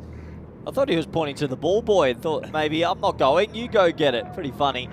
But yeah, they've been, well, very disciplined so far. They just don't want to waste the ending here. If they can keep them to 80, go chase it in 7 and take all the points. Right, look, they're big-time favourites at the moment, 93% to 7. I've got to ask you this question because obviously, okay, in the air, can they get to this one? And they will get to it. Nice catch taken. Gets the slide and dive in to take the catch. The wicket will go. Sami Ulla, I don't mind this really. Maybe somebody else can come in with the remaining balls to come and do a little bit better than Sami Ulla, because he was struggling, swinging and missing. And he gets to 9 of 9, so a run of ball 9, 62 now for 7. And well done to Bennett, picks up the wicket. But what was the percentages in favour of Peel and St. John in that last match? I mean, it must have been something. It must have been 98 or something, surely. I'll go have a look and I'll read out how they ended that game, because it was one of the more extraordinary collapses you'll ever see. Yeah. But right now, to their credit, they're responding as it's 62 for 7. 9 of 9 for Samuel. A nice catch taken there by Peter Lewis. Gets his name in the book. And so does the bowler, Brendan Bennett. New batter comes out, and he gets a good ball first up. He actually watches that quite nicely, does Saeed Ulla. If he was just swinging wild at that, I don't think he would have been very successful. So with 15 balls to go in that game, at 5 wickets down, they needed 9. 15 balls left, and they just choked it. They choked. Oh, it's one of the better chokes you'll ever see. Oh. That's a cracking shot. Does he get anything on this? I mean, that would have been one of the best catches that we've seen under the floodlights. I mean, I don't know if he touched that. I don't think so. That ball still rockets to the boundary. So Sander Rawan is doing his job at the moment. He's doing a wonderful job. He's kind of giving them something to bowl at. Yeah, and at that point, they must have been something like 98% to 2. 9 runs off 15 with a set batsman. Yeah. I think they're 99.9%. They ended up tying and losing. So they will want to come strong tonight with the bat and make sure they ensure the victory. The bowlers have had a good day. Their bowlers have done a really, really good job. Yeah. Looks like Court's going to come back with his left arm around the wicket. Ulla on strike. Why do you think he comes round? What's your thinking about that? Personally, look, I like a left armer staying over because you get the angle across. But for him, maybe it's a run-up thing, maybe it's a rhythm thing. But he's done it for a while now. He did it during the ECC Challenger Division with Isle of Man's national team, and he finds it's effective for him. Yeah, I know that some left armers, when they're coming over the wicket, they find that they stray too much on the pads and they can't get the angle. They can't go wide enough to get that angle across. Oh. Well, doesn't really know too much about that. The batter's trying to guide that out. Well, they're taking on the second, and they're going to get there. Let's go. Oh, a little bit of argy-bargy.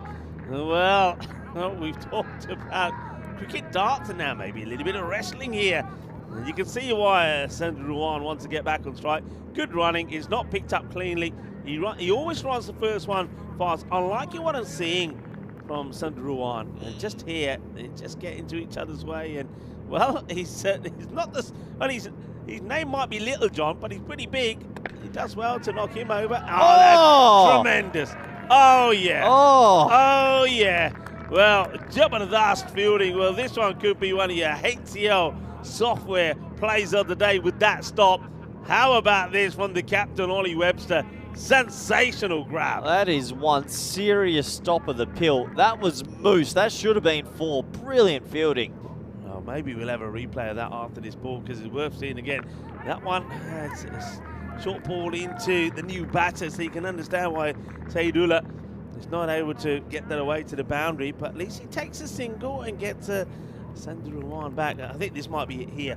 Have a look at this, folks. This is just, oh, wow. Yeah, he's actually stopped it behind him. That was hit so hard, and hey, he saved 4 runs. Brilliant work from the skipper. 2 to go in the 9th. Slower ball, and he gets a good chunk of it. There's not too much support back there. They did deploy mid-wicket, but without any square leg there, that's worked away nicely. Good thinking there from Grim Court. He's trying to do something different to Sandhu Ruwan, but fair play to this guy. I mean, what a knot this has been from him. 76 for 7, and he scored 32 of them. Yeah, it's been single-handedly his innings. If he didn't rock up, I think they're going to get rolled for 50. So he probably needs to farm the strike a little bit. I'd actually be tempted maybe to run a single here and just take the last 6 balls himself. Or probably knows that might be the answer. He'll go maybe a bit wider, Yorker length outside the off. That's what he tries, and he nails it. So well done, well bowled, and that's the ball they wanted. Keep the dangerous Sandhu Ruwan at the other end. So now you know that they'll be looking to run off the very first ball. End of the 9th. Tidy one, just 9 coming off that one. 1 boundary, 76 for 7 at the end of the 9th over. I'll tell you what, Rico, if Ollie Webster and Eddie Beard get going at all, they'll taste this in 7. Those two really, really like getting on with it. Let's have a look at the bowling scorecard. Everyone's doing a job at the moment, but the 2 opening bowlers have set it up. Aki Vandenberg, 2 overs, 2 for 6. Economy of 3, ridiculous. Burgoyne with 3 wickets. Kieran Court, 1 for 16. Clark got hit a bit, 26, but that's not the end of the world. As long as you're not getting players hit in the 35s, 40s, that's okay. Yeah, I think it's a very good bowling card, and the fielders have backed the bowlers up very well as well. Don't forget that. That's very important. So the last over, and Brendan Bennett is going to bowl it. Just lashes out of this. It's not going to go the distance, but I think the single is the best bet here. Throw comes in. So right, here we go now. Now can we have a big finish here from Tharindadu Sandhu Ruwan? Can he get them to that score of 90? He might as well just face the 5 balls. If he clunks one and it goes to field, just stay there and back yourself. He's the one that's had the hot hand.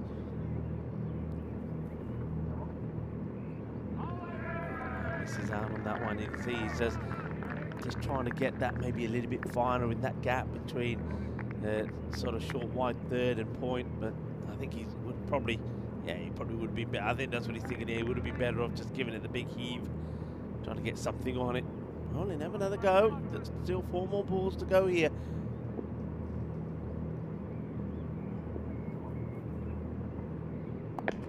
That's what he wants. That's clipped away beautifully. It is that slightly slower delivery from Bennett, but it's going into the pads. That's a delightful shot. Inna Sona, Shakalagya. Well, he's giving the dugout belief, and that's pretty important as well. It's been a pretty good innings by himself. The rest of the order's really collapsed tonight. If he can go bang, bang, bang, Rico, take that momentum into the second dig. That's a lovely shot. That really is. Well, what a knot this has been. Gets them into the 80s, Grady 80s maybe, or can he push on into the 90s? It's a well bowled, sneaks that one in. And tries to play the Hollywood shot again this time, but fair play to Brendan Bennett. He gets this one outside the offside, sneaks it inside that line, gets another dot in. Just getting the ball to move a little bit as well. Just away enough, but that is a... Yeah, that's when you press like the button on a video game shot, the Hollywood shot. That's classy. That is classy. Beautifully played.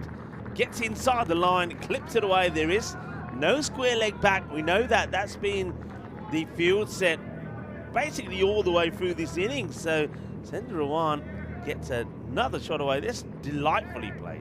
Nice shot again. Just timed it into the gap. So they look like they're going to be able to get into the 90s. But boy, if they win from here, it'd be one of the lowest defences in quite some time. You don't get many low-scoring thrillers anymore.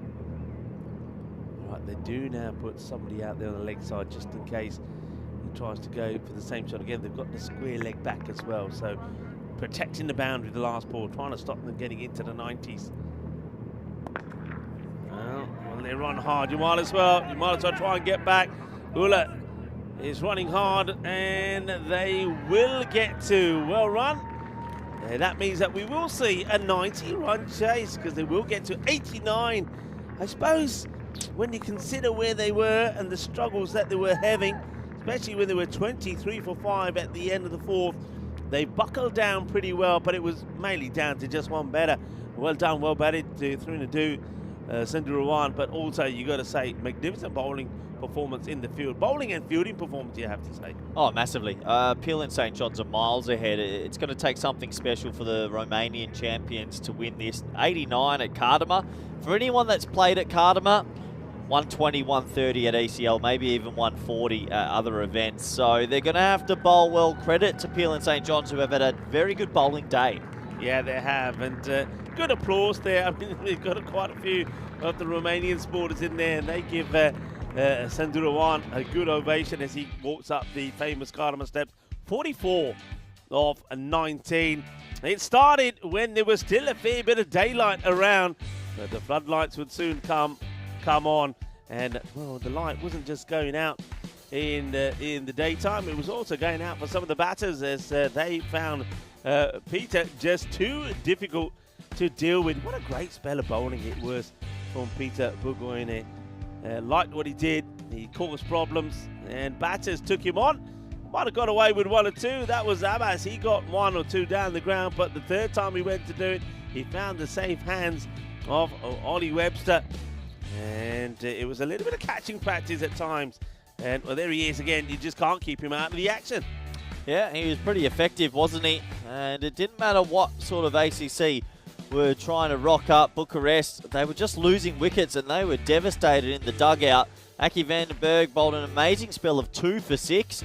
There was a couple of moments for them. Good effort there from Burgoyne again, but that slow start, they just always felt like they were playing catch-up. Yeah, this one also another one that, well, gets away, stronger together, 4 runs. But it was all happening from one end, wasn't it? This was no doubt absolutely plumb. As a good, straight, fast delivery there from Cord Ketting. Wimbukti out. Well, there's Rado. The clock was ticking. But, well, there was no issues for Peel and St. John's getting their overs in on top. In fact, I think they raced through the overs really well. It's actually very good. Good, tidy, polished fielding performance is the way I would call that one. Yeah, I totally agree, Rico. They held on to majority of their chances. They bowled in good areas, and that's why they're only going to be chasing 90 for the victory.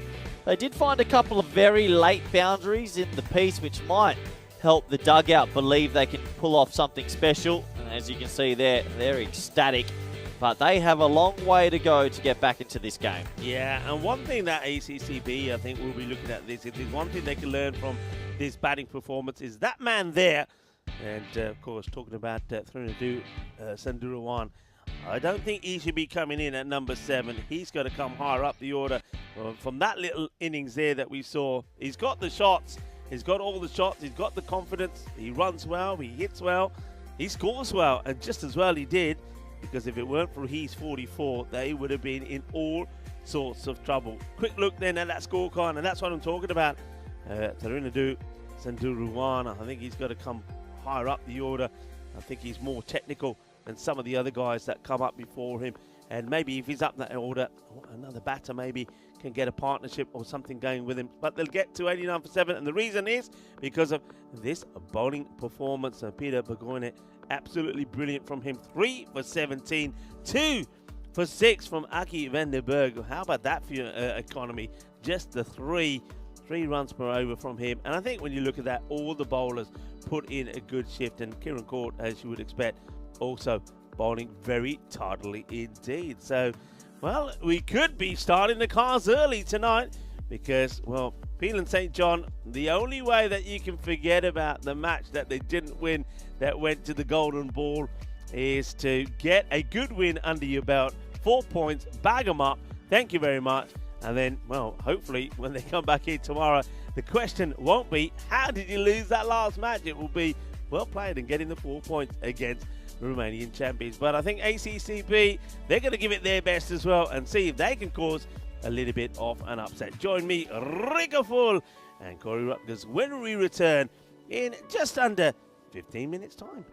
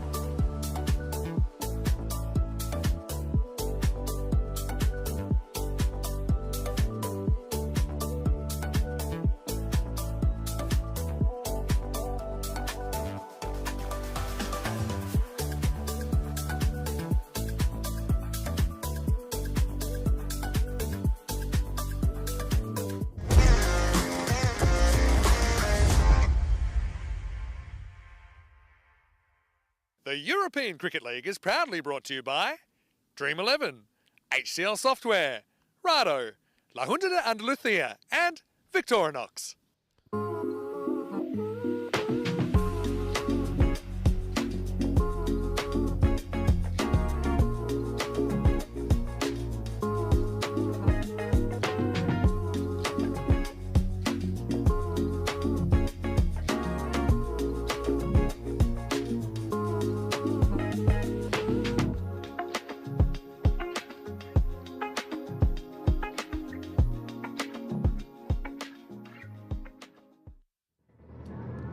Hello viewers, and what about that for a sight? Doesn't get any better than that, does it? That is, folks, the Khartoum Oval, this beautiful oasis that's nestled in the countryside here in Andalusia, the region of Malaga, and the small little town of Khartoum looks absolutely stunning. Yeah, welcome to Spain, everybody. Malaga, of course, best known as the capital of the Costa del Sol, and also Picasso's birthplace, that's right, as well as, of course, the magnificent sunshine and the lovely beaches. Let's have a quick look at this then. So this is important, bonus point equation, restrict to 62 or less, can happen, seems unlikely. Get the 90 you need in 7 overs, I think that's very possible. And after, there's only one way, I know I mentioned this before and I'll probably keep going on about it, but when you lose a golden ball, and it's a match which you had in the bag, and you had it in the bag with 3 overs to go, and you end up losing it, the only way to come back and make you feel better is to take a 4-pointer.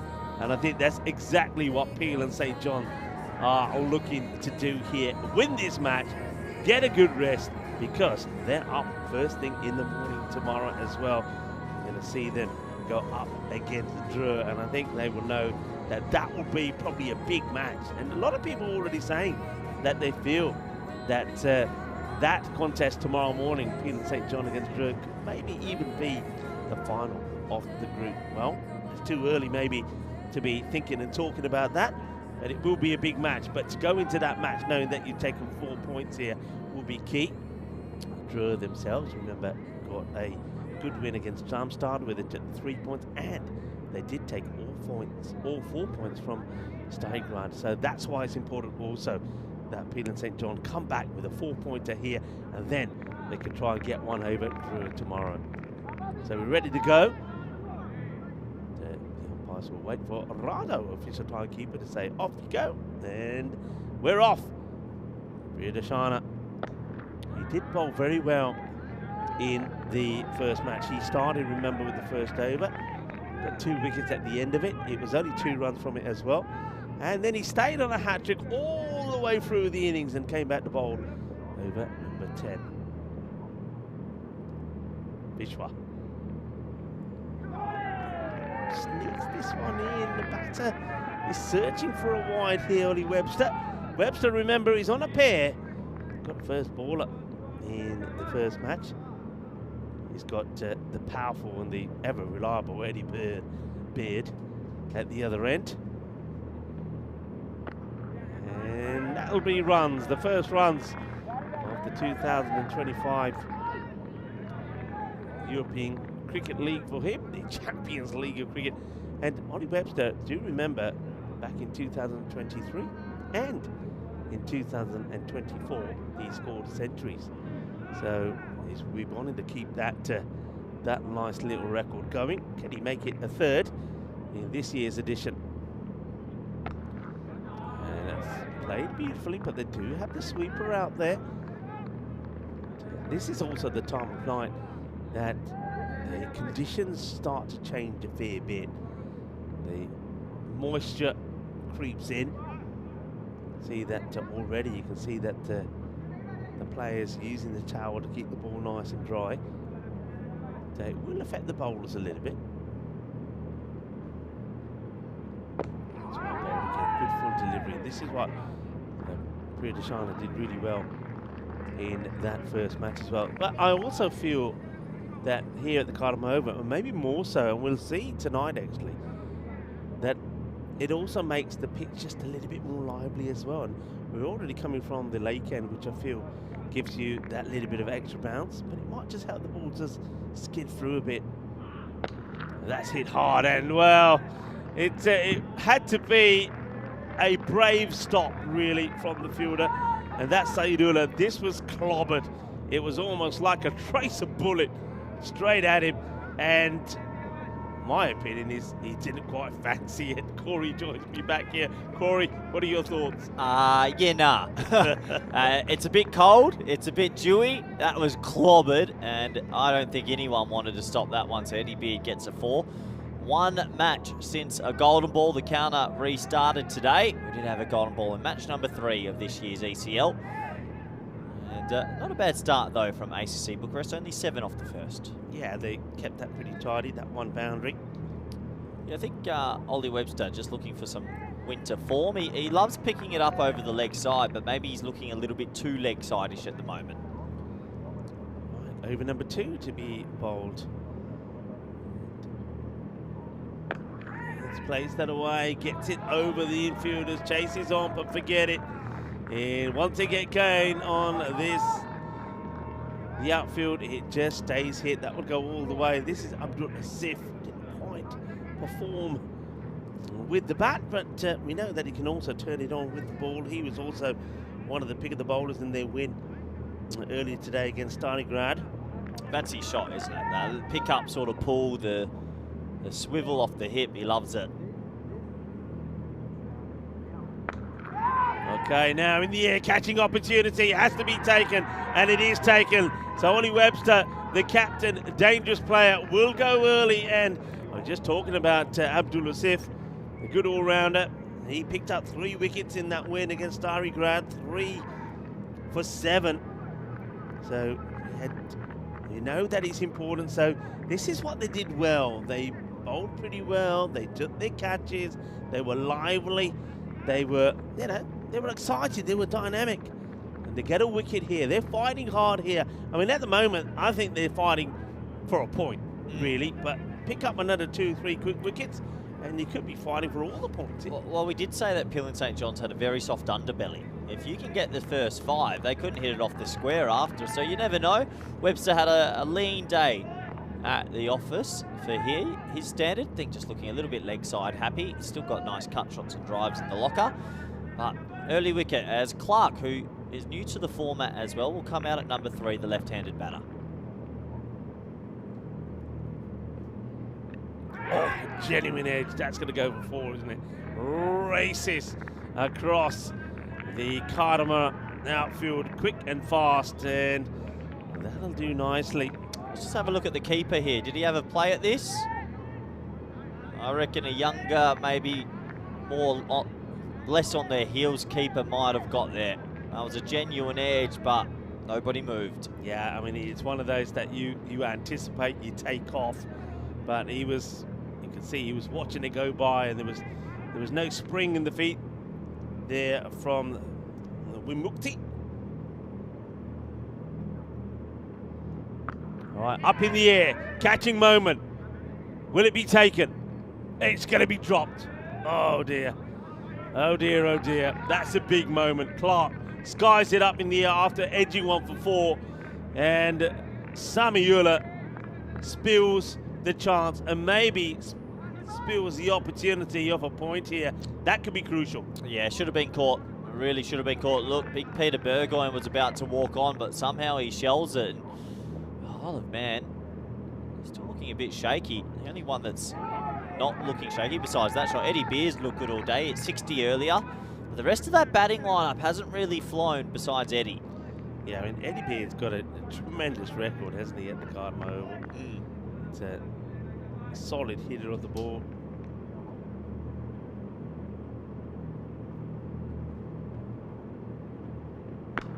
Oh, that's dumped well. It's a lovely pull shot, gets it in the gap.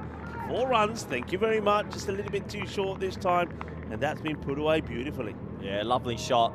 It's going to go away for 4, and that's 2 overs complete, 20 for 1. And the one thing I have to give the ACC Bucharest team credit for, they've held the rate okay. 10 and overs okay at Cardamom Oval. So It would be a big ask to expect them to not pick up a point at least here. Yeah, this is how it looks so far. Drew sitting on the top, perfect record from them, 2 from 2 and a 4-pointer. ACC Bucharest, they picked up 4 points against Starograd as well, so they're looking to stay in touch with Drew. But of course, with just a point to their name, Peter and St. John could be right up there. They could even take second spot if they finish this match well. Clark, he's been lucky, got dropped. Can he make it count? And this time around, they're not wasting any time. They go straight back to Priya Deshana. Just gets this wrong. This could race away to the boundary from the pads. It will. There's going to be 4 leg buys. For Priya Deshana, we didn't see him bowling to a left-hander. And you can see that sometimes bowlers do genuinely struggle with the lefties. Gets this one wrong. Strikes it onto the pads, and that's going to go all the way to the boundary. Just little things, as there's Dennis in the background with the thumbs up again, but yeah, little things. They've started well, but then the odd short ball or the loose ball down the leg side, can't afford it with only 89 on the board, 90 the target. That's better. That's well bowled, and actually quite well played from Clark. That was coming in at the stumps, just pushes it for a single. Good to see Richard Bird in the chat. Birdie probably just put the checkbook away for a while. And I heard some voice messages of a panicked Birdie asking about wild cards and if they can fly people in here and there.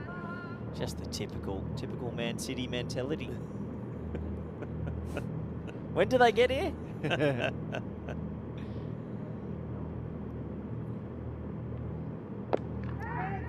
a good delivery. It's Yorker length. It's clipped away quite nicely by Eddie Beard. And Matt, he's got, just looking at his record, 789 runs on the network, and last year scored 728 of them.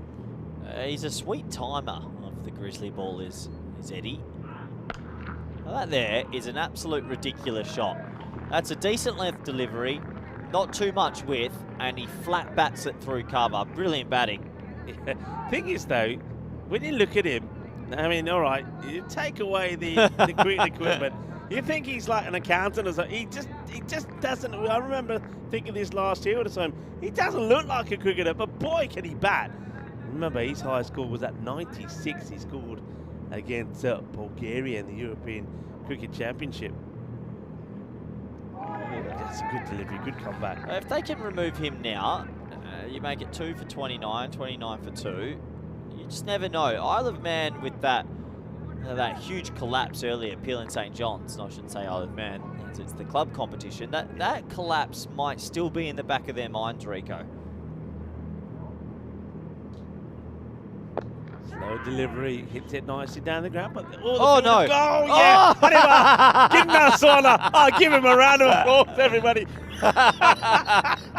Well, he goes down, slips, and this is Naveen Kunta. He goes down, and then he puts the long extension in.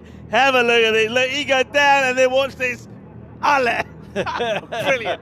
Oh, well done, Kunta. Absolutely marvellous. Let's have that in the highlight reel for sure.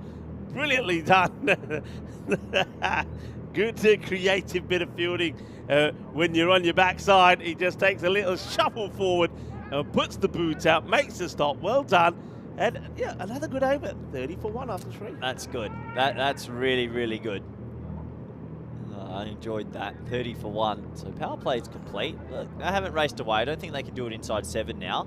Just maybe focusing on closing out the victory. Okay, how much of this has he got? Doesn't look comfortable at all. Oh! He's taken the catch. He has taken the catch. He was nowhere. It was arms and legs all over the place. But, well, he might have the unlucky 13 on his back. Well, it's unlucky for the batter. Gohar Manan has taken what could be so crucial. Eddie Beard, well, we just talked about his stats and performances here at the Cardamom Oval. He's going to go for 14. That is a mammoth, absolute mammoth wicket. It really is. It's huge. Well, I thought he hit it into a pocket of space, but 45 tracked back, and that is a brilliant catch, because under lights here, it's not easy. I didn't give him much of a chance to hold on to it, but he made it look a lot easier than it was, and maybe there's a game on here. I just feel Peel and St. John's, I just feel there's a few wobbles from the earlier claps today. Sammy Euler takes the wicket, but it's all to do with the catching there of Munningo. I gave him no chance, Corey, I'll be honest. I gave him no chance. Now look, they're just being a little bit careful here as Gorne comes out. Well, you've got two players at the crease that haven't played the format before, and they're traditional English-styled players. T10 can have that, but you have to be able to add the power to your game. So, interesting stages of this match. I don't think we're worrying about the bonus point. They just want to worry about the win. Peter Gorne and Clark out there. It's well bowled again. They're just getting, they're hitting their areas. They may not be, you know, they haven't got the exceptional pace that we saw from some of the Drew bowlers, but their accuracy at the moment is working for them. And also, they're holding their catches. Yeah, they have done well. They've done really well. They're fighting back. Into the pad, but I suspect this is drifting down the leg side. Yeah, leg by signal there from the umpire, but I think that was always going down. You can just see just the techniques of these guys is good, but it's not a T10 sort of style of batting. So the longer they take to get maybe set, and it looks like they both want to give each other a couple of balls, and that's up to them, it gives the Bucharest team more of a chance. This is played into the deck, actually, and it almost gets over the infield, but it's going to be just another dot ball. When was the last time we had a score in the 80s defended? Honestly, at Kardama, I couldn't tell you. Kardama, I can't remember. Obviously, we saw it in Malta yet again. Malta happened. But Kardamania? Yeah. That's a good-looking shot, and that one, well, he went for the Yorker. Sammy Euler just gets it slightly wrong, and small margins make a difference, but still, it's not a bad over. Just 9 come from it, even with that 6 right at the end of it. And Peel and St. John, well, they're poodling along for a win. It is 39 for 2 after 4. Yeah, nice shot. Really nice shot. Well, a half volley's a half volley. And he just chipped it over the leg side for 6. Nice shot there from Clark. Maybe that will get him going. But you're right. I think Bucharest should be commended for fighting. This game could have gotten away from them really early. They got the 2 big fish. And now it's game on. Yeah, and, well, this guy, well, thanks to him, they're in this match even now. And that's Thurindu Sandurwan. Now, he's going to have a bit of a bowl as well, so let's see how he fares with the ball. Yeah, a little bit of spin coming into it. Look, it's a brave decision because the ball's just swinging a little bit. Can you get a bit of purchase? Starts with quite a wide delivery, but he's got plenty of protection out there on the offside as that one gets fizzed back to him. He's not happy about it either. Pinged into him and that would have hurt. It is a pretty chilly evening here, Rico. Warm during the day, quite hot days, but the nights it is cold. Yeah, you notice the temperature drop, don't you? Zandaruwan checks his field for the left-hander. Good shot, really good shot. Fielder comes across, can't stop it. 4 runs. Well, it's all along the deck. Smooth and swift. Like the Microlino, that is going to be 4. Have you been in the Microlino, by the way? I have not. I have not. You've got to get in the Microlino. That's a lovely shot. That's proper classical cricket, isn't it? That's already 5 off the over, and when you only have to go at 8.5, you can be quite educated about how you go about this. Yeah, that's why this style works for them. May not work for them getting all the points. A bit short, but straight to the fielder. No run. Disappointed there, I think, is Vishwa. I think he feels if he picked it up straight away, maybe there would have been a chance of a run out. I don't think so. I think the batter did well to get back Clark.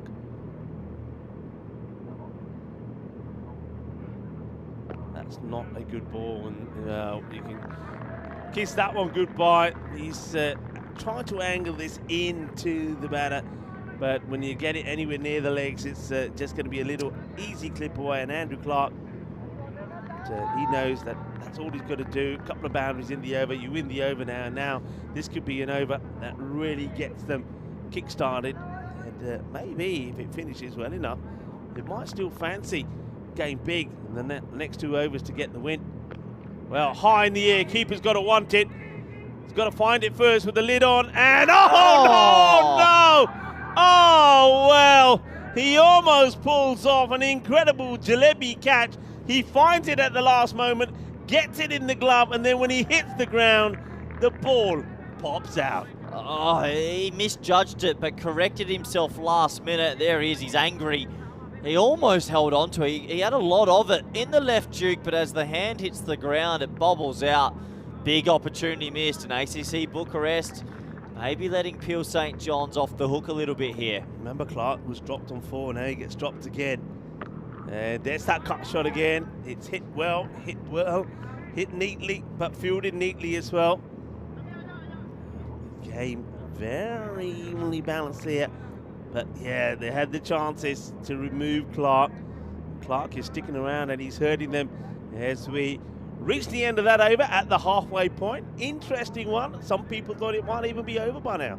Hanging in there, ACCB. Hanging in there, but when you're trying to defend 90, you probably need to catch everything. So will they give them any more opportunities? They've got to take it all. But the thing is, what happened a few hours ago, Peel and St. John's needed 9 runs off 15 balls earlier today, and they lost with 5 wickets in hand. I've never seen anything like it.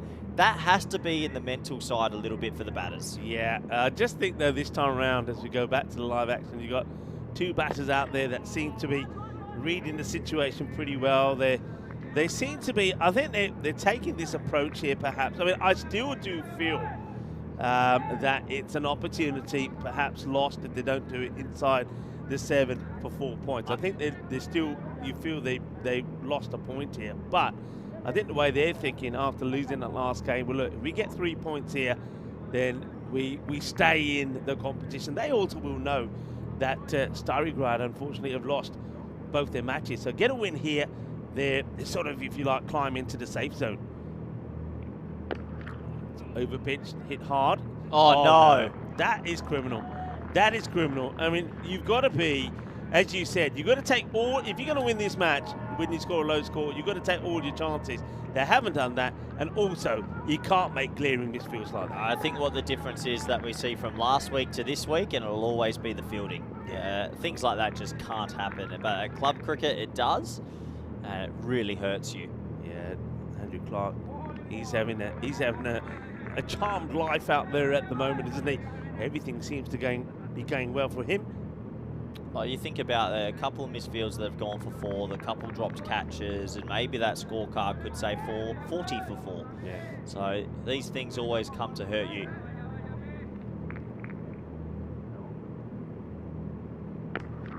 Shot. Same player this time. Well, he makes the stop. That's the most important thing. Just a single. I think Burgoyne at the moment seems pretty content just to feed Clark the strike. He's not really tried to play a big shot. Yeah. He's when you're chasing, you can be a bit more clever about how you go about. So maybe they've decided who's going to be the aggressor, who's going to feed the strike. Burgoyne on strike, the right-hander, and he chips this away. And well, I saw from the corner of my eye the fielder. He gets drawn into this. He comes in, I reckon, about 2 to 3 meters off the boundary, and the ball goes over him. That is another mistake. We'll see it again here. This is Naveen Kunta. I mean, I wonder if you're able to see how far he comes off the line here. He's a long way. You don't really see that from that angle. Take the single, and they're just doing this in their stride here at the moment. Not going to, I mean, unless they go huge in the last over, they're not going to do it in the 7. I mean, what's it they're going to require? They need 27. So if they get 27 of this over, you take all the points. It almost seems to me like that's something which they, from the word go, never really were thinking about. It was up to Webster and Beard. If those two had got going, then I think it's on. But obviously, Bebbs going for 6, Beard going for 14's cost them at the 4 points, but really from here, it would take another huge collapse. What do they need? 27 off 24. At Cardimer Oval, teams usually coast to that. But that's in the air, and it's another chance. And this time it's caught, so Burgoyne will go. And just every time Peel St. John's should feel like win a game, they lose a wicket. Yeah, well, That's the end of Peter Burgoyne. He's going to make his way back. Another wicket goes. It's probably not the one that they want at the moment. I mean, Clark is the one who's troubled them. But it's a wicket. It's a dot. So ACCB only putting the 89 on the board. And how important was that knock again from Sandurawan? Because his knock of 44 means that at least they had these runs to put on that board. Otherwise, the match could have been over already. So they're going to pick up a point here. And who knows, well, with the background of that last match from Pete and St. John, surely can't mess it up again. Disappointment. Peter Burgoyne makes his way back. The wicket does fall. So 63 for 3. Aki van der Berg comes out. Just drops the bat on this one. Oh, another misfield, Rico. So that would have been Aki still on 0, but it just lets the pressure off. Yeah, now let's see what happens with the next ball, because quite often when we focus on an error like that, the batter who shouldn't be on strike creams the ball to the boundary. But yeah, it's just a simple stop, and yeah, you can't make errors like that. Not, you know, Ali Haider has got that completely wrong. But they're at 94%, and in the previous game, we think they were 99.9% and lost. Another one. It's going to come in between the umpire and the stump, so he'll be looking to dart this back into Clark. And yeah, nicely bowled. Clark plays it with soft hands. He'll take the single. Yeah, if they can get Clark, then you're through to that more underbelly that we haven't seen much of. So maybe one wicket can turn the screws a little bit here. Just bringing up the fielder. It's the third. And they like it. They like it. And I must admit, I think it's gone. I saw those disco bells doing their business before the batter could get back. So this is a big moment. We're going to have a look at this side on from the camera angle, but I think this is Aki van der Berg is going to be gone here. It's good work from the keeper. And there's the shot for you. And here we go. Bling, bling, bling go the bells. The zingers are zinging. They're flashing up and lighting up the Cardamom Oval.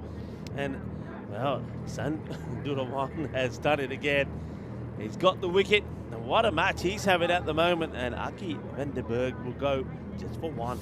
That's a little bit irresponsible from Aki. He's a good player, and I like him a lot, but considering the scenarios, 27 off 24, a big hoik second rock probably wasn't the option, especially walking forward to it against a spinner. So, yeah, there's a fair bit to go here.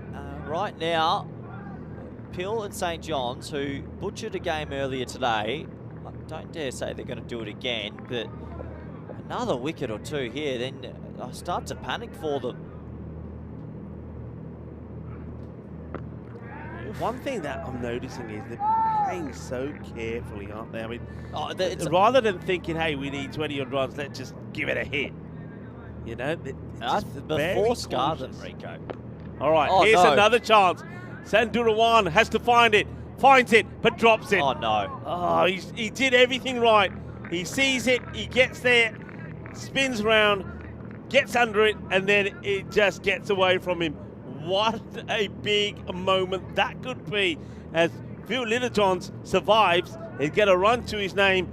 He should have gone for 0. Has to be about the 3rd or 4th drop, and really, that hurts. That really, really hurts. So, right now, ACC Bucharest are still making a fight of this. We have a look at what's on the agenda tomorrow. 5 live games. It's just me and Rico tomorrow. Vinny Sanders earned a well-earned break. So tune in with us at 10:30 a.m. in the morning, or is it 9:30 a.m. GMT? 9:30 a.m. GMT. Yeah, we'll be here at 10:30. We'll be here at 10:30. You can come at 9:30. In fact, I'll be preparing, we'll Rico. be here, actually. I like my study. At 9:30. We get here nice and early to get ourselves ready. But yeah, match local time starts at 10:30. That's the one. All right. Where's this match going? It's 8 and over now, by the way. They've taken it up to 8 and over. And another good over here, and who knows what could happen.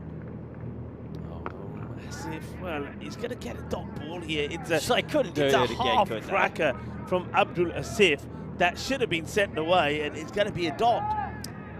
I don't think I've ever seen a team that's been 95+% twice in a day lose. And if they don't win, Peel and St. John's will have a long night back at Sunset Beach Club.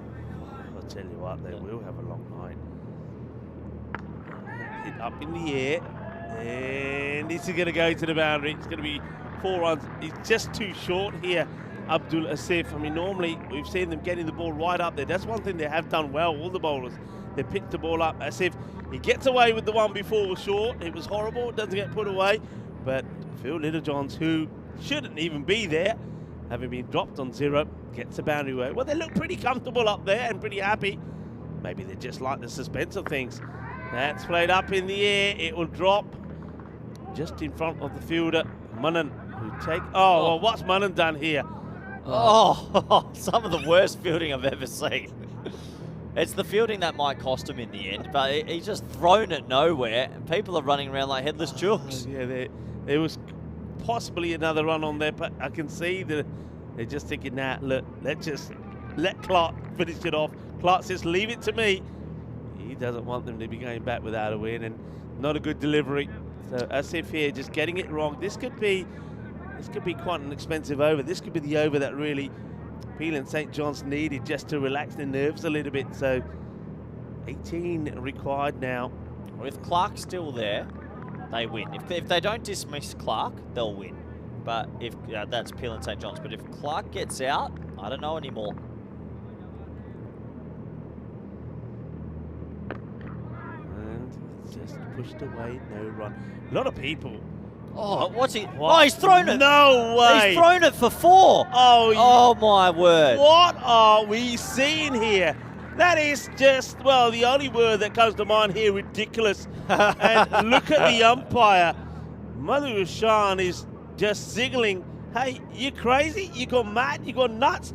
Why would you do this? They weren't even running. Why would you do this? This is just nonsensical. It really is. Look at this. And, well, the man who's done so much good. He had both feet behind the crease. The man who's done so much good in this match, Sandurawan, has just given away 4. Well, will he do it again? Now he could make amends. Oh, he's thrown it for 4. He's done it again. Go ball. Oh, well, they are taking it on, and nobody at the stumps. Oh, well. Look at him. He said, calm down, calm down. Well, it's all kicking off. Well, here he is again. We know what his aim is like. This time he goes... He almost hit the umpire. I think he went for the umpire this time. Arguably, this is the worst fielding performance I think I've ever seen at Cardamar. And that then rubs it in, rubbing the salt into the wounds. Because, again, he shouldn't have even been on strike. It should have just been a single. They give 2. He gets back on strike, and now he puts it away to the boundary. 6 runs. And the over does come to an end. And Peel and St. John, surely they're not going to mess it up from here, because they have 6 to get in 12 balls. This is where they were in the last match, and they didn't. Yes, folks, you're hearing me right. In the last match, they needed 6 of 12, and they did not win. They tied. Oh, they have to have gifted 15 to 20 runs in fielding. And fielding wins games at cricket, but really the overthrows twice in a row, unforgivable.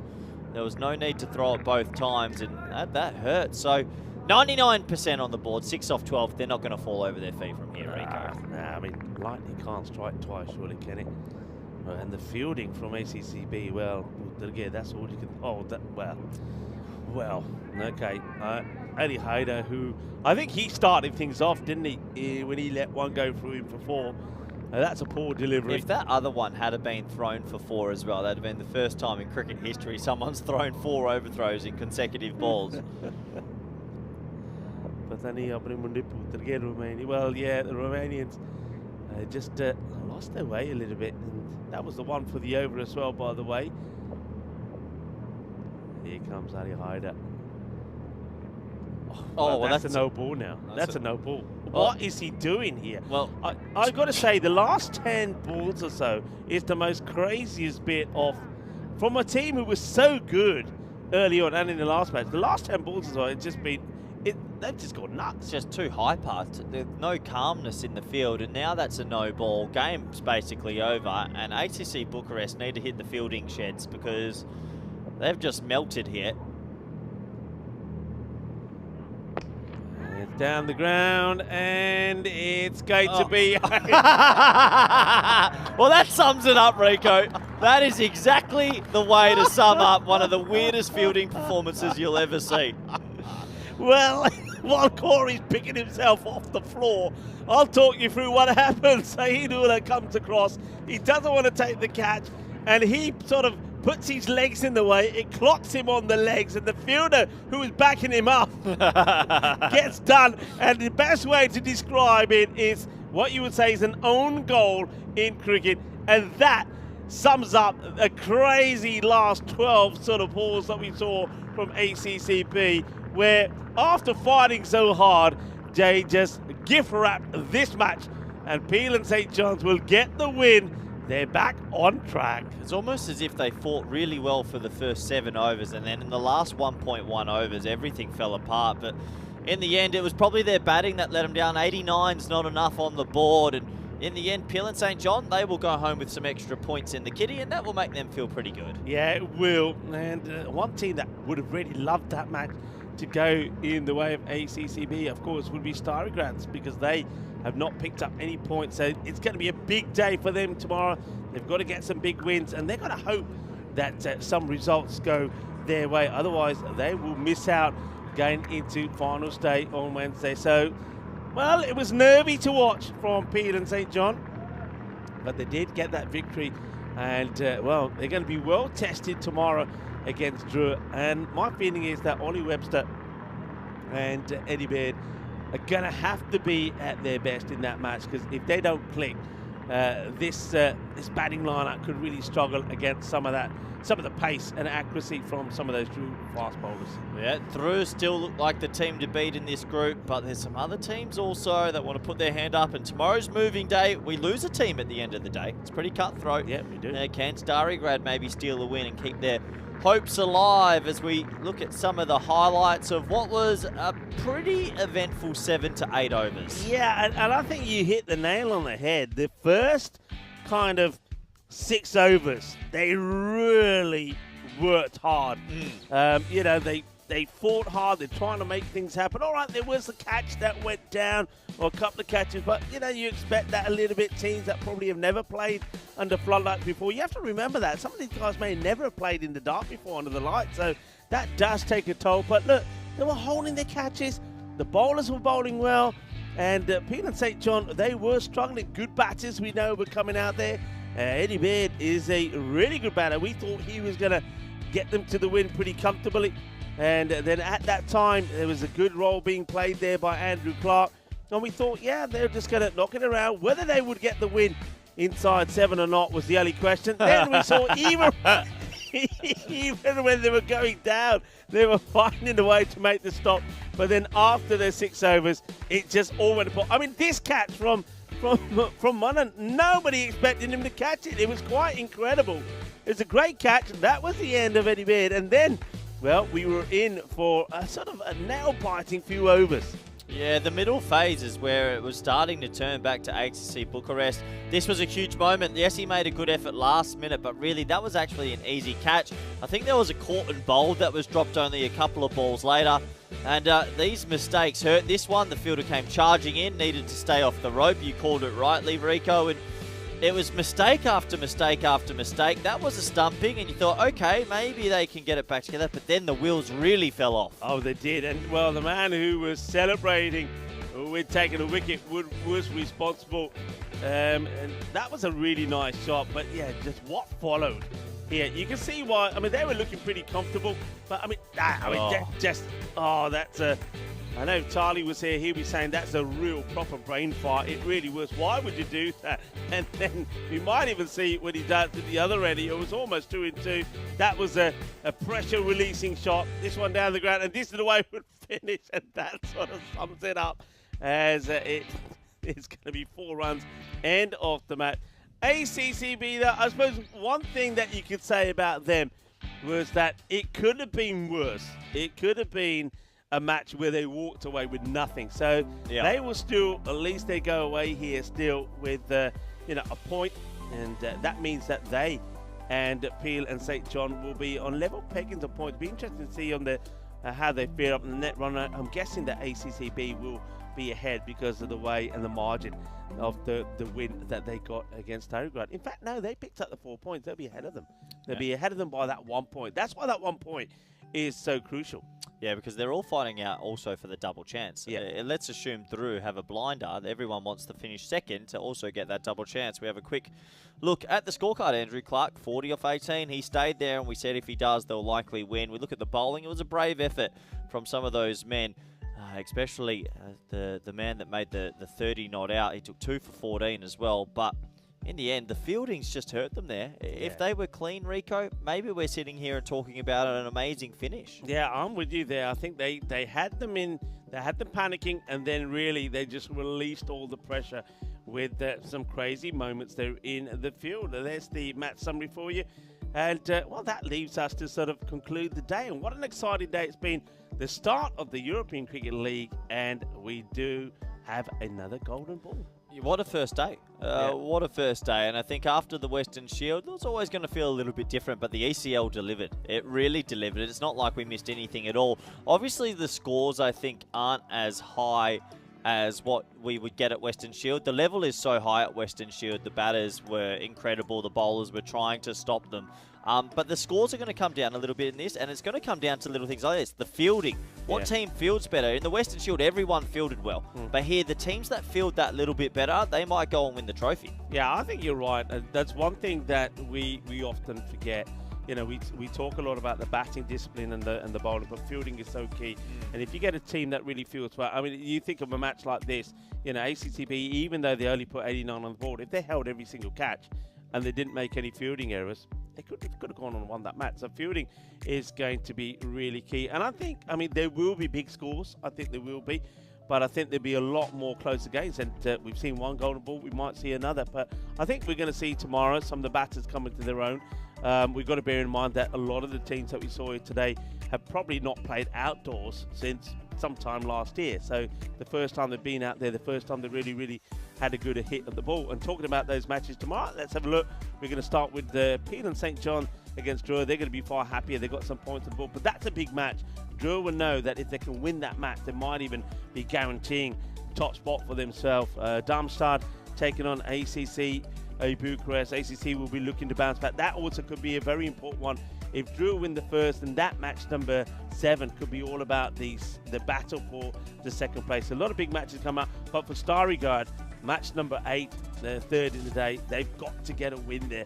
Otherwise, I think we're going to be saying goodbye to them. Yeah, pretty tough for Starograd. I think they're still in that development phase and more than likely would finish 5th in this group. But you never know. At Cardamom, anything can happen. I just think the other 3 teams below Drua, it's a shootout. They seem pretty even to me. Bucharest, Darmstadt, and obviously the team from Isle of Man, they're very even. Yeah, well, been great to have you back in. It's been good to be back. And looking very smart as well. And I know you've had an eventful few days for the Western Shield, so it's good to have you back. Good to making these calls here with you. And also, I want to say a big thank you to everybody else. That's been absolutely fantastic. I think the umpires done a really good job. We don't talk a lot about the umpires, and that's because they do a good job. We always say when you're an umpire, well, if nobody's talking about it, you know you're doing your job well. So well done to the umpires, been well led by Ian Rummage. Very well done to the ECN crew as well. Remember, I think Monday, straight after a big final like the Western Shield, I mean, the amount of time everybody had to recuperate was much less, you know, with the ceremony and with the catching up with everybody, saying the goodbye. So a lot of people haven't had a lot of sleep and a lot of rest. So to come out here today and do it all over again, magnificent from the ECN crew and also to 2 Circles. So well done to them. And also remember, 2 Circles were here late last night, switching the ends as well. So you guys are absolutely magnificent. And I want to say a huge thank you to, of course, our chat. I mean, they've just been absolutely marvellous. Been a lot of good conversation there, a lot of good questions as well, and a lot of new people joining in as well. So welcome if you are new to European cricket. Well, it sounds like it's going to be a fun night, so I hope everyone else has a fun. I'm loving the music in the background. This is new. The music is starting. We do love this music. We do love it. I love this. Back and forth. Let's do it back and forth. Well, me and Corey will be doing it back and forth tomorrow when we're back here again talking you through the action, because Vinny Sandu is having the day off. Well, the highlights are coming up and the music is pretty good as well. It's a goodbye from us. Be good, be kind, be safe, be happy. Thank you for watching the European Cricket. Shukriya. Hasta mañana, mi familia.